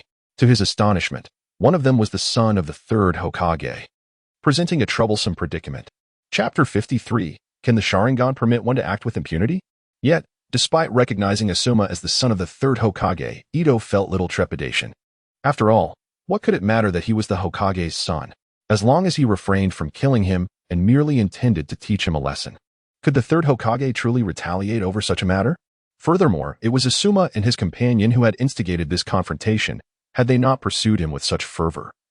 Even attempting to apprehend him, he would not have been compelled to take action. In this matter, he has not truly committed any grave offense. At worst, he merely interfered slightly with the game. He has not broken any laws. One could argue that he was merely acting in self-defense. With this thought in mind, Junji Ito felt a surge of confidence, smirking as he addressed Asuma Sarutobi. "Do not assume that you are impressive merely because you are the son of the 3rd Hokage. What of it? Does being the offspring of a high-ranking official grant you the liberty to act as you please?" Asuma Sarutobi furrowed his brow and retorted, "You are distorting the facts. Why did you interfere with the Fruit Ninja game?" He asserted, "Your actions are unethical." Junji Ito scoffed. "How do you know I interfered with the game? Did you witness it with your own eyes? If not, do not slander me unjustly." "Humph. I may not have seen clearly, but someone did. It was him." Asuma pointed to Obito Uchiha, a self-assured expression on his face. "Indeed, I observed everything distinctly.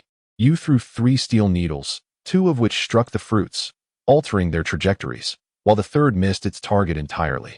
I witnessed it all with clarity," Obito declared, emphasizing his activated Sharingan, the 3-tomo design evident in his eyes. The Sharingan. A wave of alarm surged through Junji Ito. It was no wonder he could see so clearly. It was the advanced 3-tomo Sharingan. Originally, he had only intended to create a minor distraction, yet he had inadvertently drawn the attention of a Sharingan wielder.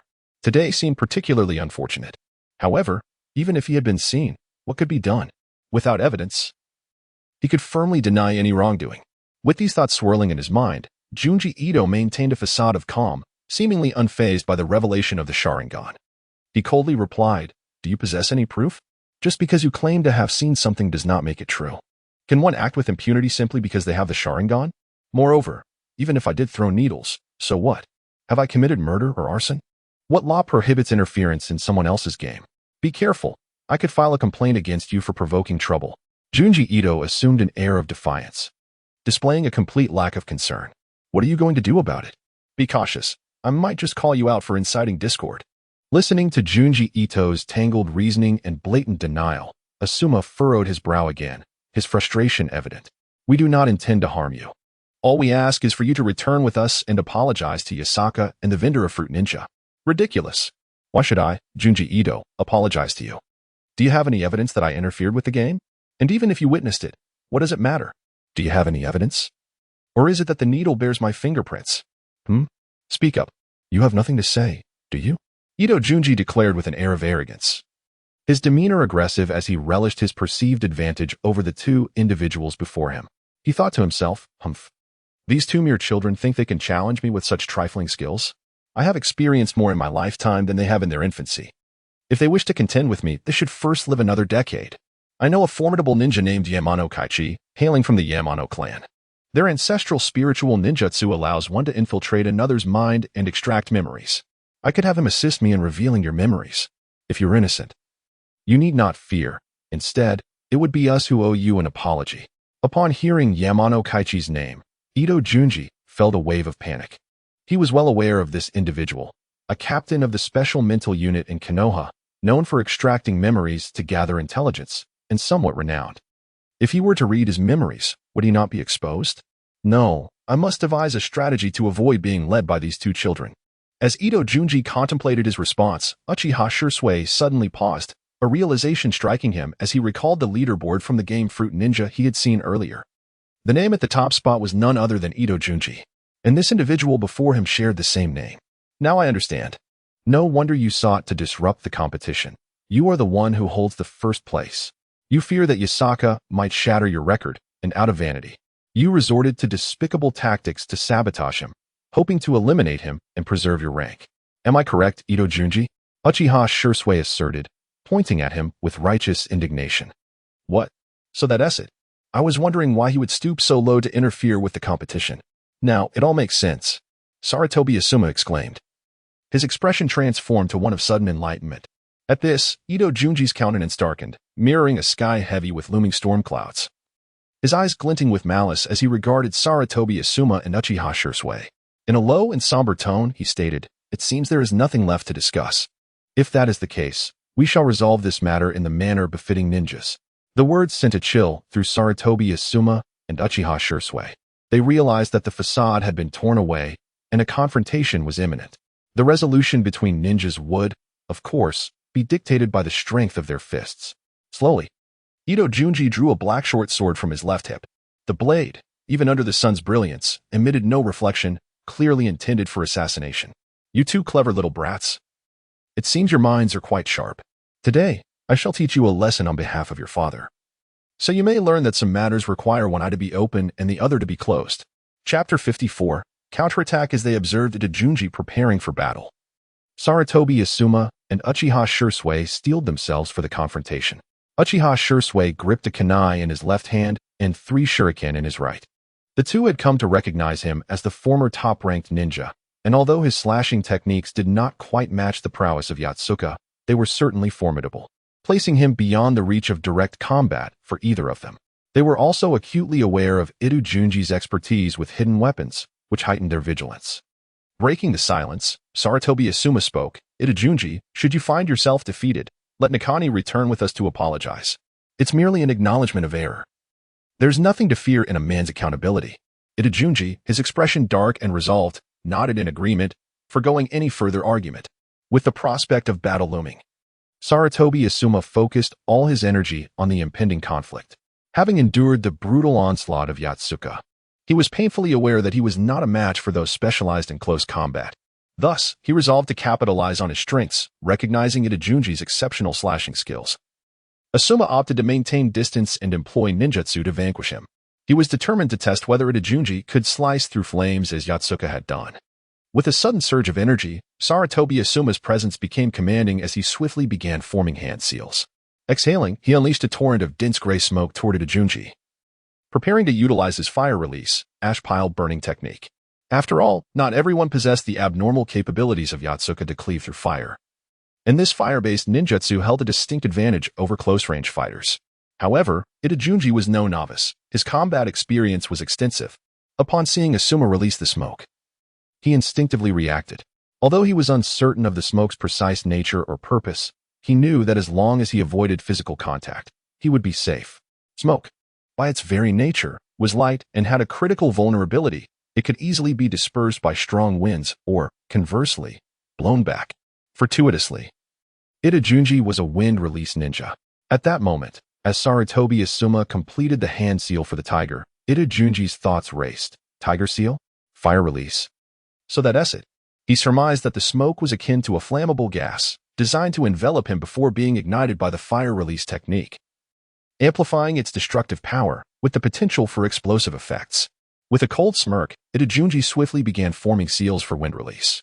Meanwhile, Uchiha Shirsue, who was quietly observing the unfolding events, witnessed Itajunji forming the hand seals for wind release.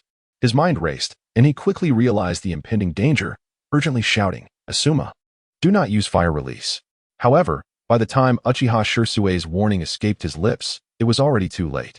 Asuma Sarutobi and Itajunji unleashed their respective jutsu almost simultaneously. Itajunji's wind release was swifter than Asuma's fire release, and in the next moment, the gray smoke emitted by Asuma was blown back towards him by Itajunji's powerful gust. At that very instant, Asuma also unleashed his fire release technique. Consequently, the flames he expelled ignited the very gray smoke that had been hurled back at him. In an instant, a tremendous explosion resounded as a colossal fireball erupted, engulfing Asuma entirely. The heat radiating from the fireball was so intense that even Itajunji, standing 5 meters away, felt an unbearable wave of warmth, as if his face were about to catch fire. He hastily retreated a couple of steps to alleviate the discomfort. As he beheld the massive fireball, which spanned 4 meters in diameter, Itajunji's expression shifted to one of concern.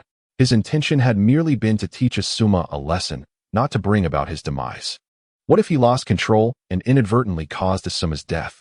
The repercussions from the third Hokage would be severe.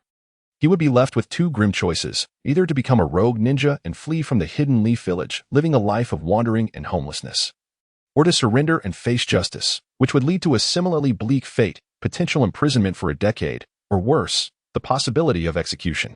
Neither option was appealing, as it was clear that he had only intended to disrupt the match with a few steel needles, a trivial act that hardly merited such dire consequences. The thought of being branded a rogue ninja or spending years in prison over such a minor incident was utterly absurd. The following day's headlines would likely read a bloodbath caused by a quest for victory or for the sake of pride. He not only endangered the next generation of Konoha but also himself. In that moment, Itajunji felt a surge of resentment towards Asuma and Uchiha Shirsue. Was it really necessary to pursue him so relentlessly over something so trivial? Could they not simply turn a blind eye? Just then, the enormous fireball began to dissipate, and Itajunji anxiously glanced toward Asuma's location, only to find nothing but a patch of charred earth. What? Could this kid's fire release be so powerful that it incinerated him completely? It is over. I have truly, inadvertently, taken his life. Junji Ito was struck with astonishment, his heart sinking in an instant. Just then, the ground beneath him trembled unexpectedly. His attention had been wholly consumed by the incident of Asuma Sarutobi's demise, causing his reflexes to falter and his vigilance to wane. Instinctively, he glanced down, only to witness a fist violently erupting from the earth, aiming a fierce blow at his chin. Chapter 55. Uchiha Shirsue. Meanwhile, the game concluded for Yasaki, whose arm had undergone emergency treatment from Lin Noera. The swelling and stiffness had subsided considerably, though the muscles remained tense, yet he could now move it with some effort. "Thank you, Lin Noera," Yasaki said with a smile, to which Lin blushed, her cheeks adorned with a rosy hue, and replied playfully, "I feel truly honored to heal you, Yasaki." Reluctantly, she withdrew her small hand from Yasaki's right arm. At that moment, the vendor of the fruit ninja game approached, presenting a trophy to Yasaki. Grasping Yasaki's left hand, he raised it triumphantly towards the sky, proclaiming to the gathered crowd, "Congratulations to our new champion, the meticulous creator, Yasaki." A wave of enthusiastic applause and cheers erupted from the onlookers.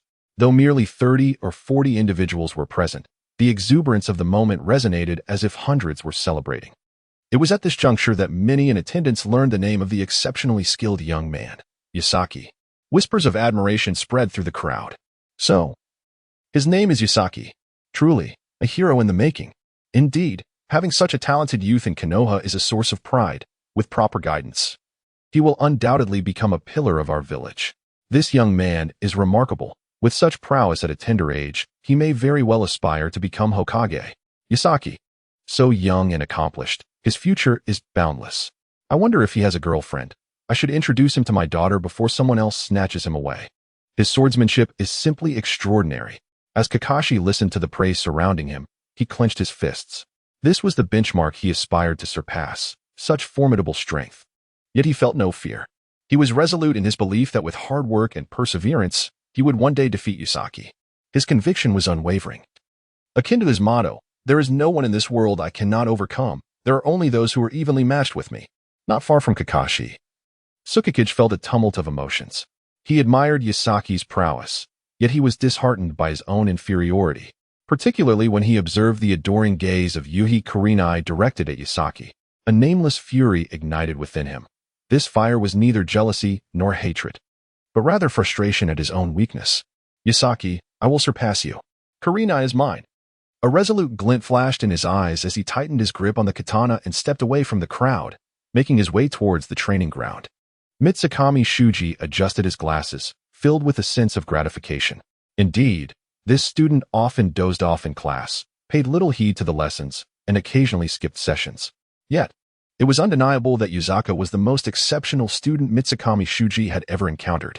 While much of his prowess stemmed from his own remarkable talent, Mitsukami Shuji could confidently proclaim to others, "Did you see that masterful swordsman? He is my student."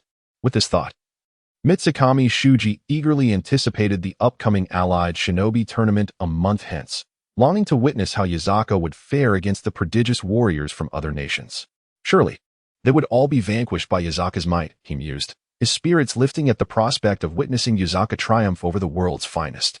Amidst the gathered spectators, my guy watched Yuzaka with fervor, murmuring to himself, "Incredible!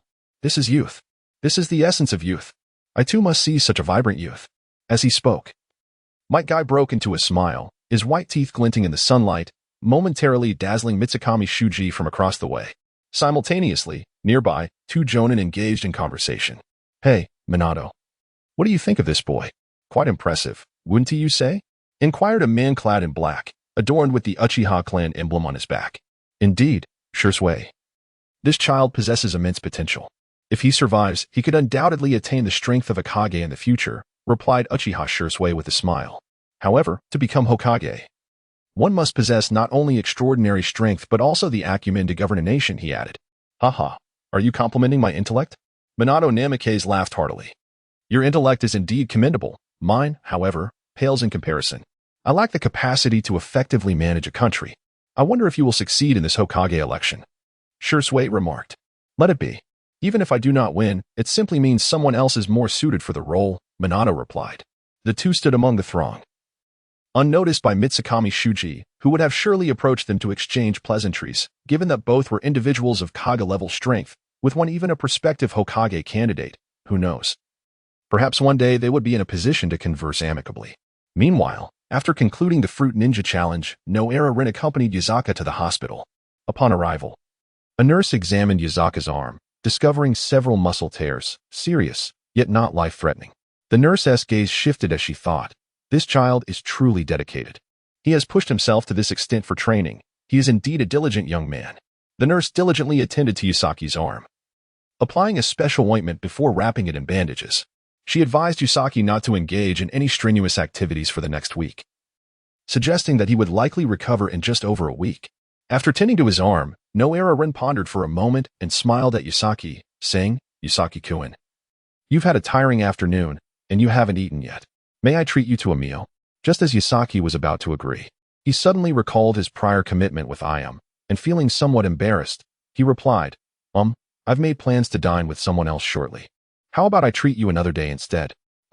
Yasaki-kun wants to treat me to a meal? Oh, I feel so embarrassed. Upon hearing Yasaki's intention to invite her, Noera Rin became flustered, unsure of where to place her hands, her face flushing with warmth. Are you unwilling? Yasaki scratched his head, puzzled. Of course not. I would be delighted.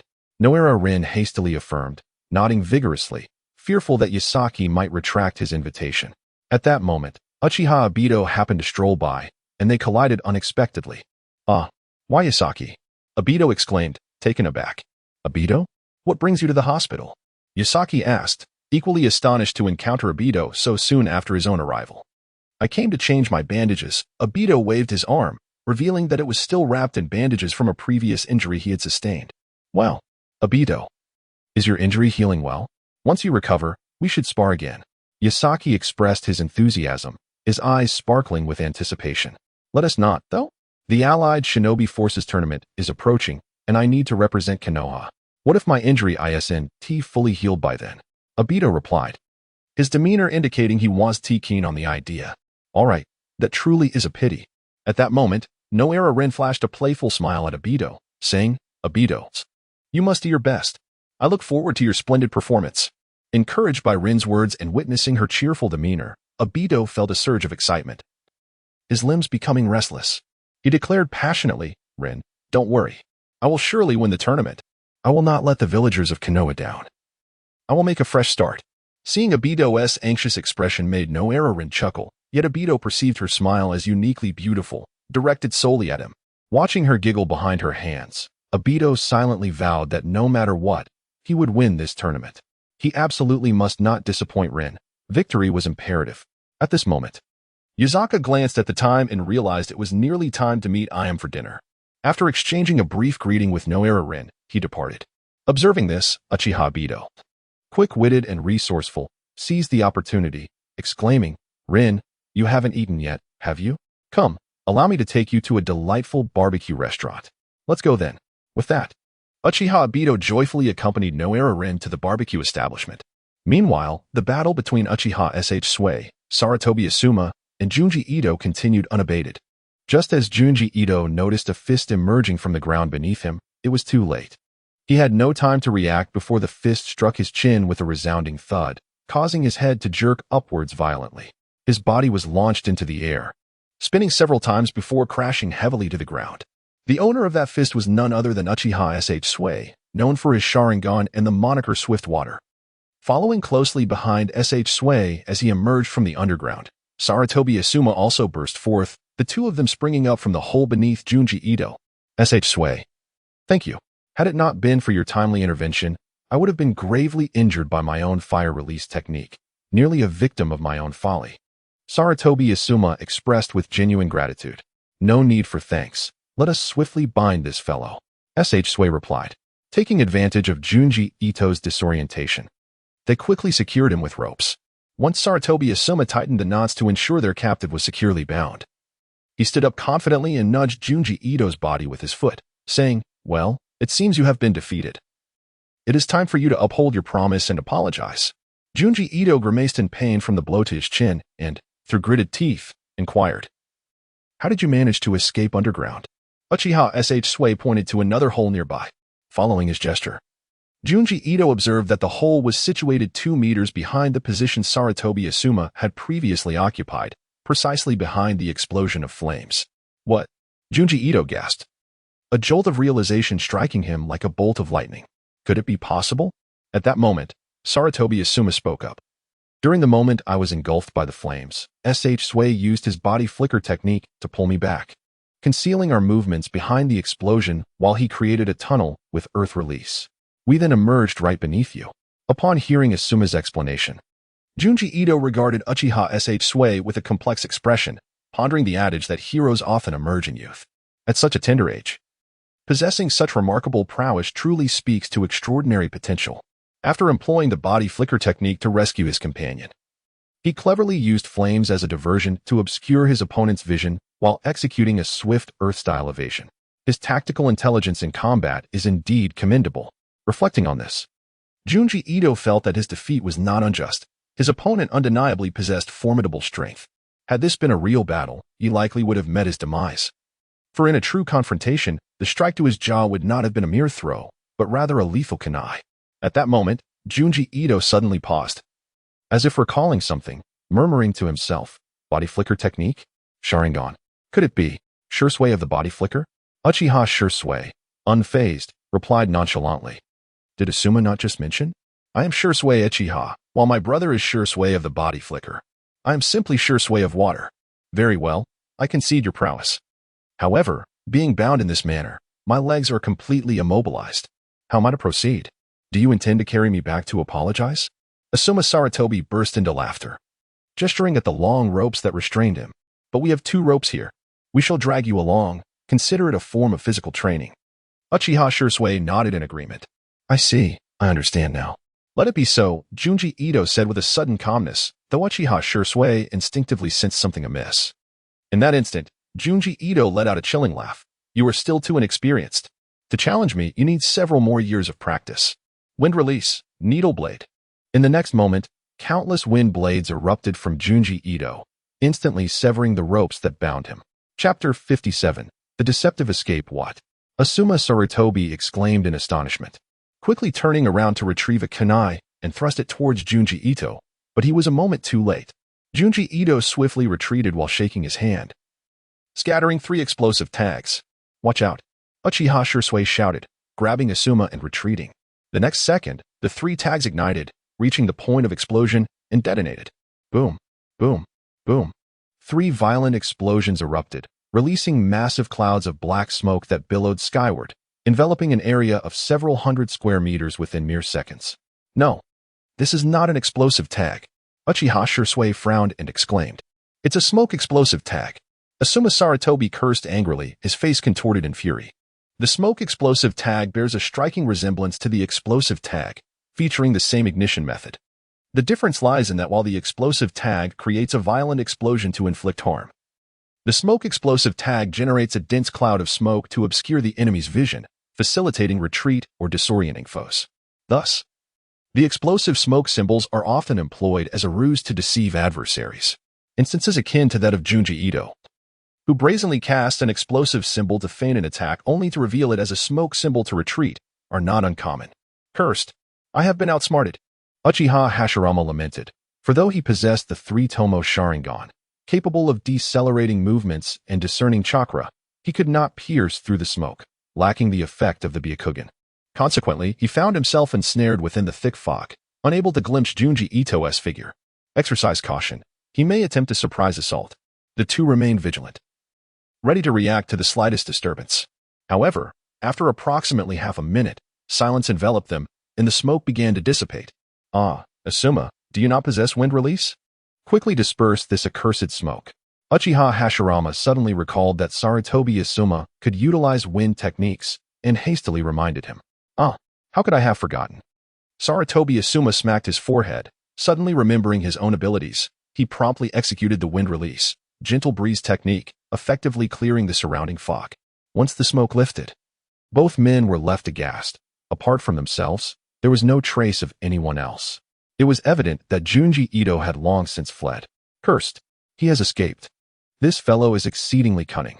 Sarutobi Asuma struck a wooden post in frustration, panting heavily, and then, with a face of guilt, remarked, It's entirely my fault. Had it not been for my lagging, he would not have escaped. It matters not. Victory and defeat are commonplace in battle. You should be grateful this was merely a trivial matter.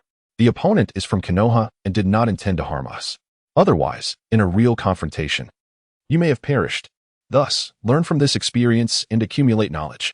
In truth, this incident is of little consequence. The adversary merely sought to disrupt without inflicting harm. As Uchiha Hashirama reassured him, Sarutobi Asuma comprehended his intent. It appeared that Junji Ito was not a villain. Had it come to blows, they might not have emerged victorious. He merely sought to save face by interfering in the competition. As he had rightly stated, some matters are best overlooked. However, in genuine combat, foes may prove even more cunning. A single misstep could cost you your life, so vigilance is paramount. Uchiha Shursui reiterated. I understand.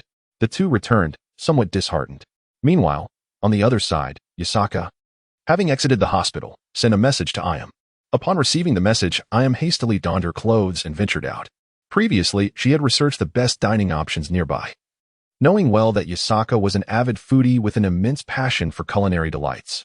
Thus, before inviting Yasaka to a meal, Ayam undertook some diligent preparatory work. However, most of the delectable offerings had already been sampled by Yasaka, making the quest for an untried delicacy a formidable challenge. In the end, having no other choice, I decided to treat Yasaka to hot pot. Where are you? Yasaka sent a voice message to Changpu. I'm almost there. Changpu hurriedly replied, her heart racing with anxiety. This was her first time inviting Yasaka to dinner, and the thought of being late filled her with embarrassment. Before long, Yasaka spotted a figure rushing towards him, unmistakably Changpu. He excitedly waved his hand and called out, Changpu, I'm over here. Ah, Yasaka-kun. In her moment of excitement, Changpu accidentally referred to Yasaka as Dad, eliciting laughter from nearby passersby. Her face flushed with embarrassment. Just then, she was passing through an intersection when a carriage came barreling towards her. Completely focused on Yasaka, she failed to notice the impending danger. Yasaka witnessed the scene unfold and immediately sprang into action, unleashing his chakra in a frenzy.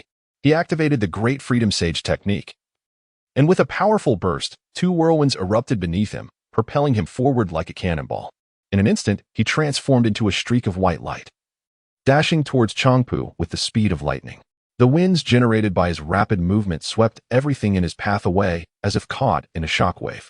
On the other side, as Changpu realized the carriage was about to collide with her, she furrowed her brow and silently chanted, Bagua Void.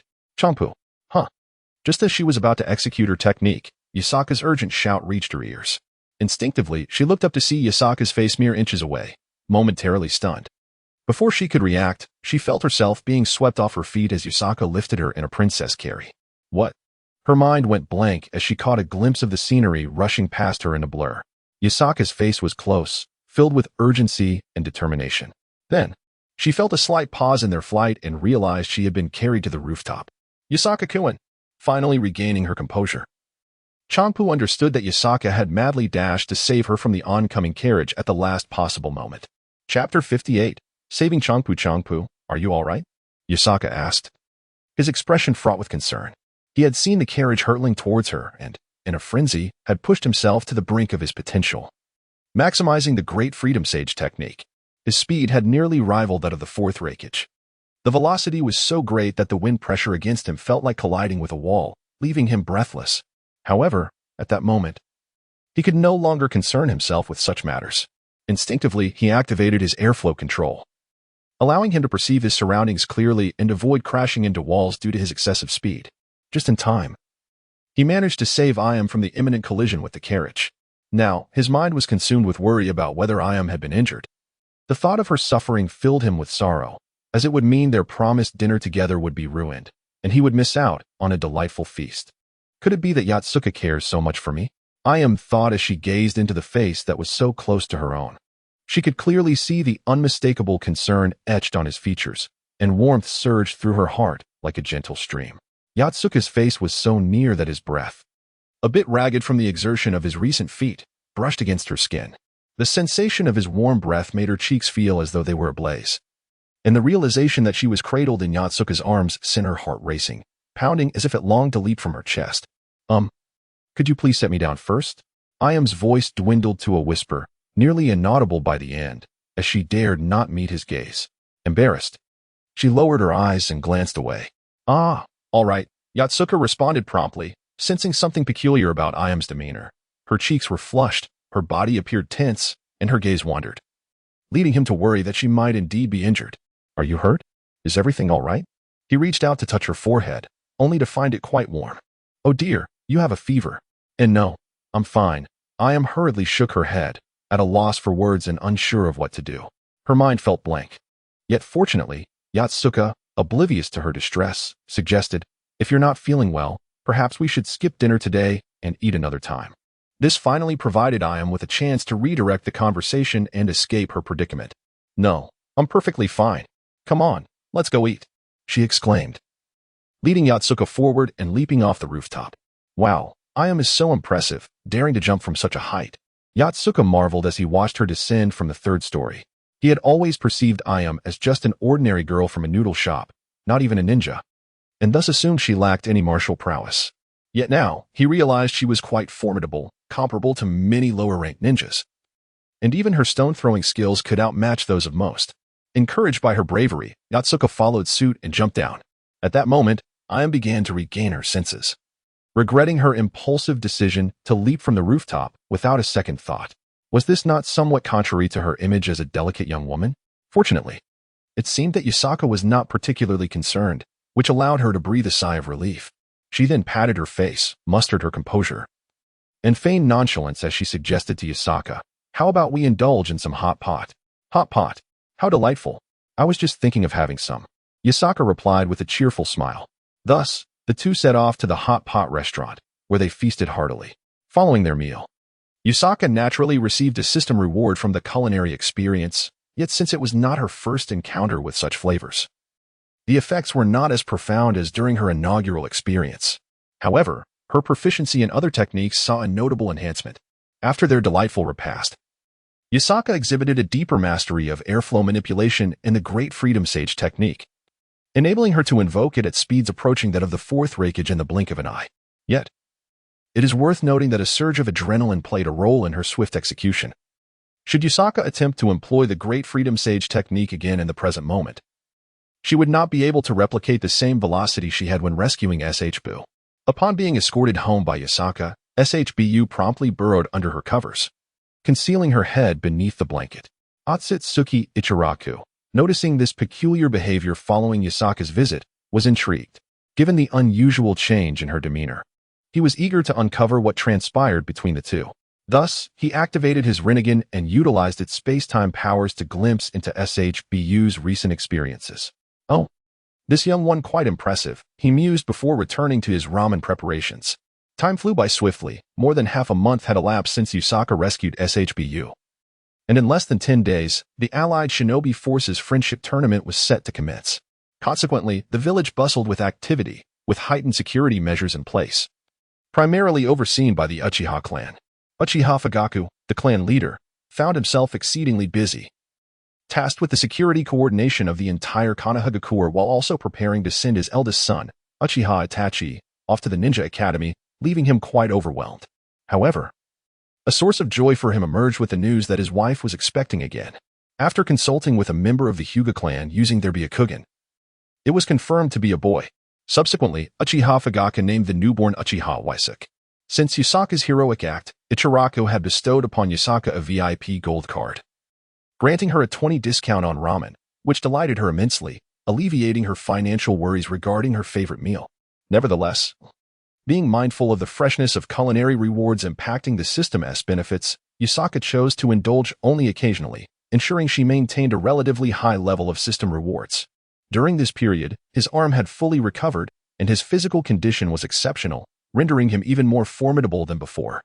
He was now eagerly preparing to showcase his prowess against the geniuses from various nations. Chapter 59, The Reactions of Various Nations Cloud Village. "Oh, you want me to lead the Cloud Village delegation to participate in the 5 Kage Joint Friendship Tournament?" The flamboyantly dressed Yuzuki inquired with a look of astonishment. "Indeed. Among this generation of genin, you are the strongest and relatively composed, so you will represent our Cloud Village in battle. Let the Leaf Village's softlings witness the might of our Cloud Village and allow others from different nations to gain some insight. Our people are not to be trifled with." A towering figure, the third Reikage, laughed heartily from behind his desk. "Hey, why not let Killer Bee lead? We're both Jinchuriki. Why should this girl take the lead? It ought to be me, the iron-blooded man, Killer Bee." At that moment, a boy beside Yuzuki, wearing sunglasses and holding a notebook and pencil, retorted angrily. "Why should it be you, Killer Bee? It should be me, Darui. I am the only one who inherited the black lightning of the third Hokage. If anyone should lead, it's undoubtedly me. You, Killer Bee, are insignificant. Go home and sing your off-key songs." A tall boy with white hair and dark skin chimed in, visibly displeased. "Having black lightning makes you impressive? Do you dare to unleash the 8 tails? I'll crush you. Go ahead and release it. Let us see if you can defeat me. Hey, what do you two think you are? The leader will certainly be me, Yuzuki. I could single-handedly defeat all the opponents from other nations. You insolent woman. How dare you speak out of turn? Say that again. I dare you. Go ahead. What is it to you, insolent woman? I'll take you down. Enough. All of you. Cease this nonsense. The third Rakage bellowed, his voice resonating with an invisible wave of power, instantly subduing the three quarreling youths. The Rakage slammed his hand on the table, pointing at Yuzuki, and addressed Killer Bee and Darui sternly. Yuzuki possesses sufficient strength and is relatively stable, making her more suitable to lead. If either of you disagrees, challenge me, defeat me, and you may take the lead. Thus, both Killer Bee and Darui fell silent. Silence. Very well. Yuzuki will be the leader this time. You are to compete earnestly in the Leaf Village, fiercely asserting the dignity of Cloud Village.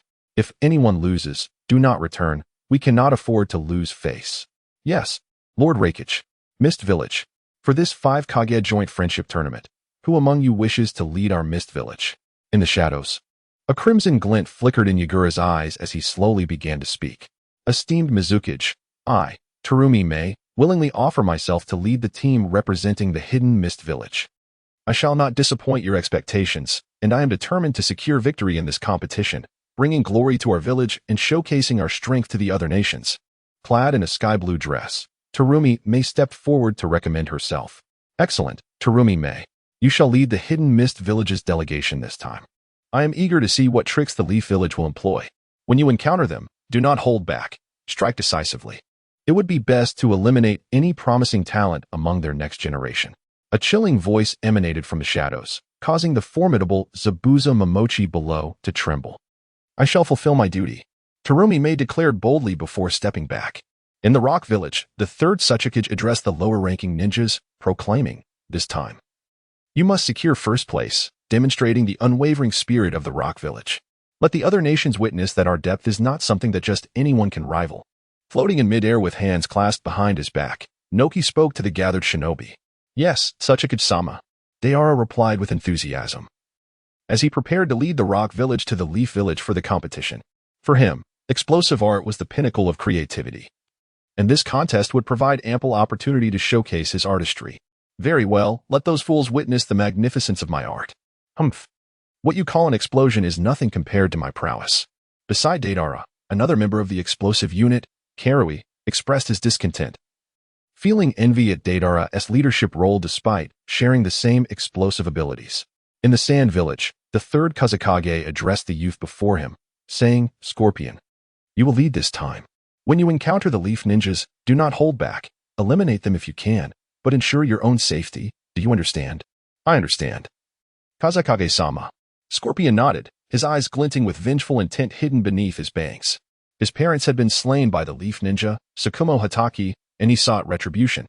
Though he could not yet defeat Tsukumo, he could target his son. Kakashi Hataki, you had best pray that we do not meet on the battlefield.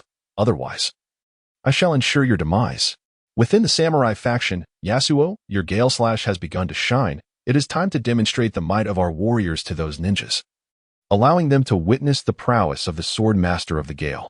Yes, my lord. In the Rain Village, a ninja knelt before Hanzo of the Salamander and inquired, my lord, shall we not participate in the upcoming 5 Kage friendship tournament? The half-shang fish Hanzo responded slowly. Originally, I intended to send someone to participate.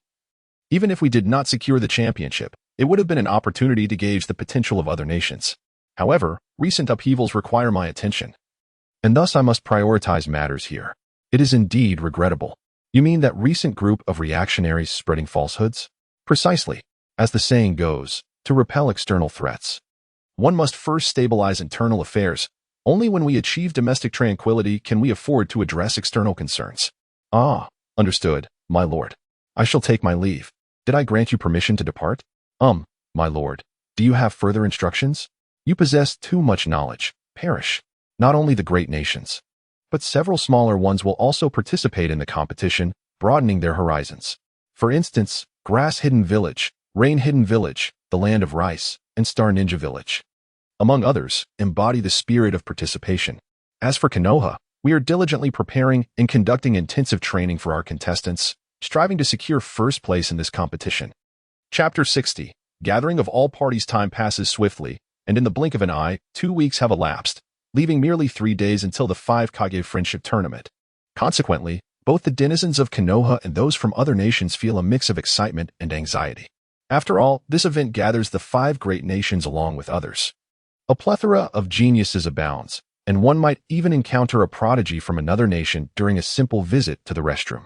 Thus, Konoha Village is currently overflowing with talent. Previously, in their own countries, they were considered geniuses, receiving admiration and respect due to their outstanding abilities. However, now that so many talents have converged, they find themselves feeling rather ordinary. Yet, these prodigies each possess their own pride, none are willing to yield to the others, and they hold a mutual disdain, creating an atmosphere that, while not entirely harmonious, is nonetheless vibrant and spirited. Observing this scene, some older individuals reflect wistfully, this is youth. At the entrance of Konoha Village, a group stands together, each individual robust and formidable, their muscular physiques clearly superior to those of the villagers. This group is the representative team from the Cloud Ninja Village. Among them, a striking young girl stands at the center, commanding the attention of those around her. This is Yuzuki, a beautiful ninja from the Land of Lightning, renowned for her ability to perfectly control the two-tailed beast. Clad in a black bodysuit, despite her tender years, she has already begun to develop an alluring figure, accentuated by her half-ponytail cascading behind her, radiating beauty. In addition to Yuzuki, the Cloud Ninja representative team includes another girl named Samui, who stands to the left of Darui. Before them stood a girl slightly younger than the Yuzuki, her height reaching the shoulder of Darui. However, her development was remarkable, surpassing that of her peers. Unlike the Yuzuki's perfectly proportioned physique, were Jiraiya present, he would undoubtedly be exhilarated, for this young girl possessed the potential to rival Tsunade. In addition to the Yuzuki, Darui, and Samui, other participants from the Cloud Village had arrived, namely Shi, Mabu, and Yuiking. The strength among these individuals varied. Yuzuki, Karabi, and Darui were the primary contenders, showcasing considerable prowess, while the others were somewhat less formidable. Alongside the competitors were several accompanying jonin responsible for their welfare and security, totaling nearly 20 individuals, a moderately sized yet not overly large contingent. Hey, Karabi, is this the Leaf Village that supposedly defeated our Land of Lightning? It doesn't seem that impressive to me, Darui remarked, a lollipop in his mouth, speaking bluntly. Have you not seen the imposing gate of the Leaf Village? It is exceptionally sturdy, capable of withstanding significant attacks. Furthermore, their security is no weakling. In just this brief moment, I have already spotted 6 elite jonin. Indicating their numbers are substantial, Karabi replied in a peculiar rhythmic tone. At this moment, Yuzuki, with an air of arrogance, declared, so what? In my opinion, the Leaf Ninjas are all softies. Their physiques wouldn't withstand a single punch from me. It is clear that this competition's champion will be none other than me, Yuzuki. What did you say? Don't think that just because you're the leader, you're formidable. Being the leader is one thing. Winning the championship requires more than that. It will take my prowess, Darui. Darui scoffed. You two should just retreat to wherever you came from. I alone can seize the championship. Your presence will only hinder my victory. The title belongs solely to me, Karabi. Karabi retorted, equally indignant. Karabi, are you itching for a fight? Have you become so arrogant after I haven't dealt with you for 3 days? Yuzuki coldly scoffed. Yuzuki, don't think I want to challenge you just because you're a woman. When I'm enraged, I want to spare even a crossdresser. Karabi stood his ground. Fight. Fight. Fight. Give it your all. In the end, you two will be left battered and bruised, and the championship will be mine. Ha ha ha. Darui gleefully reveled in the chaos, relishing the discord. Alas, these people, Samui sighed, shaking her head, I truly wish to avoid being around these 3. Whenever they gather, tranquility is utterly impossible. Enough. All of you, cease at once. A commanding voice interrupted, causing the arguing trio to halt. A man, more imposing and muscular than Karabi, glared menacingly at the 3 of them. If you dare to argue again, I shall send him back to the Cloud Village with a single punch. Who is in favor? Who opposes? I oppose. Darui immediately exclaimed. Bang. The burly man sent Darui flying with a powerful punch. Opposition is futile. Is there anyone else who contests this? The remaining individuals fell silent, watching the formidable man in awe. This is the fate of those who dare to challenge my authority. The giant pointed to Darui, who was now sprawled on the ground 20 meters away, leaving a distinct indentation in the wall. This man was the elder brother of Killer Bee and the current 3rd Raikage's eldest son, a figure brimming with potential to become the 4th Raikage. His personality was straightforward, yet his temper was explosive. He would resort to violence at the slightest provocation. It was rumored that he once engaged in a fierce brawl over the last salted fish, rendering his opponent bedridden in the hospital for 3 months. Thus, even Killer Bee, known for his rebellious spirit, became a docile younger brother in A's presence. Very well.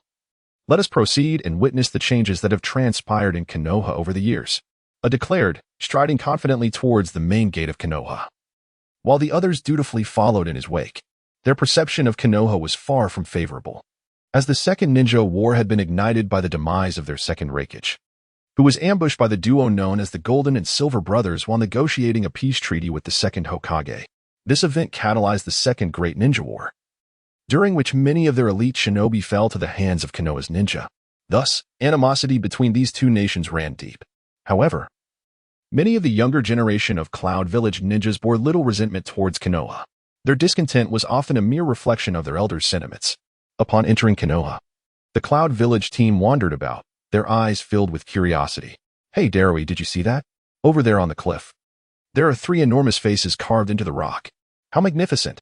Yuzuki exclaimed, excitedly tapping Darui on the shoulder and pointing at the Hokage rock. Isn't that the Hokage rock? It was originally sculpted to honor the first Hokage and later evolved to include all successive Hokage. It truly is a sight to behold. I think our Cloud Village could create something similar. Fool, our village lacks such vast cliffs. Darui replied. We could construct colossal statues, akin to those at the Valley of the End. That would also be quite impressive. Indeed, Killer Bee, you've finally spoken a sensible thought. Quite remarkable. Yuzuki praised. Yuzuki, do you find it unbearable if you don't provoke me for a moment? Killer Bee retorted angrily. Yumu, I too find Kairabi's proposal quite agreeable.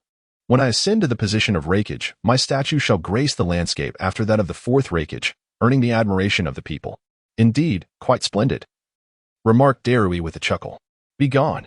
I am the 5th Raikage. You should stay where it is comfortable for you. Are you seeking a fight? If so, let us engage. Bang, bang, bang. Meanwhile, Yotsuka was diligently testing his ability to discern sounds through his mastery of airflow perception. By manipulating the thickness of the air currents, Yotsuka could amplify sounds that would otherwise be imperceptible to the average ear, creating a horn-like effect that directed the sound to his ears.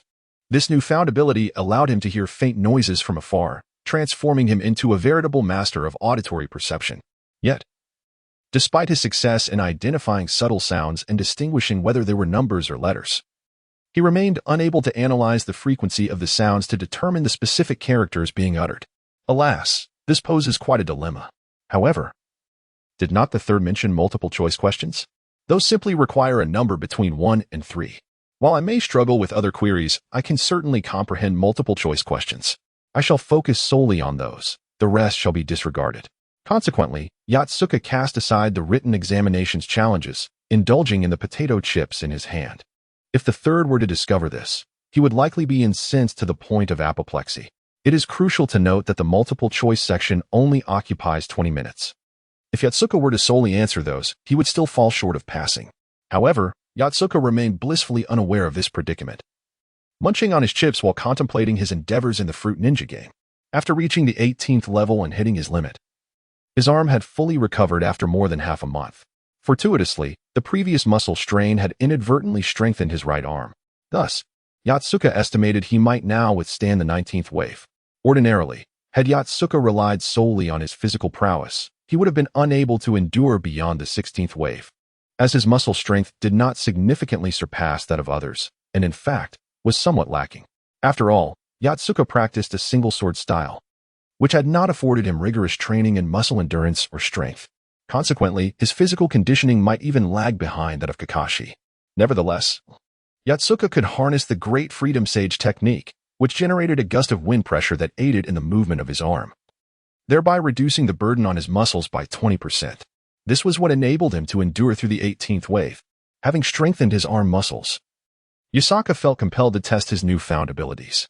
He discovered an increasing fascination with the game, Fruit Ninja. The egg tarts he had sampled were quite delectable.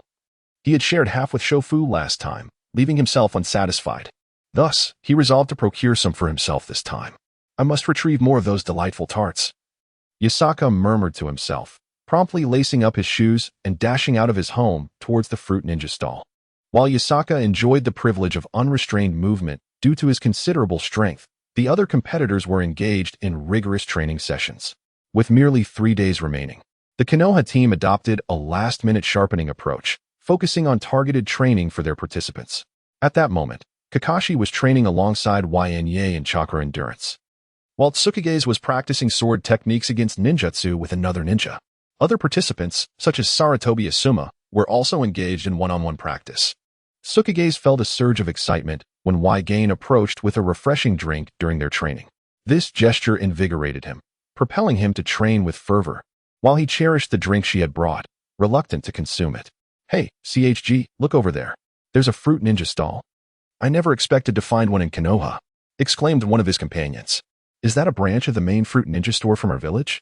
I wonder if they keep score records for Konoha's participants. What is their highest score? Let us go take a look." They decided, moving towards the stall. At the stall, they observed two ninjas engaged in a fruit challenge, struggling against the 7th wave of challenges. One of them was eliminated due to a slow reaction. The skill level of these Konoha ninjas is quite lacking. They can barely handle the 7th wave. "They simply can't compare to our Cloud Ninja village," remarked one of the viewers with pride. Indeed, Konoha is filled with softies. This game requires quick reflexes and agility, attributes they sorely lack. "Only the ninjas from our Cloud village can excel at it," another chimed in.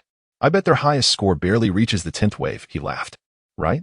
This game is clearly suited for us Cloud ninjas. Konoha doesn't have a single capable player," he added, as Darui prepared to strike the score leaderboard.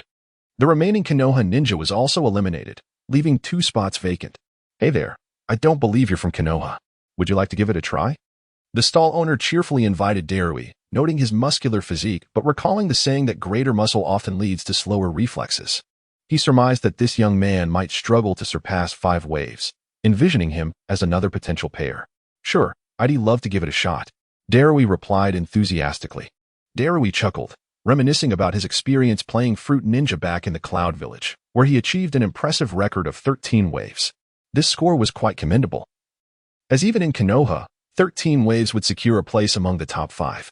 Hiki, having reached the 13th wave before, after this period of honing my skills, I should be able to endure through to the 15th wave, Darui declared, rubbing his hands together in anticipation. He recalled the words of the 3rd Reikage, who had urged them to showcase the might of the Cloud Village. If the opportunity arises to humiliate those from Konoha, do not hold back. Let them witness the strength of our village. Darui thought to himself, the moment to assert our power has arrived. Perhaps I, Darui, will become a hero of the Cloud Village. At that moment, a fellow ninja, Yuzuki, approached and patted Darui on the shoulder. "Darui, unleash your full potential and give those Konoha ninjas a taste of their own medicine. Your time to serve our homeland has come," Yuzuki encouraged. "Indeed. Aside from my elder brother, your reflexes are the fastest here. Show them the pride of our land of lightning. Rest assured, I will give the Konoha ninjas a show to remember," Darui replied, his face adorned with a confident smile. He had followed the same path as the 3rd Reikage, enhancing his body through the power of lightning, activating his muscles and nerve reflexes to form a formidable physique, significantly boosting his speed, defense, and strength. Thus, in terms of reflexes, aside from Killer Bee's brother, Darui was the strongest present. After all, Fruit Ninja was a game that relied heavily on reflexes and muscular endurance, both of which were his specialties. "Look, those must be the ninjas from the Cloud Village." Just as Darui stepped forward to commence the challenge, a Konoha ninja exclaimed in surprise to his companion. "Oh, indeed, they have arrived. Look, they even brought their luggage. They must have just gotten here. Are they really going to challenge Fruit Ninja? This should be interesting. They must be playing for the first time. Just wait and see. That kid will probably be eliminated by the 3rd or 4th round." The conversation of the 2 Konoha ninjas reached Killer Bee's ears, prompting him to scoff disdainfully. "Humph. A couple of simpletons. This game was invented by our Cloud Village to train our reflexes and muscular endurance. You Konoha folks won't be able to handle it. Humph. Boasting indeed. Let us see how many waves you can endure," a Konoha ninja retorted defiantly. "How about we make a bet?" Yuzuki interjected with a cold smirk directed at the Konoha ninja. "What do you want to bet?" the Konoha ninja inquired. "If he fails to last 10 waves, the money is yours. However, if he succeeds, I shall claim that sword at your waist," Yuzuki declared, pointing at the Konoha ninja's katana. The Leaf Ninja thought to himself, "This young girl has quite the audacity, speaking so arrogantly." Unfazed, he retorted, "Very well. Since you dare to say such things, I shall accompany you to the end. I am curious to see where this confidence of yours comes from. When you lose your money, do not claim that I am bullying you."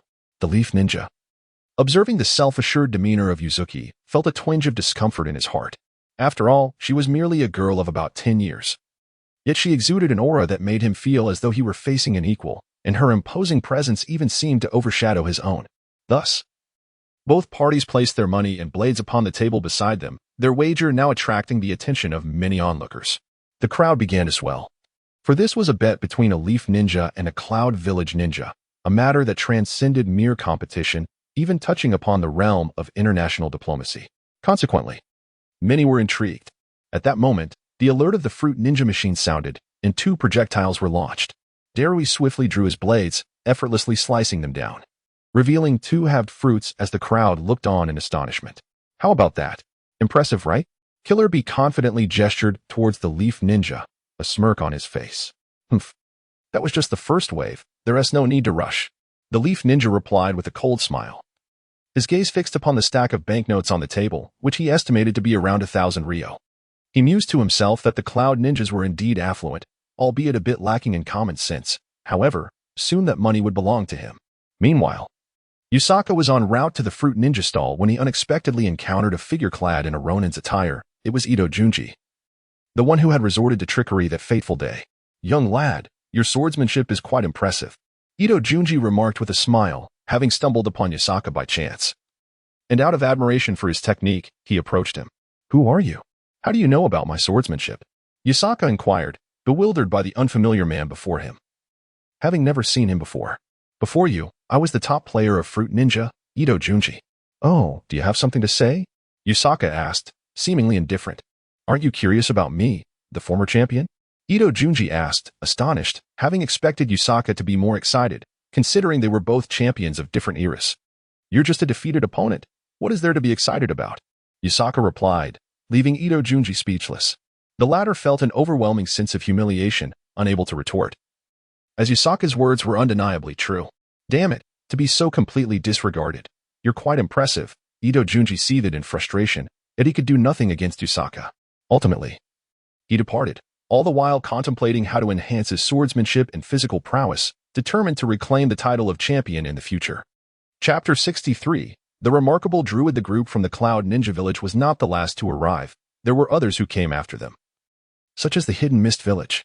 As Killer Bee and his companions began to engage in a game of Fruit Ninja, the denizens of the Hidden Mist arrived at the gates of Konohagakure. Wow, is this really the Leaf Village of the Land of Fire? The legendary village established by the god of ninjas, Senju Hashirama. I am filled with curiosity and anticipation, exclaimed Terumi Mei, forming a telescope shape with her hands and placing it over her eyes.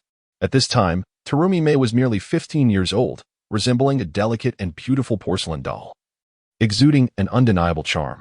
I have always believed that among the 5 great nations, the strongest is indeed the Leaf Village of the Land of Fire. And now I see that its reputation is well-deserved. Zabuza Momochi gazed up at the towering gates of Konoha, which stood as high as 10 stories, filled with awe. What immense power must be required to open such a grand portal, and what formidable force could possibly destroy it? Zabuza, refrain from such talk that merely inflates others' egos while diminishing our own. Although we, the Hidden Mist Village, may not match the Leaf Village in strength, our power is not to be underestimated. Even if the Leaf Village is somewhat stronger, it is not by a significant margin, remarked Kisame Hashigaki with a grin, though his smile was more grotesque than joyful. Kisame was correct. As long as we from the Hidden Mist Village strive to develop, we too shall someday become the most powerful nation. Come, let us enter. Terumi Mei smiled and led the way into Konoha. The delegation from the Hidden Mist was not limited to these 3 competitors. There were others accompanying them, albeit with lesser strength compared to the trio. Upon entering Konoha, they were immediately captivated by the sights of the bustling streets and alleys. The ambience here is entirely different from that of our Hidden Mist Village. I find it quite delightful, exclaimed the young Zabuza, his eyes sparkling with wonder. Indeed, the architecture here aligns with my aesthetic preferences. Having grown accustomed to the structures of the Hidden Mist, I now find myself intrigued by other architectural styles. Terumi Mei, equally excited, surveyed her surroundings. And being a beautiful girl herself, she inevitably attracted the attention of several passers-by. I wonder if I might encounter a handsome young man. Should I meet a charming lad from Konoha, perhaps I would even consider marrying into this village, Terumi Mei mused to herself as she strolled along. Not long after their arrival, the Sand Village contingent made their appearance. Konoha, here I come. Kazuki Shikamaru, Kakashi Hitaki, I am here. Scorpion glowered at the imposing gates of Konoha, feeling discomfort by their formidable defenses, which seemed even superior to the walls of his own sand village. Let us proceed. Once inside, exercise caution and discretion to avoid unnecessary trouble. After all, our sand village suffered great losses in the last ninja war against Konoha, forcing us to endure humiliation and bide our time. However, should anyone dare to provoke us, we shall demonstrate that we are not to be trifled with. The leader of Sunagakure addressed the competitors. Meanwhile, as time progressed, Darui had successfully withstood the first 8 waves of fruit attacks. The Konoha ninja, who had wagered against the Yuzuki, was growing increasingly anxious, his expression darkening under mounting pressure. How could this be? This young man was remarkably skilled. Even I could only endure up to the 9th wave before being eliminated. Yet he had already surpassed 8 waves without letting a single fruit slip through. After all, he was merely a genin. The Konoha ninja began to panic, shifting his gaze between Darui and his own katana, sensing an ominous premonition that today this katana might change hands. The surrounding spectators were abuzz with speculation. What was happening? That young man from Kumogakure was impressively strong. Having navigated through 8 waves of fruit attacks without losing a single piece, indeed, quite formidable. It seemed the inhabitants of Kumogakure were not to be underestimated. However, there was no need for excessive concern, as the difficulty would only increase with each passing wave. Perhaps he would be eliminated in the next round. Such outcomes were uncertain. Even if he managed to endure the 9th wave, how could he possibly withstand 18? Hearing the murmurs of the crowd, Darui displayed a proud smile. He was exceptionally skilled at this fruit ninja game, his muscles activated by the black lightning, allowing for rapid reflexes. It was not just his muscles that responded swiftly. His mind was equally quick. By harnessing the power of lightning, he enhanced the speed of information transmission between his neurons, achieving rapid responses. Thus, even without the Sharingan, he could barely discern the nature of the incoming projectiles, as his quick-thinking mind afforded him ample time to process the information. Standing nearby, Yuzuki, with arms crossed and a smug grin, appeared confident of victory. He glanced at the katana, deeming its quality superb, and anticipated that it would soon be his prize. As one of the finest genin from Kumogakure, Yuzuki was aware of Darui's capabilities. In a game like Fruit Ninja, Darui could undoubtedly withstand 13 waves, and perhaps even challenge the 14th. Taking advantage of the Konoha ninja's underestimation of Darui, Yuzuki deliberately mentioned the 10th wave, leading the Konoha ninja to accept the wager, which filled Yuzuki with a sense of delight at having others at his mercy. Foolish Konoha ninja. At that moment, the 9th wave commenced. 9 shadows shot forth rapidly, and Darui focused intently on the flying objects. As they approached within 2 meters, he swung his blade with fervor, executing a series of swift slashes that severed all 9 shadows. To his astonishment, they were all fruits. Killer Bee looked on in disbelief at the scattered fruit pieces on the ground, picked up half an apple, wiped it clean, and began to munch on it. At this moment, Darui had equaled the limit of his own record, instilling a profound sense of anxiety in the Leaf Village ninja. For the next wave of fruit attacks would determine the outcome of their wager. Should Darui withstand this impending onslaught, the Leaf Ninja's prized blade would rightfully belong to the esteemed Yuzuki. Thus, the Leaf Ninja found himself fervently praying in silence that Darui would falter under the next assault. Coincidentally, Uchiha Obito, who had recently been granted leave, happened upon this gathering.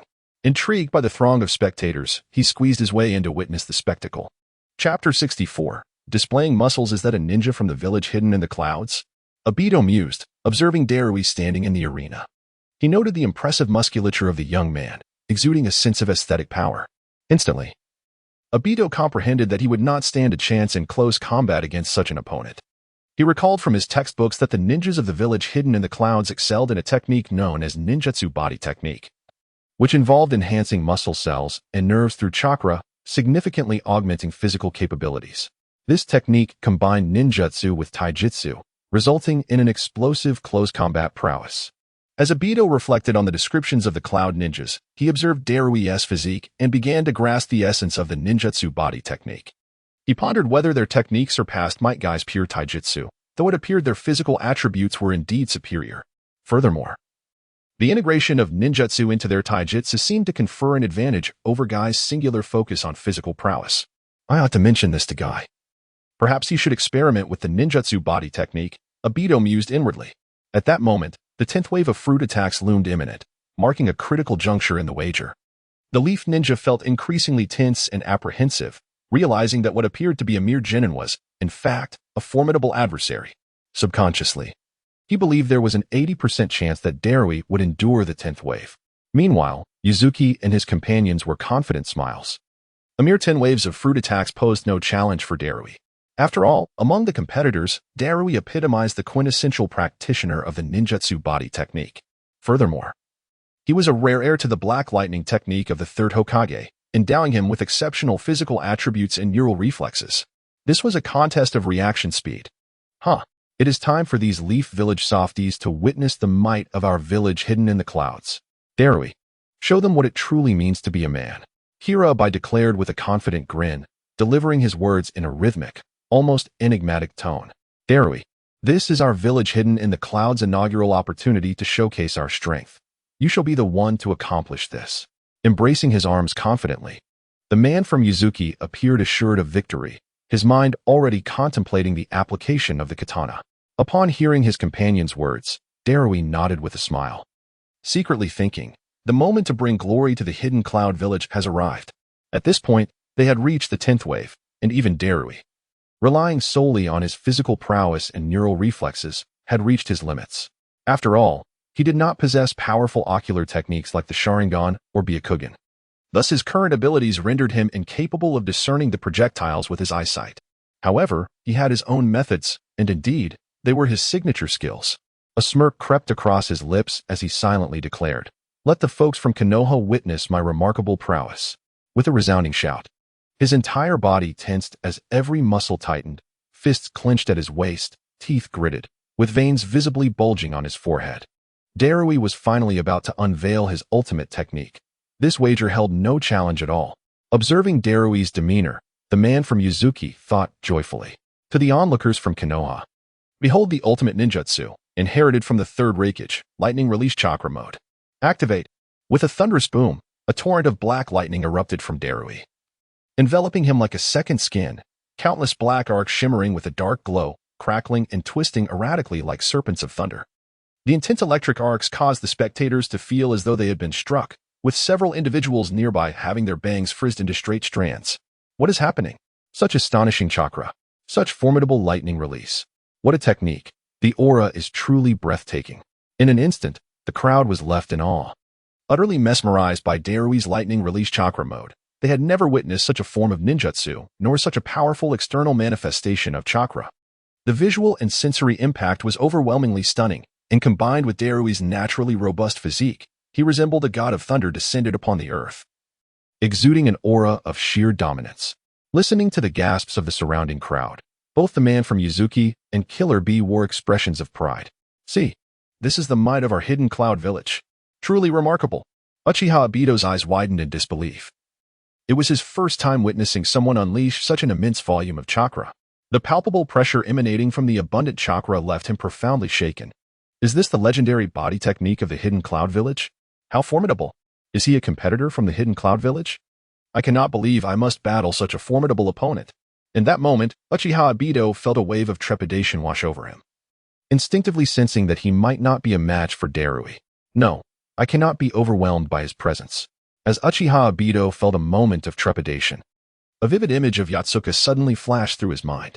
In an instant, the fear that had been instilled in him by Darui dissipated completely. I cannot be intimidated by him. After all, I stand as a representative of Konoha. No matter how formidable he may be, he remains no match for Yotsuka. Moreover, should I truly encounter him as an adversary? At this thought, the visage of Noera Rin crossed his mind. Obito, you must persevere. I will be cheering for you from the stands. The echoes of Rin's encouraging words resonated in his ears, fortifying his resolve. Even if I face him, I must prevail. I will triumph. Rin is watching me. A determined glimmer ignited in Uchiha Obito's eyes. At that moment, the 10th wave commenced. A series of swift whooshes sounded as 10 dark shadows erupted from the machine's spout, racing toward Darui with astonishing speed. Darui, his entire being aglow with arcs of black lightning, gripped his long sword tightly, his eyes wide with focus, fixating on the incoming barrage of fruit. Chapter 65, The Bet Lost. I can see it. I can discern it clearly, Darui silently affirmed. As the potent activation of his black lightning enhanced his muscle fibers and neural conduction to an unprecedented level, amplifying his reflexes fivefold. In this heightened state, his mind operated at remarkable speed, processing a vast array of information, even though his eyes could not precisely identify the nature of the approaching shadows. Yet, with his brain's accelerated response, he was able to instantaneously determine, by the silhouettes of the shadows, whether they were fruit or mere distractions. In the next moment, he bellowed in fury, swinging his sword, akin to a door panel, before him, unleashing a massive arc of black light that struck the first shadow with ferocity. With a soft whoosh, the shadow was cleaved apart, its velocity plummeting, revealing its true form, an apple sliced in half. Again, the second, Darui forcefully contracted his arm muscles, swinging his arm in the opposite direction. With a swift motion, he severed another shadow, revealing a banana cut cleanly in two. Next, the third. He swung his blade once more, cleaving through yet another piece of fruit. The fourth, the fifth, the sixth, the eighth. A flurry of powerful blows erupted, each strike producing a cascade of black arcs, both violent and graceful, as he swiftly dismantled all 8 shadows, leaving behind a scattering of fruit fragments. The remaining 2 shadows collided with the net behind him, revealing their true forms, 2 small green wooden spheres. The 10th wave. Success. Darui thrust his great sword into the ground, turning back to the people of Yunin village with a confident smile.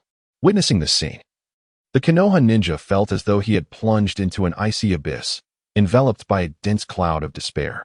His body turned cold and his heart was flooded with sorrow. I have lost, he lamented, gazing longingly at the blade upon the table. This sword had been his companion for 12 long years, a steadfast ally in countless battles, earning him monumental victories. Yet today, it was destined to change hands, becoming another's possession. How infuriating. The Konoha ninja gritted his teeth, overwhelmed by anguish. Haha, you must abide by the terms of our wager. According to our agreement, this sword now belongs to me. The Yuyuki individual declared triumphantly as they approached the table, reaching for the great sword. With a swift motion, she drew the blade, its edge glinting with a chilling white light in the sun, illuminating her exquisite visage and reflecting her overwhelming joy. What a splendid sword! Thank you. I shall take excellent care of it, she chirped, playfully waving it in front of the Konoha ninja before she sheathed it with a flourish, resting it upon her back. From that moment onward, the sword was undeniably hers. Humph. A petty triumph. The Konoha ninja muttered through clenched teeth. The smug expression on the Yuyuki's face pierced his heart like 1,000 daggers, leaving him breathless with pain. Yet, despite his profound reluctance, he understood that having pledged to the wager, he must uphold it. Otherwise, to renege in such a public setting would not only bring disgrace upon himself, but also tarnish the honor of Konoha and the Land of Fire. Meanwhile, Darui awaited the 11th wave of fruit attacks, eager to showcase the prowess of Yunin village and to test the limits of his current strength. Excellent.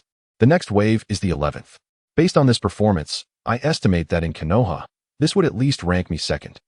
I wager the top score won't exceed 14 waves, Karabi remarked, chuckling as he hummed a tune. Shall we check the leaderboard and see who holds the first place? Inquired Sam, a blonde with a prominent chest, standing nearby. No need to look. Once Darui finishes, the stall owner will record his name on the leaderboard, and it will undoubtedly be reordered. At that point, he will surely claim the top spot, making the current first place irrelevant, Yuyuki asserted confidently, her victorious smile unwavering. As the 11th wave commenced, Darui activated his lightning release chakra mode, enhancing his muscles and nerves, and effortlessly passed through yet again. He continued on through the 13th wave, but upon reaching the 14th wave, he finally hit his limit, missing 3 fruits and being eliminated on the spot. Although he fell slightly short of the ideal goal of enduring the 14th wave, he still felt a sense of accomplishment. Just a fraction more. It appears my lightning release chakra mode requires further enhancement. If I could attain the level of Brother A, surely I would be able to handle 20 waves without difficulty. Darui stepped down from the stage, and although eliminated, his expression bore no trace of regret. In this round, he not only showcased the strength of their village of the clouds to the astonishment of those from the Leaf village, but also seized a trophy from them. Though the wager was initiated by the Yuzuki clan, and the spoils belonged to them, he was the one executing the plan. Therefore, he believed that upon returning to the village of the clouds and presenting that sword to Lord Rakage, he would undoubtedly receive commendation from him. Those from the Leaf village are utterly incompetent. This game is beyond their capabilities. I reiterate, only we from the village of the clouds can truly engage in this game. Karabi laughed heartily, his arrogant words inciting the ire of the surrounding Leaf villagers. Yet, they were powerless to refute him, as the outcome of the wager was an undeniable reality. However, at that moment, Obito was displeased. He forcefully pushed through the crowd, confronting Karabi and the others with indignation. Do not revel here in your fleeting triumph. What is so remarkable about your achievement? Even our second place surpasses you, let alone the first. If Yatsuka were here, he would assuredly eliminate you all with a single strike, Uchiha Obito declared vehemently. Normally, when struck down by Yatsuka, Obito harbored deep resentment, vowing to train rigorously for retribution. Yet, when faced with outsiders belittling the Leaf Village, the first thought that crossed Obito's mind was to defend Yatsuka. And in that moment, Yatsuka's stature grew in his eyes. After all, he was one of their own. The reason Obito did not recklessly charge forward, declaring, "What makes you so impressive? I can surpass you, Darui," was due to his self-awareness. He understood his limitations and would not allow pride to cloud his judgment. After all, in terms of physical prowess, the Village of the Clouds excelled, while the Leaf Village, despite having skilled practitioners like Might Guy and the Hyuga clan, predominantly specialized in ninjutsu. Thus, Obito could not afford to compete with the strengths of the Village of the Clouds using his own weaknesses. Who are you? Karabi scoffed upon hearing someone dare to challenge him. I am Obito Uchiha of the Leaf Village. Obito stepped forward, looking up at Karabi, who towered over him by nearly a head, placing Obito at a distinct disadvantage physically. Had this been in the past, Obito might have succumbed to trepidation. Yet at this moment, his heart was imbued with the essence of Rin Noera. Rin served as his source of motivation, his unwavering support, and his sanctuary. Thus, as long as Rin remained in his heart, Obito felt no fear. All negative emotions were counterbalanced by her presence within him. How could you assert that Darui's performance was not the second highest? Impossible. This game, while appearing straightforward, rigorously tests one's reflexes, muscular strength, and endurance. Even the most formidable Jonin struggle to last beyond the 13th wave, while the ninjas of the Cloud Village excel in physical prowess and reaction time. How could your Leaf Village possibly have individuals surpassing the 14th wave, unless they are on the level of the Hokage or someone like Might Guy? However, why would such esteemed figures indulge in such a trivial game? Besides, if that were the case, it would be inconsequential, as the rakeage from our Cloud Village, along with individuals like A, could also achieve similar feats, yet such accomplishments would lack significance. It's not about the Hokage or any such rank. Our top contender is a Chunin, just like me, and you too. Do you understand? The first place is also a Chunin, and their achievement far surpasses yours. Obito Uchiha scoffed, exuding a sense of pride in his newfound realization of the utility of Yatsuka. Oh, I am curious to see who it is. Yuzuki scoffed, striding directly to the leaderboard to inspect the results. At first glance, she noticed the second place, marked as Junji Ito, with a score of 16 waves. This revelation left Yuzuki astonished. There indeed existed someone who exceeded 14 waves. However, upon observing the title of Jonin following Ito's name, she felt a sense of relief. It was rather normal for a Jonin to attain such a level. After all, not all Jonin from the Cloud Village could reach this standard. Furthermore, considering Darui's current condition, it was highly probable that he would also manage to achieve 16 waves once he became a Jonin. Then, Yuzuki shifted her gaze upward to the position of the first place. There, inscribed were the characters Yatsuka, followed closely by the number 18, indicating he had persevered through the 18th wave. What? Yuzuki gasped in disbelief. Could it be that someone truly reached the 18th wave? Impossible. He must be a Jonin. A Chunin could never endure to the 18th wave? Absolutely not. With anticipation, Yuzuki continued her gaze to the right, hoping to find the designation of Jonin. Instead, the words that appeared were Chunin. How could this be? Yuzuki stood frozen, her mind replaying the term Chunin repeatedly. Chunin, Chunin, Chunin, Chunin. Hey, Yuzuki. What was the score of the first place? At that moment, Karabi, noticing Yuzuki's immobility before the leaderboard, impatiently called out, as the wooden figure remained unresponsive. Karabi called out once more, but the figure stood before the ranking board like a statue. What in the world? Karabi felt compelled to approach, though an uneasy sensation stirred within him. Hey, I'm talking to you, wooden figure. He patted the figure, only to see it point at the ranking board before them. Following the direction of its finger, Karabi's gaze fell upon the words, first place, Yatsuka, 18, Jinin. What? Karabi was momentarily struck dumb, his expression one of disbelief. How could this be possible? Rubbing his eyes, he looked again, but the words remained unchanged. Wooden figure. I must be dreaming. Quickly, slap me awake. A genin could never withstand 18 waves. The wooden figure raised its hand and delivered a sharp slap to Karabi's face. Please, let me awaken. Karabi thought as he watched the hand approach, growing larger before his eyes. Slap. Ah. Karabi spun through the air twice before crashing to the ground with a cry. That hurt. Nevertheless, it seemed he was indeed awake. Scurrying to the ranking board, he looked again. What? This was no dream. How could a mere genin endure 18 waves? Karabi felt himself on the brink of madness. At that moment, other ninjas from the Yunin village gathered around. Their faces a mix of astonishment and disbelief as they beheld the information on the ranking board. How can this be? Could it be that a person with Jonin strength declined to advance, or perhaps someone who was once a Jonin but was demoted to genin due to a mistake? Darui murmured, his expression one of shock. Humph. See? With your paltry skills, you're hardly worthy of note here in Konoha, not even surpassing a genin. You might as well return home to tend to pigs. Laughter erupted from the group. Observing the dumbfounded expressions of the Yunin village ninjas filled Uchiha Obito with delight. Ha ha. Yatsuka truly is the strongest. In that moment, he found Yatsuka endearing, momentarily forgetting the time Yatsuka had struck him. No way. I refuse to believe this. You must be deceiving us, placing a non-existent person in first place. Yes, it has to be a ruse orchestrated by the stall owner to avoid paying. The wooden figure shouted in outrage. Chapter 67. The rampaging wooden figure, be careful not to accuse me without cause. I have not fabricated anything. That person indeed faced 18 waves of fruit attacks before all of us, and he is indeed a genin. Oh, by the way, it is said that lad is a competitor from Konoha this time, the stall owner with a goatee slowly interjected. As it pertains to him, he must come forth to clarify the situation. Otherwise, should a fool mistakenly believe he is deliberately fabricating the truth, it would be quite unfortunate. At that moment, some audience members echoed in agreement, exclaiming, Indeed, we all witnessed it that day. That individual is merely a low-ranking ninja, with a stature quite similar to his. The people of the cloud-hidden village should not bemoan the sour grapes simply because they cannot reach them. If they refuse to awaken to the truth, they should at least admit it instead of seeking excuses. For a fleeting moment, the expression on Yuzuki's face revealed her discomfort. Yet she remained unconvinced that any genuine low-ranking ninja could withstand the 18th wave. What extraordinary reflexes would that require? No, that cannot be right. Perhaps it is not entirely impossible.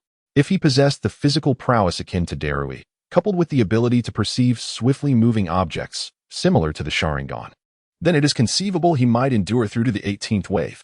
I would indeed like to meet that low-ranking ninja who managed to last to the 18th wave. I wonder what manner of person he is. At that moment, Darui expressed his curiosity. Encountering him would provide an excellent opportunity for a spar. Karabi scoffed, confident that his strength placed him among the elite of these competitors. After all, he is the Jinchuriki of the Eight Tails. Even if he cannot fully unleash its power at this moment, with his overwhelming chakra reserves, he could easily triumph over most low-ranking ninjas. Even Yuzuki, who is reputed to master tailed beasts exceedingly well, would find him a worthy opponent. Thus, Karabi paid little heed to the talents from other nations. For the tailed beast is indeed a formidable advantage. He must be a childlike figure who, for some reason, has been relegated to the rank of a low-ranking ninja despite being a jonin. I refuse to believe that a low-ranking ninja could achieve such a feat. Yuzuki adamantly refused to concede, steadfast in her disbelief. At that moment, Yasaka approached the gathering and was taken aback by the throngs of people surrounding the stall. Pondering what remarkable individual had drawn such a crowd, as Yasaka squeezed through, he emerged just in time to witness a robust figure from the cloud-hidden village engaged in a heated dispute with Uchiha Obito. Oh, Obito? And them. They must be from the cloud-hidden village, Yasaka mused, momentarily perplexed by the unfolding drama. His curiosity piqued as he observed the quarrel between Obito and Karabi. Meanwhile, the onlookers were captivated by their altercation, blissfully unaware that the protagonists of the dispute were merely spectators enjoying the spectacle. You people from the cloud-hidden village. I see through your facade. You are merely stubbornly denying the truth, lamenting over grapes you cannot reach. Uchiha Obito exclaimed in anger. For he realized that no matter how he argued, Yuzuki remained resolute in her disbelief, while Karabi insisted that even if such a person existed, he would defeat him on the spot, and Darui contended that the individual must have employed some clandestine ninjutsu to achieve such a feat. Thus, Uchiha Obito was exceedingly irate. Feeling that Karabi and his companions simply could not bear to lose, despite the fact that they had not indeed lost. Just wait. I shall summon him forth so you can witness for yourselves, to spare you from posing as if you were formidable. He scoffed. If you possess the audacity, bring him forth and let me see. At that moment, Yasaka could no longer contain himself and stepped forth from the crowd, addressing the Yuki person. Are you referring to me? Who are you? Step aside. The Yuki individual waved dismissively, hardly paying attention, dismissing him as a mere fool seeking to show off. Yasaka, you have arrived. I was just looking for you. Upon seeing Yasaka, Uchiha Obito's eyes instantly sparkled with excitement. What? Yasaka? Yasaka, is he the one who took first place? In an instant, Darui and Kurabi turned sharply to gaze at Yasaka. What? This lad is the Yasaka? The Yuki individual, now coming to his senses, fixed a startled look upon Yasaka. I heard you were looking for me? Yasaka assessed the individuals from the village hidden in the clouds before him, noting they matched the descriptions in the texts. Each one was tall and robust. Meanwhile, Kurabi and the others scrutinized Yasaka, discovering nothing particularly remarkable about him. His height was average, his physique ordinary, his attire commonplace, and his demeanor unremarkable. He was just an average fellow. Is this the lad who withstood the 18th wave? Just him? Darui pondered, repeatedly examining Yasaka from head to toe, yet failing to discern what made Yasaka exceptional. How can someone like him surpass even Darui? I find that hard to believe, Kurabi boldly declared. It is said you were the top-ranked genin, and that you withstood 18 waves of fruit assaults. I remain skeptical, unless you can demonstrate it for me right here. The Yuki individual challenged Yasaka.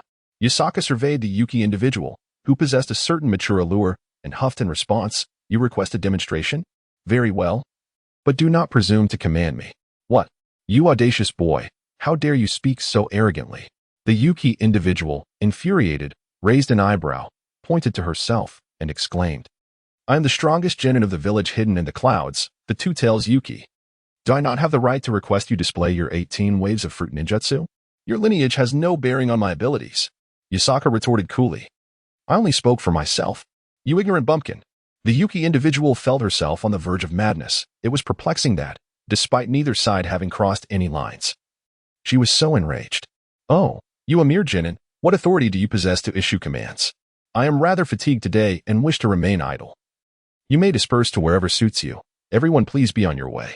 Yasaka waved his hand dismissively, which made Yuzuki feel as though his noble dignity had been trampled upon, as if he and his companions were mere servants, summoned and dismissed at will. This he could not tolerate. You asking for a fight? Yuzuki, as a distinguished genin from the cloud-hidden village, had never endured such indignity. Although he was relatively calm among his group, this was merely a relative measure. In truth, he was quite the tempestuous individual. In a fit of rage, he threw a punch directly at Yasaka. Chapter 68. Die, you wretched creature. What a scene. None present had anticipated this development. Even those from the cloud-hidden village, like Killer Bee, were taken aback by Yuzuki's furious response. You infuriate me. Die, you wretched creature. Yuzuki's punch, while not executed with full force, was a sudden and unanticipated assault. As his fist approached Yasaka's face, the surrounding ninjas finally reacted. Uchiha Obito stood there, dumbfounded, watching Yuzuki's fist fly towards Yasaka, his body paralyzed with shock. Killer Bee's mouth hung open wide enough to fit a light bulb. Despite his sunglasses, his astonishment was palpable. Darui, however, recognized the impending chaos and attempted to intervene, but it was too late. Yuzuki, you fool. You're too impulsive, Darui thought anxiously, realizing that he had no time to organize a response. The gravity of the situation weighed heavily upon him. This was the territory of the Leaf Village, and here was an outsider from the cloud-hidden village striking at one of their own. Was he courting disaster? Damn it. Didn't he, the third Raikage, say Yuzuki was the calmest among us? I see he is the most reckless and impulsive instead. Yet, despite Darui's escalating anxiety, it was already too late. He foresaw the impending turmoil. A clash was inevitable, and although both sides would attempt to mediate, their group from the cloud-hidden village would inevitably face disdain during their subsequent travels, possibly even encountering sabotage. In despair, Darui closed his eyes and cursed under his breath, lamenting this reckless woman. Just as everyone expected Yuzuki's punch to land on Yasaka, Yasaka, sensing a disturbance in the air as Yuzuki's fist approached, instinctively reacted. Without a moment's hesitation, he leaned back. In the next instant, Yuzuki's punch missed entirely, landing just 5 centimeters from where Yasaka's head had been. Humph. You missed. Yusaka is certainly not someone to be trifled with. In the village of Konoha, he has always been the one to strike others, never the one to be struck. To his astonishment, this insolent woman from the Hidden Cloud village dared to challenge him so audaciously, as if courting death itself. With a cold snort, he swiftly drew his katana, executing a horizontal slash that sent forth a chilling arc of white light, aimed with blinding speed at the neck of the Yuzuki. Should this strike connect, it would surely result in instant decapitation. In a moment of peril, the Two Tails, a powerful spirit residing within Yuzuki, sensed the imminent threat. It seized control of Yuzuki's body, propelling him backward in a desperate maneuver akin to a bridge, narrowly evading Yusaka's lethal blow. Although he emerged unscathed, a portion of Yuzuki's long hair was caught in the wake of his backward fall, the latter third of his ponytail severed cleanly by Yusaka's swift blade. With a soft yet resonant sound, the golden strands of hair scattered through the air, transforming into a magnificent fan-like display, momentarily enveloping the space before them in a shimmering golden glow. "Ah, my hair. You will pay for this," Yuzuki exclaimed, his fury igniting upon witnessing the loss of his precious locks. He bellowed in rage, preparing to unleash his true abilities, yet was restrained by Darui and Killer Bee, each grasping one of his shoulders to hold him back. "Release me. I shall slay him for severing my hair," he screamed in a frenzy, a cacophony of rage erupting from him. At that moment, other competent members of the Hidden Cloud village rushed forward to subdue the enraged Yuzuki, fearful that his wrath might escalate into a full-blown confrontation. It had only been an hour since their arrival in Konoha. Should a public brawl ensue, not only would they forfeit their opportunity to compete, but they might also find themselves captured and imprisoned by the villagers. While execution was unlikely, they would be reduced to the status of prisoners of war, a deeply humiliating fate, potentially igniting diplomatic tensions between their two nations. Were such a situation to arise, the Hidden Cloud village would undoubtedly have to pay a price to secure the release of their captured comrades, and they would do so with a degree of humility. Particularly concerning was the fact that it was their own members who had instigated this conflict. Even if the third Raikage himself intervened, they would find it difficult to justify their actions. The Hidden Cloud village would have no choice but to swallow their pride, as they were the aggressors in this encounter. Moreover, it is worth noting that not long ago, the Second Shinobi World War had commenced with the people of the Land of Lightning striking first, also within the territory of Konoha, and they had ultimately faced defeat. Thus, should further conflict arise now, it could escalate significantly, provoking intense animosity from the people of Konoha. The Hidden Cloud village, still in a phase of development, is ill-equipped to engage in war at this juncture, and to preserve their growth and maintain a low profile, they would have to temper their tempers. The third Raikage, despite his formidable prowess, was compelled to endure humiliation and suppress his anger. If the impulsive actions of the Yuzuki clan were to instigate a chain reaction resulting in a blow to the Land of Lightning, then these individuals would undoubtedly be deemed historical transgressors. A conflict must be averted at all costs. Darui's mind screamed in fervent desperation as he firmly restrained the Yuzuki individual. Kurabi, too, was on the brink of unleashing his full strength to control the Yuzuki, as she exhibited an unexpectedly immense power. The adage "a head may bleed, but hair must remain intact" echoed in their minds. The well-endowed Samui also exerted herself to restrain the nearly uncontrollable Yuzuki, feeling quite exasperated. It was clear that the third Raikage had entrusted the most composed individual among them, the Yuzuki elder sister, with the responsibility of keeping the others in check. Yet, ironically, it was now a group of them who were struggling to contain her. Was the Raikage truly reliable? After considerable effort, the group from the Hidden Cloud village finally managed to subdue the Yuzuki. Kurabi wiped the cold sweat from his brow, relieved that she had not succumbed to her rage and unleashed her tailed beast form in the street, for that would have spiraled the situation beyond control. Chapter 69. The Yuzuki goes mad. At this moment, the Yuzuki had calmed down somewhat. She had begun to half believe the claims made earlier. However, she was reluctant to admit that a genin could withstand up to the 18th wave. Her subconscious was starting to accept it, though her pride resisted. In a moment of impulsivity, she instinctively threw a punch at Yusaka. The instant the punch was launched, regret washed over her. Her fury had momentarily clouded her judgment. To her astonishment, Yusaka evaded her strike. This surprised the Yuzuki greatly, as her punch had been an uncharacteristic and sudden outburst, even to herself. Typically, such unexpected punches during a conversation would catch most off guard, while many could react in a combat scenario. The abruptness of her action amidst dialogue was a different matter altogether. Before she could fully grasp Yusaka's swift response, she suddenly found herself facing a blade aimed at her. The speed of the strike was so rapid that an overwhelming sense of danger surged from her heart, prompting her instincts to prepare for evasion and defense. Before she could even move, the two-tailed demon cat within her, more terrified than she was, seized control of her body, causing her to fall backward. Consequently, her ponytail, due to the inertia of the backward motion, swung toward Yusaki, resulting in a third of it being severed by Yusaki's blade. Thus, the once calm and regretful Yuzuki erupted like a volcano, her fury ignited. She cherished her flowing golden locks, dedicating considerable time each day to their care. Having finally grown them to a certain length, she intended to style them into twin ponytails after the competition.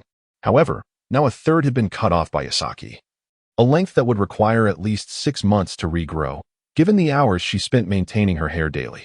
This act was utterly intolerable, nearly provoking her to unleash her tailed beast in a fit of rage.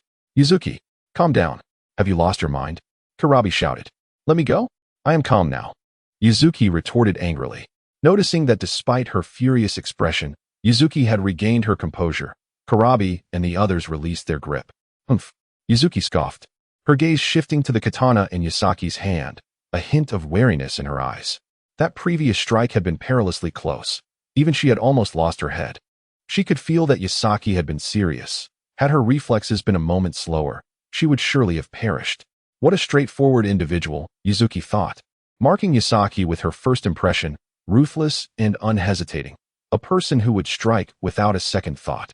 Yuzuki slowly approached Yusaki and addressed him. "You are one of the competitors, aren't you?" "And if I am," Yusaki replied with a cold smirk. He had actually held back during that previous strike. Had he truly intended to kill Yuzuki, he would have utilized the Great Freedom Sage technique to enhance the speed of his arm movement, employing the steel-cutting flash. At that moment, the wind blades accompanying the steel-cutting flash would extend his attack range from the katana's 1 meter length to 2 meters. This meant that even if the blade itself did not touch Yuzuki, the wind blades would have severed her head.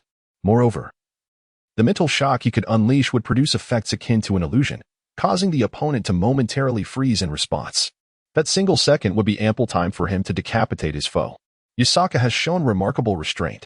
In the past, he would have disregarded such matters entirely and eliminated his opponent without a second thought. However, the third Hokage and Hideki Mitsukami had specifically advised him to avoid creating significant conflicts, as it could adversely affect the entire village. Yusaka is untroubled by personal repercussions. But if the village were to suffer, leading to unnecessary warfare, it could result in the closure of numerous eateries, fundamentally disrupting his culinary journey and hindering the rewards he receives from the system. Thus, for the sake of gastronomy, he must exercise self-control. Observing Yusaka's nonchalant demeanor, Yuzuki felt a surge of irritation. Although she was initially at fault, as a prodigious kunoichi from the village hidden in the clouds, she had never experienced such indignity before. She was accustomed to others catering to her whims, and it was her first encounter with someone else disregarding her. However, given that they were in Kanahagakure and unable to cause a scene, she suppressed her anger and declared, "Very well. I cannot engage you now, but at the tournament, I will seize the opportunity to challenge you. I hope you will not flee then." Hee. With a sinister grin, she resolved to unleash her full power against the audacious individual who dared to sever her precious hair. After all, the tournament rules do not prohibit lethal force. If an accident were to occur, it would simply be deemed excessive aggression, and Konoha could not hold her accountable. That's it. Yuzuki is already planning to go all out during the tournament. This kid is doomed, CHG whispered to Samui, who sighed and shrugged in response. They both understood Yuzuki's temperament. While she typically exhibited a calm and composed demeanor, when provoked, few could match her strength unless CHG unleashed the Eight Tails mode, in which case he might barely contend with her. After all, Yuzuki had advanced significantly in her mastery of the tailed beasts, capable of harnessing 50% of their power, whereas CHG could manage only around 40%. Chapter 70. Did I let you go? Is it really you? Yusaka chuckled mockingly, surveying Yuzuki with a discerning gaze, concluding that she possessed no remarkable qualities and categorizing her as someone who could be easily defeated. Listen, I'm not here to engage in a war of words. We shall meet in the tournament. Yuzuki retorted with a cold laugh, mentally placing Yusaka on her hit list. A person of her pride could hardly tolerate such slight, though she was indeed the most composed among this group, as the third Reikage had indicated. Had it been CHG in this situation, a fight would have already ensued. The individual known as Yuzuki found herself momentarily overwhelmed by impulse due to the recent incident concerning her hair. She resolved to leverage her connections to ensure that she and Yasaki would be grouped together in the forthcoming one-on-one match. When the time came, she would unleash her full strength, feigning a lack of control, and eliminate Yasaki. Although this was within the territory of Konoha. The tournament was jointly hosted by the 5 great nations, leading Yuzuki to believe that a little manipulation was permissible. You foolishly underestimate me. Soon you shall learn the consequences of provoking Yuzuki. Yuzuki swiftly quelled her anger towards Yasaki, as she anticipated that in just a few days, she would have the opportunity to dispatch him on the battlefield. Why waste energy on resentment towards a man destined for death? With that thought, Yuzuki turned to leave. Greeting Kurabi and the others. Let us go, we should find an inn to stay in. Just as she began to walk away, Yasaki's voice suddenly pierced the air behind her. Yuzuki halted, a mix of surprise and irritation crossing her features as she slowly turned to face him. What do you mean? She demanded, suppressing her anger. She was acutely aware of the need to avoid trouble, but should he push her too far, she might lose control. Yasaki, brimming with arrogance, looked at Yuzuki and declared, I heard you won a katana and a wager with someone. Are you daring enough to bet with me? If I can endure until the 19th wave, that katana will belong to me. What? Yuzuki's eyes widened in shock. As soon as Yasaki uttered those words, not only Yuzuki but everyone present was left speechless, gazing at him in disbelief. Yasaki had the audacity to challenge her. Uchiha Obito stared at Yasaki in astonishment. Moments ago, he had mentioned to Yasaki that Yuzuki had won a katana from a Konoha ninja, and now, Yasaki was directly challenging her in an attempt to reclaim the sword. What is he thinking? Does he intend to help that person retrieve the katana? Obito's expression was one of shock as he recognized Yasaki's unexpected sense of collective honor. Was he really willing to assist a member of his village in regaining their dignity after being humiliated? Obito's gaze towards Yasaki became complex. He had previously found him insufferable for his frequent acts of violence and strength, which drew considerable attention from Lin, inciting jealousy in Obito. Yet now, he discovered Yasaki possessed a surprising sense of justice, willing to stand up for someone from Konoha. Am I dreaming? When did he become so principled? Meanwhile, Kurabi and the others regarded Yasaki with expressions akin to witnessing an alien. This was utterly outrageous. The 19th wave? Who does he think he is? If it were the great EI, I might believe it, but him? I wouldn't believe it even if my life depended on it. Kira's mouth was so elongated that it could nearly accommodate a light bulb. This fellow, in his quest for bravado, boasts with audacity. I am genuinely curious to see what prowess he possesses that allows him to withstand the 19th wave. I cannot fathom it, for even in my lightning-release chakra mode, I would struggle to endure beyond the 15th wave. What merit does he possess to withstand the 19th? Daru's expression was one of cold amusement as he regarded Yasaka. Scoffing with disdain, I fail to see any remarkable qualities in you, my friend. A word of advice, do not overreach, for hubris may summon misfortune. It is merely a blade. There is no need to sacrifice your dignity for the sake of posturing. Who do you think you are? Have I even engaged with you? Yasaka retorted sharply, inciting Daru to draw his great sword in a fit of rage, eager to confront Yasaka.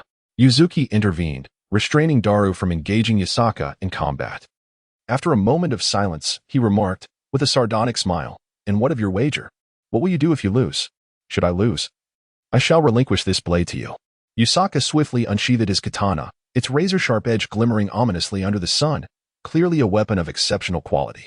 Yuzuki, taking note, mused internally that this blade surpassed even that of the Leaf Village Ninja by 2 tiers in quality. With a smirk, Yuzuki nodded in agreement. Very well. This sword appears indeed impressive. Since you were so keen to bestow it upon me, I accept your wager. His gaze was filled with avarice, fixated on Yasaka's katana. Though he had no use for a sword himself, it would serve splendidly as a trophy to present to the Raikage upon his return to the hidden cloud village, undoubtedly earning him accolades. Yuzuki harbored no belief that Yasaka could endure to the 19th wave, as that level of difficulty was exceedingly formidable. One must discern, within a single second, 19 airborne objects as either fruit or distractions, and then sever each fruit while evading the distractions. This task was immensely challenging among those present. Only he felt that AI could achieve it, though AI had just excused himself to the restroom. Thus, Yuzuki had already resigned himself to the notion that the katana in Yasaka's possession would soon belong to him, resulting in a buoyant mood. He mused to himself, the Leaf Village ninjas are all so foolish. I cannot fathom how they triumphed in the last Shinobi World War.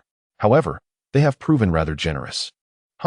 Upon my arrival in the Leaf Village, I am gifted 2 fine swords. Perhaps they are simply Navi with their wealth. Soon, Yasaka found himself in position for the Fruit Ninja Challenge, while Yuzuki and the others stood by, their faces betraying a mixture of schadenfreude and incredulity. Utterly unconvinced that Yasaka could survive to the 19th wave, only Uchiha Obito could be heard, vocally cheering for Yasaka. Yasaka, give it your all. Let these hidden cloud villagers witness that we, from the Leaf, are not to be trifled with. Uchiha Obito shouted loudly. His emotions heightened as if he were accepting a challenge in Fruit Ninja. I can hardly wait to witness the expression on that kid's face when he inevitably falters during the 19th wave. It will surely be quite amusing. Darui, with his arms crossed over his chest, wore a look of amusement, harboring doubts that Yasaka could endure through to the 19th wave. Even in his lightning release chakra mode, he could only withstand up to the 14th wave, given that Yasaka lacked robust muscles and the visual prowess of the Sharingan. Darui genuinely could not fathom how Yasaka could survive to the 19th wave. I must say, I've witnessed it firsthand. Those from Konoha may lack in many areas, but they certainly excel in verbal sparring. Is this what they call talk no jutsu? Truly impressive. Haha. Karabi laughed heartily while the spectators from Konoha shot him glares of indignation. But Karabi remained unfazed. These softies from Konoha are only capable of this much. If everyone were like them, our land of lightning would have already surpassed Konoha's strength. Samui chimed in, her face adorned with an arrogant smile as she scrutinized Yasaka, attempting to analyze his potential abilities. However, without Yasaka making a move, she could discern nothing remarkable about him. At that moment, the warning bell rang, signaling the onset of the first wave as 2 projectiles were launched. The speed of the shots was relatively slow, within the realm of visibility for an average person. As the 2 bananas were shot forth, everyone around could see clearly. With a swift motion, Yasaka struck, and the 4 banana pieces fell to the ground. Waves 2 through 7 followed, and Yasaka effortlessly sliced through the fruits, missing not a single one, displaying remarkable steadiness. This fellow's technique with the blade is indeed commendable, swift, precise, and lethal. However, if this is all he possesses, it will not suffice for him to endure through to the 19th wave, Samui remarked disdainfully, weighing the katana she had acquired. Initially, she found it rather impressive, but upon seeing the katana in Yasaka's possession, it suddenly seemed lackluster. Hey, Darui, don't you use a sword? That kid-esque katana will be yours shortly. I have no need for it, she declared. I prefer larger blades. This lighter sword does not suit me but might serve some purpose for Karabi. Darui waved his hand dismissively. Karabi glanced at the katana in Yasaka's hands and shook his head, stating, Well, I do wield a lighter sword.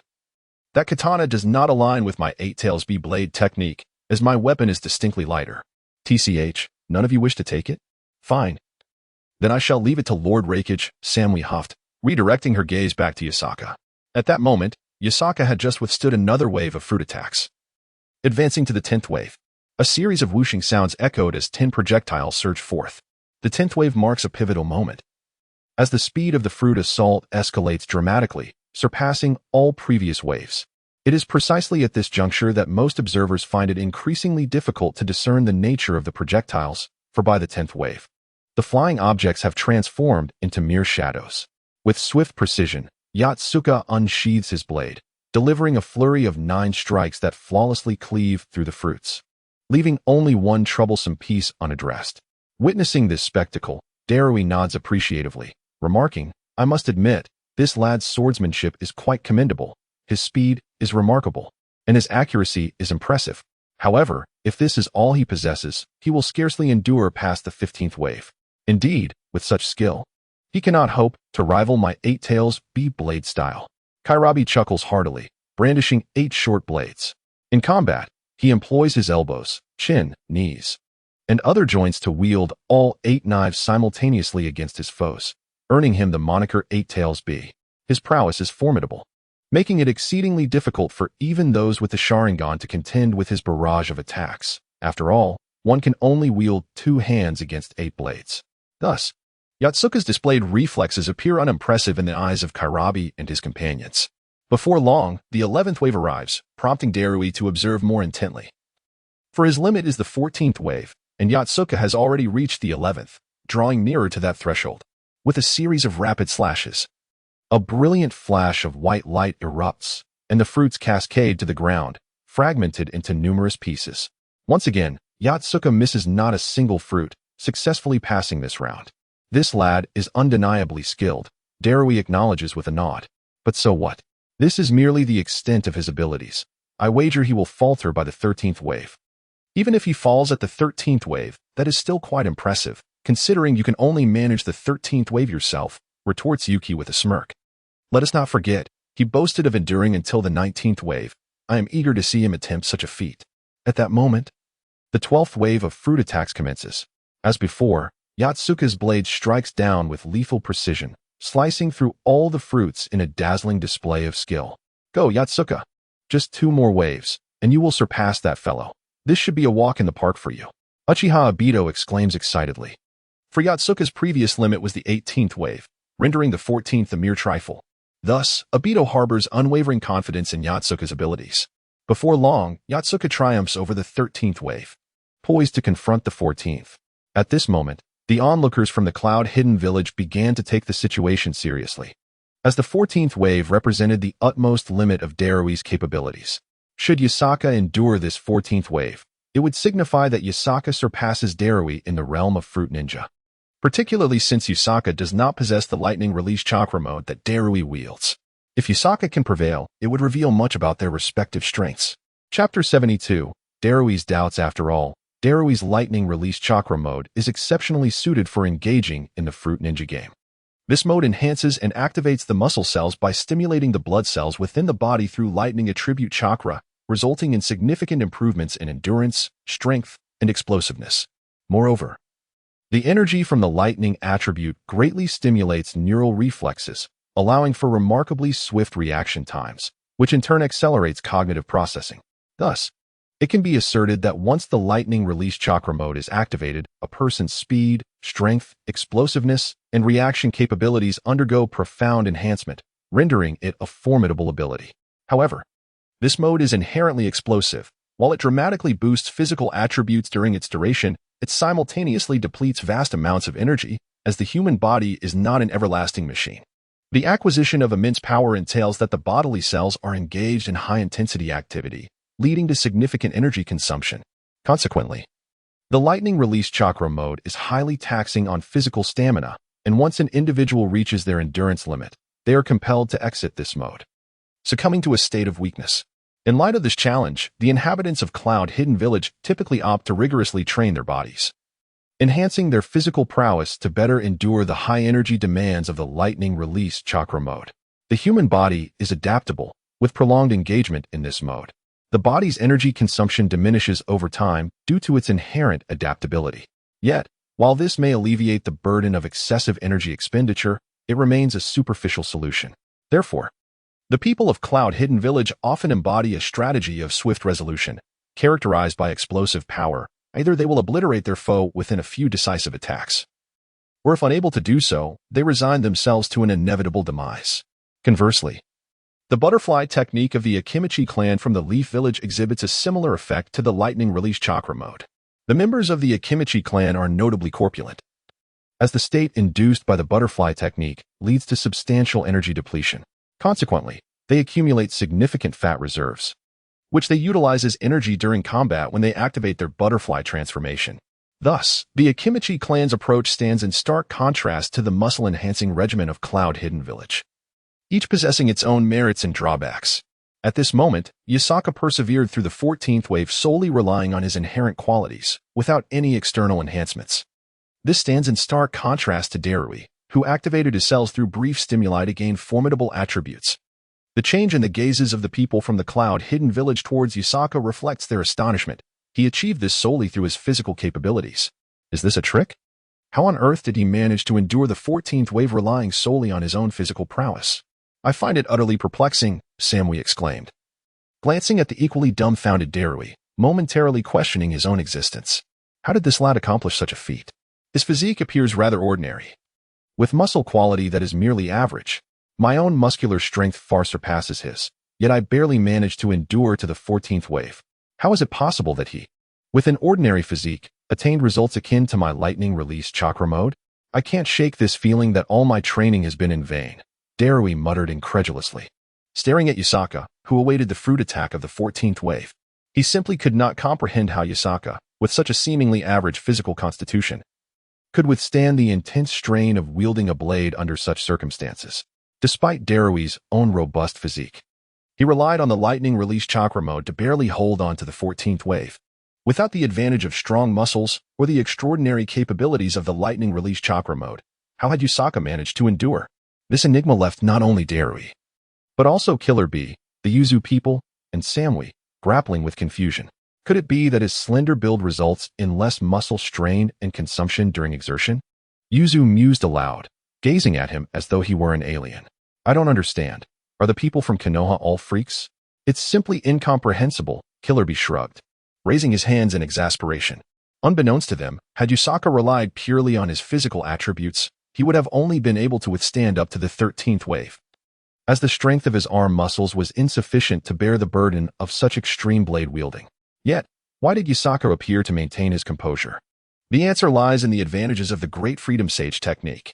Each time he swung his blade, this technique would create a gust of wind that assisted his arms, akin to a powerful breeze propelling one forward while running, allowing him to exert less effort while increasing his speed. As Yasaka wielded his blade, the force of the wind propelled his arm with remarkable swiftness, allowing him to conserve energy effortlessly. It felt as though his arm was dancing with the wind rather than relying solely on muscular exertion. This synergy significantly preserved Yasaka's stamina and alleviated the strain on his muscles. Moreover, the Great Freedom spell diminished the air resistance he faced in any competitive sport. Overcoming air resistance is often the most laborious task. Yet, while Yasaka swung his sword, he benefited from both the wind's assistance in propelling him forward and its reduction of resistance. Consequently, this dual advantage rendered Yasaka's swordplay not only effortless, but also astonishingly swift. This phenomenon elucidated how Yasaka could achieve effects akin to those of a Darui-enhanced physique, despite his ordinary physical attributes. Naturally, Yasaka kept this secret to himself, leaving the inhabitants of the hidden cloud village in a state of bewilderment. Let us see if he can withstand the 14th wave, said Yuzuki, her countenance darkening. After witnessing Yasaka's remarkable performance, she had reluctantly conceded that he possessed the capability to endure the 14th wave. Chapter 73, Incomprehensible Previously. Yuzuki had regarded Yasaka as an unimpressive individual, devoid of any remarkable traits, and had struggled to believe he could match Darui's prowess. But after observing Yasaka effortlessly withstand the previous 13 waves of fruit assaults, she had come to realize, deep down, that he would indeed surpass the 14th wave. In the realm of fruit ninja, Yasaka was superior to Darui, a notion that lingered unspoken in her mind. This fellow, I must uncover the truth behind his abilities. Yuzuki vowed silently, her intrigue in Yasaka growing with each passing moment. The prospect of defeating him in the arena in a few days filled her with exhilaration. Even so, it's not that impressive. Battles among ninjas are not determined solely by the strength of one's slicing abilities. It is about leveraging one's strengths while exploiting the adversary's weaknesses. This is the path to victory among ninjas. Kurabi scoffed at Yasaka, contemplating that regardless of Yasaka's swordsmanship prowess, he could simply maintain distance, denying him the chance for close combat. A few well-placed jutsu might suffice to vanquish Yasaka. Furthermore, he was confident in his Eight Tails blade technique, believing that even with the Sharingan, Yasaka would struggle to best him in close quarters. Nothing remarkable at all, Kurabi remarked disdainfully, though his expression remained serious as he observed Yasaka. I believe he is quite likely to surpass the 14th wave. However, as for the 19th wave, I remain skeptical. Darui stated impassively, his gaze fixed intently on Yasaka's arm, eager to observe the mechanics of his strength as he wielded the blade. Darui was genuinely curious about how Yasaka could maintain such high-intensity strikes with seemingly average physical capabilities. Just wait and see, chirped Killer Bee. At that moment, Uchiha Obito stood apart from Killer Bee and the others, his expression one of excitement tinged with malice, casting provocative glances at Yuki before turning his attention back to Yasaka. Come on, Yasaka. Show these softlings from the Cloud Village the prowess of our Leaf Village ninjas. What? He dares to call us softlings. Is he blind? Killer Bee exclaimed. Incensed by Obito's words, he leaped up, shedding his shirt to reveal a robust, bronze physique, pointing at his massive chest as he shouted, Behold, this is far more formidable than yours. If this is soft, then what are you? Killer Bee, calm down. There is no need to engage in a war of words with the Leaf Ninjas. Their verbal prowess is unparalleled. We should simply wait for that fellow Yasaka to falter against the 19th wave, and then we can claim his blade as our trophy. That will be the moment for our mockery, so let them prance about for now. Yuki replied with a scoff, her displeasure evident, yet she held her tongue, eagerly anticipating the moment she could taunt Yasaka with his own weapon. At that juncture, the warning bell for the 14th wave rang out. Upon hearing the sound, the previously chattering members of the Cloud Village fell silent, their attention wholly captured by Yasaka. In the next instant, a flurry of 14 projectiles shot forth. Moving so swiftly they appeared as mere shadows. They're coming. Darui's spirit surged as he widened his eyes, fixated on the incoming projectiles. This was a pivotal wave, and whether he could best Yasaka and Fruit Ninja hinged upon this moment. Similarly, Yuki, Killer Bee, and the others also stared intently, anxious not to miss a single detail. In the next heartbeat, Yasaka narrowed his eyes, heightening his perception to its maximum. In his mind's eye, a vivid three-dimensional representation materialized, clearly outlining each projectile, distinguishing between distractions and the fruits. With a swift motion, Yasaka sliced through the air, a brilliant arc of light trailing behind his blade, akin to moonlight. As he precisely cleaved the foremost apple in two, he then shifted his stance from vertical to horizontal, delivering another horizontal strike. A 2-meter-long crescent of light flashed past, severing yet another piece of fruit. At this moment, the third flying object had reached Yasaka, but Yasaka simply tilted his head, allowing the object to soar past him. Upon closer inspection, the onlookers realized it was merely a distraction. Following this, another wave of 3 flying objects approached, 2 in the front and 1 trailing behind, each at varying distances, moving with remarkable speed. This was precisely the situation that had led to Darui's elimination previously.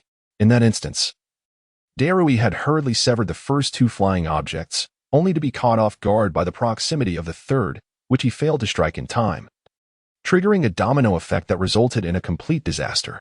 Consequently, when faced with a similar scenario again, Darui fixated his attention on Yasaka. What would he do? Darui pondered silently.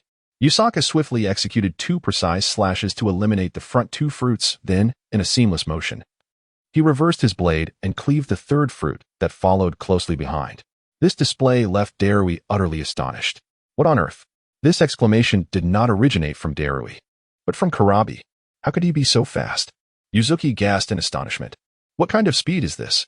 Darui, dumbfounded, thought to himself that had he been in Yasaka's position, he would have certainly been unable to deliver a third strike in time. Given the third fruit's proximity to the first 2, it required a response within a mere hundredth of a second, something he deemed impossible for himself. Yet, Yasaka accomplished it. It was through his direct, lightning-fast reflexes and swift blade work that he severed the third fruit.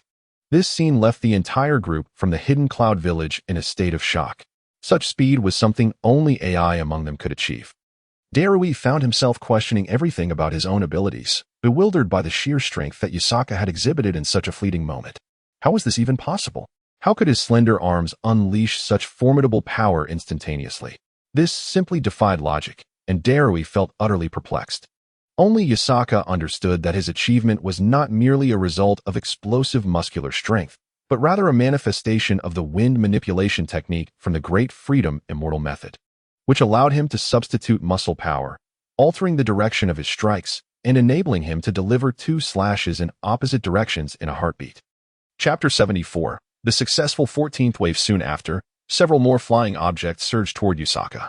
With his acute perception of the air currents, Yasaka accurately discerned whether the incoming threats were fruits or distractions, and with precise and decisive movements, he cleanly sliced through all the fruits. As a cacophony of sounds erupted, fruit pieces scattered across the ground, signifying that Yatsuka had successfully navigated through the 14th wave of fruit attacks. This achievement also indicated that in the realm of Fruit Ninja, Yatsuka had surpassed Darui. How infuriating. I never imagined that this seemingly unremarkable fellow could outshine me. In terms of instantaneous reflexes, my lightning release chakra mode was no match for him. What is this madness? Am I dreaming? Darui gazed at Yatsuka with an expression of disbelief, while Yatsuka remained composed and unperturbed, as if he were simply enjoying a meal. This stark contrast left Darui feeling quite unsettled. As the saying goes, comparison breeds pain. Just moments ago, Darui had exerted himself to the utmost during the 14th wave, yet he had faltered and was left panting. Now, Observing Yotsuka effortlessly conquer the same challenge with an air of nonchalance only deepened Darui's frustration. Ironically, Darui had just mocked Yotsuka for his inferior physical prowess, only to find himself outperformed and exhausted. This left him in a state of disillusionment, his confidence shattered. Killer Bee, am I truly this weak? Killer Bee glanced at Darui, paused for a moment, and finally spoke. Perhaps you have merely encountered an anomaly. Do not take it to heart. You should be grateful to be a normal person. Oh, really? Darui responded weakly. Although Killer Bee's words seemed reasonable, Darui could not shake the feeling that something was amiss. Hey, Yuzuki. This guy is about to challenge the 15th wave, and his performance is quite exceptional, even by the standards of our village. What do you make of this? Killer Bee nudged Yuzuki with his elbow. Yuzuki frowned and replied, this kid does possess some impressive skills. His close combat abilities appear quite formidable, and his reflexes are rapid enough to rival your 8-Tails Bee. What? Engage in close combat with my 8-Tails Bee? Yuzuki, you must be joking. My 8-Tails Bee excels in melee combat. No matter how quick he is, haven't you heard the saying, 2 fists cannot contend with 4 hands? Besides, I have 8 hands. If he dares to engage in close combat with my 8-Tails Bee, I assure you he'll be left in the dust. Yuzuki let out a cold laugh. Let us hope so. However, what good is his close combat prowess when a single-tailed beast bomb would reduce him to ashes? What? Tail beast bomb? Yuzuki, have you truly mastered that technique? Killer Bee exclaimed in astonishment, his eyes wide with shock as he turned to Yuzuki. A proud smile spread across Yuzuki's face as he nodded affirmatively. Indeed, not long ago, I finally mastered the tailed beast bomb. And that too while in the form of the tailed beast chakra cloak. Upon hearing Yuzuki's words, Killer Bee was engulfed in profound astonishment, as he never anticipated that Yuzuki could wield the tailed beast bomb while enveloped in the tailed beast chakra cloak. In general, it is only after complete transformation into a tailed beast that one can unleash the tailed beast bomb, which is a colossal sphere of concentrated chakra released by the beast itself. However, if one could manage to utilize the tailed beast bomb while still in the state of tailed beast chakra cloaking, it would be akin to a miniature nuclear detonation. Although the power of the tailed beast bomb released in this form is significantly inferior to that unleashed during full transformation, it remains lethal to an ordinary person. Thus, achieving this capability signifies a remarkable proficiency in wielding the tailed beast's power. After all, even the Raikage, renowned for his formidable physique, would suffer grave injuries from a direct hit by a small-tailed beast bomb. Yumirin, you truly are impressive, Karabi mused, somewhat speechless. You are indeed deserving of the title of the perfect Jinchuriki. While the tailed beast bomb in its complete form is undeniably powerful, there is often little necessity for full transformation. Mastery of the small-tailed beast bomb already places one's offensive capabilities beyond extraordinary. It can be asserted that no one would dare to withstand even a small-tailed beast bomb head-on, as its destructive potential is immense. This implies that Yumirin can harness the tailed beast's power to the fullest without complete transformation.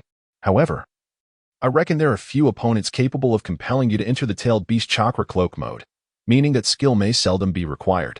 Indeed, unless the opponent also possesses a tailed beast, I cannot conceive of anyone who could force me to utilize the tailed beast chakra cloak mode, Yumirin confidently declared. At that moment, the 17th wave of fruit attacks commenced. During his first encounter with this game, the 17th wave had been the limit for Yasaka. Yet now, as he faced it again, he found himself devoid of the previous muscular fatigue in his arms. Although he could distinctly feel the fatigue setting in, he persevered. As he observed the sudden appearance of 17 dark shadows in the air, Yasaka, just as before, swiftly swung his blade at the fruits, producing a series of crisp slicing sounds. Fruits of all varieties, apples, strawberries, bananas, pineapples, kiwis, pears, and even cantaloupes, rained down in fragmented pieces. The discarded fruit, however, would not be wasted. Having merely been sliced without any contamination, it would be collected by the proprietor to be transformed into a fruit medley for resale. Others did not disdain the fruits that had been sliced by others, for the katana might be cleaner than a kitchen knife. Even if they fell to the ground, they remained untouched by dust. Moreover, these fruits would later be meticulously washed, and previously, Yasaka had even purchased a fruit salad from this very place.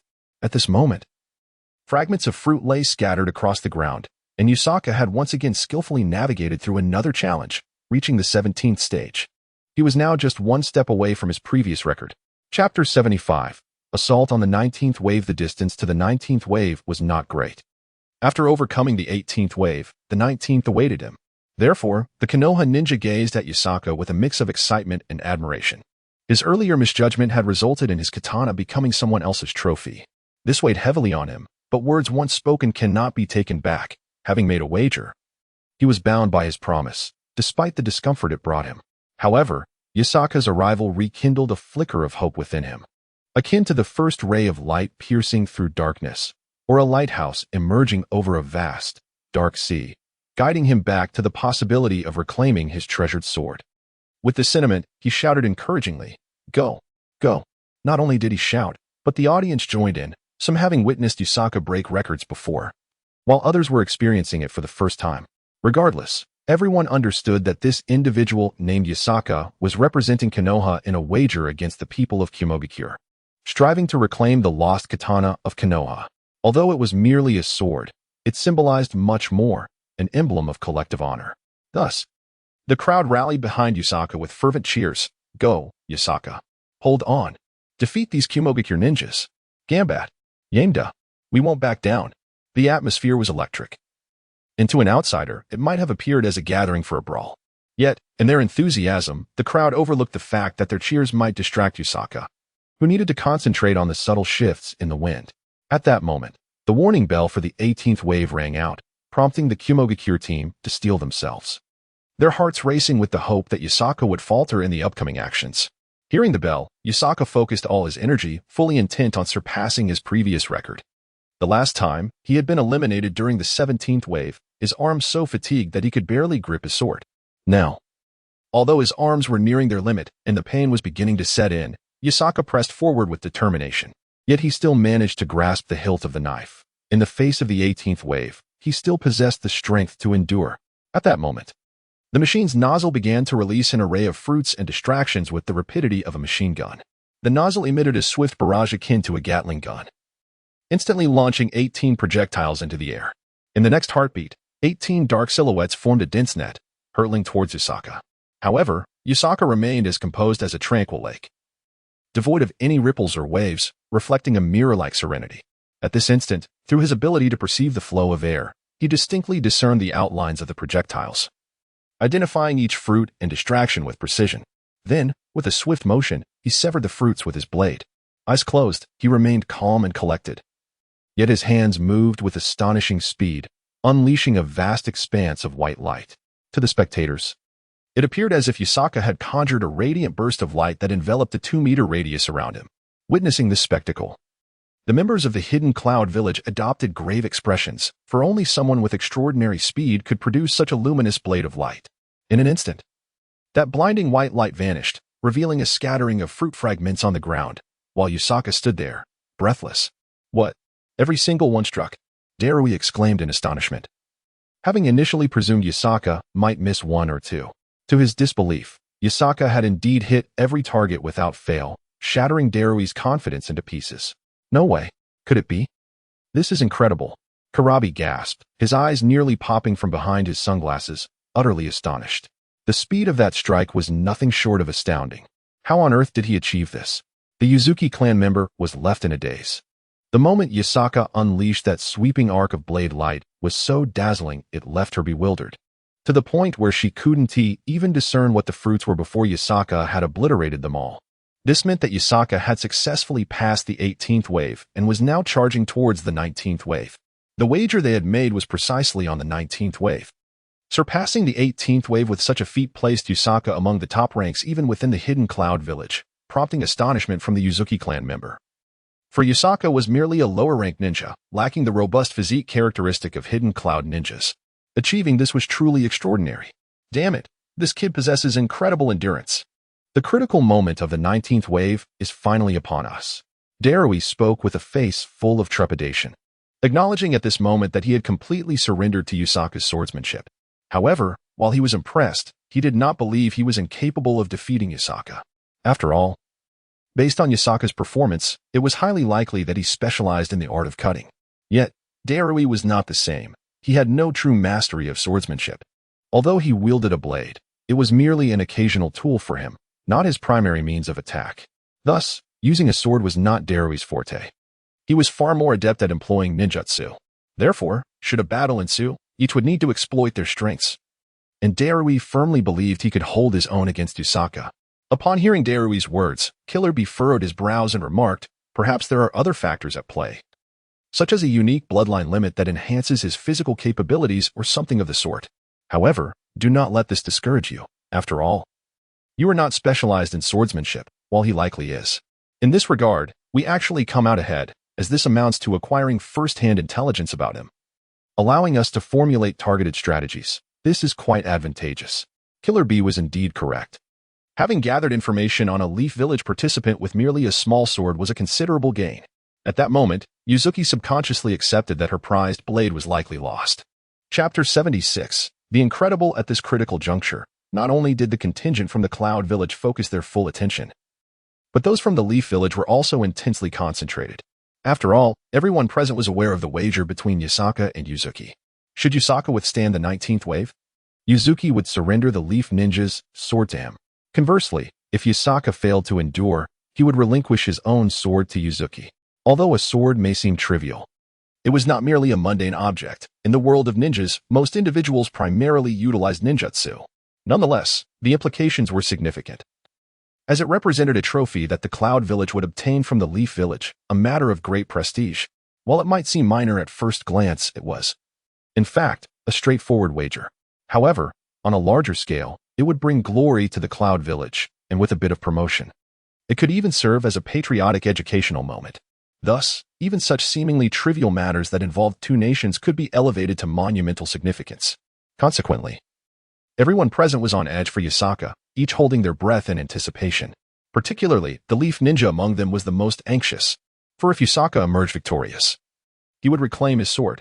Yet, should Yusaka lose, not only would he fail to retrieve his sword, but he would also have to forfeit his own blade. In such a scenario, the ninja would be consumed by guilt, for it was to aid him in reclaiming his sword that Yusaka had engaged in this wager with the Cloud Village ninja. If, as a result of his actions, Yusaka were to suffer losses, he would undoubtedly be branded a sinner. Not only would he have implicated his comrades, but he would also have brought shame upon the village of Konoha. Consequently, this Konoha ninja now felt a deep sense of regret, pondering why he had so impulsively engaged in a wager. Meanwhile, Uchiha Obito stood resolutely confident, for he firmly believed that Yusaka could undoubtedly withstand the 19th wave of fruit attacks. After all, Obito himself had often been on the receiving end of Yusaka's strikes and held a great respect for his prowess, despite Yusaka's previous failure to endure the 18th wave of fruit attacks. Yet that had been a month ago. Surely Yusaka had grown stronger since then. Obito's confidence in this regard was unwavering. Yusaka, give it your all. Show these Cloud Village scoundrels the might of Konoha's strongest genin. Obito shouted excitedly toward Yusaka. His voice instantly drew the attention of the Cloud Village delegation. The strongest genin of Konoha? Yuzuki paused, taken aback. Was he truly the mightiest among Konoha's competitors? Killer Bee looked at Yusaka with astonishment. Is it true that we stumbled upon Konoha's strongest genin just by playing a game of Fruit Ninja? Darui remarked, utterly speechless. Does that mean if we defeat him, our Cloud Village will be invincible? Samui said, brimming with excitement. The strongest genin of Konoha, huh? Hiki, I must defeat him. Yuzuki laughed, her eyes sparkling with a fierce determination.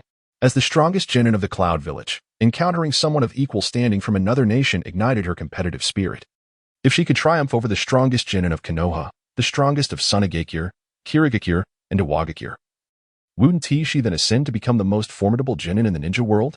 The mere thought of this possibility sent a thrill through her, causing her to tremble with anticipation. After all, she was hailed as the perfect Jinchuriki, capable of flawlessly wielding the power of tailed beasts. When the tailed beast emerged, not even many jounin would stand a chance against her, though some might argue that her strength was not her own but rather derived from the tailed beast, which could be deemed as cheating or unfair advantage. She considered the tailed beast a part of herself, thus claiming it as her own power. Chimu Yusaka, prepare to be my defeated foe.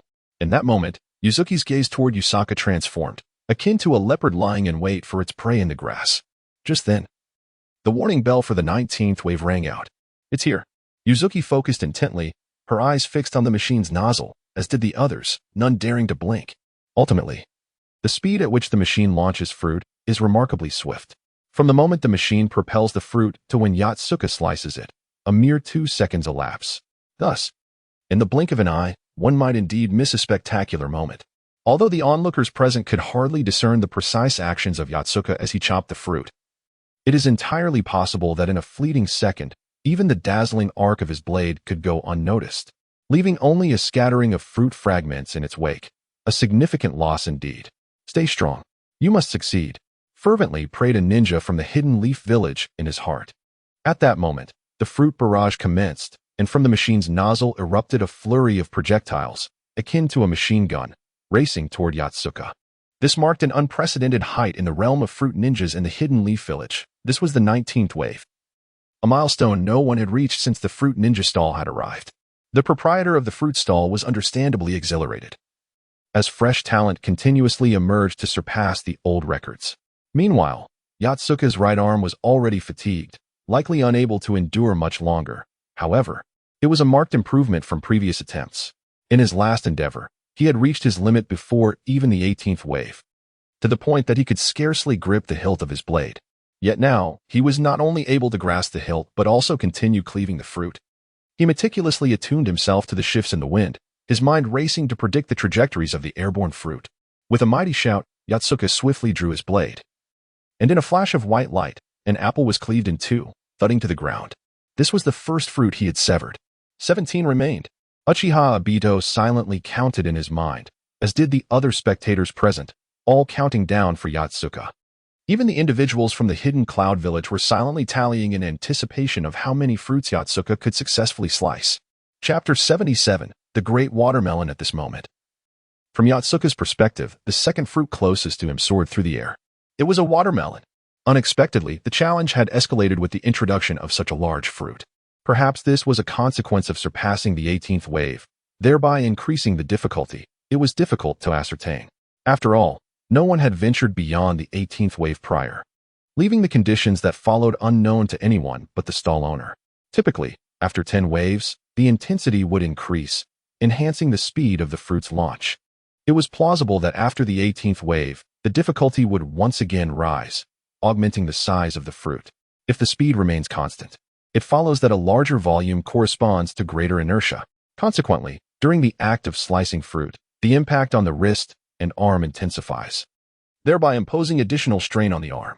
Upon encountering the enormous watermelon, a chill ran through Yusaka. Indeed, the challenge had escalated once more. Furthermore, his arms were already fatigued, teetering on the brink of exhaustion. Drawing from prior experience, Yusaka resolved not to overexert himself. The last time he had lost grip, nearly piercing someone fatally. Should he falter again, the consequences could be dire. At this moment, Yusaka contemplated a significant point. The watermelon, despite its size, possessed a certain fragility.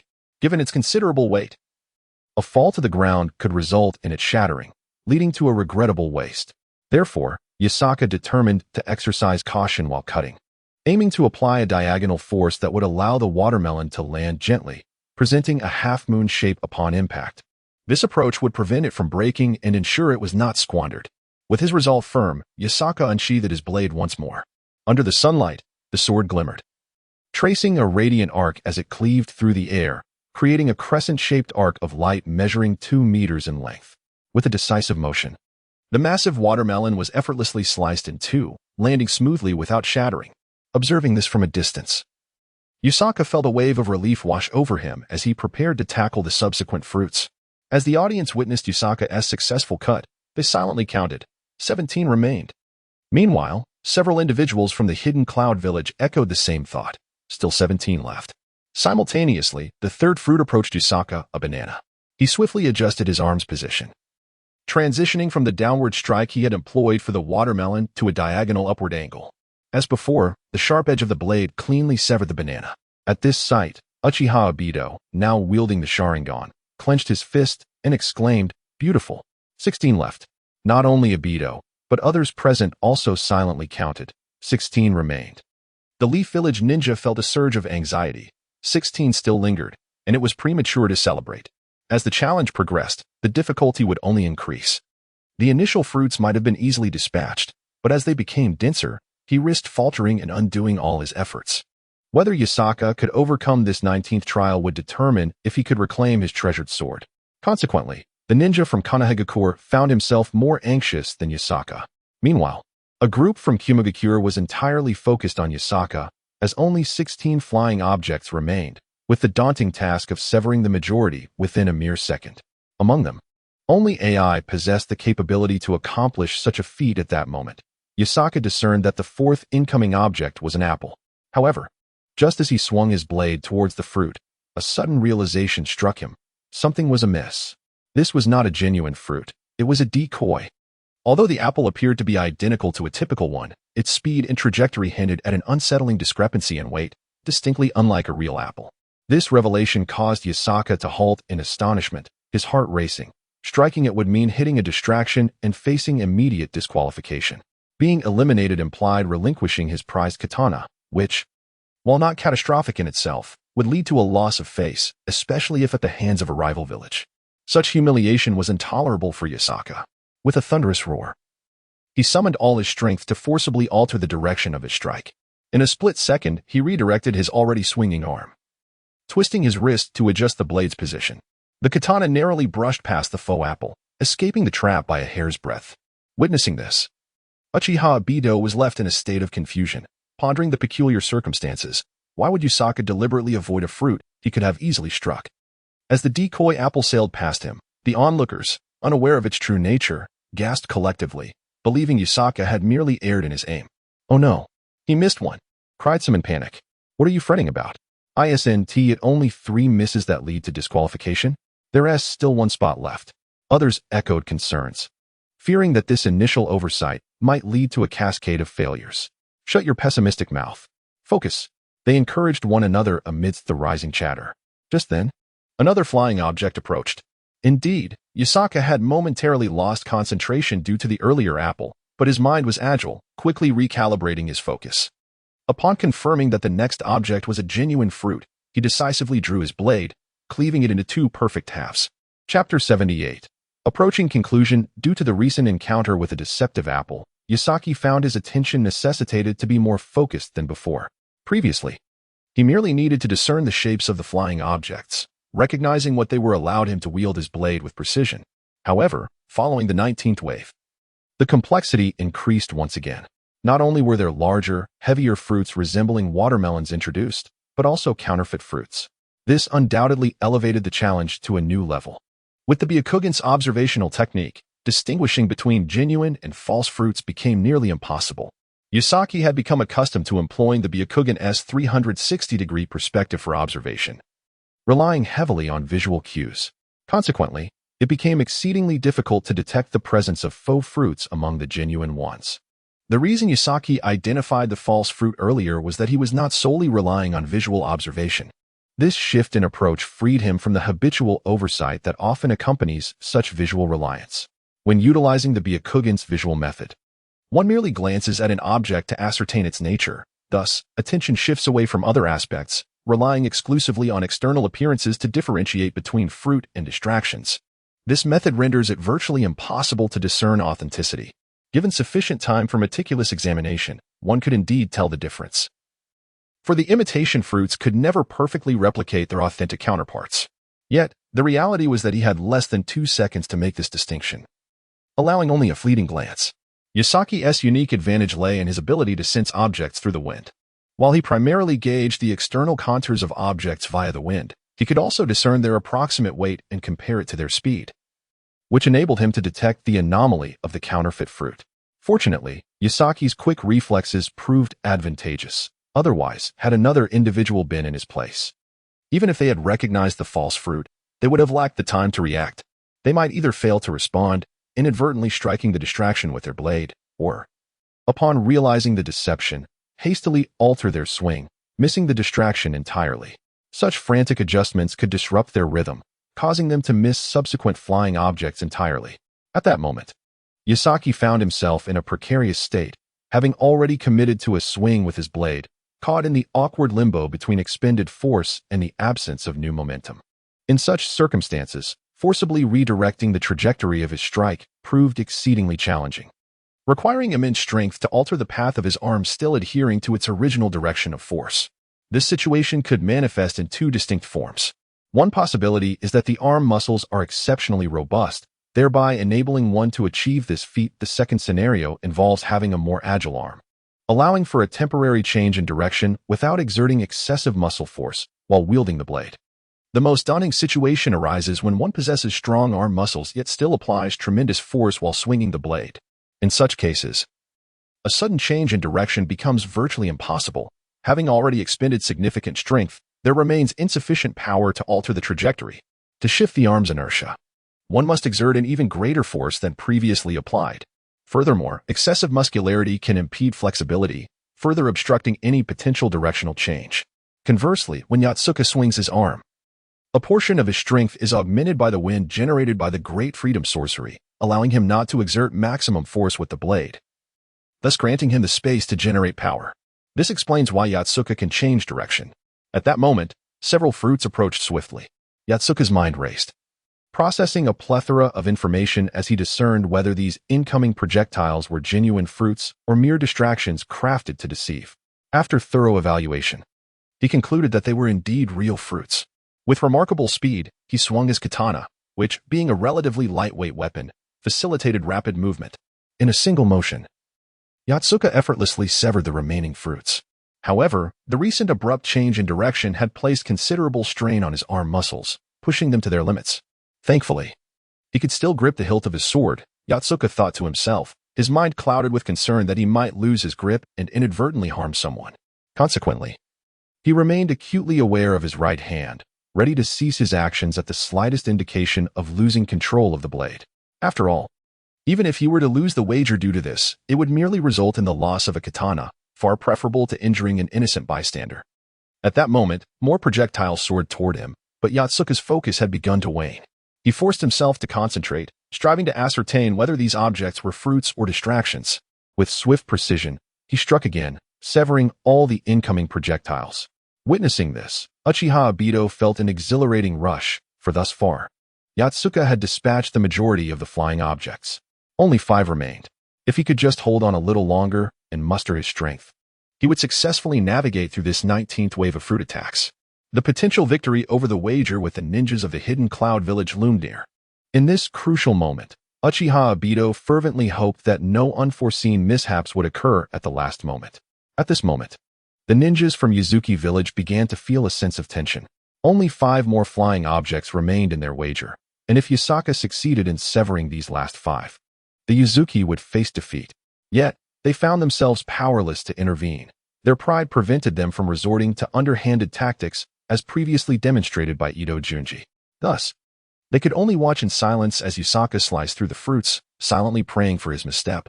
Yuzuki's expression was grave, for she sensed an overwhelming likelihood of losing the bet and had come to acknowledge Yusaka's prowess.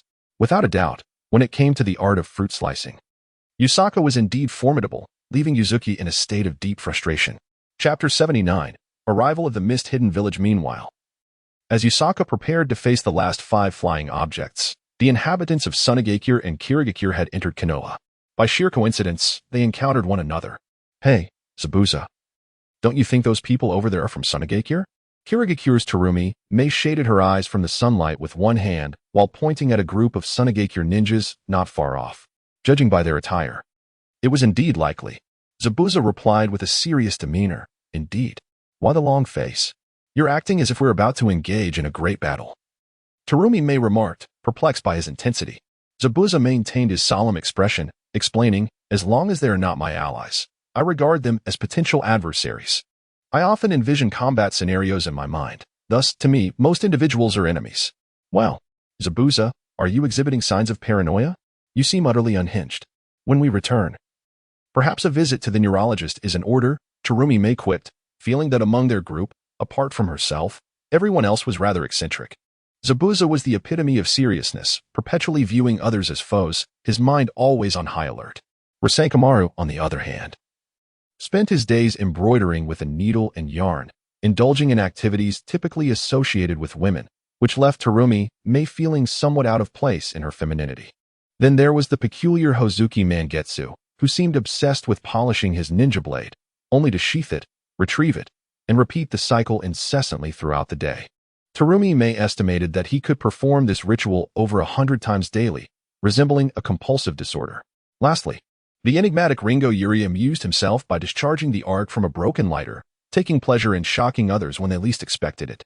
The dry persimmon Zabuza incessantly conjures large sharks each day, only to send them back, then summon them again, mirroring the antics of the likes of Akatsuki's Kokoshibo.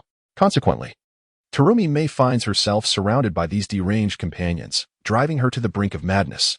At last, they arrive at the hidden leaf village, where she encounters what she perceives to be normal human beings, instilling in her a sense of salvation.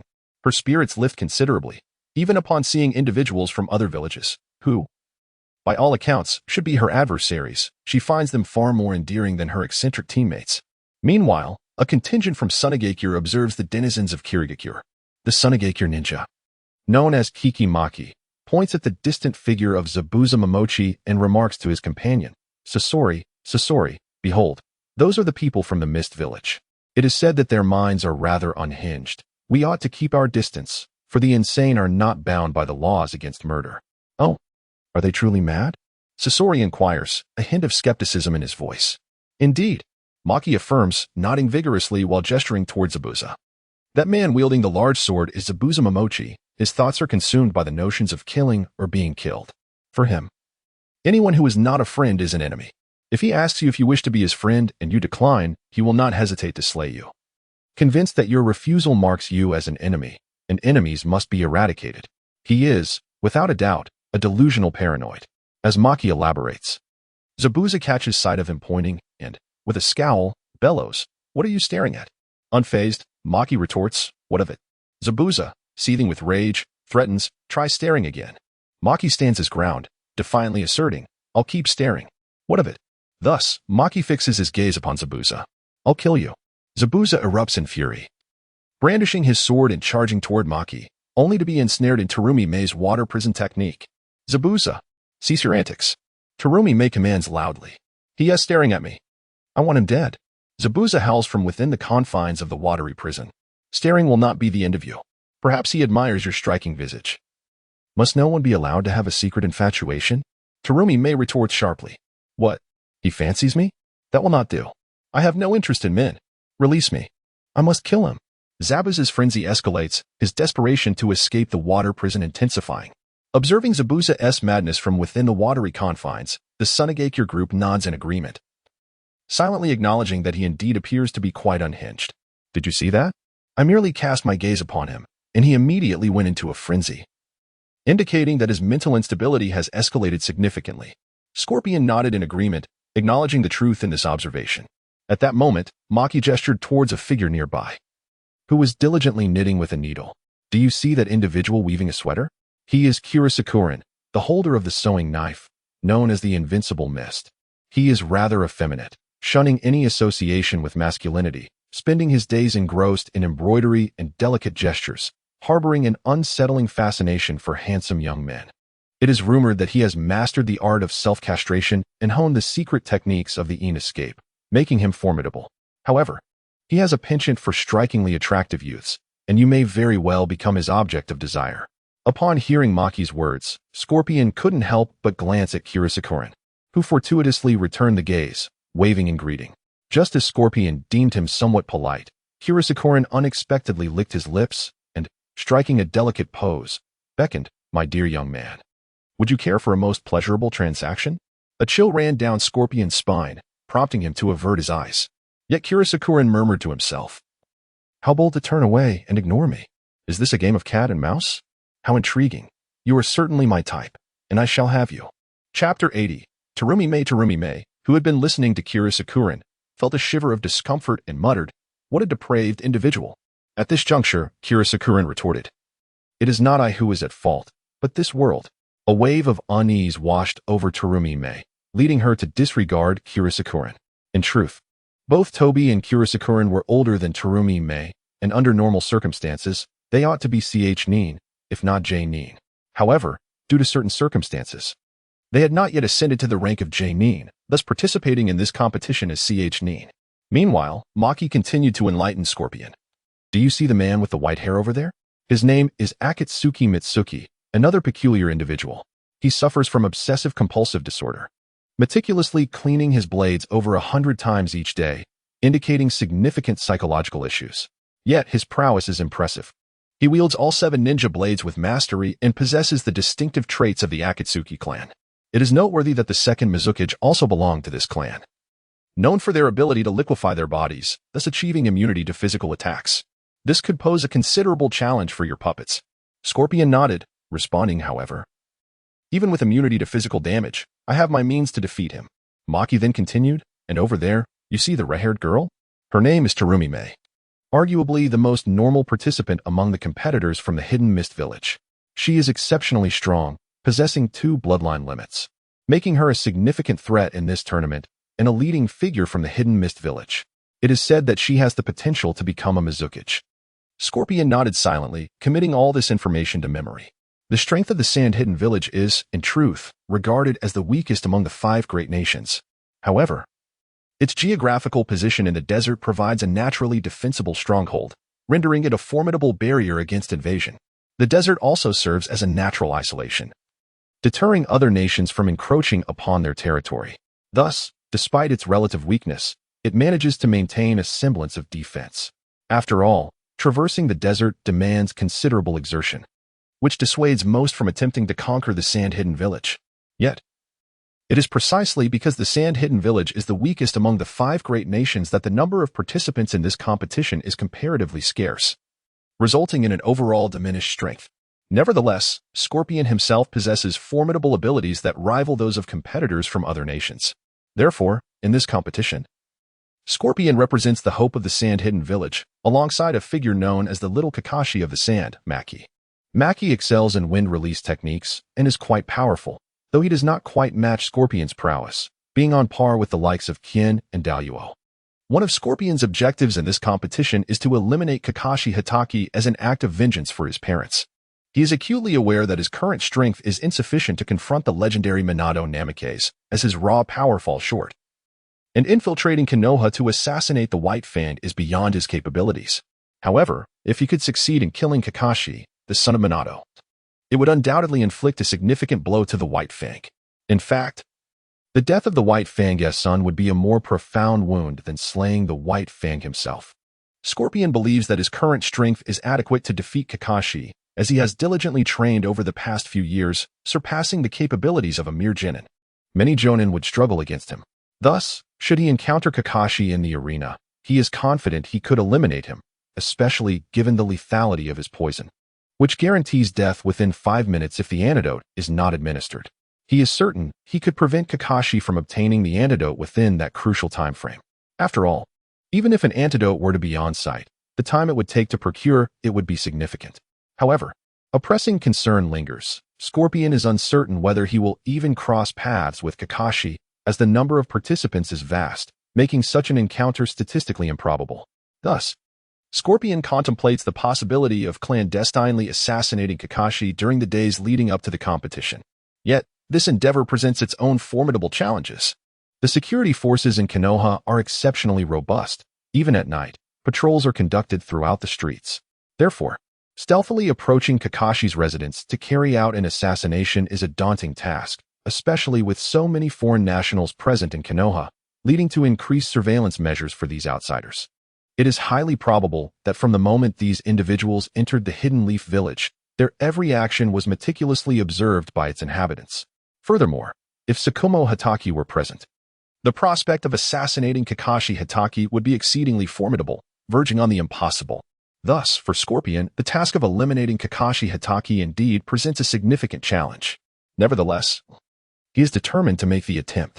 However, Scorpion's intentions remain shrouded in secrecy, unknown to anyone else, be it Maki or any other visitors to the Leaf Village, including his grandmother, Chiyo. The desire to kill Kakashi Hatake lies deeply buried within Scorpion's heart, and he harbors ambitions not only to slay Kakashi but also to avenge his parents by eliminating Tsukumo Hatake through his own efforts. Moreover, Scorpion's animosity extends beyond that. He harbors a profound hatred for the Hidden Leaf Village, for Tsukumo Hatake, and even for the third Kazekage. Scorpion believes that it was the third Kazekage's misguided commands that compelled his parents into battle, ultimately leading to their demise at the hands of Tsukumo Hatake. In fact, to a certain extent, his hatred for the third Kazekage surpasses that for Tsukumo Hatake. At that time, his parents were ostensibly on leave, a status that, according to the regulations of Sunagakure, exempted them from participation in warfare or missions. However, the third Kazekage, citing a lack of manpower, forcibly conscripted Scorpion's parents for a mission. Despite the availability of others who could have undertaken it, the decision was influenced by the fact that the alternative candidate was the Kazekage's own brother-in-law, leading to the tragic outcome of Scorpion's parents perishing during the mission. Consequently, Scorpion harbors a deep-seated resentment towards the third Kazekage. The death of his parents at the hands of Tsukumo Hitaki could be attributed to a lack of skill. Indeed, Tsukumo was justified in his actions since his parents had initiated the ambush against him. The scenario illustrates that Tsukumo's actions were entirely defensible, as he had no prior intention to harm the ninjas of Sunagakure, who harbored malicious intentions towards him. Thus, one could argue that Tsukumo Hitaki is, in fact, the victim in this tragic sequence of events.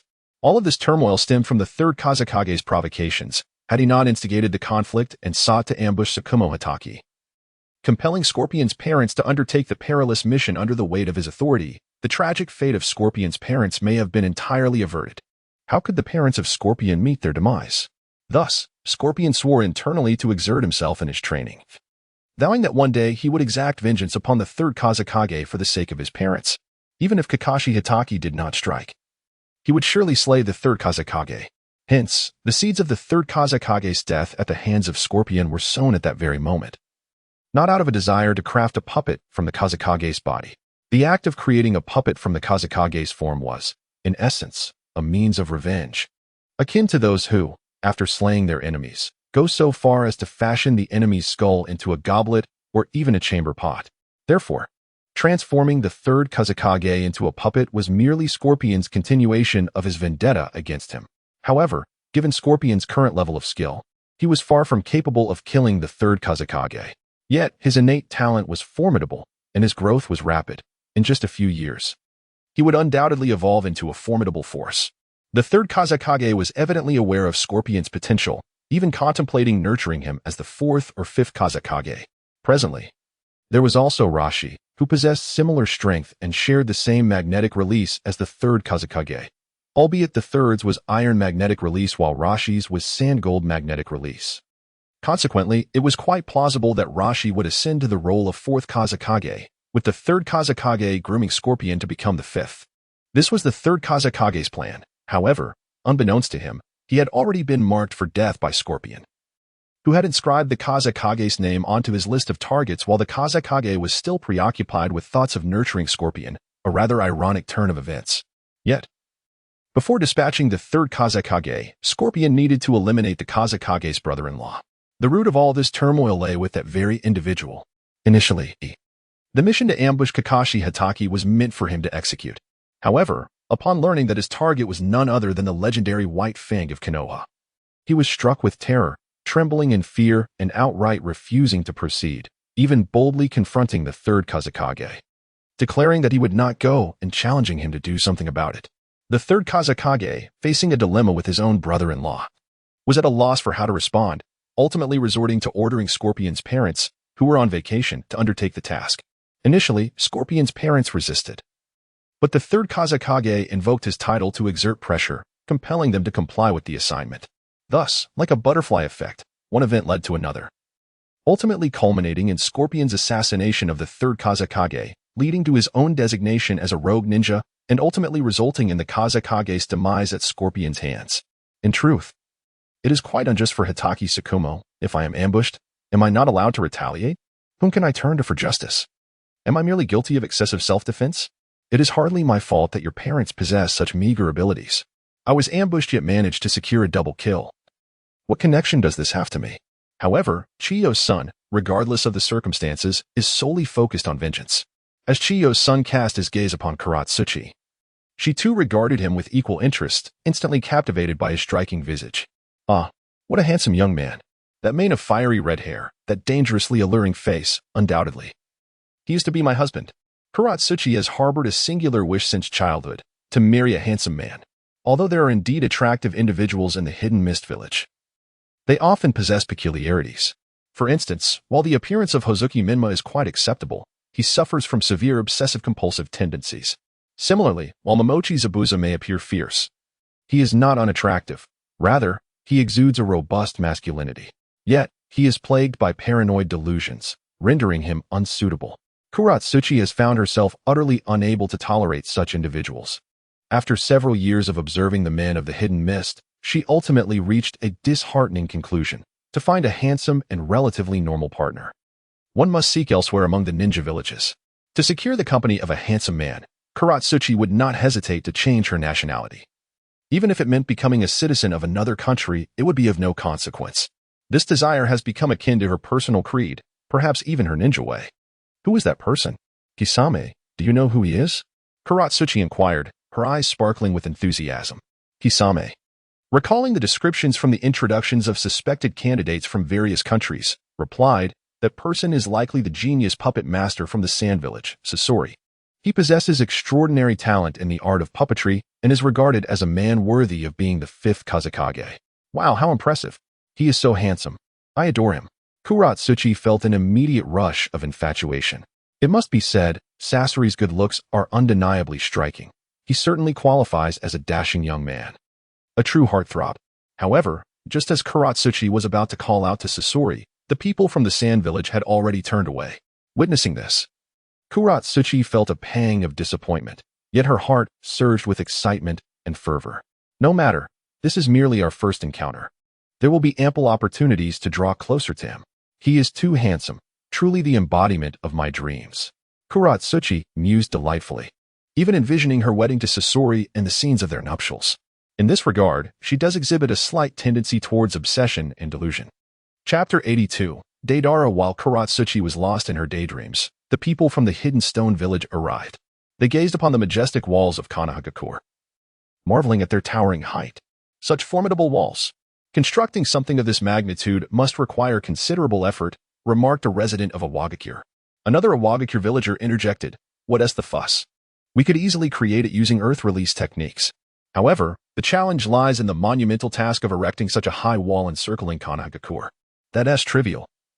If we mobilize 100 individuals to simultaneously employ the earth release, super large earth flow wall, we could likely complete it in under a month, he argued persuasively. Listening to the discourse, Deidara scoffed, retorting, "What good would that do? I could simply obliterate it with explosives." Huh, is that your little bomb? I might believe it could cause casualties, but to demolish those walls? I find that hard to accept, said a companion of Deidara with a similar disdain. You think I'm like you? If I were to say that to you, it might hold some weight, but your explosive techniques can barely dismantle a small shack. My art, however, is exceptionally powerful. I have developed a new technique that could potentially annihilate half of Konohagakure. Deidara declared proudly. You're just boasting. His companion dismissed his claims. As their conversation continued, the group entered Konohagakure, completing their registration at the entrance before stepping into the village. Observing the vibrant streets and alleys, Deidara stretched and remarked, honestly, I must admit that Konohagakure boasts the finest environment. Our Awagakure is far too arid, though it is better than Sunagakure. The difference is stark when compared to this place. Reluctantly acknowledging the superiority of Konohagakure in terms of environment, climate, and urban development, he added. No wonder this is the birthplace of 2 legendary ninjas. With a look of admiration, his companion replied, Indeed, the legacy of the 2 greatest ninja gods, Senju Hashirama and Uchiha Madara, is unparalleled. Even our first Tsuchikage seems to pale in comparison to them. I've never heard of them, Deidara responded. As the group passed by a barbecue stall, their growling stomachs led them to enter the establishment. Their arrival immediately drew the attention of other patrons within. Hey, look at those folks. They don't seem to be from our village, whispered Yamashiro Aoi, glancing at the Awagakure group while inquiring with Akimichi Choza. Indeed. They must be the recent participants in the Allied Shinobi Friendship Tournament, though I can't discern their country of origin since they lack headbands, replied Choza. Do you know anything, Narashikaka? He asked his companion. After observing the group from Awagakure for a while, Narashikaka slowly spoke, if my conjecture is correct. They must belong to the village of Tobi, right? Oh, how do you know? Narashikaka cast a sidelong glance at Deidara and replied, Isn't there a report from the Intelligence Department titled Information on Potential Participants in the 5 Kage Joint Friendship Tournament? I recall that one of the individuals from Awagakure bears a striking resemblance to a person named Deidara, who is part of their explosive corps, possessing the ability to create bombs. Oh, I see.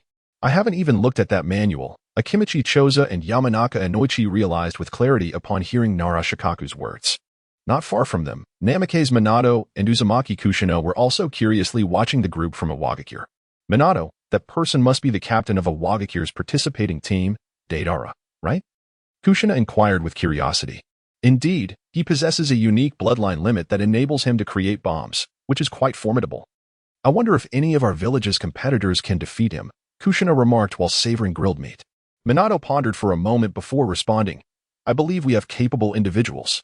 For instance, Kakashi should be able to contend with him. Kakashi possesses water, lightning, and earth chakra natures, allowing him to handle various situations with diverse offensive and defensive techniques. Pausing briefly, Minato continued, moreover, there is Asuma Saratobi. He utilizes wind and fire techniques, making him formidable in mid to long-range combat.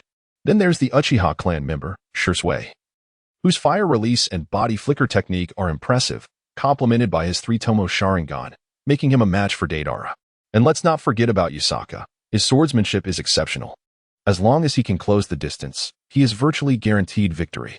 Similarly, Kageyama can also engage, but he must also shorten the distance. Kushina nodded in agreement. So, it means that either they need to maintain an advantage at long range or must close the distance with Deidara, correct? Precisely, Minato affirmed. Deidara's explosive techniques are primarily effective at mid to long range, and he is not immune to his own bombs. Therefore, if they can close the distance, it becomes significantly easier to handle him. Conversely, if he manages to create distance and our competitors lack effective long-range attacks, they will fall into Deidara's rhythm, leading to an almost certain defeat. At that moment, while Minato was speaking, Terumi Mei and her companions from Kirigakure strolled down the street, drawn by a commotion caused by a crowd ahead. Look, there are so many people up ahead. I wonder what's going on. Let us go take a look. Thus, Terumi Mei and her group approached a stall run by a fruit ninja, where they immediately noticed Yusaka skillfully fending off fruit attacks. Just as they arrived, Yusaka had just defeated 13 fruits, leaving only 5 remaining. At this moment, among the 5 fruits, the apple that soared ahead had already approached Yusaki. With a resounding shout, Yusaki unleashed a powerful downward strike, and as a brilliant white light flashed, the apple was cleaved precisely in half. Witnessing this scene, the members of the Hidden Mist Village, including Terumi Mei, were left utterly astounded. Chapter 83. Terumi Mei and Scorpion Yusaki delivered a vertical slash from above, forcefully targeting the closest fruit before him. When Terumi Mei and her companions arrived at the fruit ninja stall, they beheld a dazzling crescent-shaped beam of light, 2 meters long, that sliced the apple cleanly in two. This spectacle left Terumi Mei and her group in sheer disbelief. Remarkable! Terumi Mei exclaimed, her eyes sparkling with admiration and astonishment as she gazed at Yusaki. The prowess of his cutting technique was astonishing. Though it appeared merely to be slicing fruit, the power behind that strike was formidable. It seemed that if a person had been in its path, they too would have been severed in twain. He was indeed a powerful adversary. I must eliminate him. Zabuza Momochi's eyes widened, and he thought fiercely to himself that anyone who was not his ally was an enemy, and thus, enemies must be eradicated. Ideally at the earliest opportunity. Observing Yusaki's remarkable swordsmanship, Zabuza felt a palpable sense of threat emanating from him as a fellow swordsman. Consequently, he resolved to extinguish this threat in its infancy, unwilling to allow this dangerous seed to grow into a towering tree. Zabuza was consumed with a fierce battle spirit, eager to brandish his executioner's blade and confront Yusaki in combat. However, considering that they were in the Leaf Village, he refrained from succumbing to his violent impulses, knowing that had he acted rashly, it was highly likely he would have met his end that very day. Beside him, Kisame Hashigaki was equally astonished as he gazed at Yusaki. Residing in the Mist Village, where swordsmanship was prevalent, he frequently witnessed displays of combat. Yet he had seldom encountered such an extraordinary display as Yusaki's recent strike. The sheer power of that blow seemed capable of cleaving through anything that stood before it, evoking a sense of invincibility and razor-sharp precision. Impressive, and he appears so youthful, Kisame mused. If I am not mistaken, he is also a participant in this 5 Kage Summit Friendship Tournament.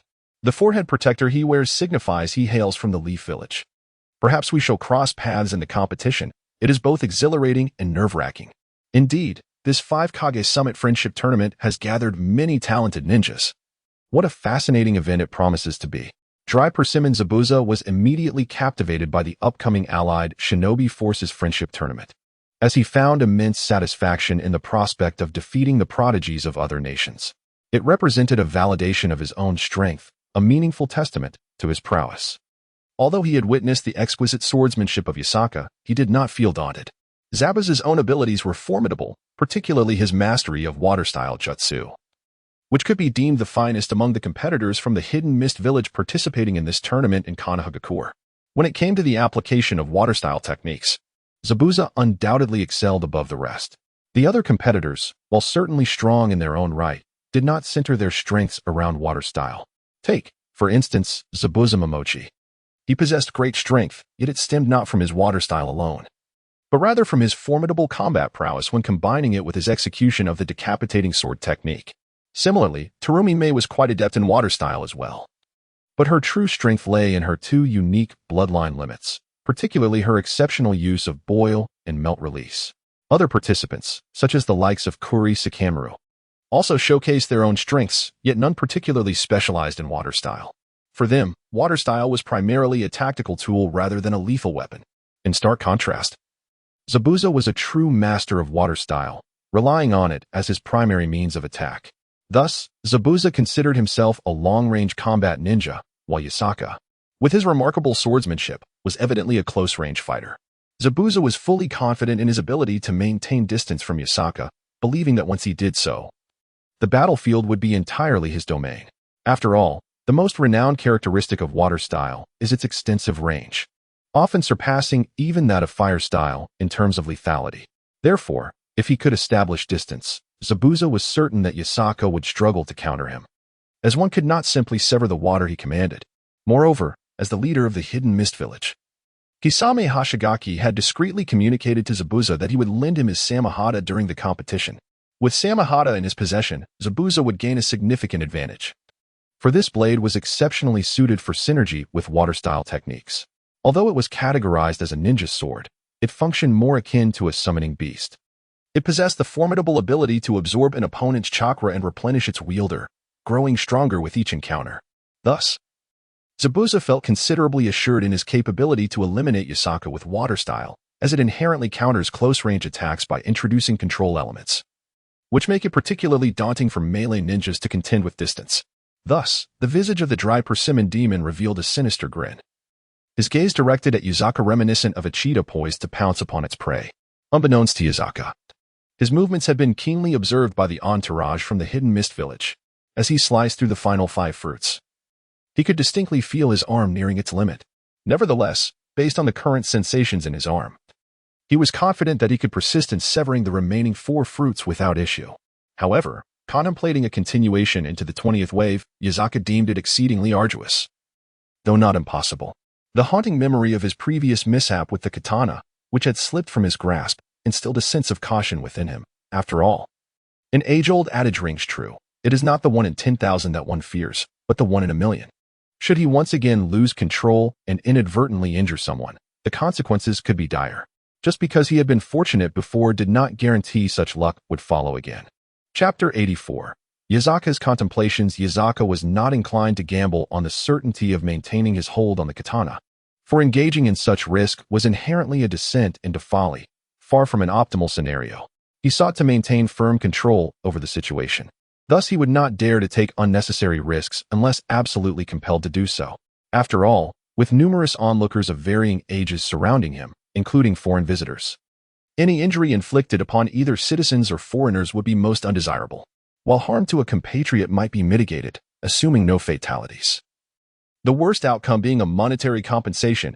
Inflicting injury upon a foreigner could lead to considerable complications.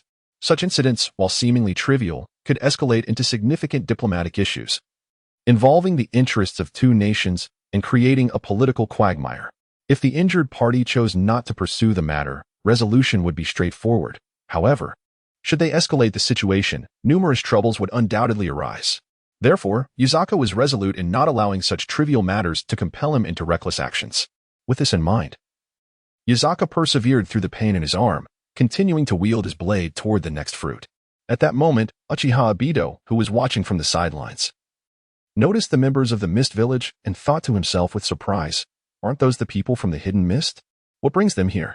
Ah, they must have just arrived," allowing them to witness the prowess of our Leaf Village's ace genin, Yasaka, and offering them a taste of our might. Simultaneously, the previously departed entourage from the Sand Village, drawn by the throng of spectators, found themselves at the Fruit Ninja's stall, eagerly pressing forward to catch a glimpse of Yuzaka. It was during this moment that Yuzaka was poised to strike the fourth fruit from the end. With a resounding roar, Yuzaki swung his blade horizontally, unleashing a dazzling crescent arc of light, nearly 2 meters in length, a magnificent manifestation akin to a miniature version of the wind release, vacuum wave. In the next moment, this crescent arc effortlessly severed a dragon fruit in twain. The onlookers were taken aback, exclaiming in astonishment, "It is indeed a red-fleshed dragon fruit." This unexpected revelation of the red-fleshed dragon fruit left everyone present, including those from Sunagakure and Kirigakure, utterly astonished.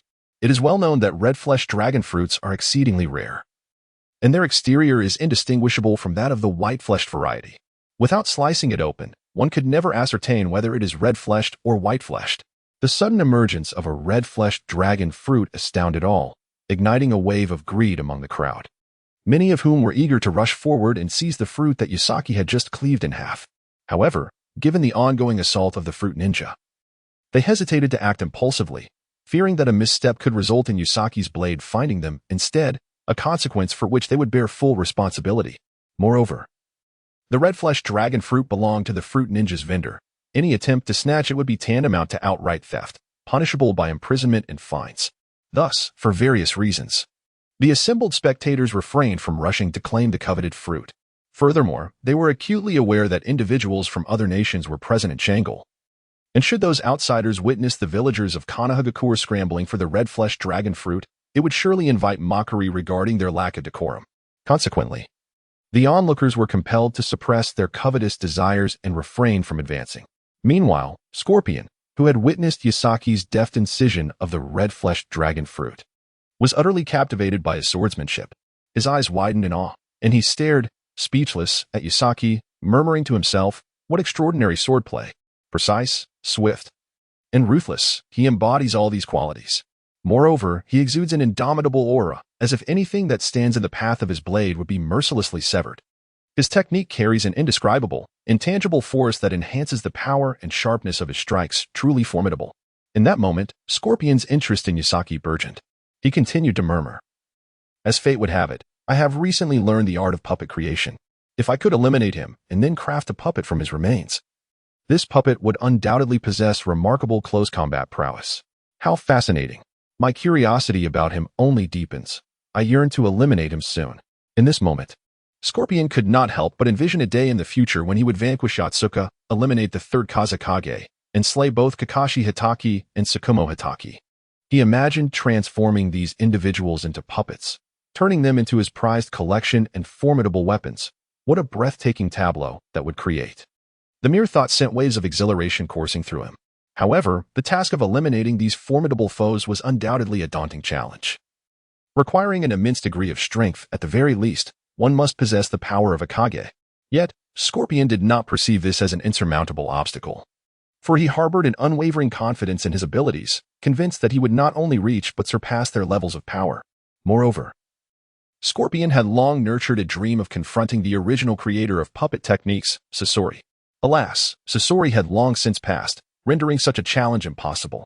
Nevertheless, had he known of Orochimaru's ability to resurrect the deceased through the reanimation jutsu, he might have sought out Orochimaru, imploring him to bring Sasori back to life so he could engage in a duel to determine who possessed the superior puppet mastery. At present, Scorpion found himself particularly intrigued by Yotsuka's physique, believing it to be an exceptional material for crafting puppets. Recently, he had stealthily infiltrated the Forbidden Techniques chamber of Sunagakure, where he clandestinely perused a scroll detailing the secrets of puppet creation. Now, Scorpion was well acquainted with the methods of crafting puppets. However, he had yet to create a genuine puppet, as he had not yet discovered a corpse that met his discerning standards for such a creation.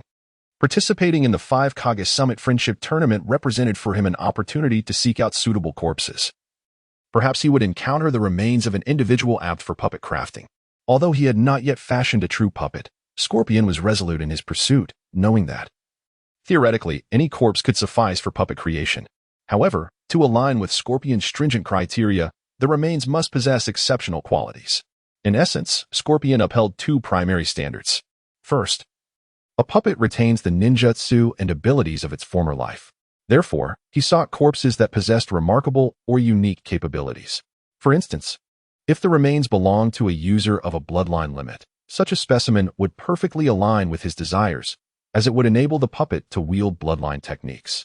Secondly, even if the individual's remains lacked a bloodline limit or other extraordinary ninjutsu, Scorpion would still consider a corpse if it exhibited certain commendable traits. For instance, consider an individual of considerable stature. Such a physique aligns perfectly with Scorpion's requirements. His substantial form permits the installation of numerous mechanisms within. Thus, it indeed meets Scorpion's criteria. However, thus far, Scorpion has yet to discover a suitable corpse. There are, however, a multitude of living individuals from Sunagakure who would fulfill Scorpion's demands if they were to perish. Nonetheless, at present, Scorpion cannot resort to slaying these individuals to create his puppets. Engaging in such actions would inevitably lead to exposure, as most of those who meet Scorpion's criteria possess unique abilities. These individuals are invariably exceptional ninjas, occupying significant roles within their society. Consequently, even if Scorpion could eliminate them, he could not ensure his anonymity. Hence, Scorpion must deliberate on this matter with patience, preparing meticulously before undertaking any assassination. The third Kazekage, in particular, is a target that Scorpion considers highly viable for puppet creation. Yet, at this moment, Scorpion's strength is insufficient to eliminate the third Kazekage, let alone execute a stealthy assassination. After all, the Kazekage is surrounded by numerous guards, making a silent assassination a formidable challenge. Nevertheless, Scorpion remains resolute in his ambition, as the saying goes. A gentleman's revenge is never late, and he firmly believes that he will one day transform these individuals into his puppets, masterpieces of his artistry.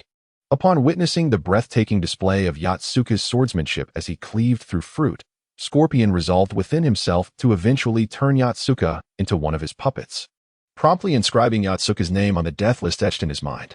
Yatsuka's cutting technique was nothing short of astonishing, and aside from ranged attacks with hidden weapons, puppets excel in close combat as well. Yatsuka's prowess in melee combat was evidently formidable, thus capturing Scorpion's attention. At that moment, after slicing through the fourth-to-last piece of fruit, Yatsuka felt an increase in fatigue and began to breathe heavily. Despite the seemingly brief duration of this intense exercise, comprising only a few dozen repetitions, the level of exertion required to achieve such intensity is considerable. The challenge lies in discerning between fruit and distractions within a mere 2 seconds, followed by executing rapid strikes in quick succession. This endeavor tests not only mental acuity but also physical endurance, akin to a person sprinting at full capacity for 10 seconds, resting for 5, and then repeating this cycle repeatedly. For an ordinary individual, enduring this cycle 5 times would likely result in collapse. To sustain such an effort over a dozen repetitions is indeed beyond the capability of most. Thus, the prowess of Yashaka lies here, and his fatigue is equally pronounced in this regard. The action of wielding the sword at such a high velocity within a brief span is indeed of tremendous intensity. By the time Yashaka reached the 14th wave, he could distinctly feel the onset of pain in his arm. To persist until the current 19th wave is no small feat, largely thanks to the enhancement provided by the Great Freedom Immortal technique, which has enabled him to endure thus far. The effect of reducing air resistance may not seem significantly impactful at first glance.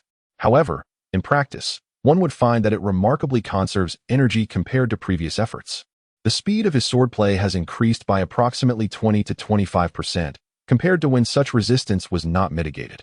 Therefore, conversely considered, employing about 75% of his former strength achieves the same effect as his previous speed, thus indirectly saving around 25% of the energy expended with each strike. In scenarios where he executes over 10 rapid strikes in quick succession, this cumulative saving of approximately 25% per strike amounts to a considerable reduction in effort. Additionally, the assistance of the wind aiding the motion of his arm results in a further enhancement of energy conservation. Hence, it can be asserted that utilizing the Great Freedom Immortal technique allows for a reduction in energy expenditure by up to 40% compared to when it is not employed. This statistic is truly formidable, representing an almost halving of energy consumption, which conversely means an enhancement of endurance by 40%, a remarkable feat indeed. Nevertheless, even with such savings, Yashaka now senses that he is nearing his limits. Although he has conserved a significant amount of stamina, the development of his muscles restricts his upper endurance threshold.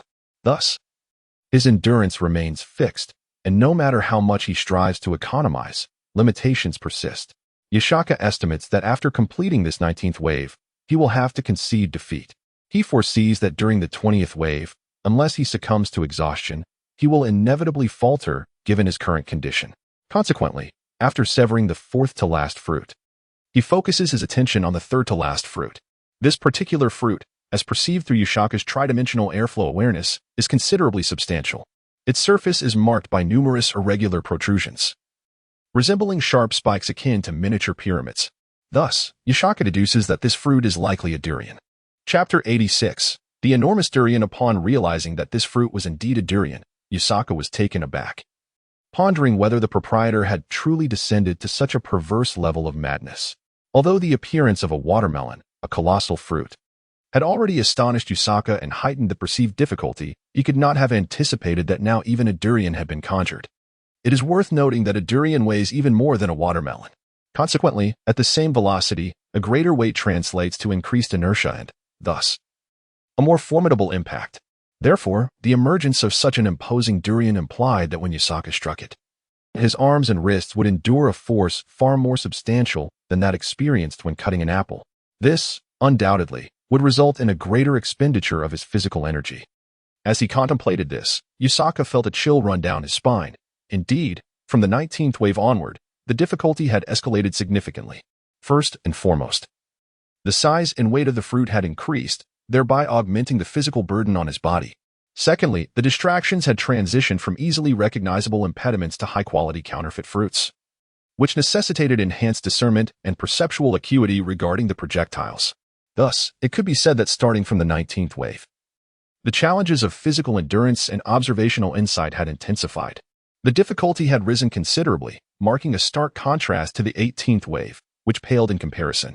Moreover, this increase in difficulty was not merely due to the additional challenge posed by the 19th wave itself. It required Yashaka to execute 19 rapid strikes within a span of less than 2 seconds.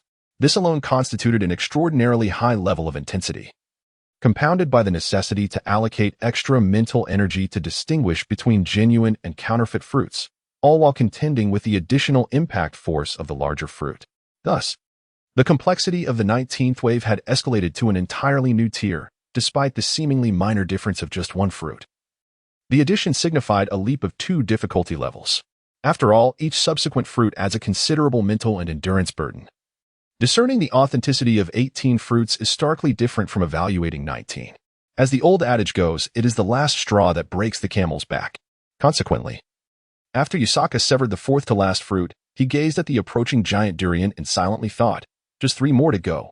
If I can endure these 3, victory shall be mine." Meanwhile, on the other side, Terumi Mei and her companions were equally astounded by the massive durian.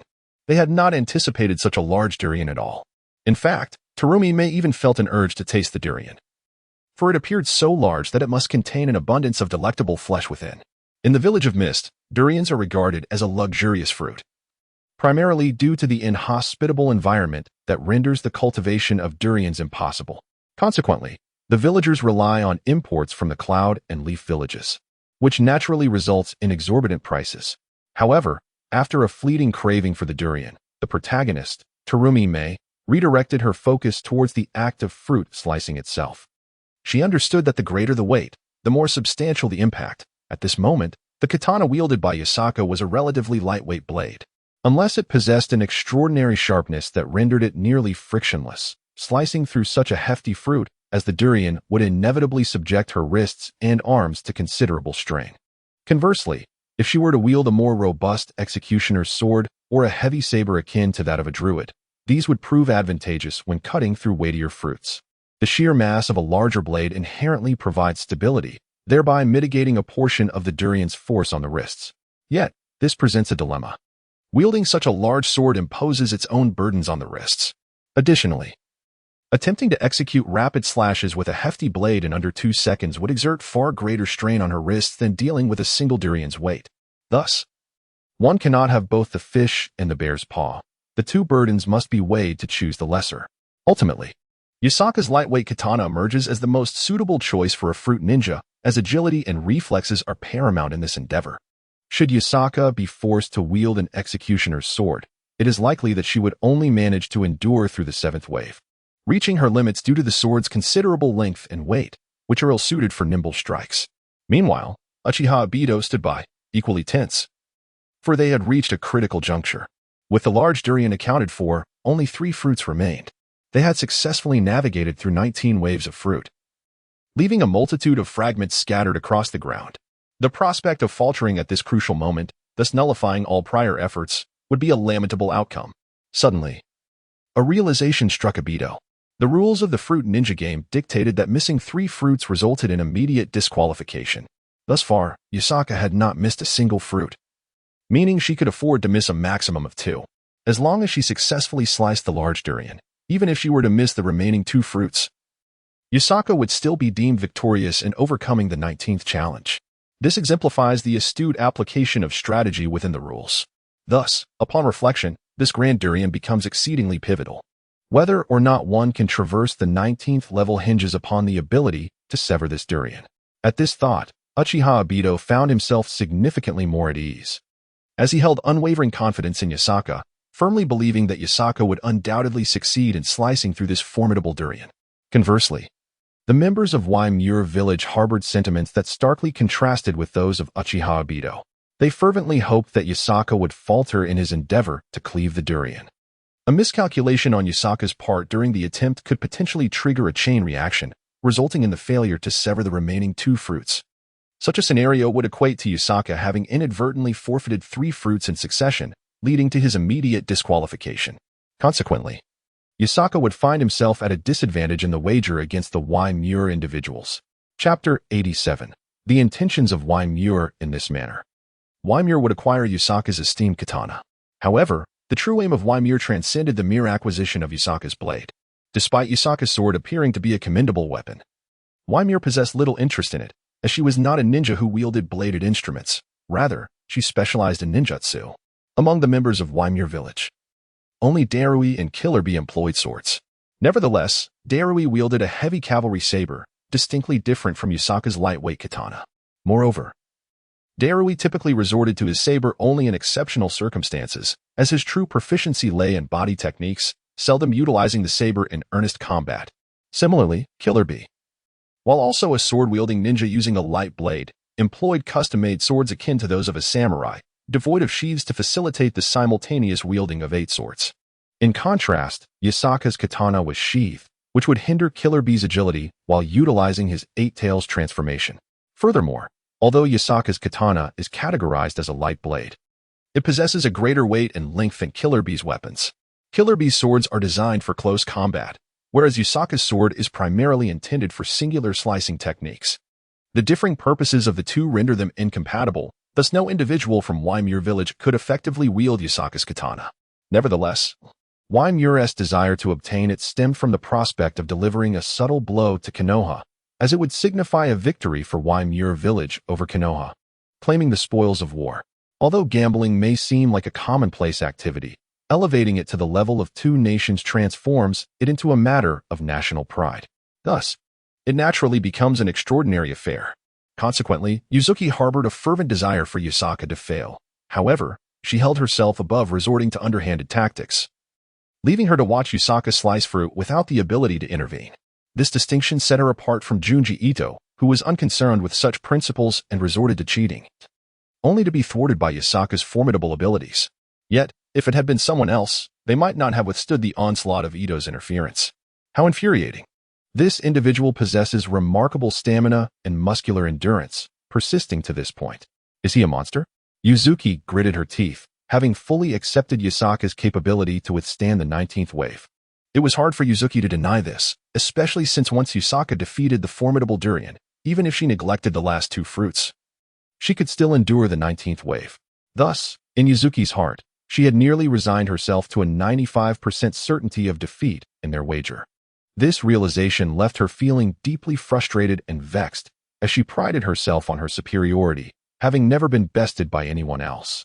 Yet today, she found herself outmatched by this individual named Yusaka, who hailed from the Hidden Leaf village, which only intensified her irritation. Meanwhile, Karabi observed Yusaka with a serious and grave expression. At this juncture, Yasaka had undeniably demonstrated the qualities of a true warrior. In terms of close combat, he was undoubtedly a formidable threat, a dangerously skilled opponent. Should Yasaka close the distance, the likelihood of being eliminated by him was quite high. After all, Yasaka's reaction time was exceptional, and his agility remarkable. Consider this. How many could withstand the onslaught of over 10 strikes within a single second? Even those gifted with the Sharingan must have the physical prowess to keep pace.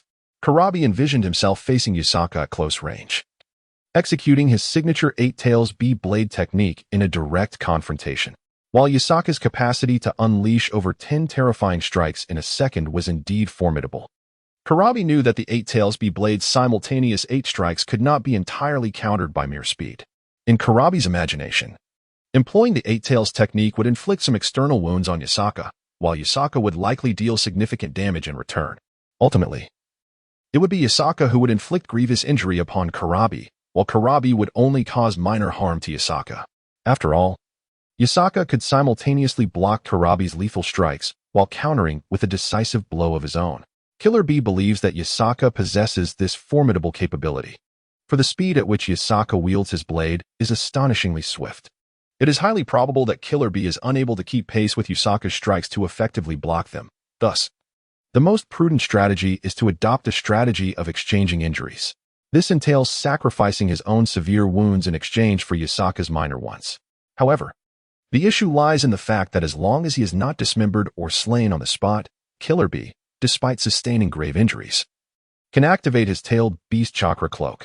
The immense chakra of the 8 Tails will commence immediate healing of his wounds, transforming his critical injuries into mere light ones, and potentially allowing him to recover fully after a brief period. This is one of the peculiarities of tailed beast chakra. Furthermore, the reason why Kisame Hashigaki reached his peak and is referred to as the tailless tailed beast is partly due to his ability to absorb his opponent's chakra through his Samahata, enabling him to heal his own wounds with a substantial infusion of chakra. This culminated in a moment where Killer Bee inflicted a grievous wound on Kisame, exposing his ribcage. Yet Kisame astonishingly managed to recover from what could be deemed fatal injuries in a matter of seconds, leveraging the vast chakra he had absorbed from Killer Bee. Consequently, Killer Bee has come to the realization that in close combat, he is unequivocally no match for Yasaka. In a genuine confrontation, he would likely be slain. However, if he can maintain distance or, more importantly, extend the duration of his tailed beast chakra cloak, Killer Bee surmises he has an 80% chance of defeating Yasaka. After all, possessing a tailed beast grants one unparalleled advantages, unless, of course, the opponent is as formidable as the Akatsuki members from later generations. Chapter 88. The power of the tailed beasts. It is essential to note that the opponent's Killer Bee envisions are of the genin rank. How many of these lower-ranked ninjas could hope to stand against the tailed beast? Even though Killer Bee has yet to master complete control over the 8 Tails and cannot fully manifest its form, he has achieved partial transformation, allowing him to conjure several octopus-like tentacles of the 8 Tails. Moreover, Killer Bee has successfully managed to transform into the tailed beast chakra cloak mode with 5 tails while retaining his rationality. His current limit is to maintain this form with 5 tails without losing his consciousness. However, should he manifest a 6th tail, he would be overwhelmed by the 8 Tails' powerful mental influence, surrendering control of his body to it. Though Killer Bee shares a relatively amicable relationship with the 8 Tails, having established a semblance of friendship, his physical prowess and mental fortitude remain insufficient to withstand such a potent psychological onslaught. Thus, it is precisely this limitation that confines Killer Bee to the capability of transforming up to 5 tails, despite the absence of hostility between him and the 8 Tails. When harnessing the power of the tailed beasts, the mental realm of the Jinchuriki resembles a vessel, connecting with the spiritual will of the beast. Currently, as Killer Bee is still relatively young, his mental strength is insufficient. To put it simply, he cannot contain the formidable will of the 8 Tails. Therefore, if forced, he would be subdued by the 8 Tails' will, which, although not actively seeking to control him, would passively take over his body. This phenomenon elucidates why Kimaru is regarded as the most perfect Jinchuriki. In the case of the 2-tailed beast, the unique circumstances allow the Jinchuriki to retain their sanity, provided they wish to do so, despite insufficient mental strength.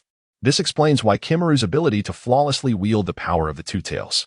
However, it is important to note that this control primarily pertains to the inherent strength of the tailed beast itself. The 2 Tails possesses an extraordinary ability that Kimaru has yet to master, the power to summon demonic entities from the underworld. A third eye is concealed upon the brow of the Two Tails, remaining unnoticed while closed. Yet, when the Two Tails chooses to open this eye, it can summon demons from the Nether Realm to assist in battle. Utilizing this ability demands an immense amount of mental energy, a capacity that Waikimaru currently lacks. Consequently, when the Two Tails merges with him, this extraordinary power remains dormant. Once the Two Tails is free from the Jinchuriki's influence, meaning it exists independently, it can freely employ this summoning ability. Thus, it can be concluded that Waikimaru's insufficient mental fortitude prevents him from withstanding the psychic impact of this ability, resulting in its current inaccessibility. This summoning skill is indeed a distinctive trait of the Two Tails. Each tailed beast possesses its own unique abilities. The One Tail, Shikaku, embodies the power of wind. The Two Tails summons demons from the underworld. The Three Tails wields water. The Four Tails, fire. The Five Tails specializes in taijutsu. The Six Tails commands lightning and corrosion. The Seven Tails embodies earth. The Eight Tails boasts tremendous physical strength, and the Nine Tails is characterized by its vast chakra reserves. Therefore, Killer Bee perceives that the only true rival he faces in this current allied shinobi friendship tournament is the Jinchuriki of the Two Tails, provided they are permitted to utilize the power of the tailed beasts. Prior to this event, the Reikage had explicitly instructed Killer Bee and Waikimaru to refrain from using the tailed beast power unless absolutely necessary, as such an act would overly expose their nation's capabilities and could easily incite the greed of other nations. Hence, Killer Bee would only resort to the power of the tailed beast in dire circumstances.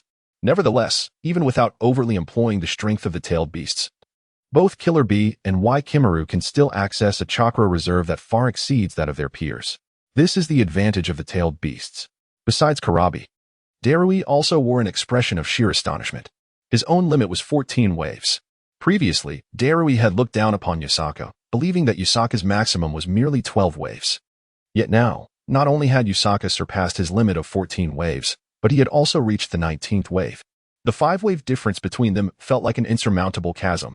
This left Darui feeling as though he had hit a wall. While he did not believe he would actually lose to Yusaka in a genuine battle, he was nonetheless quite displeased. At that moment, Might Guy happened to pass by. Guy was aware of this fruit ninja stall, having tried it himself when his limit was 13 waves. In truth, Guy's elimination at that time was entirely due to his inability to keep up visually. His physical prowess was unmatched among the current lower ninjas, as he was a master of taijutsu, possessing extraordinary physical abilities. Moreover, his reflexes were exceptional, a requirement for specializing in taijutsu. However, the issue lay in his inability to clearly distinguish between the fruits and the distractions at high speeds. Lacking the Sharingan or any other sensory ability, he was reliant solely on his normal eyesight. Although Guy could see the shadows and had the capability to strike them, he could not discern between the fruits and the distractions. Thus, he was eliminated, even though he had the potential to continue advancing. If he had possessed a pair of Sharingan, he might have achieved 20 waves. Consequently, Guy squeezed into the crowd, and as he emerged, he happened to witness Yusaka preparing to slice a large durian. This sight left him utterly astonished. He murmured to himself, "When did they start including durians? This is outrageous. I remember when there were only small fruits like apples, bananas, and oranges. What wave is this? Now, even large durians have appeared." Just then, the enormous durian shot toward Yusaka like a meteor. Gritting his teeth, Yusaka firmly grasped the handle of his knife and struck down fiercely at the durian. In an instant, a brilliant crescent-shaped blade of light flashed across the durian. Chapter 89. Just two more that dazzling white light cleaved the durian in two, revealing an abundance of yellow flesh within. At that moment, Yusaka felt an immense force coursing through his wrist and arm. Even the sharpest blade cannot withstand the tremendous impact of the colossal durian. Had this been the first wave rather than the 19th, Yotsuka would undoubtedly have underestimated the force of such a large fruit. However, after enduring the rigors of the previous 18 waves, having swung his sword over 164 times, Yotsuka now perceives the once manageable durian as exceedingly burdensome. Typically, executing over 100 strikes may not be considered particularly taxing. Yet, Yotsuka's strikes are executed at an almost superhuman speed, exceeding 10 strikes per second. Consequently, those 164 strikes accumulate to an intense exertion. Thus, even with the aid of the Great Freedom Celestial technique to alleviate fatigue, Yotsuka finds himself gritting his teeth, as his arms are nearing their limit. In the absence of the large watermelon and durian, Yotsuka might have sustained his strength a while longer. Yet, These two burdens act as the proverbial last straw, exacerbating his muscular limits. With determination, he steels his arm muscles, adjusting his wrist to slice in the opposite direction from where he struck the durian. This 19th wave presents an extraordinary challenge. The sequence of fruits often places them in positions that are diametrically opposed to the direction of his sword strikes. For instance, one fruit may lie to the left while the next is to the right. Yotsuka must first strike from right to left to sever the first fruit, then pivot from left to right, and from bottom to top, to cut the subsequent one. Attempting to slice both fruits simultaneously from left to right is nearly impossible. At times, the fruits may even align horizontally, necessitating a rapid repeat of the same action to strike the second fruit immediately after the first. In summary, the difficulty of this 19th wave escalates dramatically. If the 18th wave's challenge is rated at 20, the difficulty of the 19th surges to an astonishing 50. Observing this spectacle, Mike Guy stands among the crowd with a grave expression, fully aware of the formidable challenge at hand. Although he himself could manage the task with relative ease due to his superior muscular endurance, he recognizes that for an average individual, the difficulty presented here is nothing short of hellish. At this moment, upon witnessing Yasaka Ichido successfully cleave the colossal durian, the members of the Yuin village, particularly Yuzuki, were expressions of utter desolation. They appeared as though they had consumed something foul. For now, even if Yasaka were to miss the next two fruits, he had already triumphed in the 19th challenge. This meant that Yasaka had effectively won the wager against Yuzuki. How on earth did he manage to accomplish this? Yuzuki, exasperated, gazed at Yasaka for an extended period, unable to discern how he had endured such relentless waves of fruit attacks. Nevertheless, she had gleaned some insights. She and Dalai had discovered that Yasaka was wielding his weapon with his eyes closed. This suggested that Yasaka possessed an ability to perceive his surroundings without relying on sight. However, the specifics of this ability remained a mystery to Yuzuki and her companions. Was it akin to the Byakugan, which grants direct vision, or perhaps a more subtle form of perception? Yuzuki harbored numerous speculations regarding this matter. Even without full comprehension, they at least recognized that Yasaka possessed this capability, providing them with valuable intelligence. Consequently, should they encounter Yasaka in future competitions, they would be better prepared. This highlighted a distinction between the Sharingan and the Byakugan. If one could utilize a technique that obscures vision, such as the art of darkness, the Byakugan would evidently hold an advantage. After all, the Sharingan requires a clear view of the target to activate its slow-motion effect. However, if the Sharingan were to employ Susanoo directly, it would render the art of darkness futile. If an opponent could summon such absolute defense, the utility of the art of darkness would diminish significantly. Thus, Yuzuki and her companions silently committed their observations regarding Yasaka to memory. With such formidable close combat prowess, could he possibly be the strongest genin contestant from Konoha? Dalui pondered aloud. Perhaps he is not. After all, combat encompasses myriad strategies. This individual may excel in melee, but who knows how he fares at range? A single fire technique could very well incinerate him, no matter how proficient his cutting technique. Could he possibly cleave through flames? Karabi scoffed dismissively. Had Asuma Saratobi or Obito Uchiha been present, they would have nodded vigorously in agreement with Karabi, affirming that Yasaka could indeed slice through fire. However, the individuals from Yuin village remained oblivious to this fact, as they were unaware of Yasaka's illustrious deeds from a month prior in Konoha. Otherwise, they would not have wagered with Yasaka on whether they could endure until the 19th wave. After all, a month prior, Yasaka had already persevered through the 18th wave. Thus, a month later, with just a bit more effort, reaching the 19th wave seemed quite plausible. Consequently, intelligence became a significantly crucial factor. Presently, Yasaka had only two fruits remaining, one of which was a banana. The other was a minuscule grape. Its diminutive size made it easy to misjudge, adding considerable difficulty. Chapter 90. Extreme difficulty. This revelation astonished Yasaka, who pondered how the difficulty of the 19th wave had escalated so dramatically. Previously, enormous fruits like watermelons and large durians had emerged, placing a considerable strain on the wrists. Moreover, as the waves progressed, the fatigue induced by these large fruits intensified. If the watermelon and durian had been unleashed at the onset of the 19th wave, although fatigue would have been felt, it might have been manageable. However, these substantial fruits appeared amidst the barrage of attacks during the latter stages of the 19th wave, when fatigue had already begun to take its toll on the arms and wrists. At this juncture, attempting to chop such large fruits would undoubtedly amplify the sense of exhaustion. Having grown accustomed to slicing larger fruits like apples and even watermelons, Yasaka was taken aback by the emergence of a grape. Not a cluster of grapes, but a solitary grape, specifically of the rose-flavored variety, which is notably small. Such a tiny object, in the midst of rapid movement, could easily evade detection by the naked eye. Its size rendered it nearly invisible. One would struggle to even perceive a shadow. In contrast, other fruits like apples or bananas, despite their high velocity, at least maintained a discernible blurred outline.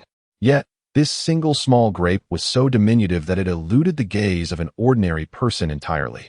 Consequently, some spectators expressed curiosity as to why the 19th wave had released only 18 projectiles instead of 19. This was not due to mechanical failure or any other mishap, but rather because the final small grape was simply too minuscule to be seen amidst the swift motion. Only the Sharingan of Uchiha Obito or the Byakugan possesses the clarity to perceive that diminutive grape. Alternatively, there are other unique sensory methods, such as Jiraiya's spatial barrier or Yasaka's current airflow perception. Thus, it can be stated that the instant Yasaka beheld this tiny grape, he nearly experienced a mental breakdown. After all, this grape was exceedingly small, making it quite difficult to see when attempting to slice it with a knife. Given its minuscule size, even the slightest deviation could lead to an inaccurate cut. The sole advantage, however, was that this final task required minimal effort. In fact, one could assert that as long as the grape made contact with the blade, it would be effortlessly severed due to its inertia and the sharpness of the knife. Or perhaps it could be said that the energy expended on this last grape had already been compensated by the preceding large watermelon and durian. Moreover, it was not just Yasaka who was taken aback by the sight of this grape. Uchiha Obito was equally astonished. He had never anticipated that grapes would be shot out from the machine. Although the game was titled Fruit Ninja, Obito's imagination had conjured images of apples or oranges. Never grapes. Despite grapes being classified as fruit, they typically come in bunches, and if such a cluster were to be ejected at such high velocity, it would disintegrate upon impact, scattering the individual grapes like projectiles from a shotgun. Consequently, Obito had entirely overlooked the possibility of grapes being utilized as fruit in this scenario. Now, he was utterly surprised that the proprietor of this Fruit Ninja stall had indeed whimsically launched a grape, and a mere single one at that. This prompted Obito to exclaim in disbelief, "This owner is utterly insane to increase the difficulty like this. To think they would even produce a singular tiny grape. What a trick." Beside them, Might Guy, intrigued by Obito's comment, inquired, "Grape? Where's the grape? I didn't see any." Without hesitation, Obito clarified, "The last fruit is simply a grape, very small, just this size." As he spoke, he gestured with his fingers to illustrate the size of the grape. "What? Such a tiny grape? This is truly outrageous," Might Guy exclaimed, leaping in astonishment. He could scarcely believe that the challenge had escalated to such a level. Finally, he understood why he had only perceived 18 flying objects earlier, realizing that the last one was indeed that minuscule grape, which had eluded his gaze entirely. In his heart, Might Guy pondered a pressing question. How would he respond if, in a genuine combat scenario, the opponent unleashed concealed weapons as diminutive as grapes? Such minuscule projectiles would undoubtedly evade his keen sight, leaving him vulnerable to an untimely strike. This thought instilled in him a profound sense of urgency, compelling him to resolve that he must acquire the ability to detect such imperceptible objects. Simultaneously, the inhabitants of the Hidden Cloud Village, the Hidden Mist Village, and the Hidden Sand Village also recognized that the final fruit was, in fact, a grape. This revelation astonished them all. Darui leapt to his feet, exclaiming in disbelief, "What on earth? The difficulty of this 19th wave is utterly outrageous. It's not just watermelons and durians. Now we have tiny grapes as well. This is sheer hellish difficulty." His expression was one of shock and incredulity, mirrored by the reactions of his companions. Meanwhile, Killer Bee maintained his solemn demeanor, convinced that even employing the Eight Tails Bee blade technique, he would be unable to withstand the challenges posed by the 19th wave. Consequently, his assessment of Yasaka's prowess rose significantly.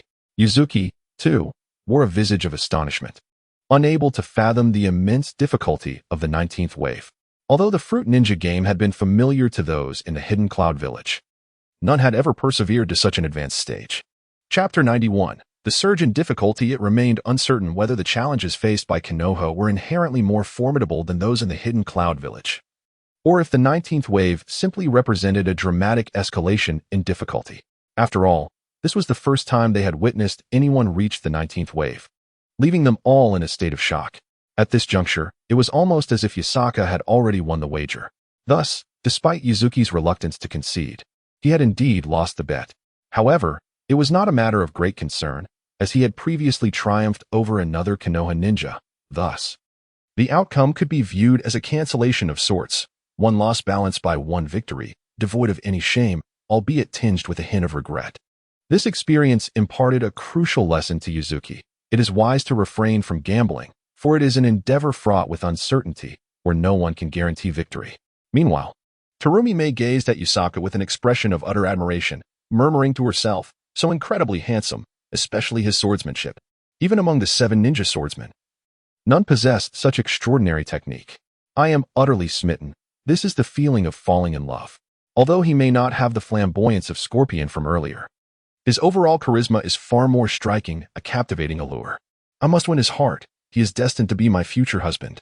Terumi Mei was visibly infatuated, while the nearby Kisame Hashigaki regarded her with disdain, pondering why this woman was so enamored. As for Momochi Zabuza, his murderous intent towards Yatsuka deepened. Perceiving him as an adversary, the stronger Yatsuka became, the greater the threat he posed to Zabuza. Thus, the desire to eliminate Yatsuka intensified. I must kill him. He is far too powerful, a menace to both myself and the Hidden Mist Village. Therefore, his demise is imperative. Zabuza exclaimed, a sinister grin spreading across his face. Beside him, the blade-wielding Hozuki Mangetsu, who was polishing his ninja sword, looked on in exasperation, muttering, what a lunatic. Upon hearing Mangetsu's remark, Zabuza cast a sidelong glance at him and retorted, were it not for your affiliation with the Hidden Mist Village, I would have slain you on the spot. Mangetsu scoffed, continuing to clean his weapon, and disdainfully replied, kill me? You? Ha! Where does your unfounded confidence stem from? It appears not only is your sanity in question, but your intellect as well. Should you possess the courage, say that again. Do not underestimate my patience. Zabuza's voice dropped to a low growl, his eyes narrowing as they glinted with malice. Mangetsu, undeterred, continued to taunt Zabuza while polishing his sword. It is not that I hold you in disdain, but with your skills, the idea of you attempting to kill me is nothing short of a dream.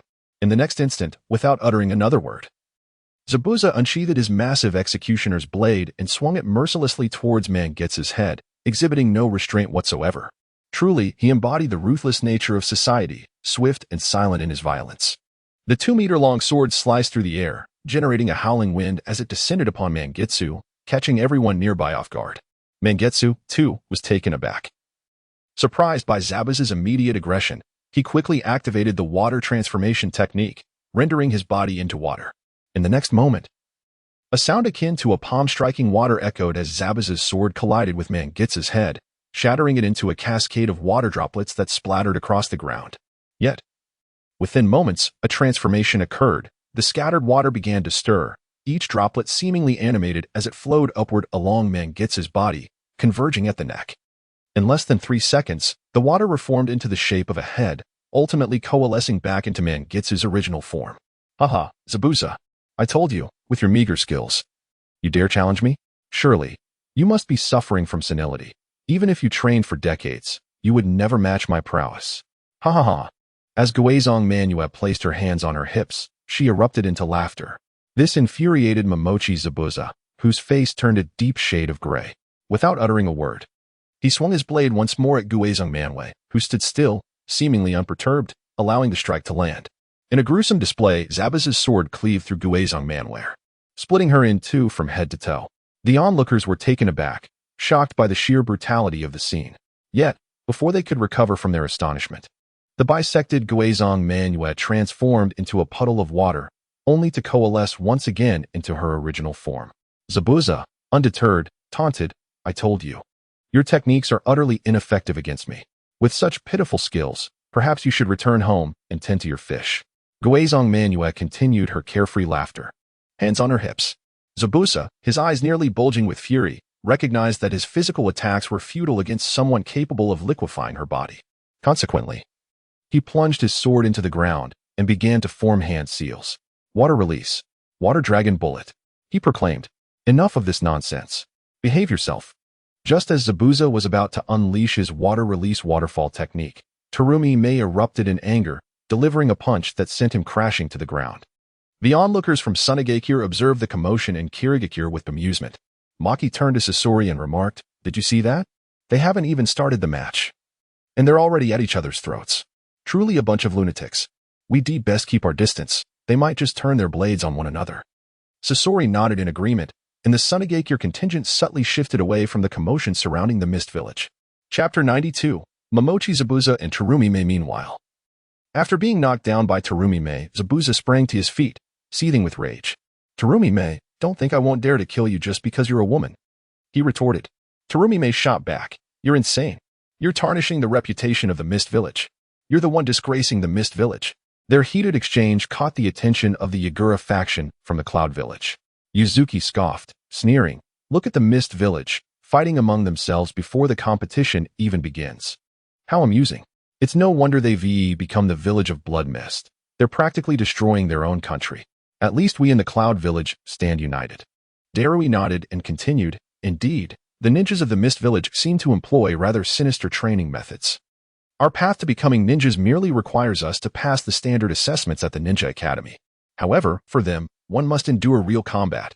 Each individual is assigned a bell, and possessing 2 bells qualifies one as a ninja. During this process, killing is permissible, which has led to numerous candidates resorting to murder to seize the bells. After all, the difficulty of obtaining a bell through violence is markedly different from doing so without it." Pausing for a moment, Darui elaborated, "Consequently, nearly half of the ninjas from the Mist Village have taken the lives of their comrades during their examinations. Sometimes, they even eliminate members of their own teams. This breeds a profound wariness towards others, making internal strife quite commonplace." At this juncture, Yuzuki interjected, "However, after becoming ninjas, things improve significantly. Many missions necessitate collective strength and unity for successful completion. To survive and fulfill their tasks, they must collaborate, yet even so, they have ingrained a deep-seated distrust, readily betraying their companions in critical moments." Meanwhile, Yasaki had begun to swing his blade toward the penultimate sleeping target. It was a banana, which was spinning through the air towards Yasaki like a boomerang. This maneuver, while audacious, carried certain risks. Although the odds were generally low, misfortune could strike. When one swung their blade at the spinning banana, it could very well evade the cut. Such incidents, though rare, did occur, with only a 20% chance of happening. With a fierce swing, Yasaki executed a precise strike, severing the banana cleanly in 2. The resulting halves, propelled by external force, flew at a 30-degree angle to either side, one of which fortuitously struck Momochi Zabuza, exacerbating his already irritable mood. He felt particularly unlucky, even being tormented by a mere piece of fruit. His paranoia led him to believe that Yasaki had deliberately aimed the banana fragment at him. "I will kill you." Zabuza seethed, glaring at Yasaki, only to be swiftly knocked to the ground by Terumime's fist.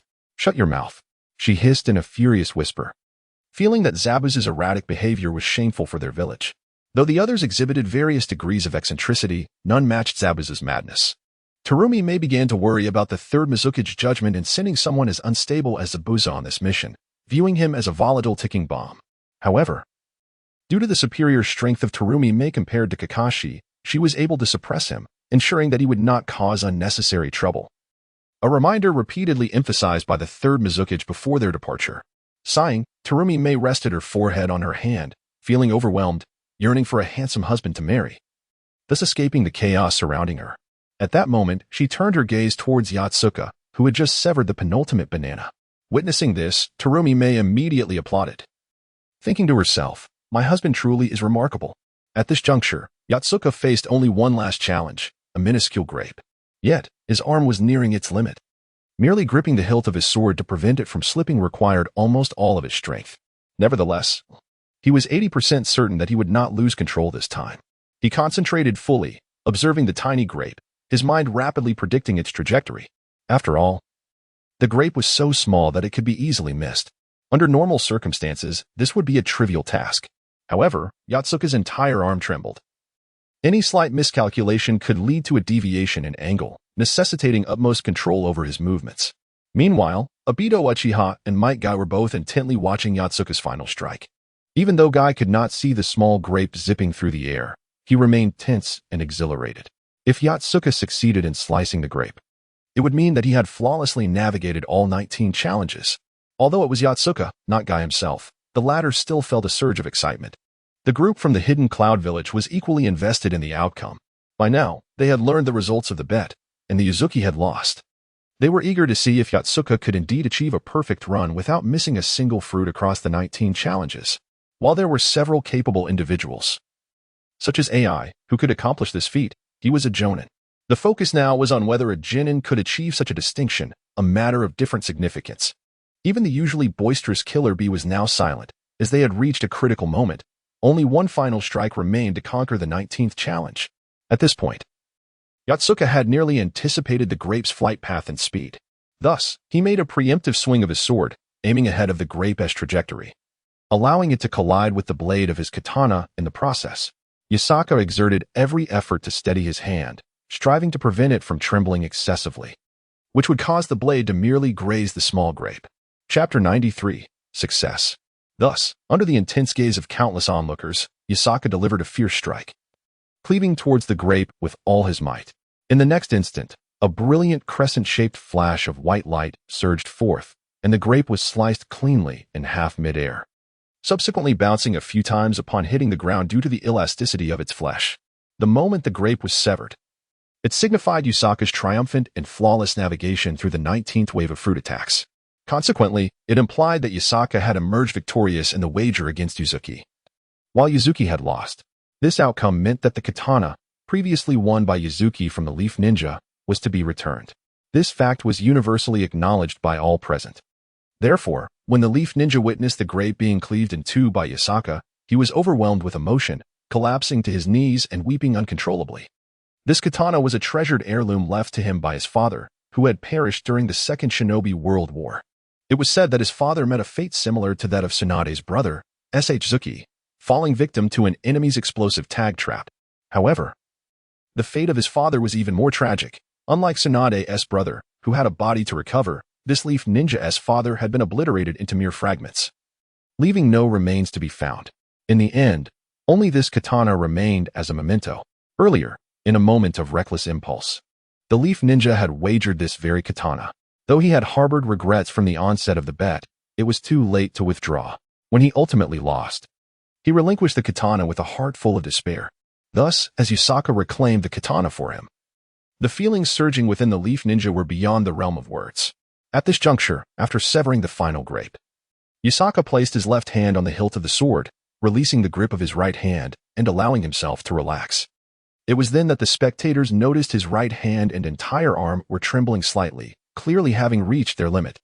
Many speculated that Yusaka might be at his breaking point. Evidently, their conjectures were accurate. Yusaka then addressed the owner of the Fruit Ninja establishment, stating, "I forfeit. This is where I draw the line." The owner nodded and adjusted the rankings, changing Yusaka's previous score of 18 to 19. This meant that Yusaka had now surpassed the previous record. Meanwhile, Uchiha Obito and Might Guy erupted in jubilant cheers. Their excitement stemmed from two sources: their delight in Yusaka's remarkable achievement and their joy in winning a wager against individuals from another nation, which held a significance distinct from triumphing over compatriots. At that moment, Yuzuki emerged from the crowd, her countenance pale with displeasure, and approached Yusaka from behind.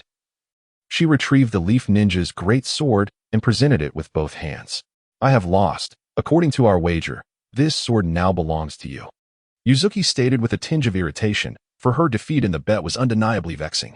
After all, she had always been regarded as a prodigious talent, and the fact that she had lost, albeit in a mere wager rather than in actual combat, still clashed with her competitive spirit.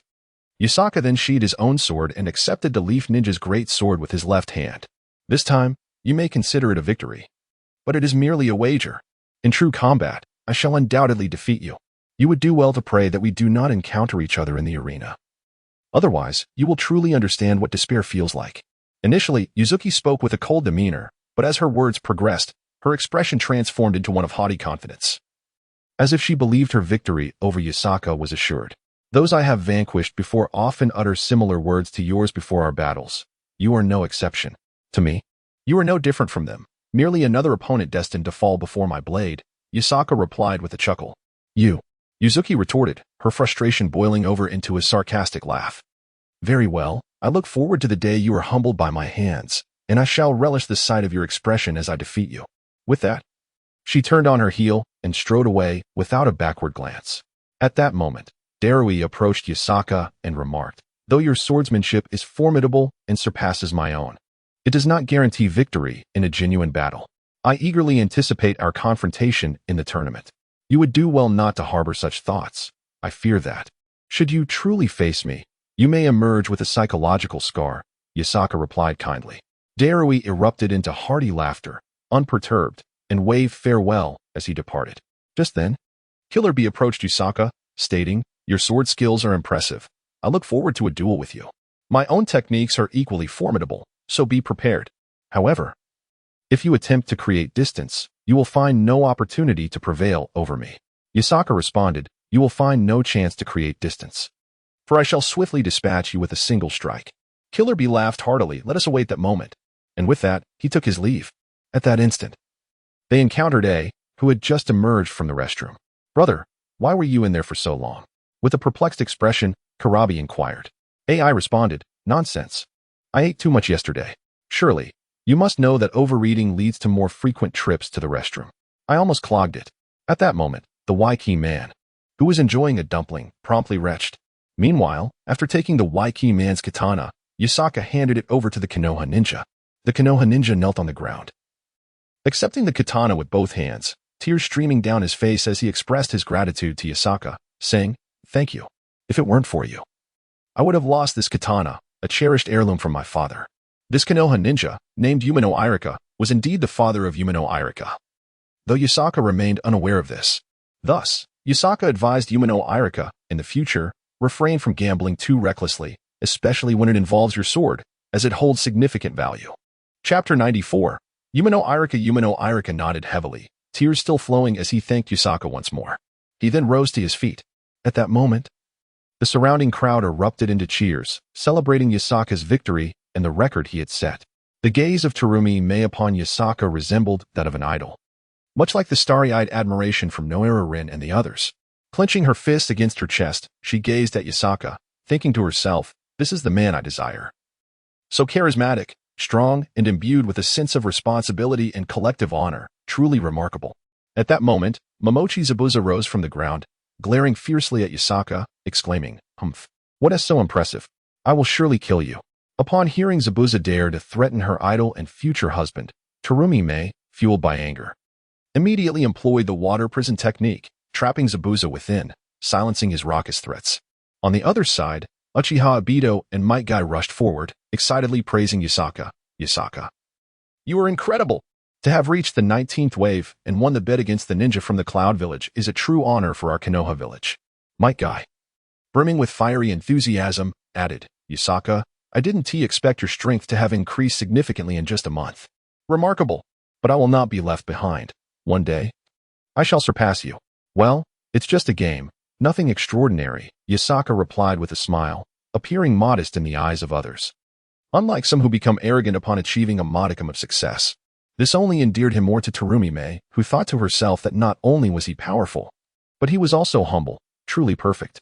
Thus, Terumi Mei approached Yasaka directly and inquired, "Hello, may I ask your name?" Having not looked at the rankings and being relatively new, she was still unaware of Yasaka's identity.